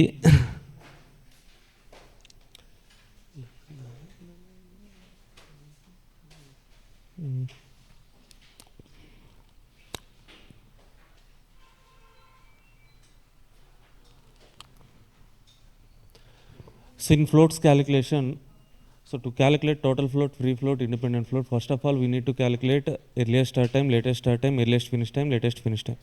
To calculate all these timings, so first of all we need to do what, sir? We need to do forward pass procedure and backward pass procedure, sir. Okay, so in forward pass procedure, backward pass procedure, we write L value and E value. Based on that L value and E value, we calculate EST, EFT, LST, LFT values. From those values, we can calculate total float. So to calculate free float and independent float, we also need to calculate slack. How to calculate slack means slack is the difference between L value and E value of each event, sir. Now, let's do one more problem on this concept, sir.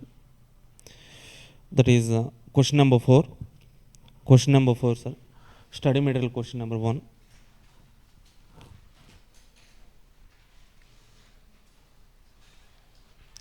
So read this question once and try to draw network diagram, sir. Try network diagram, sir. Okay, it's fine. Even if you draw wrong also, fine.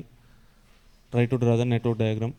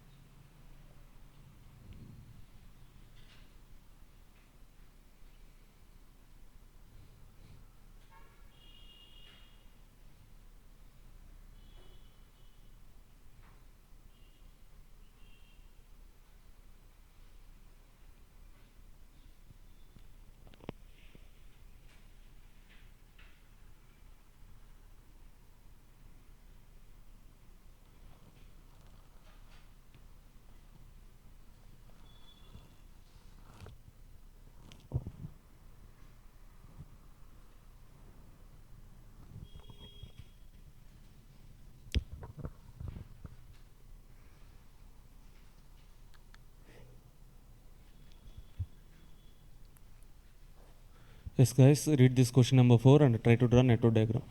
Yeah.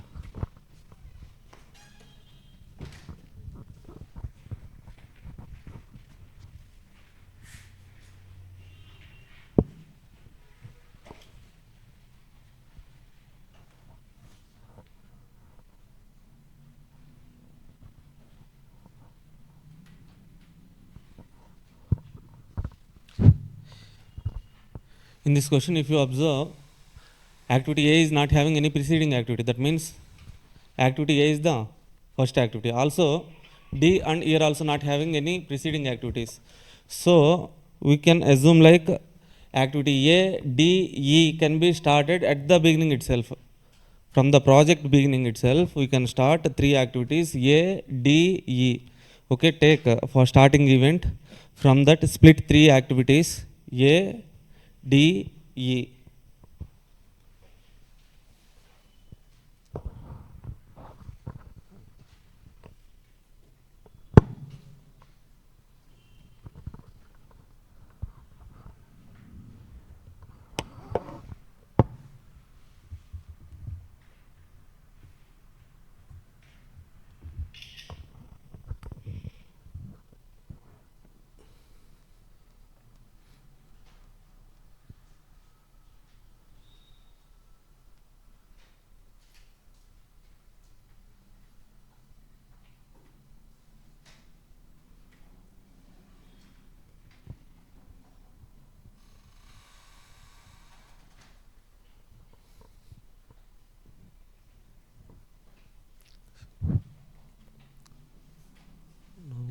Okay, see guys. In this question, the following table gives activities and other relevant information related to making of a loaf. Okay, activities are A, B, C, D, E, F, G, H. Okay, preceding activities are given, elapsed time given. That means time duration for each activity was given. Draw the network diagram and also find earliest, latest times for each event of the network. Identify the different paths of the network and their processing durations with critical path. Okay. See, first of all, for this particular question, we need to draw network diagram, sir. To draw network diagram, here we have how many activities? 8 activities are there. Out of these activities, A is not having any preceding activity, D is also not having any preceding, and E is also. So that means A, E, D are starting activities, first activities, sir. Take, so project starting event. This is the project starting event, sir. From this, if I take A like this is A. Okay, and D and E are also not having any preceding activities now. So that's why I'm taking D here like this and E.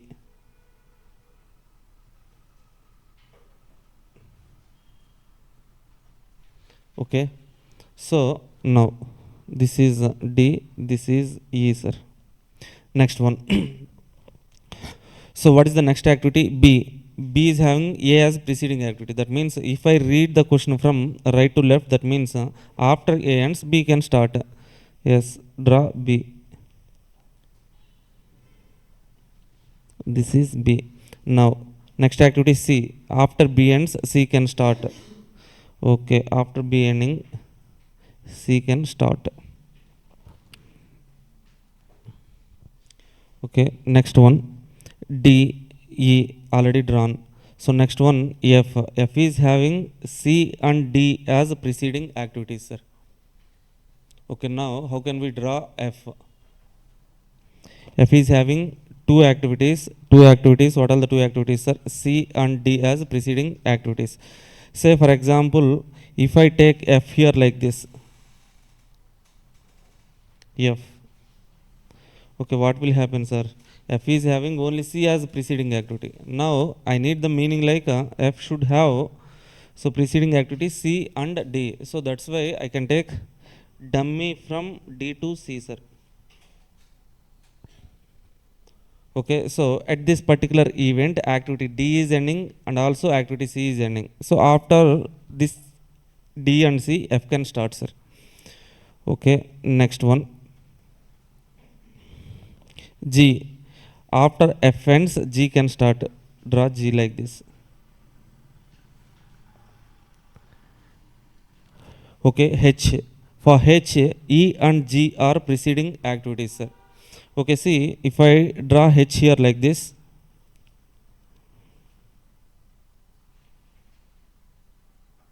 let's say this is H, sir.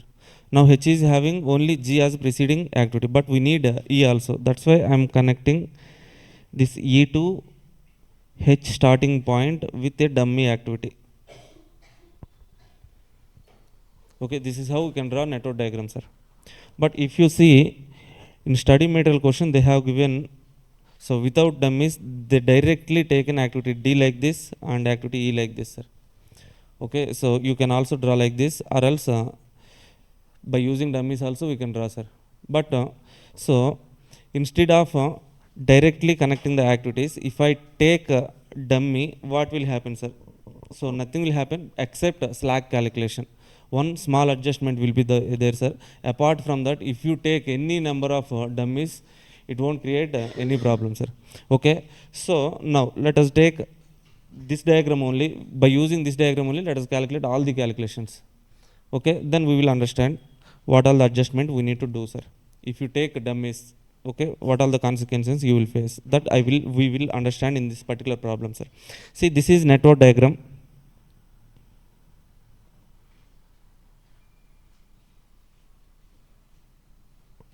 Okay, so in this diagram, on each activity represent the time duration, sir. What is the time duration for activity A? Activity A, 1 day, 1 minute, minutes, 1 minute.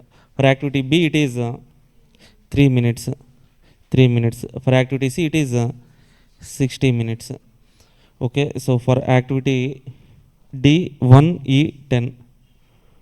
D1E, it is 10. Next one, F. For F, it is 2, 15, 45. 2, 15, 45, sir. Okay, so this is the first point they have asked, sir. Okay, we have drawn network diagram, and on each activity we have represented the time. We have represented the time durations. Okay, now we need to calculate what's our critical path. How can we identify critical path? So identify the all possible paths in the network diagram. Okay, so to identify all the paths, this is the starting point, this is the ending point. Now our target is to start with this point, we have to reach this end point. In how many ways we can reach this end point means, okay, straight way, A, B, C, F, G, H, one path, sir. Another path, D, dummy, F, G, H, and E, dummy, H. That means three paths are there, sir. Okay, first path is, what is that first path? A, B, C, F, G, H. This is the first path. Okay, so what is the second path? D, dummy, F, G, H, right? Second path. What is the third path? E, dummy, directly H. Okay, three possible paths. Okay, so now calculate the time duration for each path. To calculate the time duration of each path, we can add the time durations of each activity.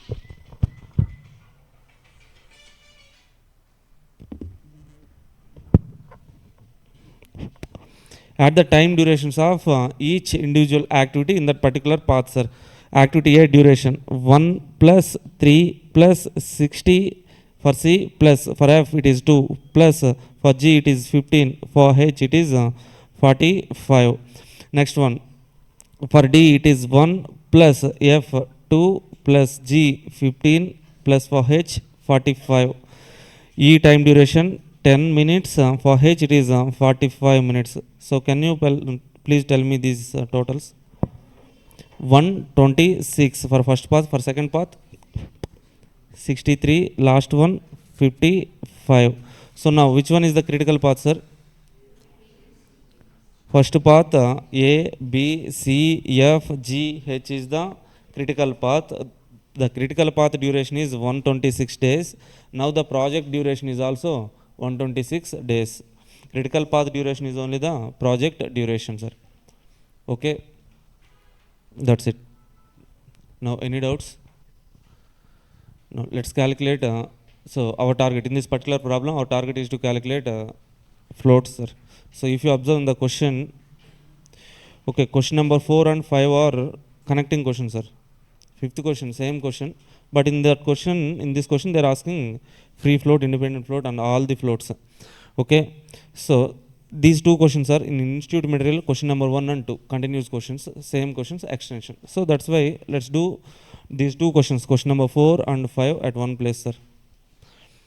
Okay, we have drawn network diagram and also we have identified critical path. Okay, now, so to calculate floats and all, we need what, sir? EST, LST, EFT, LFT. So for all those things, we have to do forward pass procedure and backward pass procedure.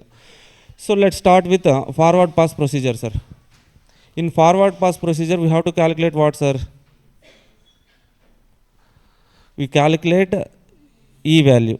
Okay, so first of all, for starting project starting event, take E is equal to 0. Now, so we move from left to right. So from tail event to head event. Okay.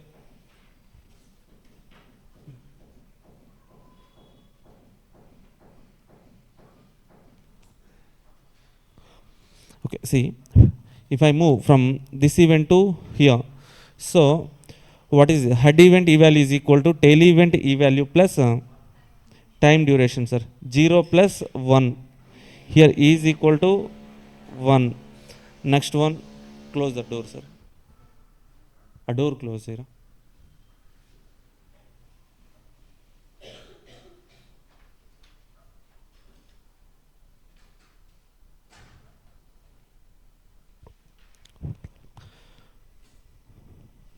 Okay, so from here, move from this event to this event, sir. Head event E value is equal to tail event E value plus time duration. 0 plus 1. Here also E is equal to 1. Okay, for this activity E, so head event E value is equal to tail event E value plus time duration. 0 plus 10. Here E is equal to 10. 10. Next one, activity B. Okay, so for this activity also, head event E value is equal to tail event E value plus time duration. 1 plus 3. E is equal to 4. Okay, next one, from here to here, if I move from this event to this event, actually this is what, sir? Merge event. At merge event, we have to consider two tail events. Two tail events are there, no? Consider these two tail events and calculate the head event E value, take whichever is higher. Okay, here, so 4 plus 60, 64, or here 1 plus time duration of this is dummy activity. What is the time duration of dummy activity, sir? 0. 1 plus 0, 1. Okay, 64 or 1, whichever is higher. That means here E is equal to 64.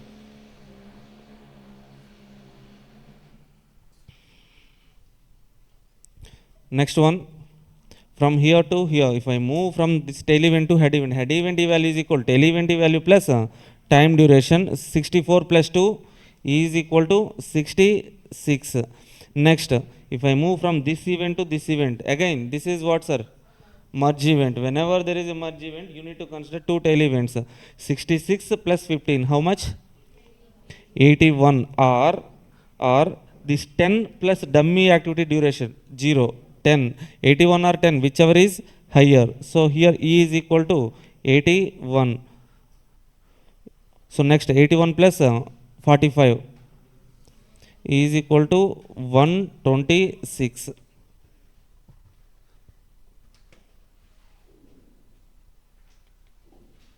రాశారా?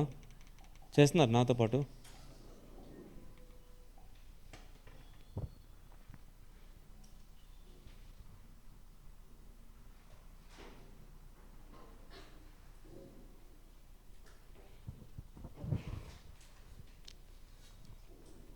Done? Now, backward pass procedure, sir. In backward pass procedure, we calculate L value of each event. We start with extreme right event. So end event of this project is this one. So if I start here, at this point, L value is equal to E value of that particular event. Take L equal to 126.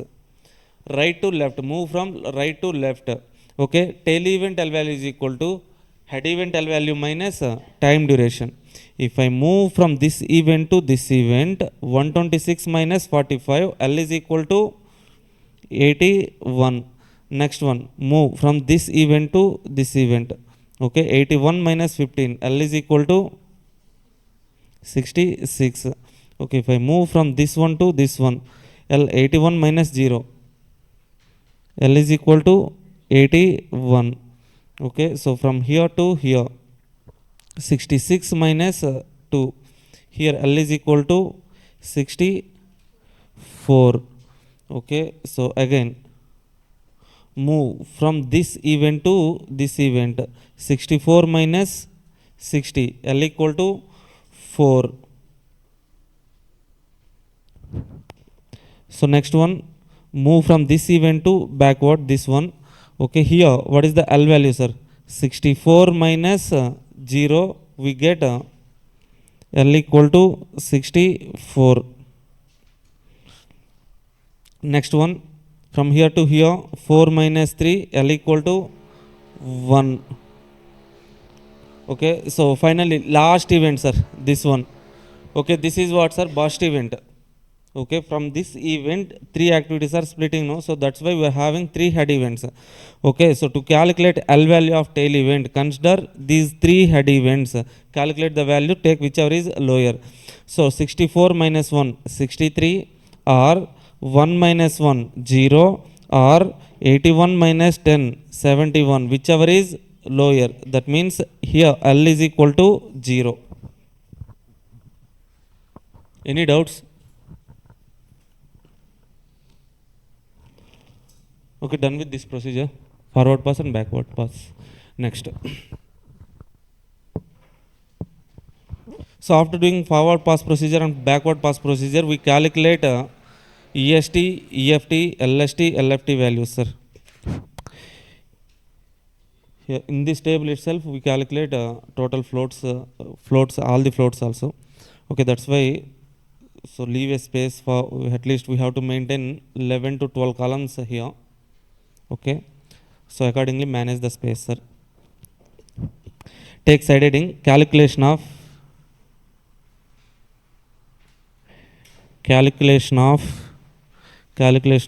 EST, EFT, LST, LFT, and slacks and floats. All the floats, 11 to 12 columns are needed, sir. Okay, first column, activities.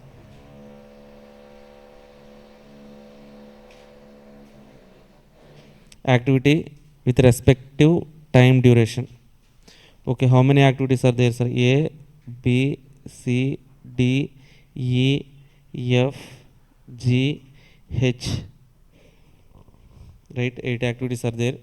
For each activity, time durations are of A 1, B 3, C 60, D 1, 1 3 60, 1 10. For F it is 2,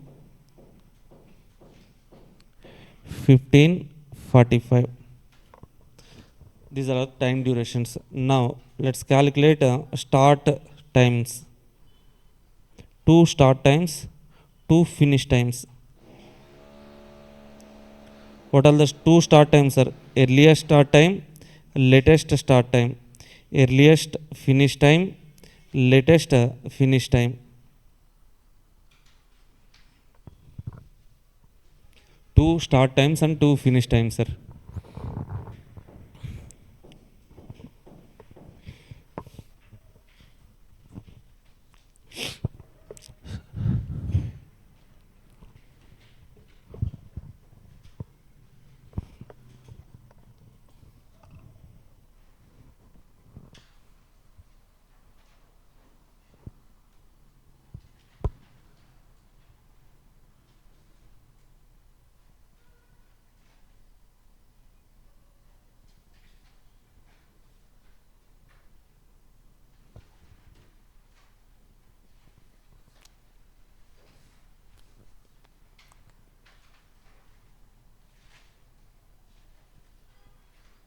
done. అర్థమవుతుందా sir ఏమైనా లైట్గా? No. Morning క్లాస్కి వచ్చారా? Okay.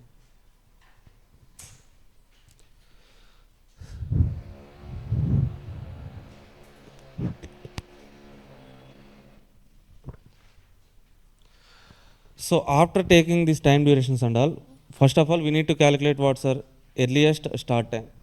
How to write this earliest start time?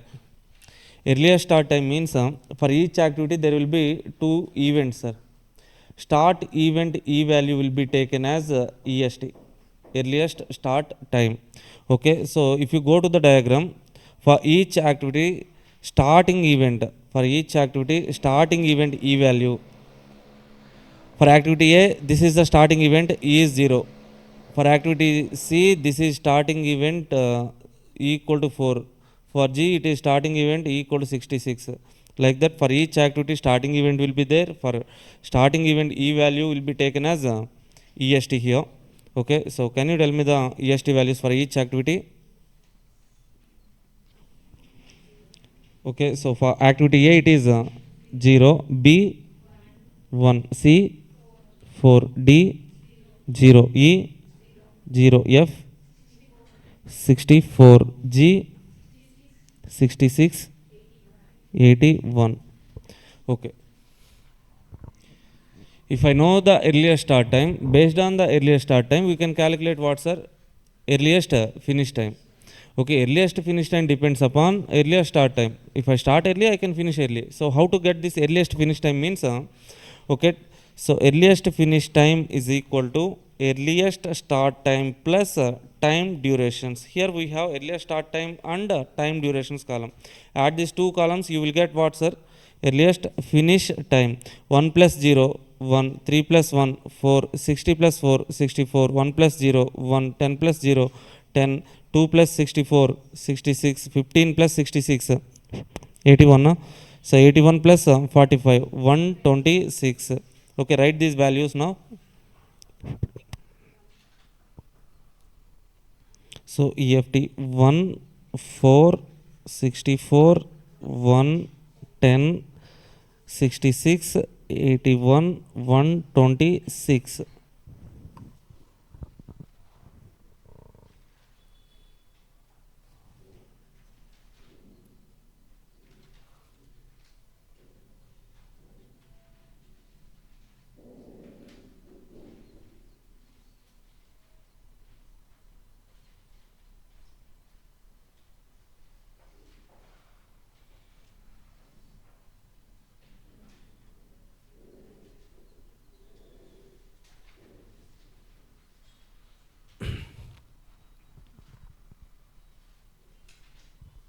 Okay, so next one. So based on L value, now we have to write LFT, sir. How to write this LFT for each activity means, okay, for each activity two events will be there, start event, end event or finish event. Okay, at end event, for each activity end event L value will be taken as LFT. Okay, for each activity end event L value, why end event, sir? We are writing finish time, latest finish time, so that's why for each activity end event, finishing event, L value will be taken as latest finish time, sir.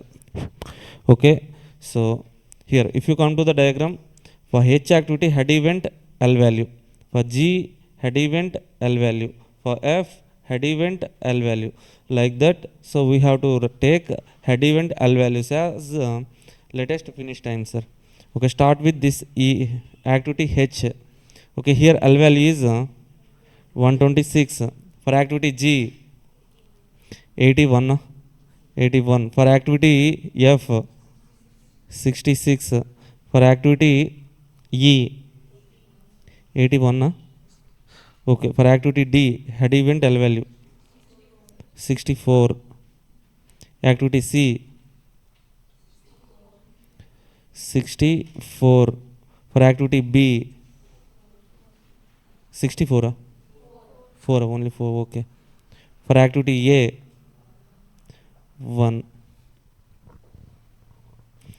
Okay. Now, so remaining column is LST, latest start time. How to write this latest start time, sir? So how late we can start depends upon how late we can finish. Latest finish time minus time duration, you will get latest start time. 1 minus 1, 0. 4 minus 3, 1. 64 minus 60, 4. 64 minus 1, 63. So 81 minus 10, 71. 66 minus 2, 64. 81 minus 15, 66. 126 minus 45, 81. Now write these values. So 0 here, 1, 4, 63, 71, 64, 66, 81.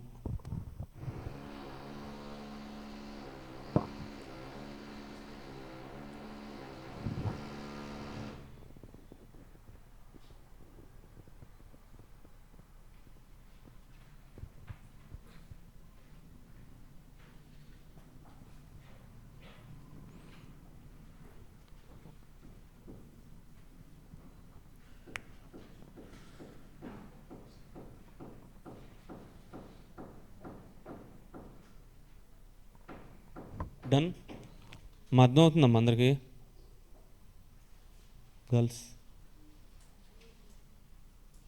Okay.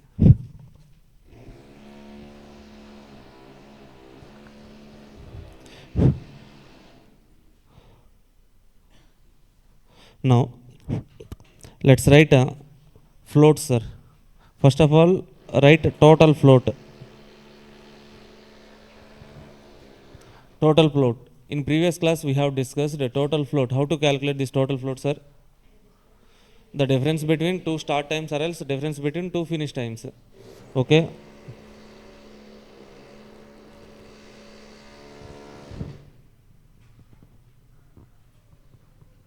Irritating on the sound disturbance undamma.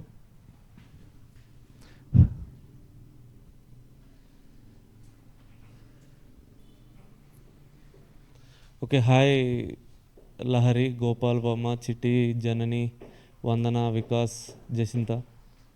Are you listening any some noise from outside? Please let me know. Okay, total float. The difference between two start times, sir. 0 minus 0, 0. 1 minus 1, 0. That means for activity A, total float is 0. Next activity B, 1 minus 1, 4 minus 4, 0. Next activity 4 minus 4, 64 minus 64, 0. Next one 63 minus 0, 63. 64 minus 1, 63. Next one 71 minus 0, 71 or else 81 minus 10, 71 only. 0, 0, 0, 0. All the zeros, right? Yes, yes, yes.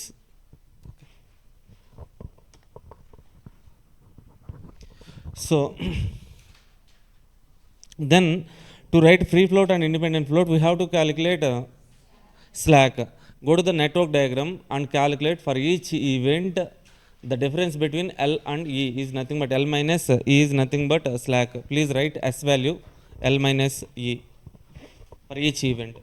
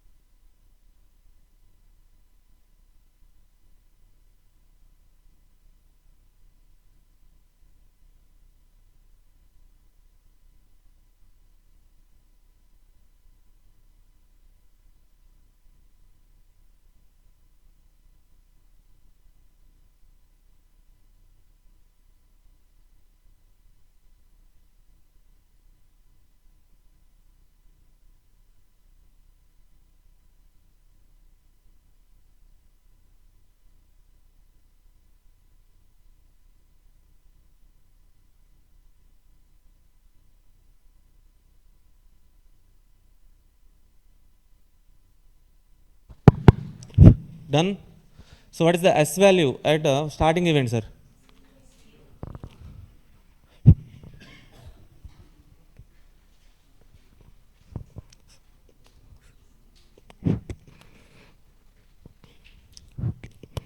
Okay, so at this event S is equal to 0.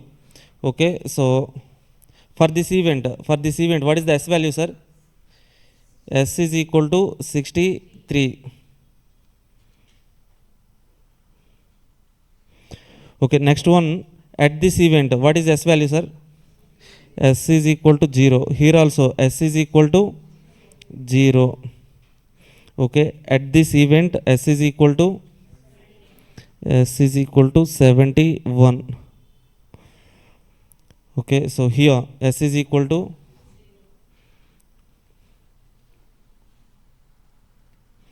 S is equal to 0. Here slack 0, slack 0, slack 0. Okay, if you observe for all the events S is 0 except these two events, sir. Okay, why we got slack some number means here generally what happens here is like here for this activity D unnecessarily we have added some dummy activity, sir. Directly we can connect so if I take C like this means I can connect D directly here like this. Okay, if I draw an activity C, so instead of drawing activity C like this, if I have drawn C here like this, I can connect D directly like this, no? Okay, if you see in study material also directly they have connected D like this. Okay, then what will happen, sir? In that situation you might have got a slack of head event D activity D head event slack will be 0, sir, in that situation. Okay, so here what we should do is like whenever there is a dummy activity, so after a certain activity, okay, so then for an activity which is having dummy after that activity, for that particular activity head event slack should be taken as not just this head event slack, sir. Okay, so head event slack of dummy should be taken as slack here, sir. That means you should not take slack this one. Okay, after D we have dummy, no? This dummy head event slack should be taken as slack here. Okay, here also after this activity E we have dummy. Okay, this is not needed, unnecessarily we have added the dummy, no? So in that situation you should not take this slack value, sir. After dummy there is a head event, no? This head event slack value should be taken as slack here. Okay, are you getting this point, sir? Okay, so if any situation, if after some activity if there is any dummy activity, okay, so you should not directly take S of head event after dummy. So dummy activity head event will be there, for that event slack will be there, that slack should be taken here, sir. For this one also slack, this slack should be taken here. Okay, then so we got for all the activities slack is what, sir? For all the events slack is 0, no? 0 0 0 0, all the zeros. Then what will happen, sir? So slack head event slack, tail event slack, for all the events 0 0 0 0 0 0 0 0 0 0 0 0. Now can you tell me what is the free float and what is total float, sir? Sorry, independent float. Free float is total float minus head event slack, all zeros. So total float only free float. Okay, so independent float means free float minus tail event slack, all slacks are 0. So then you will get same free float as independent float. So 0 0 0 63 71 0 0 0. Same for independent float also it is 0 0 0 63 71 0 0 0, sir.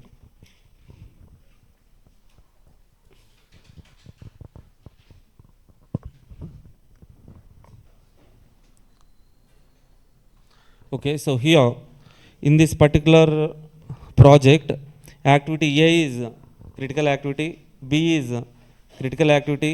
C is also critical activity, except D and E, F, G, H are also critical activities. What is critical activity? Means an activity which is having zero float.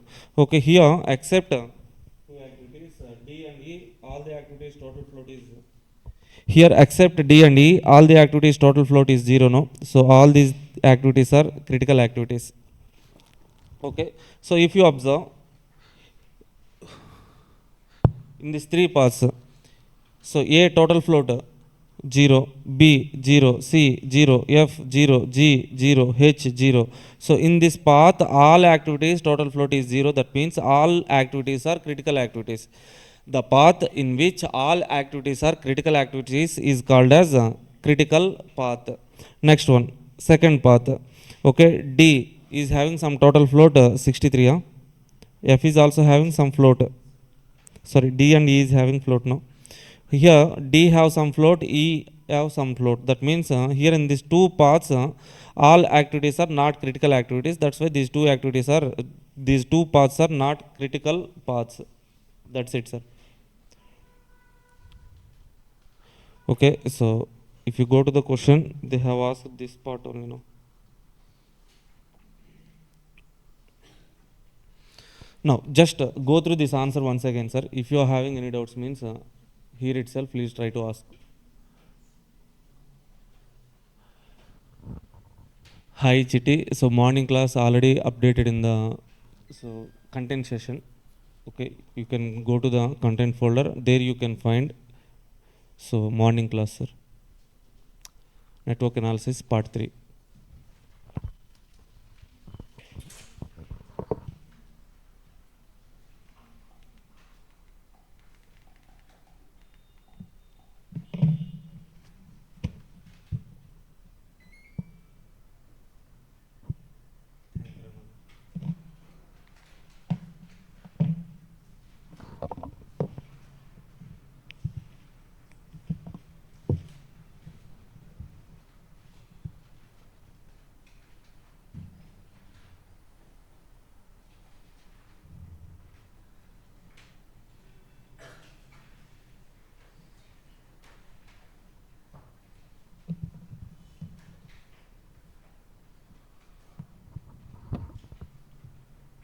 Okay, from next concept you can understand, sir.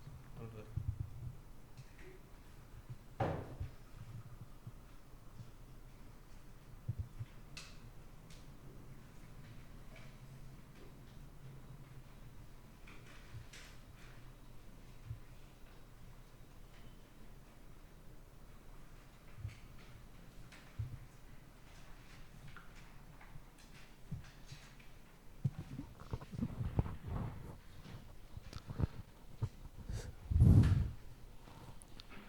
Okay, slack.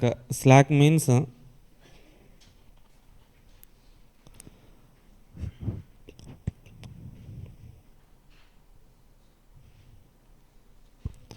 okay, slack we write for event, sir. For each event we write slack. Okay, so how to calculate the slack? Means slack is nothing but the difference between at each event L minus E is nothing but slack. Say for example, I am taking an activity A is there.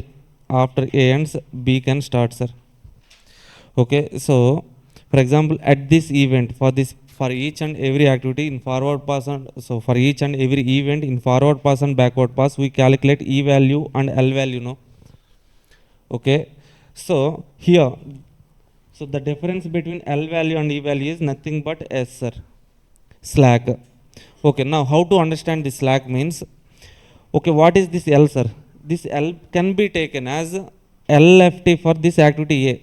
So for activity A, we take head event L value as LFT, latest finish time of activity A. Then what is this E, sir? Okay, for each activity, tail event, starting event E value can be taken as EST, earliest start time. That means for activity B, let's say if this is B activity, for this activity B, EST, so this E means EST of next activity. So this L means LFT of previous activity. Now what is the difference between so L value and E value means, So LFT of preceding activity, latest finish time of this activity A, latest finish time and earliest start time. This latest finish time of previous activity and earliest start time of next activity. This small difference will be there, no? So at that event, at that particular event, some small time gap will be there. That is called as slack, sir. Okay. So now in this particular question, in this particular question, why we have taken slack as 0 here and 0 here means whenever, so for after some activity, if there is some dummy, means, okay, we should take a dummy head event slack as this event head event slack, sir. So this activity head event slack. Okay, so here after activity D we have dummy activity. Okay, that's why we should not take slack value here, sir. This 63 we should not take, sir. What we should take means this dummy activity head event is there, no? Okay, this dummy activity head event slack value should be taken as D activity head event slack. Okay, and also for activity E, okay, we have dummy activity here. Okay, we got a slack 71 here. We should not take this 71, sir. Okay, we should take a dummy activity head event slack 0, no? That slack should be taken here. Why like this means here we have unnecessarily added some dummy activities, sir. Without dummy also we can draw the network diagram. Okay, if you see in the study material question, they have drawn network diagram like this, sir, like this. Okay, so in this situation we won't get dummy activities, no? So in that situation, so what is the activity D head event slack means 0 only. Okay, so for what is the E activity head event slack means so slack will be 0 only, L value, E value 0 only. So that's why whenever you add dummy activities, be careful. Okay, so after some activity, if dummy there means while taking slack values, take dummy head event slack as, so activities head event slack, sir. That is the point. And any doubts?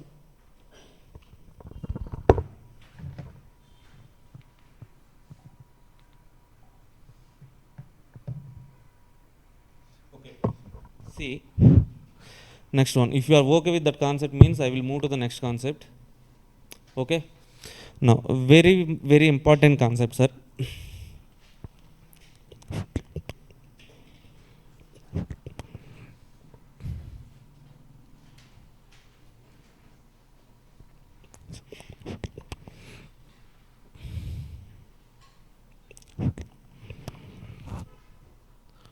June 23 attempt, June 24 attempt, June 25 attempt. In these 3 June attempts, okay, from network analysis in question paper, question number 7, only network analysis only. Okay, so the question was program evaluation review techniques, sir. Okay, so for December 23, December 24, for these 2 attempts, December attempts, they have asked in examination question number 7, network analysis question, that is from CPM, sir. CPM means nothing but crashing. Okay, so yeah,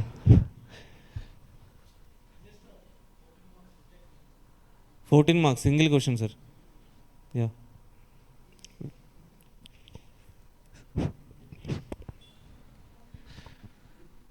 Okay, only one model, sir. That's it. One model. If you understand that model means you can easily write the answer. Okay, so first of all, in network analysis, I will give you some introduction for these concepts. After that, we shall leave, sir.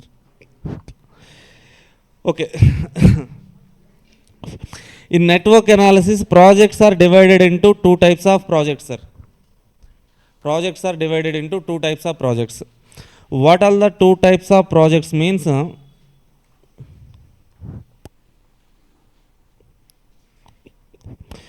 So one is experienced projects.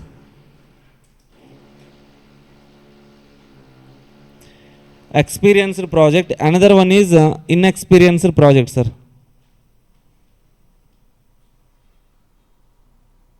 Inexperienced or new projects.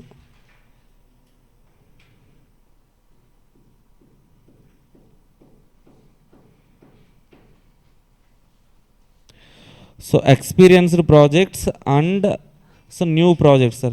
Sir, what does it mean by experienced project? What are the examples? Let's say, for example, some L&T company is there, sir. It is having experience of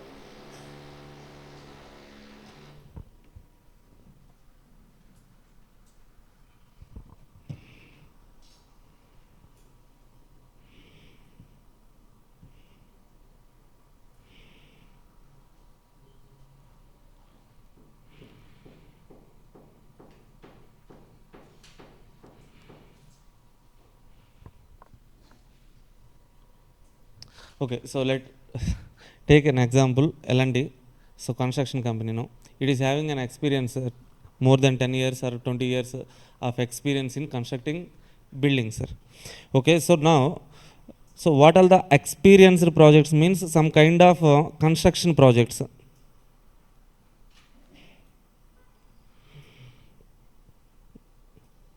Construction projects. What are the new projects means nothing but R&D projects, sir. R&D projects. Okay, so let's say for example L&T company is having some experience in construction projects. If any new project came to the L&T, so what they can do is like so based on their previous experience, they can estimate the time durations of activities. Okay, they can estimate, let's say for example, they have to construct a building, sir. Okay, they are having more than 10 years of experience. Okay, they will definitely estimate how much time it will take to construct the pillars for first floor, second floor, third floor. So how much time it will take, within how much time we can construct. So all those things they can estimate with some certainty. Okay, in case of research and development projects, let's say for example a company is got so a new R&D project like uh, um, so manufacturing of some new vaccination for some corona kind of new virus is coming now. Okay, for that they have to so invent some vaccination, sir. Okay, can they tell how much time it will take to invent the vaccination for that particular new disease? So they cannot say how much time it will take. So let's say for example, so to invent find the vaccination and all, they have to mix some chemicals, heat, cool. So different procedure will be there, no? Okay, so that kind of invention will start at a starting point. Some starting point will be there, sir. What is the starting point means? Okay, they have to collect the data regarding the disease, and they will do some experiments, mix some chemicals, do different experiments. After producing some kind of vaccination, they go for animal trials. Okay, if animal trials got succeed means they go to human trials. After succeeding human trials, then only project completed, right? Okay, that means they know the starting point and ending point. Okay, if particular if particular medicine they have produced is failed means once again they have to start the procedure from the beginning itself. Okay, they don't know how much time it will take, but they know the starting point and ending point. Okay, these kind of projects, research and development projects, are called as new or inexperienced projects. Okay, this kind of construction projects are called as experienced projects, sir. So what is the basic difference between construction projects and experienced inexperienced projects means here, as the company is having so some experience, they can estimate the time duration with some certainty, sir. Time duration of activity time duration certainty will be there, sir. Certainty will be there. Okay, so here in case of research and development projects, as the companies haven't performed any research, so these kind of particular research and development projects, okay, so in that situation they cannot estimate the time durations with some certainty, sir. Certainty won't be there. Okay, so they know the starting point and ending point, so they don't know the activity time durations precisely. So that's why these experienced projects are called as so activity oriented. Activity oriented. These new projects, R&D projects, are also called as event oriented, sir.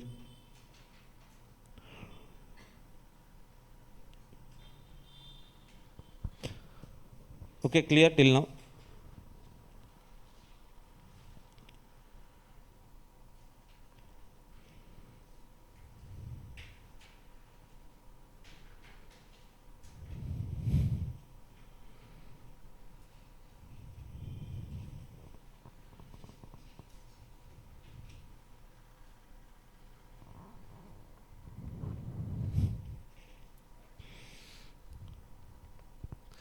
See, two types of projects are there: experienced, inexperienced project. In case of experienced projects, as companies having experience, they can estimate the time durations with some certainty.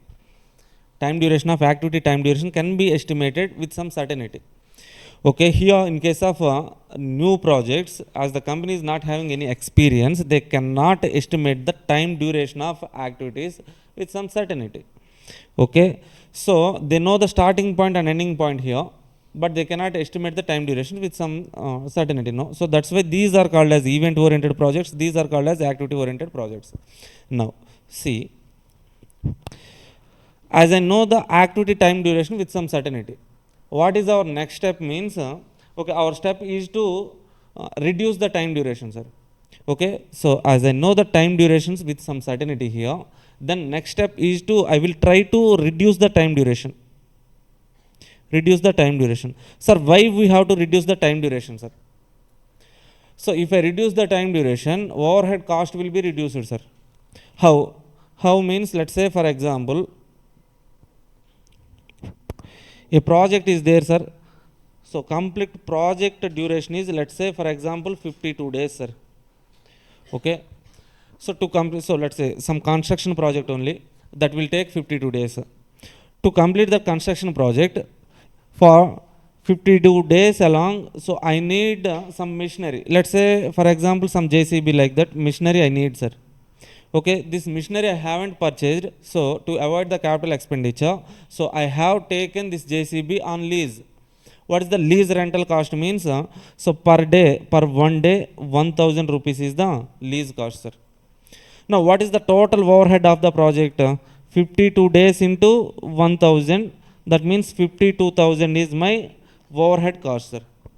Now, so if I reduce the time duration of each activity, okay, so if I, by engaging some additional resources and all, if I try to reduce the time duration of this particular project from 52 days to, let's say for example I have reduced the duration to 50 days, then what would be the overhead cost, sir? 50 days into 1000, 50,000 is only my overhead cost.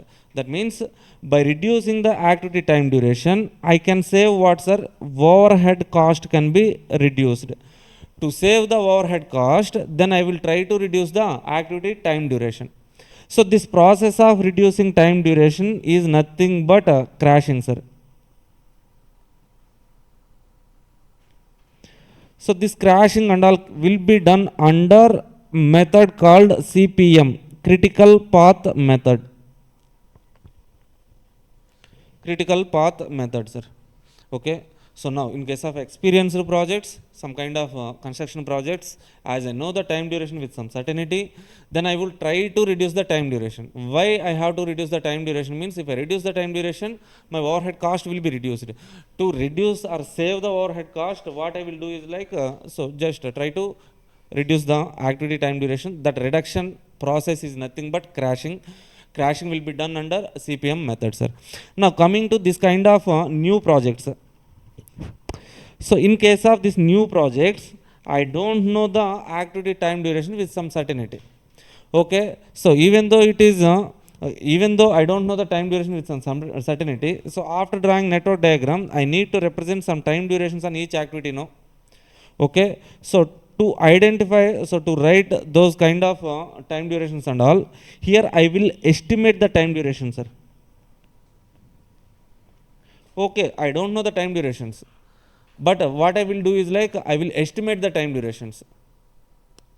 Okay, so how can I estimate the time durations means by using some techniques like probability and all. I use some probability statistical techniques to estimate the time durations. Use techniques of statistics and probability.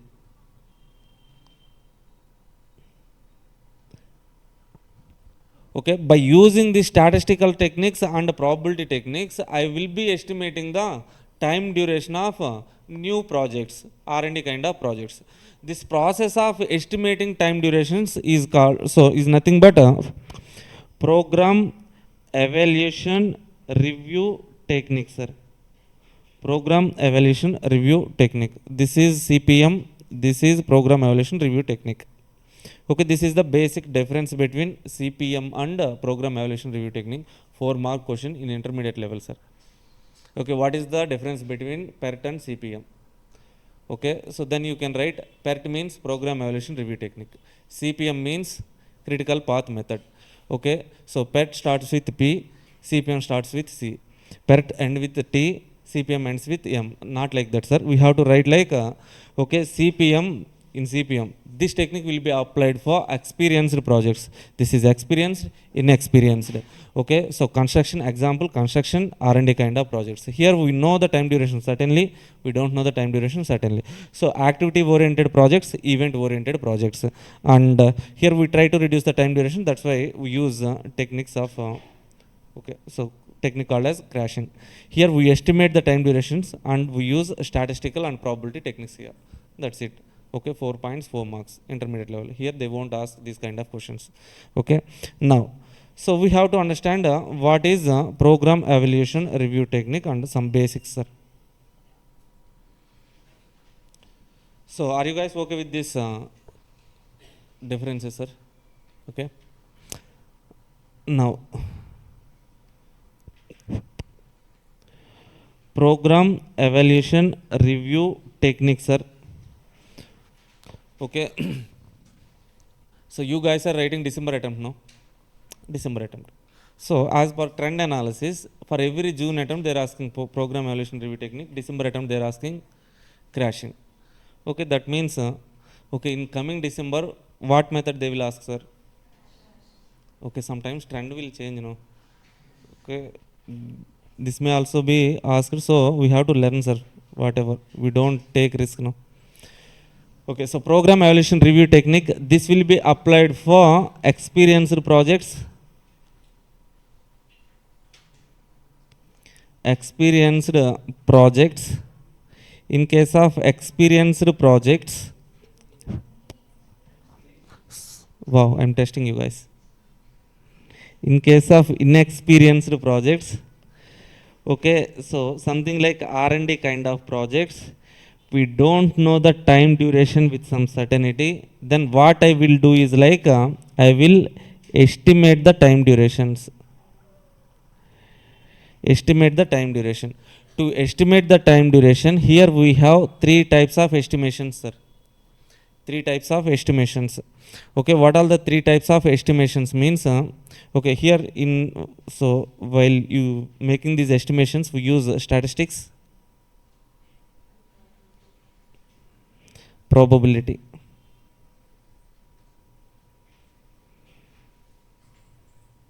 Okay, so here we have 3 types of estimations. What are the 3 types of estimations means? Okay, so optimistic,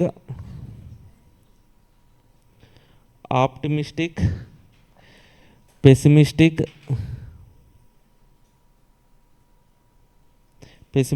most likely.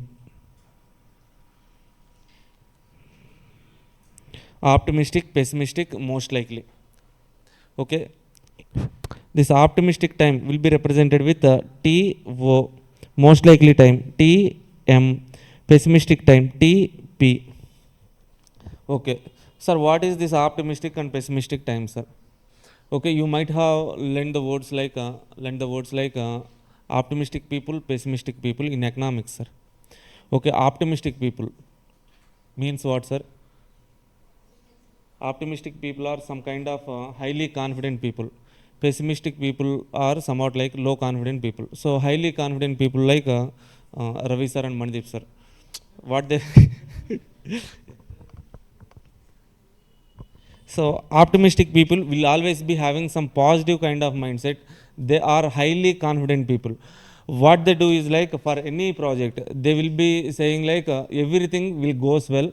Okay, everything goes positively as we planned. Everything goes well, so we can complete the project within less time only. So these optimistic people will estimate the time duration very minimum time, sir. Minimum time. Okay, so these pessimistic people, these are negative mindset people, sir. Okay, so negative mindset people, what they think is like, okay, so I will start the project, suddenly some cyclone, floods, earthquake, these kind of natural calamities will come. Okay, our project will get delayed definitely.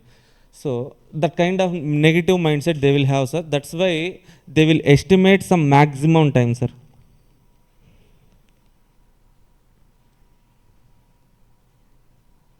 Maximum time. Okay, so optimistic time means that is minimum time. So pessimistic time means maximum time. Okay, so in between there is a time called most likely time. Sir, what is this most likely time, sir? Most likely time means most repeatedly occurred time, sir. Okay, let's say for example I have repeated an activity for n number of times. So for example, I am taking an activity A is there, sir. An activity A. So first time I have performed this activity. So I have completed this activity within 2 hours. First time. Okay. Second time 3 hours. Okay. Third time 2 hours. Fourth time 1 hour. Fifth time 2 hours. Okay. So I have performed a particular activity A for 5 times. Out of 5 times, which time was repeated most number of times, sir? 2. 2. What is the frequency? Let's say here we got 3 timings, sir. 1 hour, 2 hour, 3 hours. Let's say this is variable x. Now what is the frequency of each time? Okay, 1 has repeated for 1 time, 2 has repeated for 3 times, 3 1 time. Okay, the timing which is having highest frequency. Most likely means which repeated for most number of times. Okay, the time which has highest frequency, if I repeat the if I repeat an activity for n number of times, highest number of times repeated time is nothing but most likely time. Okay.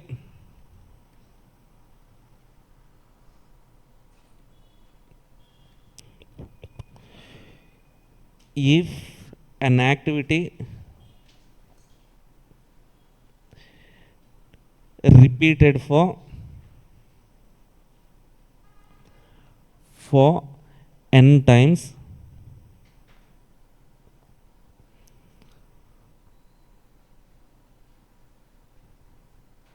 highest times repeated time is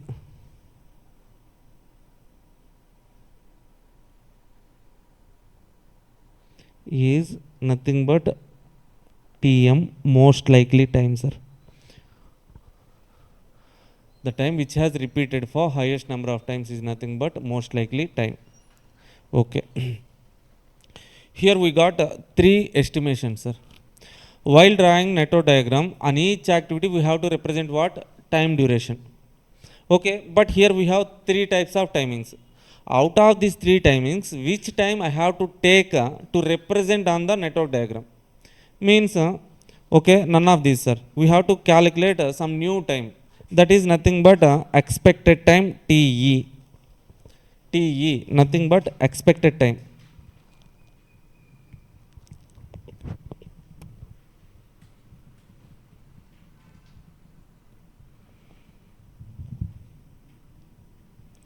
Expected time, TE.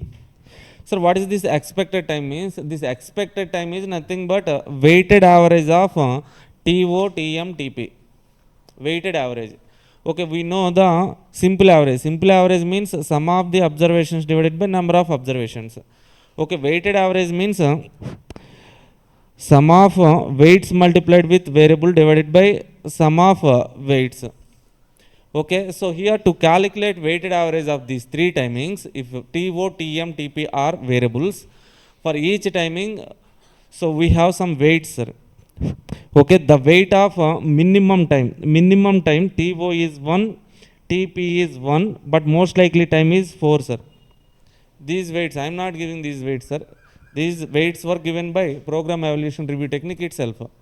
Okay, so why 1 for TO, 1 for TP means, okay, the chances of occurring minimum time and maximum time is very, very less. Okay, meanwhile, in between some time will have, so occur, so that's why we are taking minimum time, so one weight for minimum time and maximum time, but for most repeated time, that is most repeated time now, so that's why 4 weight. Okay, so now what is the weighted average, sir? Weighted average means multiply these weights with variables, 1 into TO. So in numerator, sum of weights into variables, 1 into TO plus 4 into TM plus, okay, so 1 into TP divided by, what is the total weight, sir? 1 plus 4 plus 1, 6. That means what is the overall formula? TO plus 4 TM plus TP divided by 6, sir. This is expected time TE.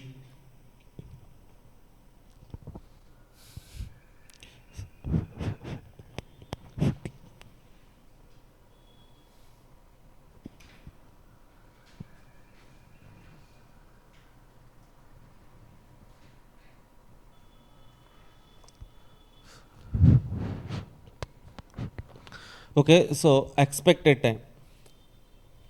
This is expected time, sir, not exact time. Okay, we are estimating for the future. That may or may not happen. Say for example, we have started, I started classes on 23rd June, sir. So my expected completion time, that means August 5th. Okay, so how many days, sir? Nearly some 40 or 45 days, my target. Okay, here I am saying like my expected time TE is 45 days. Okay, I may or may not complete the syllabus within 45 days, may or may not. It may extend to 46 days or 47 days or 48 days, or else sometimes I can complete within 44, 43, so 42, like that. Some variance, some deviation will be there, sir. Okay, so if I calculate some average, there will be some variation or dispersion or deviation will be there. Okay, to calculate that variance, the difference, the deviation, we have in statistics, we have some measures of dispersion, sir. Measures of dispersion. What all the measures of dispersion means? Range, quartile deviation, mean deviation, standard deviation, sir. If you have studied some mathematics in CMA foundation means you will definitely remember these calculations: range, quartile deviation, mean deviation, standard deviation. Okay, the standard deviation is the most important one, sir. So the best measure of dispersion is standard deviation. So that's why to calculate the variance or deviation here, we are considering standard deviation. We are considering standard deviation. So the standard deviation and all, this formula is very, very important in SFM, sir. Portfolio analysis and all. So you will be repeatedly using this formula. Okay, what is the formula? Basic formula for standard deviation means square root of sigma x. Okay, square root of sigma x minus x bar whole square by n, sir. This is the basic formula. If you are using the weights, then the formula would be like this. Okay, square root of sigma w into x minus x bar whole square by sigma w, or else sometimes we take frequency or else probability. Okay, most repeatedly you will take in place of this w probability, you will take in portfolio analysis SFM. Okay, this formula in detail will be explained by Ravi sir in SFM, sir. Okay, here for us we don't need this formula, sir. But okay, so here to calculate the standard deviation of an activity, okay, so in this particular formula, x is what, sir? X is variable, TO, TM, TP. X bar means average. What is the average, sir? TE, X bar is nothing but TE. By taking these values, if I substitute these values and weights, weight 1 for 1, if I substitute in this formula, after doing derivation for 1 or 2 pages for 1 or 2 days, then you will get final formula, sir. That is nothing but TO minus TP, sorry, TP minus TO, maximum time minus minimum time divided by 6, sir. This formula is enough for us. We don't need this formula, sir. Okay, but basic understanding, if you need the formula, means standard deviation is equal to sigma x minus x bar whole square by n, sir. That is the basic formula. Anyway, you will be learning that formula in SFM, sir. Okay.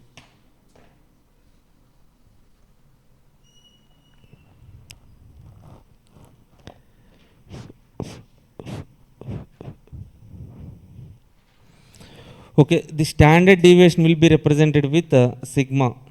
Sigma standard deviation, that is equal to TP. TP is what, sir? Maximum time. TO is what, sir? Minimum time. So maximum time minus minimum time divided by 6, sir. Okay. We have one more calculation, that is variance, sir. Standard deviation square is nothing but variance. Variance. Okay, standard deviation square, that is equal to TP minus TO divided by 6 whole square, sir. Okay, you don't need to by heart these formulas. Okay, if you know the standard deviation basic formula, squaring that standard deviation is nothing but variance, sir. Sir, why this variance came into picture, sir? Okay, if you have standard deviation, why we need to learn variance means, okay, in this standard deviation formula, in the standard deviation formula, we are having some roots, sir, under root values. Okay, what is the problem we face while using this standard deviation means, say for example, okay, so have you written this formula, sir? No. Say for example, a path is there, sir, a critical path.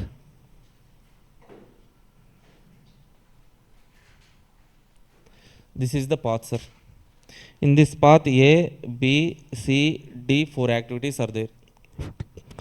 So, for these 4 activities, time durations are 10 days, 5 days, 10 days, 5 days.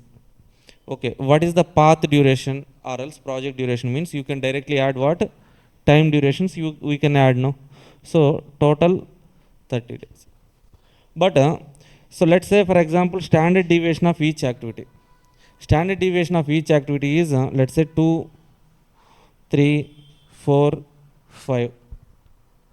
Okay, so to calculate the total standard deviation of the path, we should not directly add the standard deviation values, sir. Why we should not add the standard deviation values directly means, in the formula itself we have root.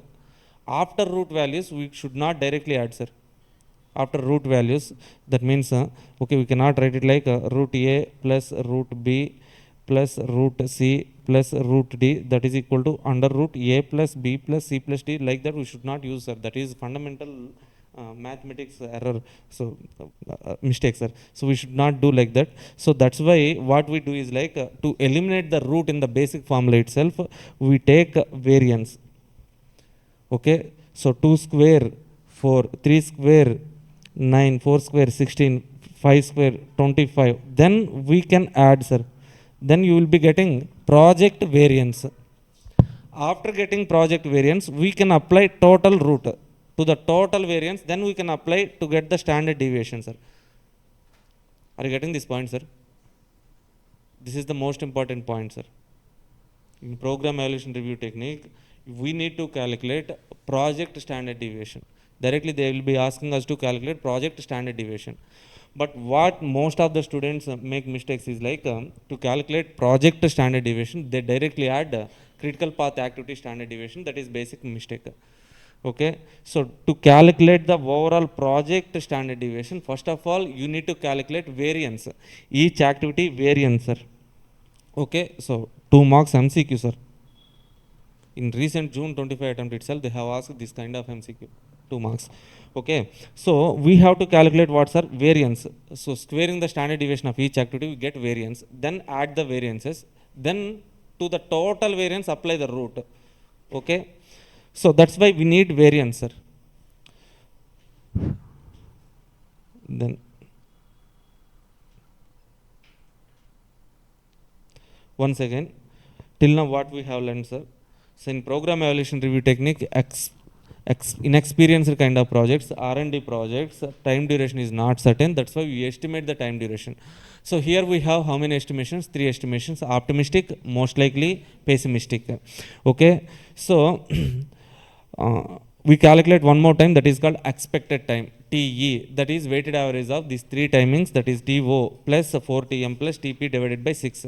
What is standard deviation? Standard deviation means okay, highest time, maximum time minus minimum time divided by 6. Maximum time is pessimistic time, minimum time is optimistic time divided by 6.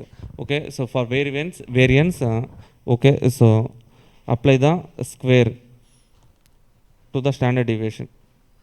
Okay, now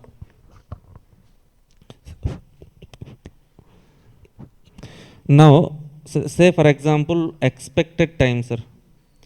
Okay, so for this particular Yoda batch, I am saying expected completion time is 45 days, say for example only 45 days. Okay, now what is the probability of completing SCM and DM syllabus within this 45 days? Means the probability, as this is expected time only, expected time only, so the probability is nothing but 50-50, sir. 50-50. There is a 50% chances that I can complete within 45 days. There is 50% probability that I cannot complete within 45 days also. Okay, that means this 45 days may become 46, 47, 48 and so on like this, or else 44, 43, 42, before also I can complete. Okay, so this is what's our expected time. This 45 is expected time. Okay, this 45 may be more than expected time or else less than before expected time, I can complete the project. Okay, what is the probability of completing on expected time? Means 50-50 only, 50-50 only. Now, so I want to know the probability. So let's say for example Ravi sir is giving, so if Ravi sir asks me like so with how much probability you can complete within 45 days, means I can say 50-50 only, sir. Now Ravi sir is giving me some grace period, take 3 more days, I am giving 3 more days. Now tell me the probability, what is the probability that you will complete the syllabus within 48 days?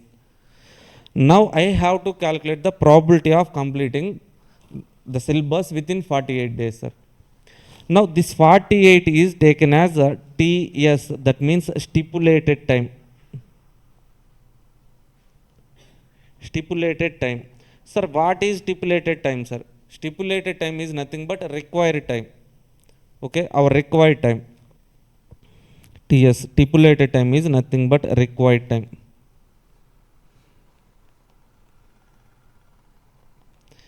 Required time. So now we need to calculate what's our probability. To calculate the probability, so we need, so directly we won't calculate the probability value, sir. We calculate one value called as Z, sir. Standard normal variable. Okay, listen carefully, sir. So what is our target here? I need to calculate what? Probability. Okay, so the probability of completing the project within 45 days is 50-50 only. Now I want to calculate the probability of completing the project in 45 days, 48 days. Okay, so some probability, increased probability will be there, no? Some 80-20, some ratio will be there. Now I want to calculate that probability. How can I calculate that probability? Means I cannot directly calculate the probability, sir. For that, first of all, I need to calculate Z value, standard normal variable. So how to calculate this Z value, standard normal variable Z value? Means this Z can be calculated by using TS minus TE divided by standard deviation, sir. One of the most important formula.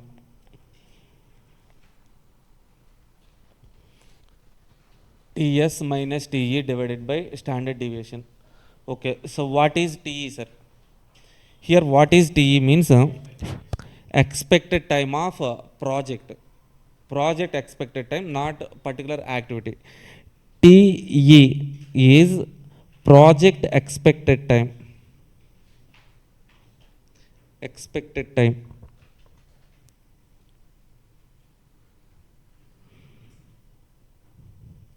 Project expected time, sir. Okay, so these kind of formulas and all you will be seeing in SFM also, sir. Okay, here itself try to understand. Okay, then it will be somewhat easy for you to understand in SFM also.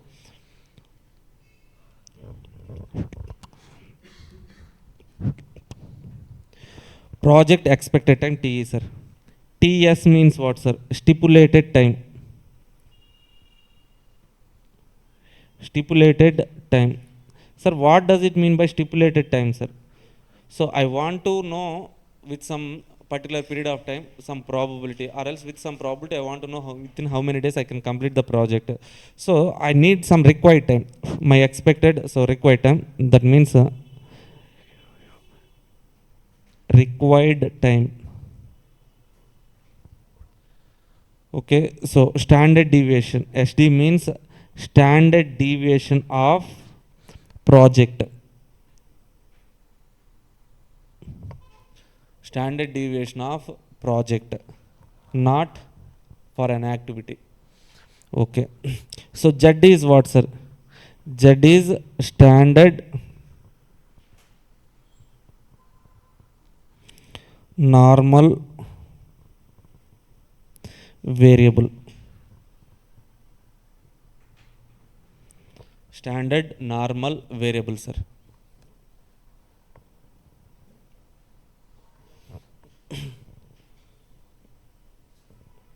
Okay, now see here for this particular example. Here for this particular example, what is TE value, sir? TE expected value is 45 days. What is stipulated time, sir? 48 days. For example, I am taking standard deviation also. Standard deviation of the project is 3 days, sir. Now I want to calculate probability of completing the project within 48 days. Okay, so for that, first of all, we need what, sir? Z value. Okay, calculate Z value. Z is equal to TS minus TE divided by standard deviation, that is 48 minus 45 divided by 3, that is equal to 1. Z is equal to 1, sir.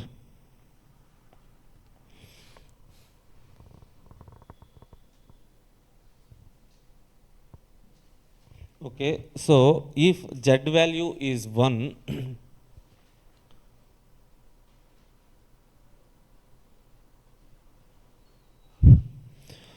so we need what, sir? Probability, but we have what? Z value. Now we have to find out this Z value in standard normal table, sir.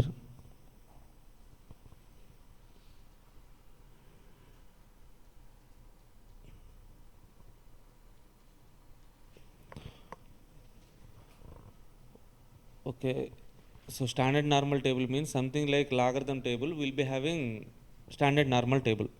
In the table, if you search for this Z value at 1, you will get the probability values.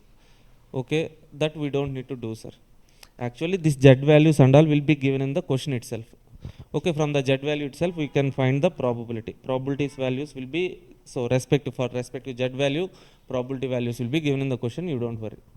Okay, so find that probability value, write the probability, that's it, fine. Now, so what is the complex thing here we face is like we have to understand the standard normal curve, sir. Standard normal curve. Okay, are you okay till now, all the formulas and all? Okay, here from here things will be even more complex, sir. Okay, once again, what is program evaluation review technique means? Okay, here we have two formulas. TE expected time. What is the formula? OTM plus TP divided by 6. Okay, what is standard deviation? TP minus TO, variance means standard deviation square is nothing but variance. Okay, so and one more formula here we are getting is Z. Okay, so Z is equal to TS minus TE divided by standard deviation. Simple, sir. But sometimes okay, here in this particular example, by giving some required time, I'm asking to calculate the, I have asked to calculate the probability. But sometimes by giving a probability itself, they will ask us to calculate the stipulated time. At that particular situation, what is the formula? Here to calculate, so from this formula itself, we can derive the TS value, sir. If I bring the standard deviation to the left side, Z into standard deviation. Okay, bring this TE to the left side, then you will get what, sir? TS is equal to TE plus Z into standard deviation. Say for example, we are saying like so probability of completing this project within 45 days is 50-50. Say for example, with 90 percentage of probability, with 90 percentage of probability, within how many days we can complete the project? If the question is like that, means okay, so at 90 percentage of probability, we take the Z value, standard deviation TE, we can calculate TS values, sir. Okay, first of all, the link between Z value and probability value will be given in the question itself. Okay, you don't worry about that. Okay, so one more point here is while calculating this project standard deviation, sir. Okay, so while calculating project standard deviation, we should not add individual activity standard deviation directly. We have to calculate variance of individual activity. So in critical path, for each activity, standard deviation will be given in the question. Okay, you should not add the standard deviations directly. Okay, calculate the variances, then add the standard deviations. Okay, see here, I will show you the question paper also.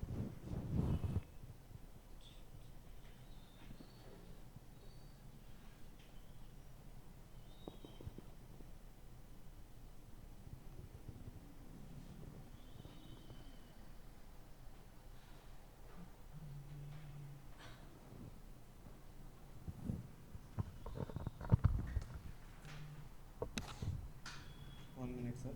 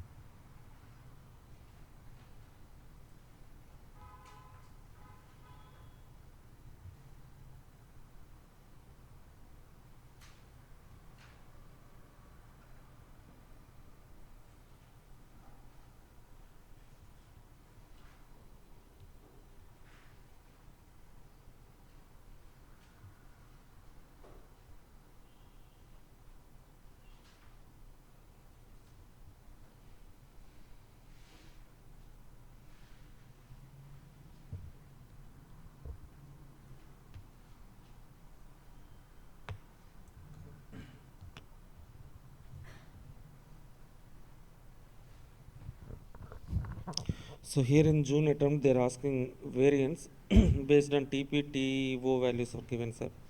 Okay.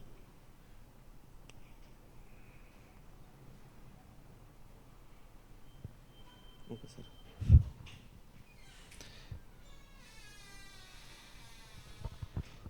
Okay, I will show you the question paper later. That is not needed now.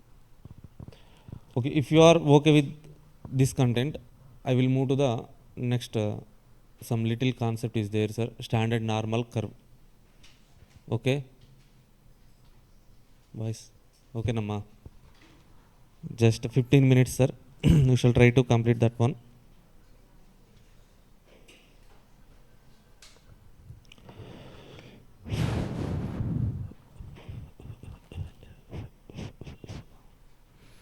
Okay, before entering into that standard normal curve, write this note point, sir. Note point.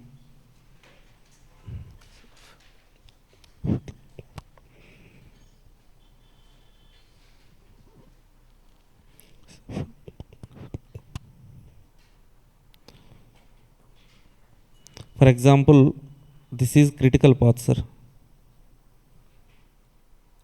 Critical path A, B, C, D.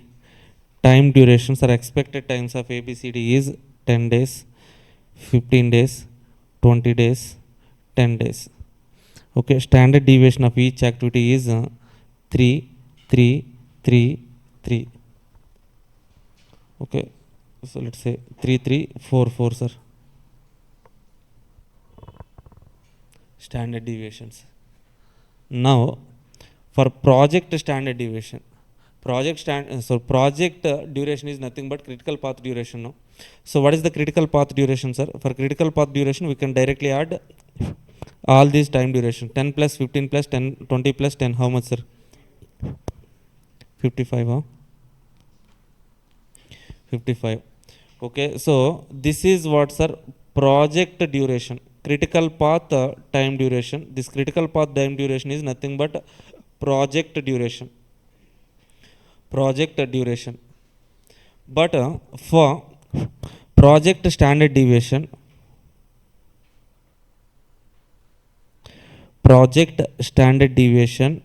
we should not add the standard deviations directly.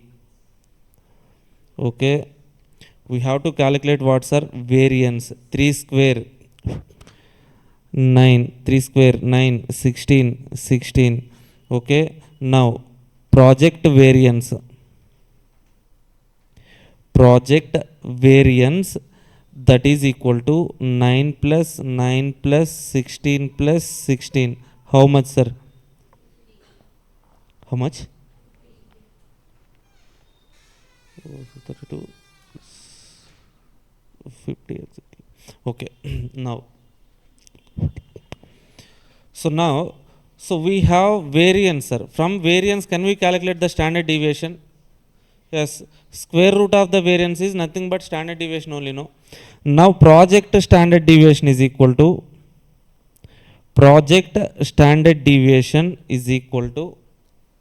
square root of project variance, sir. Project variance. Okay, square root of 50. You will get how much, sir? 7.071. This is project standard deviation. If you add directly the standard deviations, how much you might have got, sir? 7 plus 7, 14. Okay, so we should not calculate like that, sir.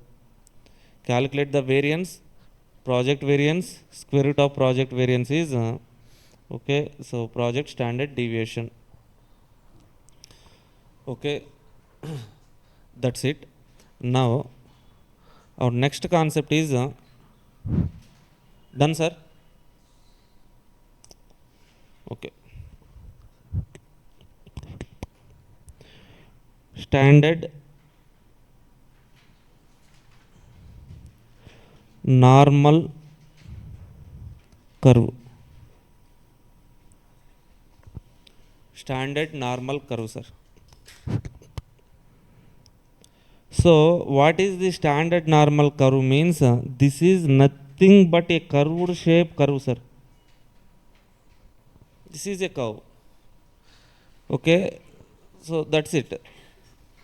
If I go into the details, even more details, you won't understand now, sir. Okay, so till now we have learned this many formulas and all now. So that's why we will discuss this concept. Just write, keep this heading. Just keep this heading and draw this diagram. That's it. Remaining details and all I will explain in next class, sir. Why means this will take at least some 15 to 20 minutes, sir. Okay, so this is the most important one, sir.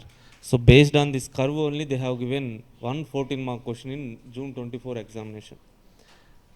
We have to understand this curve and all. So that's why in tomorrow's class we will discuss this one, sir. Okay, tomorrow class timings and all I will update in the group. Okay, most probably same timings will be there, sir. Okay, so thank you all till now. Okay, you have listened very so patient. With some patience, you have listened the classes. That's why. Thank you. So Janani, Prakash, Varun, Chitti, Vandana, Vikas, Gopal, Vama, Lahari, and all. So thank you guys. We'll meet you in the next class. Until then, Ma. So we'll meet you in the next class. Until then, keep smiling. Bye bye.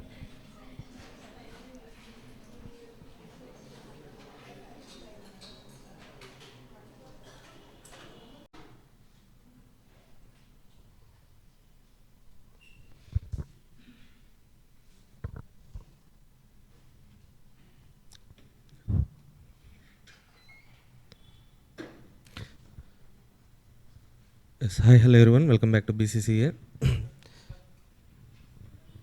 Hi sir. What's your name? Varun.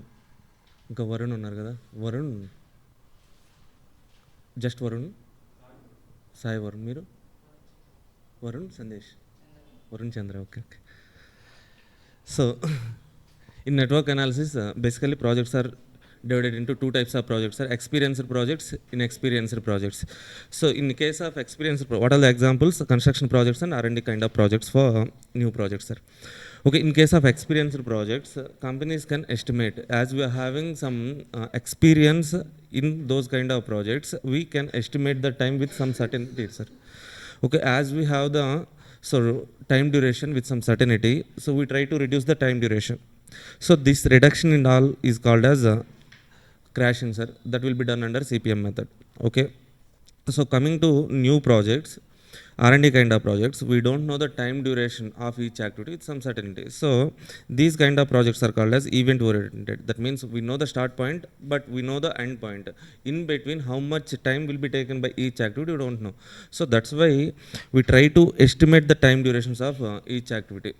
So that for that estimation we use statistics and probability techniques. This technique is called as a program evaluation review technique, sir. Under this program evaluation review technique, so time estimates, three types of estimates were there, sir. So optimistic time, most likely time, pessimistic time. So optimistic time is minimum time, pessimistic time is maximum time, sir.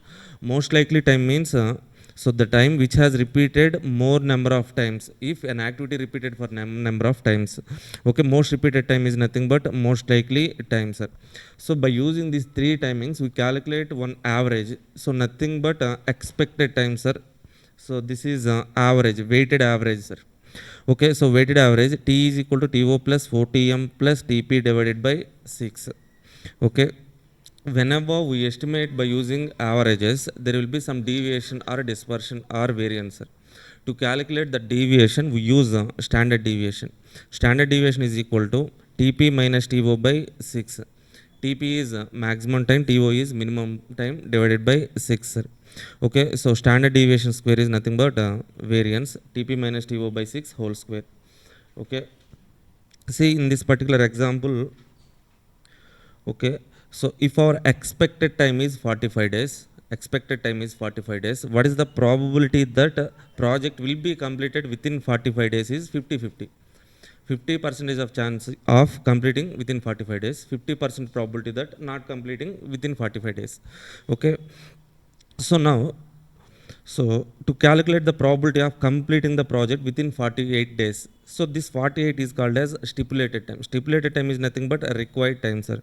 Okay, what we are saying here is like for expected time, whenever we calculate some average, okay, so this we are taking as expected time. For future projection, we are taking average, sir.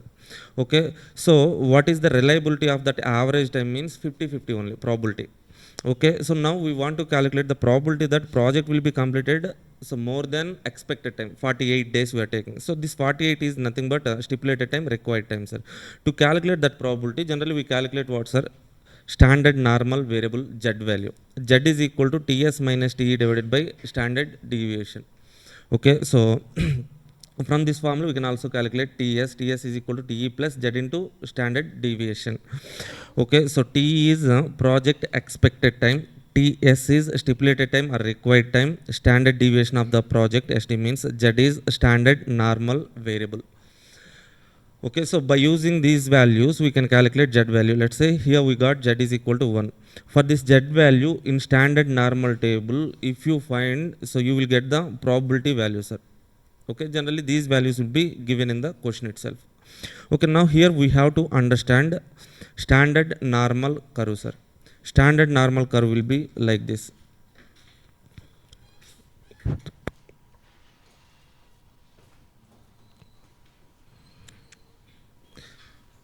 Let's say that horizontal line is x-axis.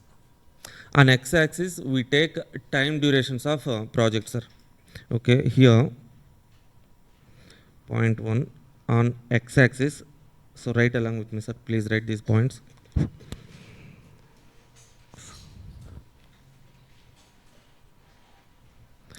Time duration of project.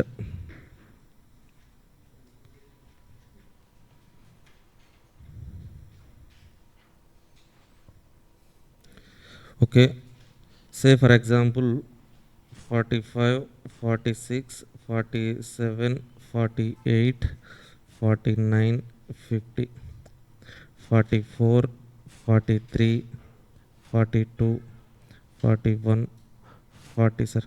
Like that we have taken project time durations on x-axis.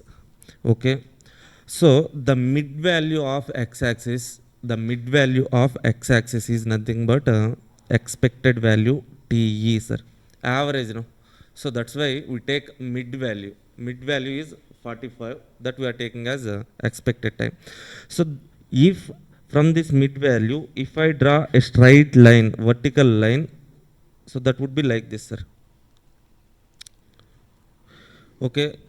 So if I draw a line from mid value, that means expected time towards the curve. So there will be a vertical line. This divides the curve into two halves, sir. Two equal parts. Okay. Now second point. Mid value on x axis is TE, sir. Mid value. Y means this is average, no? That's why you're taking mid value. This TE line divides the total standard normal curve into two equal parts. Third point. TE line divides the curve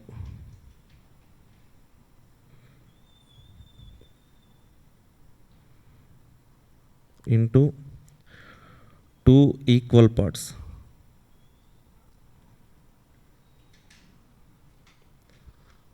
Okay, now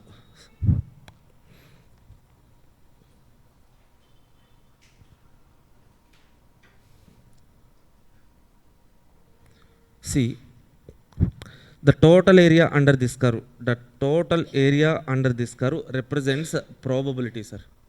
Okay, so the area under this curve, probability.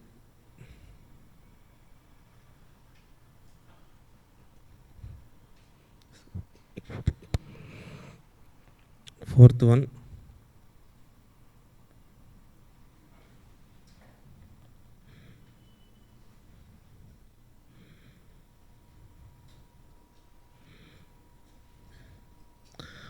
probability.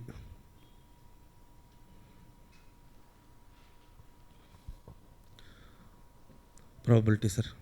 See, okay, we are saying like the TE line divides the total standard normal curve into two equal parts. That means we know what is the total probability, sir. Total probability will always be 1, right? That means the total area under this curve is equal to 1. Area is equal to 1, sir. Now this average line, TE line divides total curve into two equal parts. That means what is this area, sir? What is this area? This would be 0.5, this would be 0.5. Okay, so this is 0.5 area, this is 0.5 area, sir.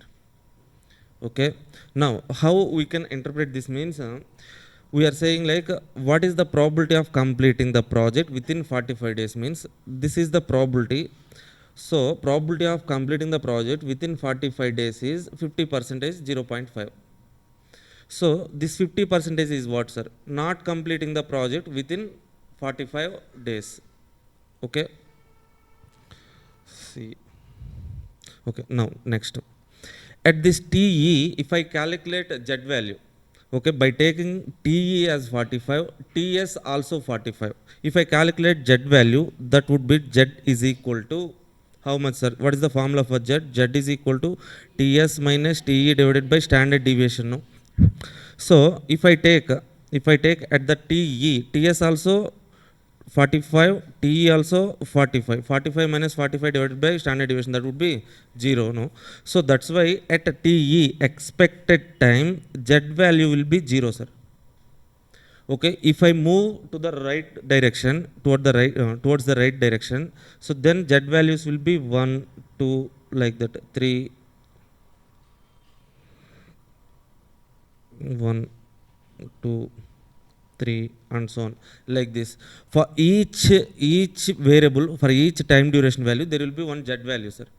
Okay, by using, if I take TS as 46, I will get one Z value. If I take 47 as TS, I will get one Z value. Like that, we can calculate different Z values. Okay, if I move toward the right direction, I will be getting positive Z values. So leftward direction, I will be getting negative Z values, sir. Okay, Z value will be, so right side positive, left side negative, sir. Okay, see, now I want to calculate what is the probability that project will be completed within 48 days. No, now, so this 48 is TS, sir. TS. Okay, so by taking this TE as 45, TS as 48, if I calculate Z value, so let's say what is our assumption, sir? Here standard deviation I have taken 3, right? Okay, standard deviation is 3 for the project. These all are time duration values. These are Z values. Let's say standard deviation is equal to 3. Okay, now by taking TE as 45, TS as 48, if I calculate Z value, I will be getting 48 minus 45 divided by 3, that is 1. That means at 48, the Z value is what, sir? 1. Z is equal to 1. Okay, so if I go into the standard normal table and search for the Z equal to 1 value, I will be getting certain value, sir. That value represents C. So from this 48, if I take a line, so there will be some value like that gives this area, sir. At Z is equal to 1, table value, that means probability is equal to 0.3481, something will be there, sir. This value will be given in the question itself, don't worry about that. Okay, so if P is equal to, at Z is equal to 1, P value is what, sir? 0.3481. Now the area between TE to TS, this area is what, sir? 0.3481, like that value will be given, sir. Now, so how to understand this curve means, now let's say I want to calculate the probability of completing project within 48 days, sir. So this line, take this line. From this line, so total area, left side area represents probability of completing the project within 48 days. Total right side area represents probability of not completing the project within 48 days. Okay, whatever the line, if I draw a line here at 42, left side area represents what, sir? Probability of completing the project within 42 days. Right side area represents probability of not completing the project within 42 days.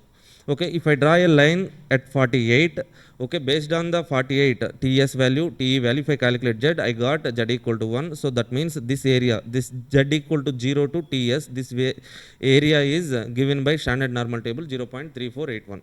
Now to calculate the probability of completing the project within 48 days, total left side area I need, sir. I know this area. I know this area. Okay, so what is this area, sir? This is 0.5. This is what, sir? 0.3481. Now, what is the probability that project will be completed within 48 days, sir? So that means this total area, no? This total area means 0.50 plus 0.3481. That means 0.8481. 84.81 percentage of probability that project will be completed within 48 days, sir. Okay, now can you tell me what is the probability that project will not be completed within 48 days? This right side area. How can I calculate this right side area, sir? 1 minus, okay, 1 minus this total area, or else I know this total area 0.5, minus, what is this area, sir? 0.3481. Okay, I will be getting the probability that project will not be completed within 48 days. That is how we can calculate the probability, sir. Are you okay with this?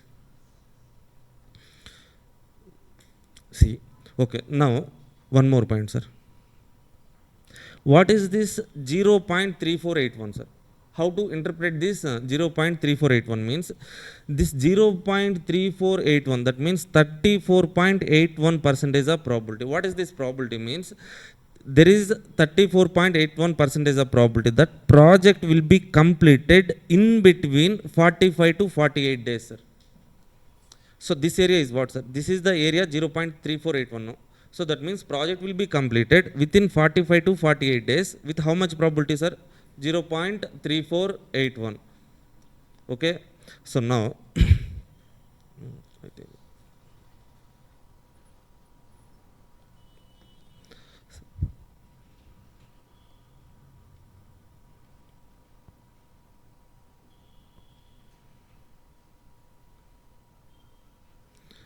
one more point, sir. In question, sometimes Z values will be given like 0 to Z, sir. 0 to Z. So Z values, directly one way of giving Z value is Z is equal to 0 to Z. They will, so just look at this question, sir. Open our materials, page number 11.6, sir. Here they have given Z values, sir. So like that table values will be given in the question itself. You don't worry about Z values and probabilities. Okay, by using the formulas, if you calculate Z value, it's fine. Okay. So here, so at Z is equal to 1, what is the value, sir? 0.3413. Okay, I wrote 3481, but whatever it is. Okay, here Z values are given how, sir? Z is equal to 0 to Z. Then we have to understand it like, okay, this area is between 0 to Z means this area. That means Z equal to 0 at so expected value line, no? So from this point to this point we have to take the area, sir. Let's say for example at Z is equal to 1, if they have given directly like so 0.8431, directly Z is equal to not mentioning, without mentioning like 0 to Z, if they have given Z equal to 0.8431 means then that represents from left end to this total area they are giving, sir. In two ways that value will be given. If they have mentioned in the question particularly like Z is equal to 0 to Z means given area represents 0 to Z. Okay. So if without mentioning like directly they have given Z values means we have to understand like that Z value is from left end to the TS value, sir. Are you getting this point? Okay. Now let's say for example now I got Z is equal to -1, sir. -1. Z is equal to -1. Then how to interpret that values? Okay, at Z is equal to 1, what is the probability value, sir? Table value 0.3413. Z is equal to -1 means where that value will be, sir? So -1 here somewhat, let's say here is the value, sir. Somewhere like this we got Z is equal to -1. If I take TS is equal to 42, TE is equal to 45. If I calculate Z value, then I will be getting -1, no? -1. That means at 42, Z is equal to -1. At this value, if table value given like what, sir? Table value 0 to Z at 1, probability value is 0.3413. That means we have to understand like given table value is 0 here, no? 0 to Z. This area they have given, sir. Okay, if they have given this area, then we can calculate what is the probability that project will be completed within 42 days means this area. What is the probability that project will not be completed within 42 days means this area, right side area. Okay, so once again, see, I am drawing once again, sir. Say for example, this is midline 45. At this is 42. This is TE, sir. This is TS.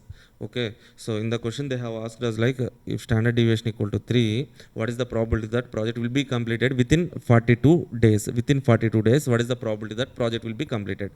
By taking these values, I have calculated Z, that is equal to TS minus TE divided by standard deviation. TS is 42 minus 45 divided by 3 minus 3 by 3 minus 1, sir. Okay, so at this I got a minus 1. Z is equal to minus 1. Now see, in that question they will be giving Z values like at Z is equal to 0 to Z. If Z value is equal to 1, the table value is 0.3413. 0 to Z means here Z is equal to 0. 0 to Z means you have to take in between these two lines, sir.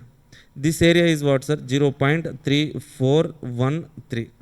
Now can you tell me what is the probability that project will be completed within 42 days?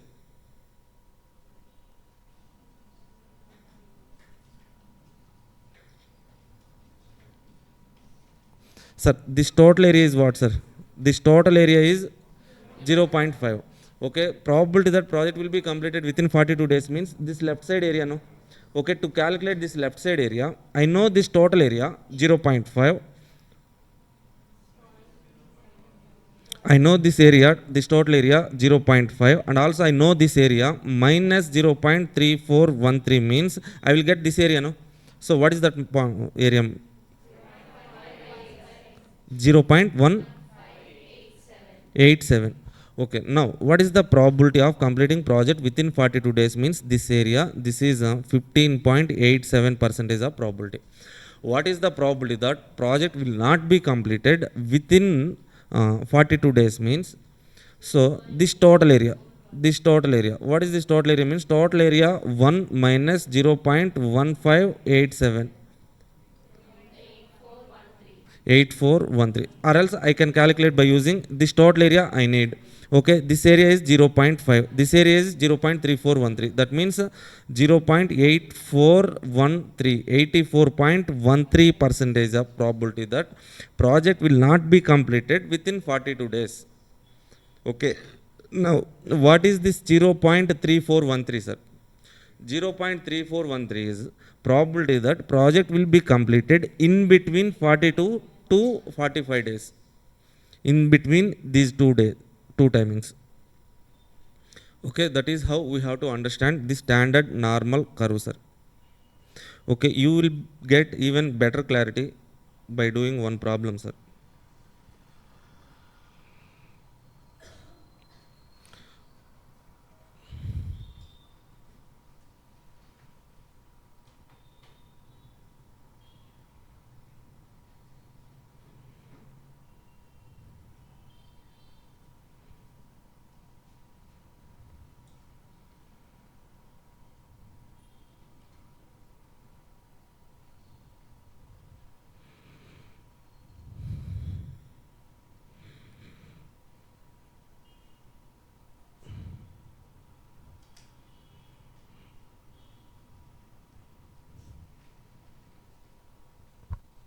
Okay, these are time duration values, Z value, standard deviation.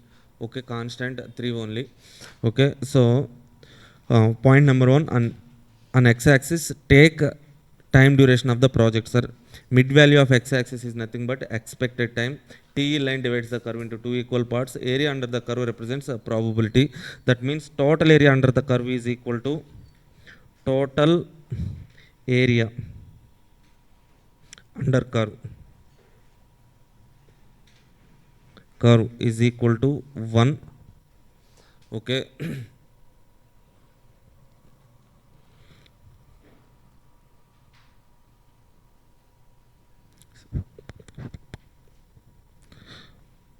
probability of completing the project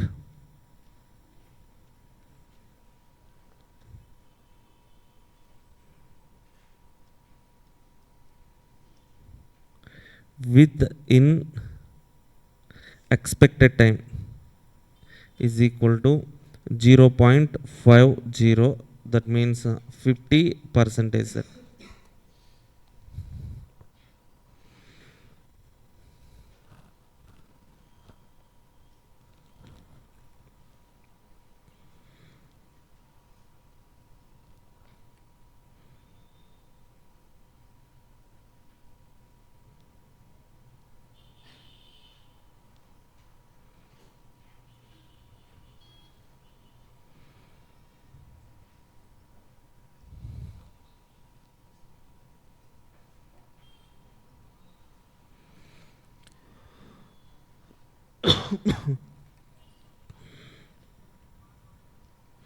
Probability of not completing the project within expected time is again 50 percentage.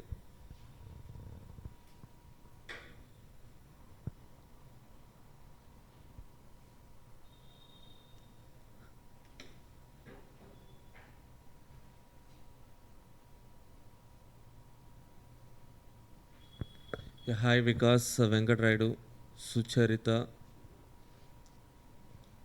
Chiki Jeti, Chiti, Gopal Vama, Vandana, Lahari, Jacinta, Janani, Abhimati. Hi, hi, hi.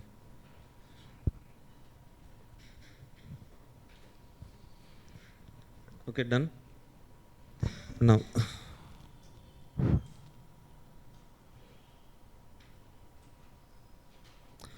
okay, if you draw any vertical line on the curve, left side area represents what, sir? Total left side area represents probability of completing within that days. Okay, right side area represents probability of not completing. Okay, so what are the properties of this curve means? Total area is 1.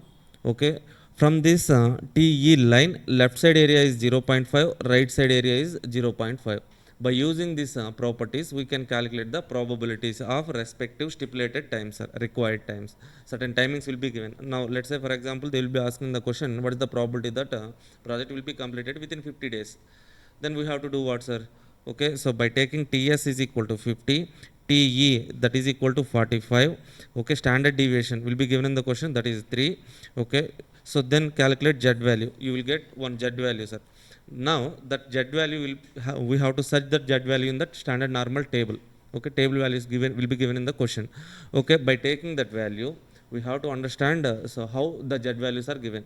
If Z value is 0 to Z means, okay, you have to draw the area from this line to that point.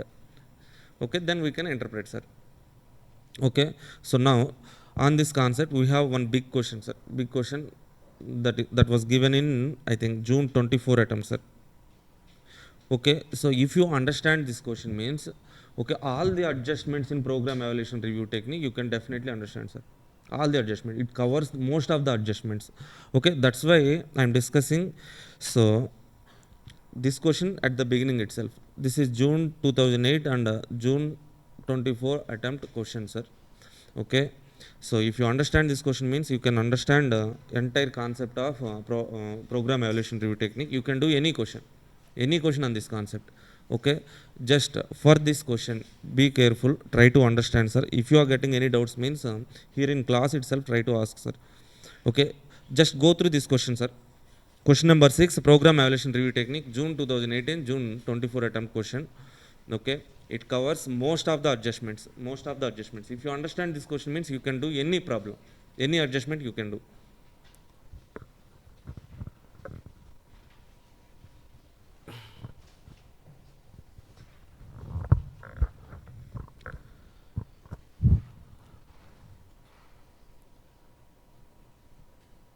Okay, this PDF was shared in Yoda batch groups or WhatsApp group. Okay, you can find this PDF there. Okay,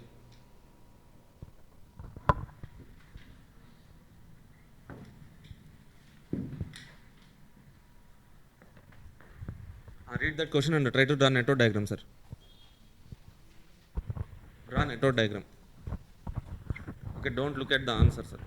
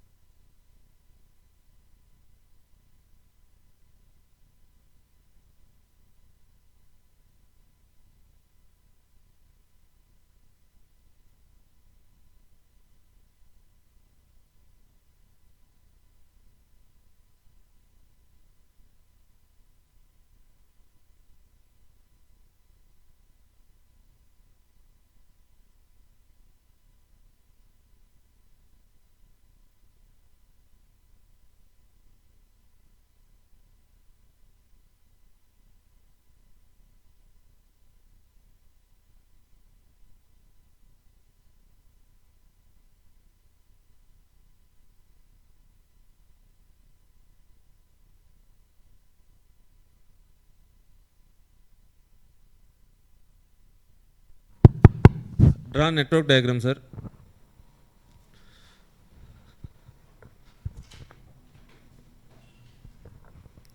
Okay, while drawing network diagram, even if you do mistakes, fine. Try to correct those mistakes and write the correct diagram, sir.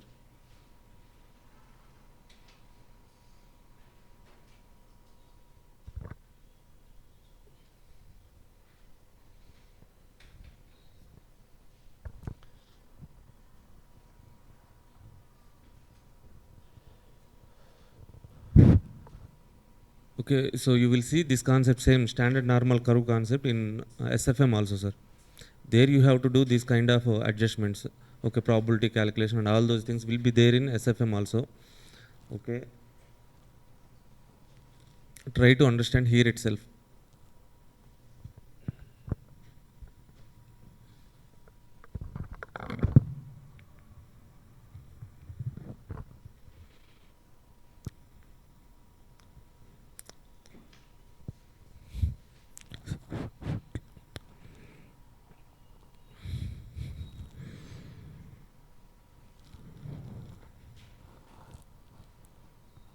Okay, in this question, activities are represented with event numbers, sir. Number sequence is given. Okay, easy question, sir. Okay, so if you see, so I'm reading this question. Just Jobson Limited, a manufacturer of plant and machinery, is in the process of quoting a tender called by Job Limited.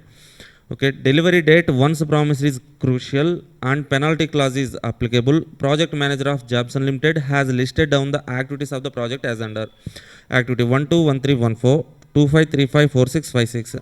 Okay, here they have given optimistic, most likely, pessimistic. If in any question optimistic, most likely, pessimistic times 3 time estimates are given, means that is nothing but program evaluation review technique questions, sir. Okay, required. So point 1, design the project network diagram and indicate the all paths through it. Okay, draw the network diagram and find out all the paths. Second one, analyze expected duration and variance of each activity. We have to calculate what's our expected time. How can we calculate expected time? Okay, optimistic time, most likely time, pessimistic time. T is what's the T is equal to TP plus 4TM plus TO divided by 6. Okay, variance. So here they are asking variance also. Expected duration and variance. Variance is equal to TP minus TO by 6 whole square. Okay, like that for each activity we can calculate expected time as well as variance. Okay, calculate the standard deviation of the project. You see here in second point they are asking us to calculate the variance of each activity, but in third point standard deviation of the project, total project standard deviation we need, sir. Okay, for that what we have to do, sir? Okay, so you have calculated all the variances. Now for critical path activities add all the variances, then we get project variance. Project variance, square root of project variance, you will get standard deviation of the project. Now critically assess the probability that project will be completed. 1 2 some 3 points will are given, sir. So first of all let us try to complete point number 1 2 3 till standard deviation calculation. Okay.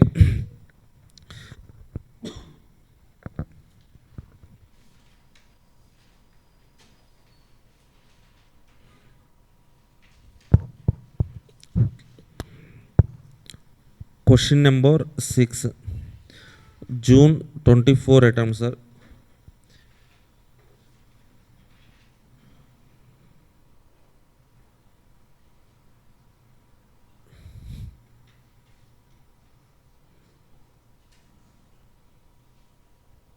So first of all draw network diagram.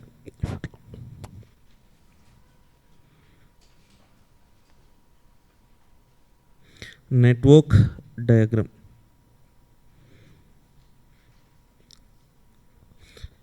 Keep aside heading network diagram. So here activities 1 2 1 3 1 4 with event 1 there are 3 activities, sir. 1 2 1 3 1 4, these 3 activities starting point is 1 only. So that's why first of all take event 1, event 1. From here draw 3 lines 1 2 1 3 1 4, 1 2 1 3 1 4. Okay, then 2 5 3 5. Okay, for these two activities ending event is 5 only. That's why we can draw it like take 5 here, take 5 here, 2 5 3 5. Okay, finally 4 6 5 6. For these two activities again 6 is the ending point, no? So take 6 here, to this 6 connect 5 6 4 6. Done. Okay, this is a network diagram, sir. On this diagram we have to represent time duration of each activity. Okay, the time duration here, three types of time duration is given, but we won't represent any of these time durations on network diagram, but we have to calculate what's our expected time. We represent on each activity in program evaluation review technique diagram, we represent time duration of each activity as TE. Calculate TE, take the time durations, the time durations only represent on network diagram. So that's why first of all we need to calculate here, we need to calculate what's our TE and variance also. Let's calculate in one single working note.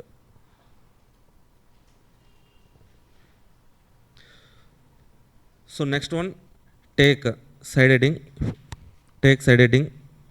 So calculation of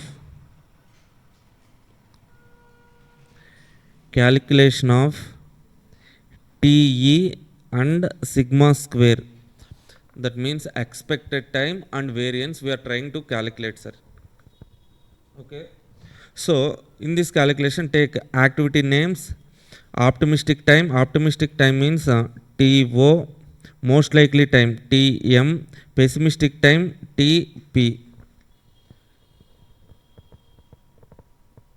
Okay, so I have directly copy pasted here, but you don't have that option now, so that's why write activities column, optimistic time, most likely time, pessimistic time.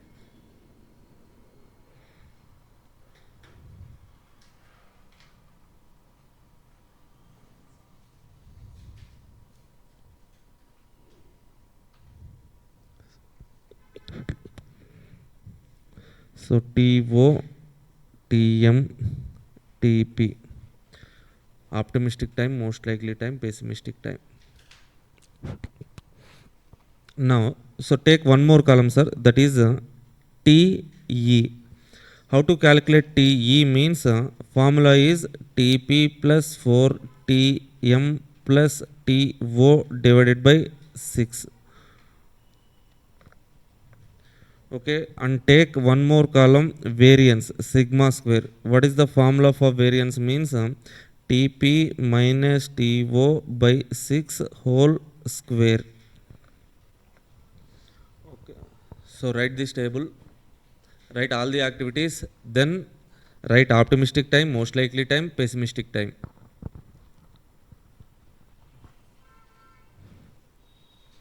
So those who are listening online classes, who are watching online classes, please take paper and pen, practice, try to write along with me, sir. Okay, don't just watch the class.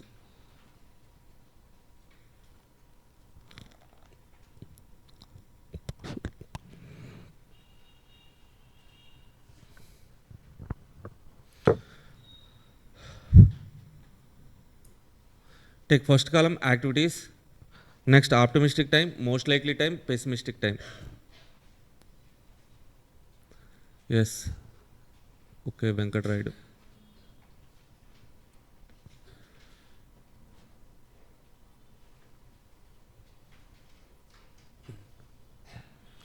Take optimistic time, most likely time, pessimistic time, sir.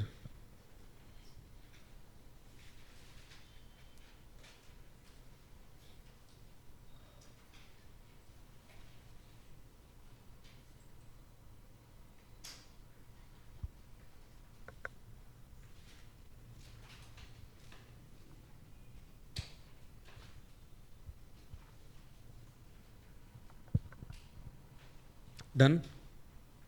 So now let's calculate TE value, sir. T. How to calculate this TE means first of all we need to, so in calculator directly multiply with 4, TM multiplied with 4, sir. This is TM, no? 4 into 1, 4 plus 7 plus 1, 4 plus 7, 11 plus 1, 6. 12 divided by 6, 6. How much? 2, right? 2. Okay, again 4 into 4, 16 plus 8, 7 plus 1, 8, no? 16 plus 8, 24 by 6, 4. Okay, so 2 into 4, 2 into 4, 8, 8 plus 8, 16, 16 plus 2, 18, 18 divided by 6, 3 times. Okay, so 1 into 4, 4, 4 plus 1, 5 plus 1, 6, 6 by 6, 1, 5 into 4, 20, 20 plus 14, 34 plus 2, 36, 36 divided by 6, 6 times. Okay, 5 into 4, again 20, 20 plus 8, 28 plus 2, 30, 30 divided by 6, 5 times. 6 into 6, sorry, 6 into 4, 24 plus 15 plus 3. How much, sir? 72. 7 days.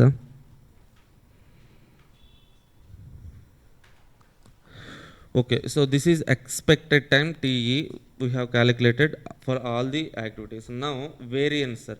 Variance.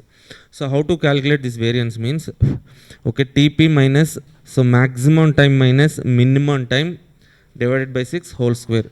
Okay, 7 minus 1, sir. 6. 6 by 6, 1. 1 square, 1.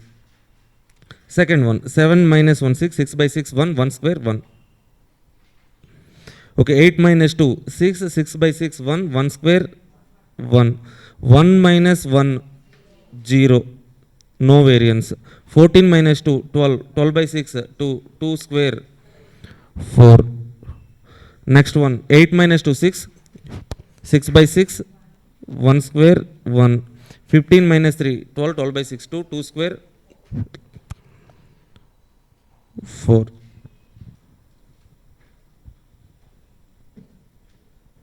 Okay, now this expected times of each activity. So represent these expected times on network diagram, sir. So 1 2, what is expected time, sir? For 1 2 it is 2 days. For 1 3 it is 4 days. 1 4, 3. 2 5, 2 5, 1. 3 5, 6. Next one 4 6, 4 6, 5 days. 4 6, 5 days, 5 6, 7 days. Okay. Now we have to identify what, sir? All the paths. Okay, so how to identify all the paths means, this is starting point, this is ending point. Starting with 1, ending with 6. We have to, how we can reach from 1 to 6 means identify all the paths. Okay, in this way I can go to 6. 1 2 5 6, or else 1 3 5 6, or else 1 4 6. Okay, write all the paths, sir. Paths. Paths. 1 2 5 6, or else 1 3 5 6, 1 3 5 6, or else 1 4 directly 6. Okay, so calculate time durations of each path, sir. Okay, 2 plus 1 plus 7, 10. For this it is 10. Next one, 1 3 5 6, 10 plus 7, 17. 17. Okay, last one, 3 5 8. So which one is the critical path, sir? Okay, so critical path.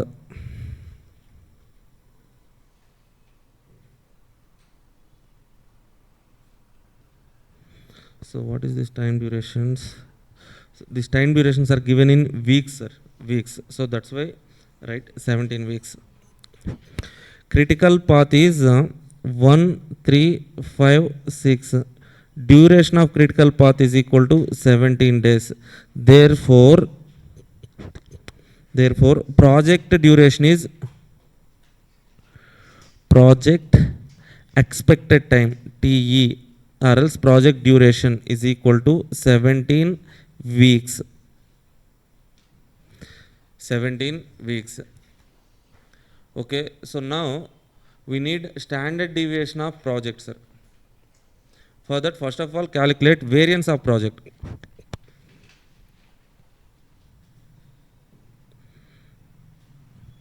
Variance of project. Variance of project.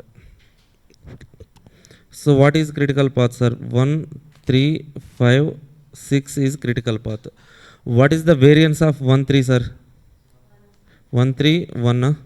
Okay. 3, 5, 4. 5, 6, 4. So total variance is equal to 9. Project variance is equal to project variance.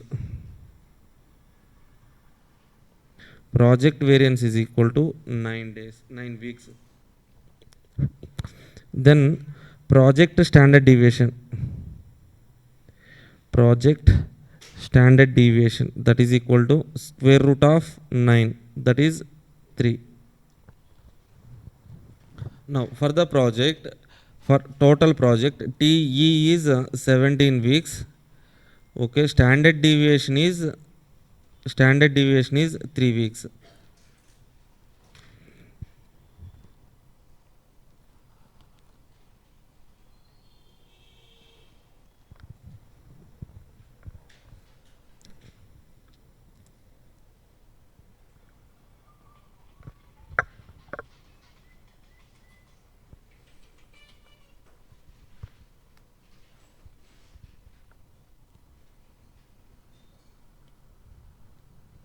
Done? Okay. So now with this, point number 1, 2, 3 also somewhat completed, sir. Now let's go to the main points, sir, main adjustment points. Here we have point A, point B and fourth point, sir. These 3 points are very much important. Okay. So now read this point 3A.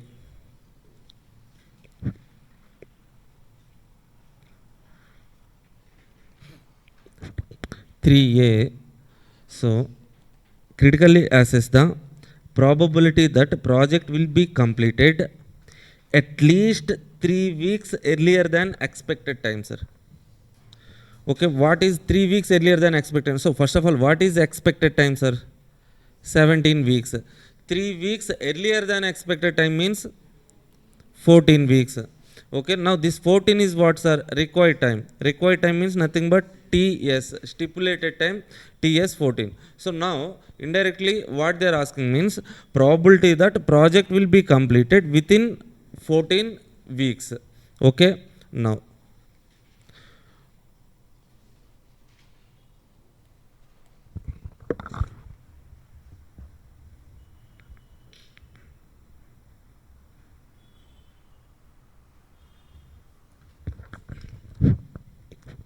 take side heading point 3A, probability of completing project within 14 weeks. How I got this 14 means 17 minus 3. So that means here TE is equal to 17 expected time, TS is equal to 14. Standard deviation of the project. What is the standard deviation of the project, sir? 3. 3 is the standard deviation. Now to calculate the probability, we have to calculate what? Z value. Standard normal variable Z. Z is equal to TS minus TE divided by standard deviation. TS is equal to 14 minus TE is 17 divided by standard deviation is 3. So how much, sir? Minus 1. Okay. Minus 1. Now let's draw standard normal curve, sir. This is x-axis. In this x-axis, this is the curve. The midpoint is always nothing but TE, that is 17 days. Right side we will be having 18, 19, 20, 21 like that. Left side 16, 15, 14. Okay, so 14, 13 like so. Here we have taken 17 is TE, this 14 is TS. Okay. So at this TE, Z always be 0, sir. What is the value of Z at TS, sir? TS Z is equal to -1. Okay. So draw a straight line from TS, sir. TS. Okay, now go to the question. There they have given standard normal table.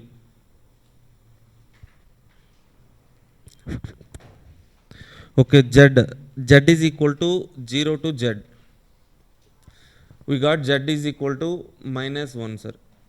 Here, what is the value for 1? That is equal to 0.3413. Okay, so don't ask me a doubt like, sir, we got -1, but here we have +1, no? Okay, plus or minus, the value is same, sir. Okay. So for 1, Z is equal to 1, 0.3413. Okay. That means, what is Z representation given, sir? Z is 0 to Z. 0 to Z means Z is equal to 0 here. To 1, Z is equal to -1. 0 to -1. What is the table value, sir? 0.3413. That means in between this TS to TE, 0 to Z, this is the area, sir. This area is how much, sir? 0.3413. Okay, so we don't need this value, sir. 0.3413 is our not required probability, sir. Okay, what we require is like probability that project will be completed within 14 weeks. Okay, for that 14 weeks, for that value, project will be completed now. So that's why from this line we have to take which area, sir? Left side area, this total area. Can we calculate this area? How we can calculate, sir? This total area is 0.5 minus, so write it here, 0.5 minus 0.3413. How much, amma? 0.1587. Okay, so this is our actual required area.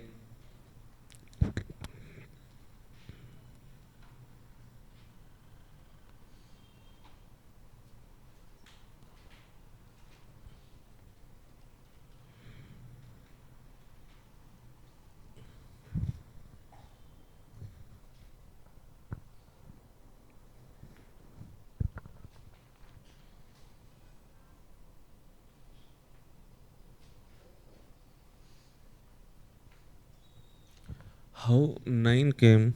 Okay. See, sir, variance of the project, sir. To calculate variance of the project, what is the critical path? Critical path is 133556, sir. Okay. So the variance of 13 is 135 is 4, 56 is 4, sir. 1 plus 1 plus 4 plus 4, that is 9, sir. Okay, so we can add variances of critical path, but not standard deviation. So first of all, add variance of each activity variance of critical path. Then we get a critical path variance is project variance. Critical path time duration is project time duration. No? So like that, critical path variance is project variance. This is project variance.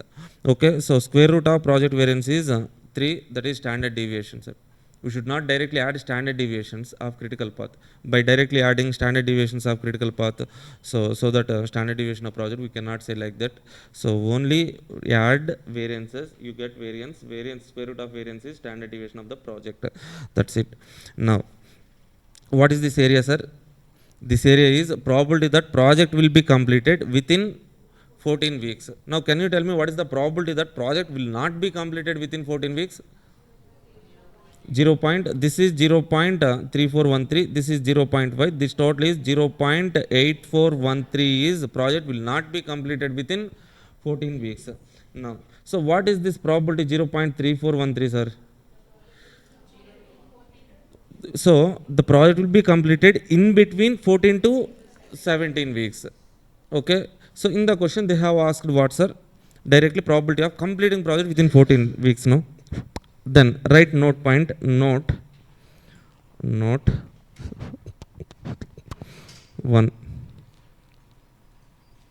Point number 1. At z is equal to -1, probability p is equal to 0.3413. Okay, this represents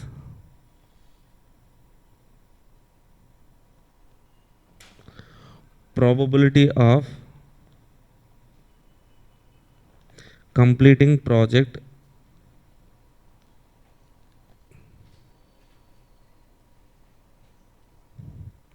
in between 14 to 17 weeks.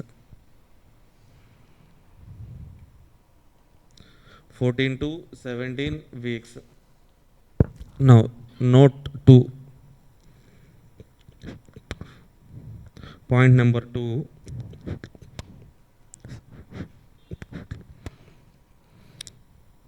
Probability of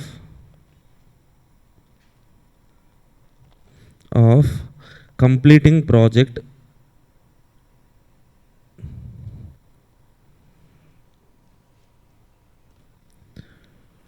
within 14 weeks, that is equal to 0.5 minus 0.3413, that is equal to 0.1587, that means 15.87 percentage of probability.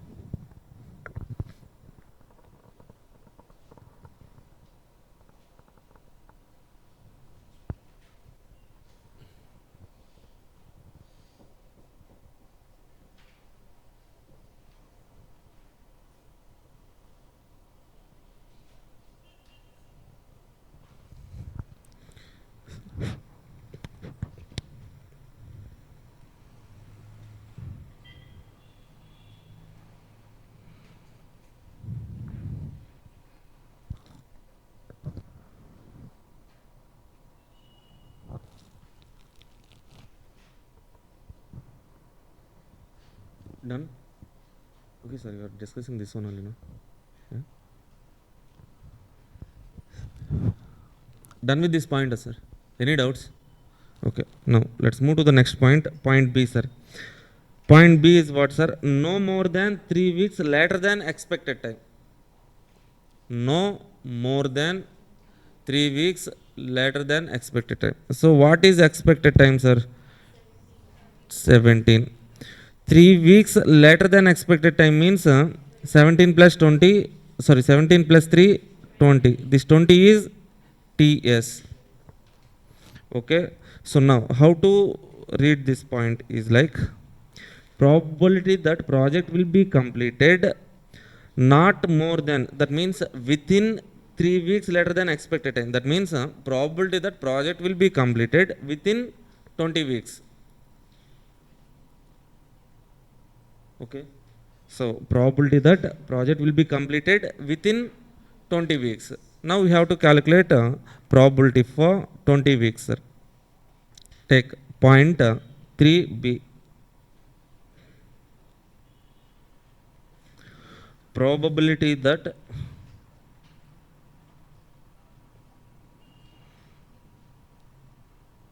project will be completed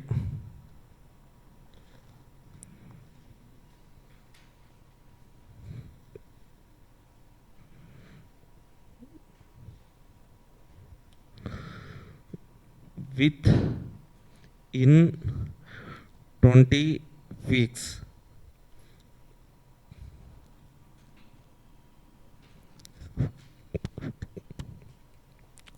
This 20 weeks is what, sir? 20 is TS. TS stipulated time is 20. TE expected time is 17. Standard deviation of the project is 3, sir. Now, for probability, we have to calculate Z value. Z is equal to TS minus TE divided by standard deviation. TS is how much, sir? 20. TE is 17. Standard deviation is 3. That means plus 1. Okay. Now, again, draw standard normal curve, sir.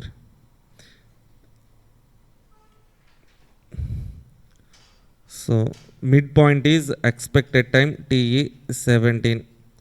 Okay. Take 18, 19, 20, 21 and so on. 16, 15, 14, 13 and so on. So this 17 is nothing but our expected time. This 20 is our stipulated time. If I draw a line at this point, okay, so at this TE, Z is equal to 0. At TS, Z is equal to plus 1. Okay, given Z values are in the question, they have given Z values. Z is equal to 0 to Z. 0 to Z means, okay, given table values we have to consider from in between 0 to Z, sir. In between 0 to Z. That means this area they have given in the table. So again go to the table value, sir. Table value at 1 0.3413. That means given table value represents, so 0 to Z means this area 0.3413. This much area, sir.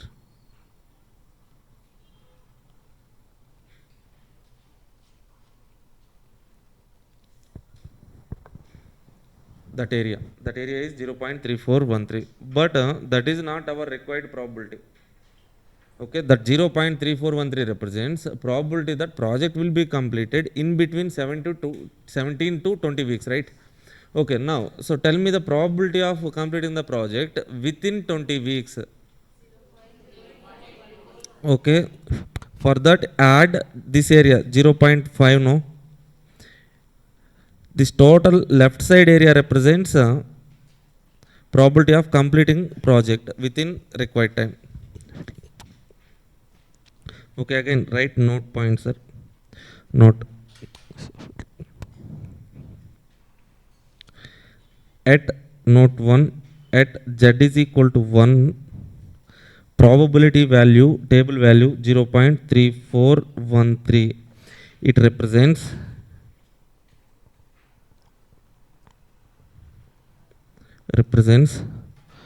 probability of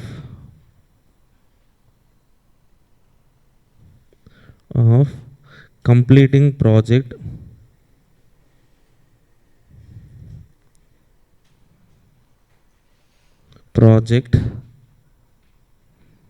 within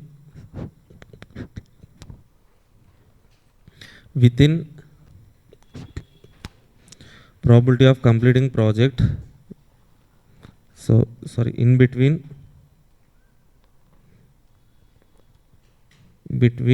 17 to 20 weeks. Now point number 2, probability of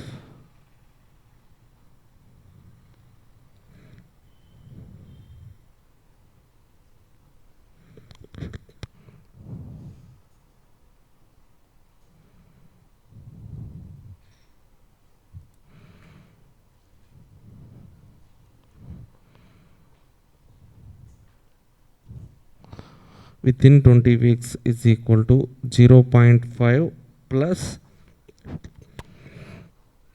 0.3413, 0.8413, 84.13%.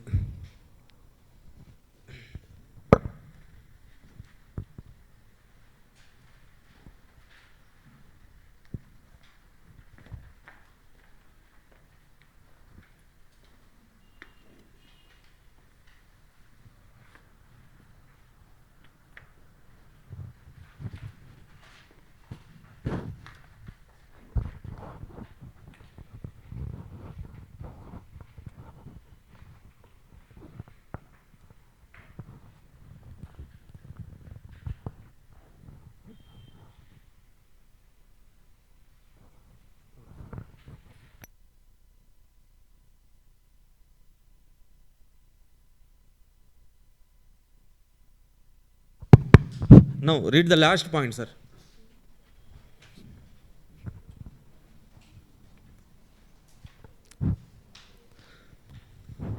So fourth point, if the project due date is 18 weeks, as is the probability of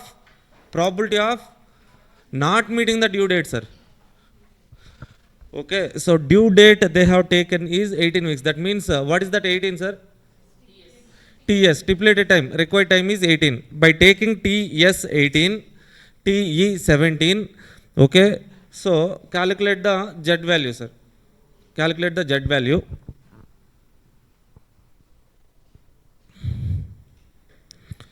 Point number 4. Point number 4. Probability of not completing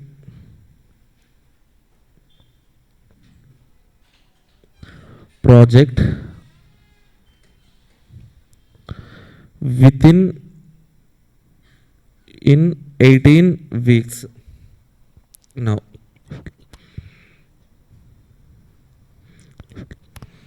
so our TS is equal to 18, TE is equal to 17.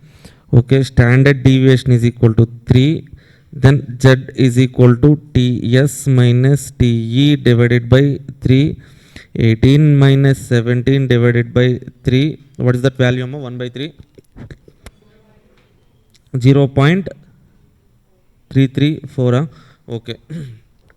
Now take the standard normal curve. So this is the curve. Oh.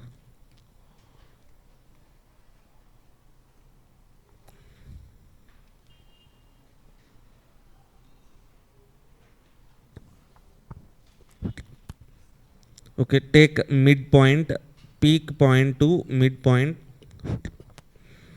That is 17, 18, 19, 20, 16, 15, 14. Okay, so here in this question, our T is 17, TS is 18. Okay, at T Z is equal to 0, at TS Z is equal to 0.33. So if I go to the table, Z is equal to 0 to Z, 0.33. 0.33 is what, sir? 0.1293. Table value is 0.1293. That given value is in between 0 to Z. That's why take straight line, vertical line at 18.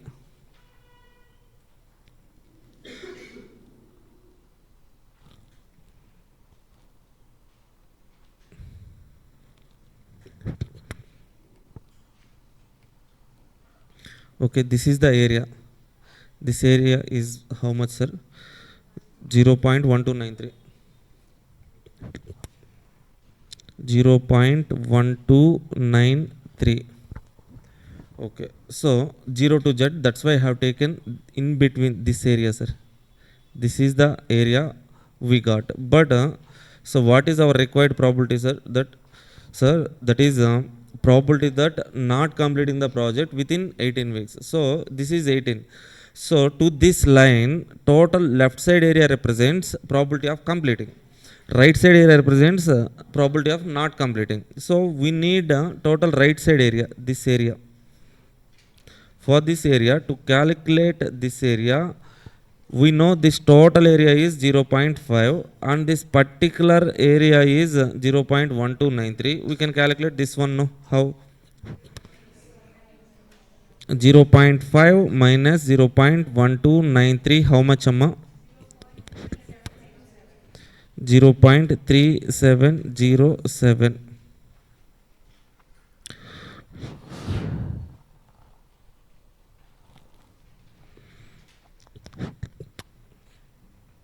No, right, note 1, sir. Note 1. At Z is equal to 0.334,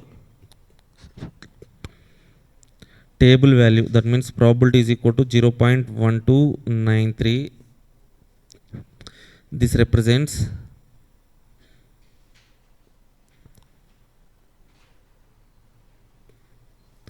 probability of completing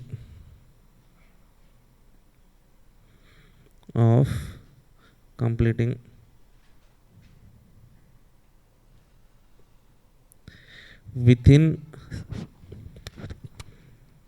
17 to 18 weeks. Now, so probability of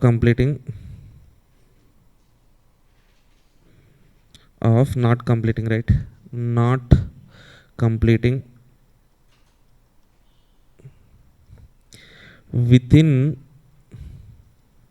18 weeks, that is equal to 0.5 minus 0.1293. It means 0.3707, 37.07% of probability.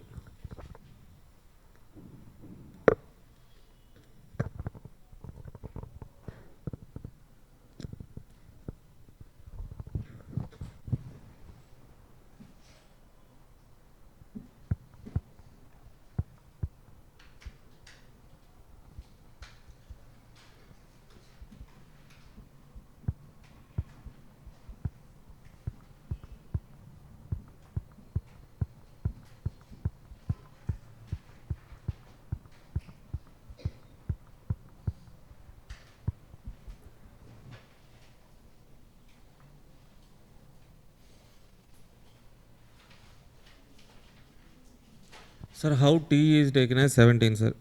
So, TE is nothing but expected time of project, sir. That expected time of project was calculated at the beginning itself. Okay. See here in this table, for each activity we have calculated TE, sir. Each activity. How this TE calculated means TE is equal to TP plus 4TM plus TO divided by 6, sir. By using this formula, we have calculated TE value for each activity. Okay, now what is the project expected time means? Critical path expected time is, so we have identified all the paths in the project. Okay, calculated a project, all the path expected times. Okay, for this 1, 3, 5, 6, this is critical path. Why means this is having highest time duration. So that's why this is our critical path. The critical path duration is 17, sir. How I got this 17 means we have to add expected time of each activity. So 1, 3, 3, 5, 5, 6. 1, 3 expected time is what, sir? 4. 1, 3, 3, 5 expected time is 6. Okay, so 5, 6 expected time is 7. 4 plus 6, 10. 10 plus 7, 17, sir. Okay, this is project. So critical path duration, sir. Critical path duration is nothing but project duration. So that's why critical path duration, project duration, project T here. Project duration means we have taken TE values, no? Okay, that's why project expected time is 17 weeks. Project duration or project expected time, sir. Okay, now any doubts? No? Then shall we move to the next question? Next question.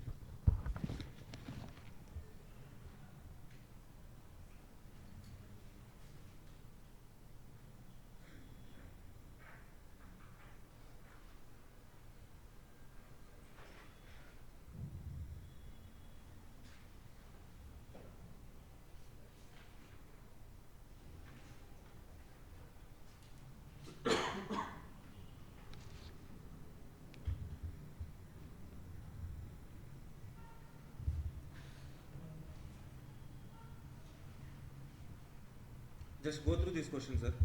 If you get any doubts, means please let me know. Here in the given material, sir, for point 4, this standard normal curve, this diagram is wrong, sir. Wrong, right? Okay, this should be like this. So in the material diagram is wrong, sir. Please correct that one. 17, 18. This is 0.1293 something. This area is 0.5 minus 0.1293, that is equal to 0.3707, like that, no? This is TE, this is TS. Here Z is equal to 0 here, Z is equal to 0.333 here.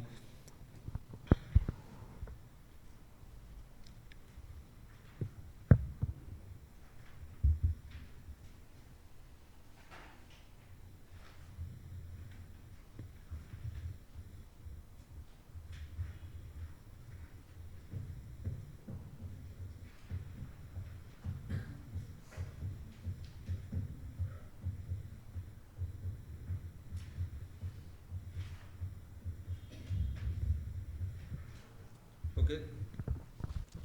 Next we have question number 7 and question number 8, sir. These two questions are also on program evaluation review technique only. But for in these two questions, there are some small adjustments are there, sir. Okay. So I will discuss these two questions in the class itself. Then two more questions are there in additional questions, sir. That questions you can do on your own, I think. Okay. Small bacha questions only, those questions. Okay. I will discuss these two questions in next class, sir. Okay. Next class, we will discuss next two questions. After completing this program evaluation review technique, we will discuss crashing, sir. Okay. So that's it. Thank you all guys. We'll meet you in the next class, that is at 2 p.m.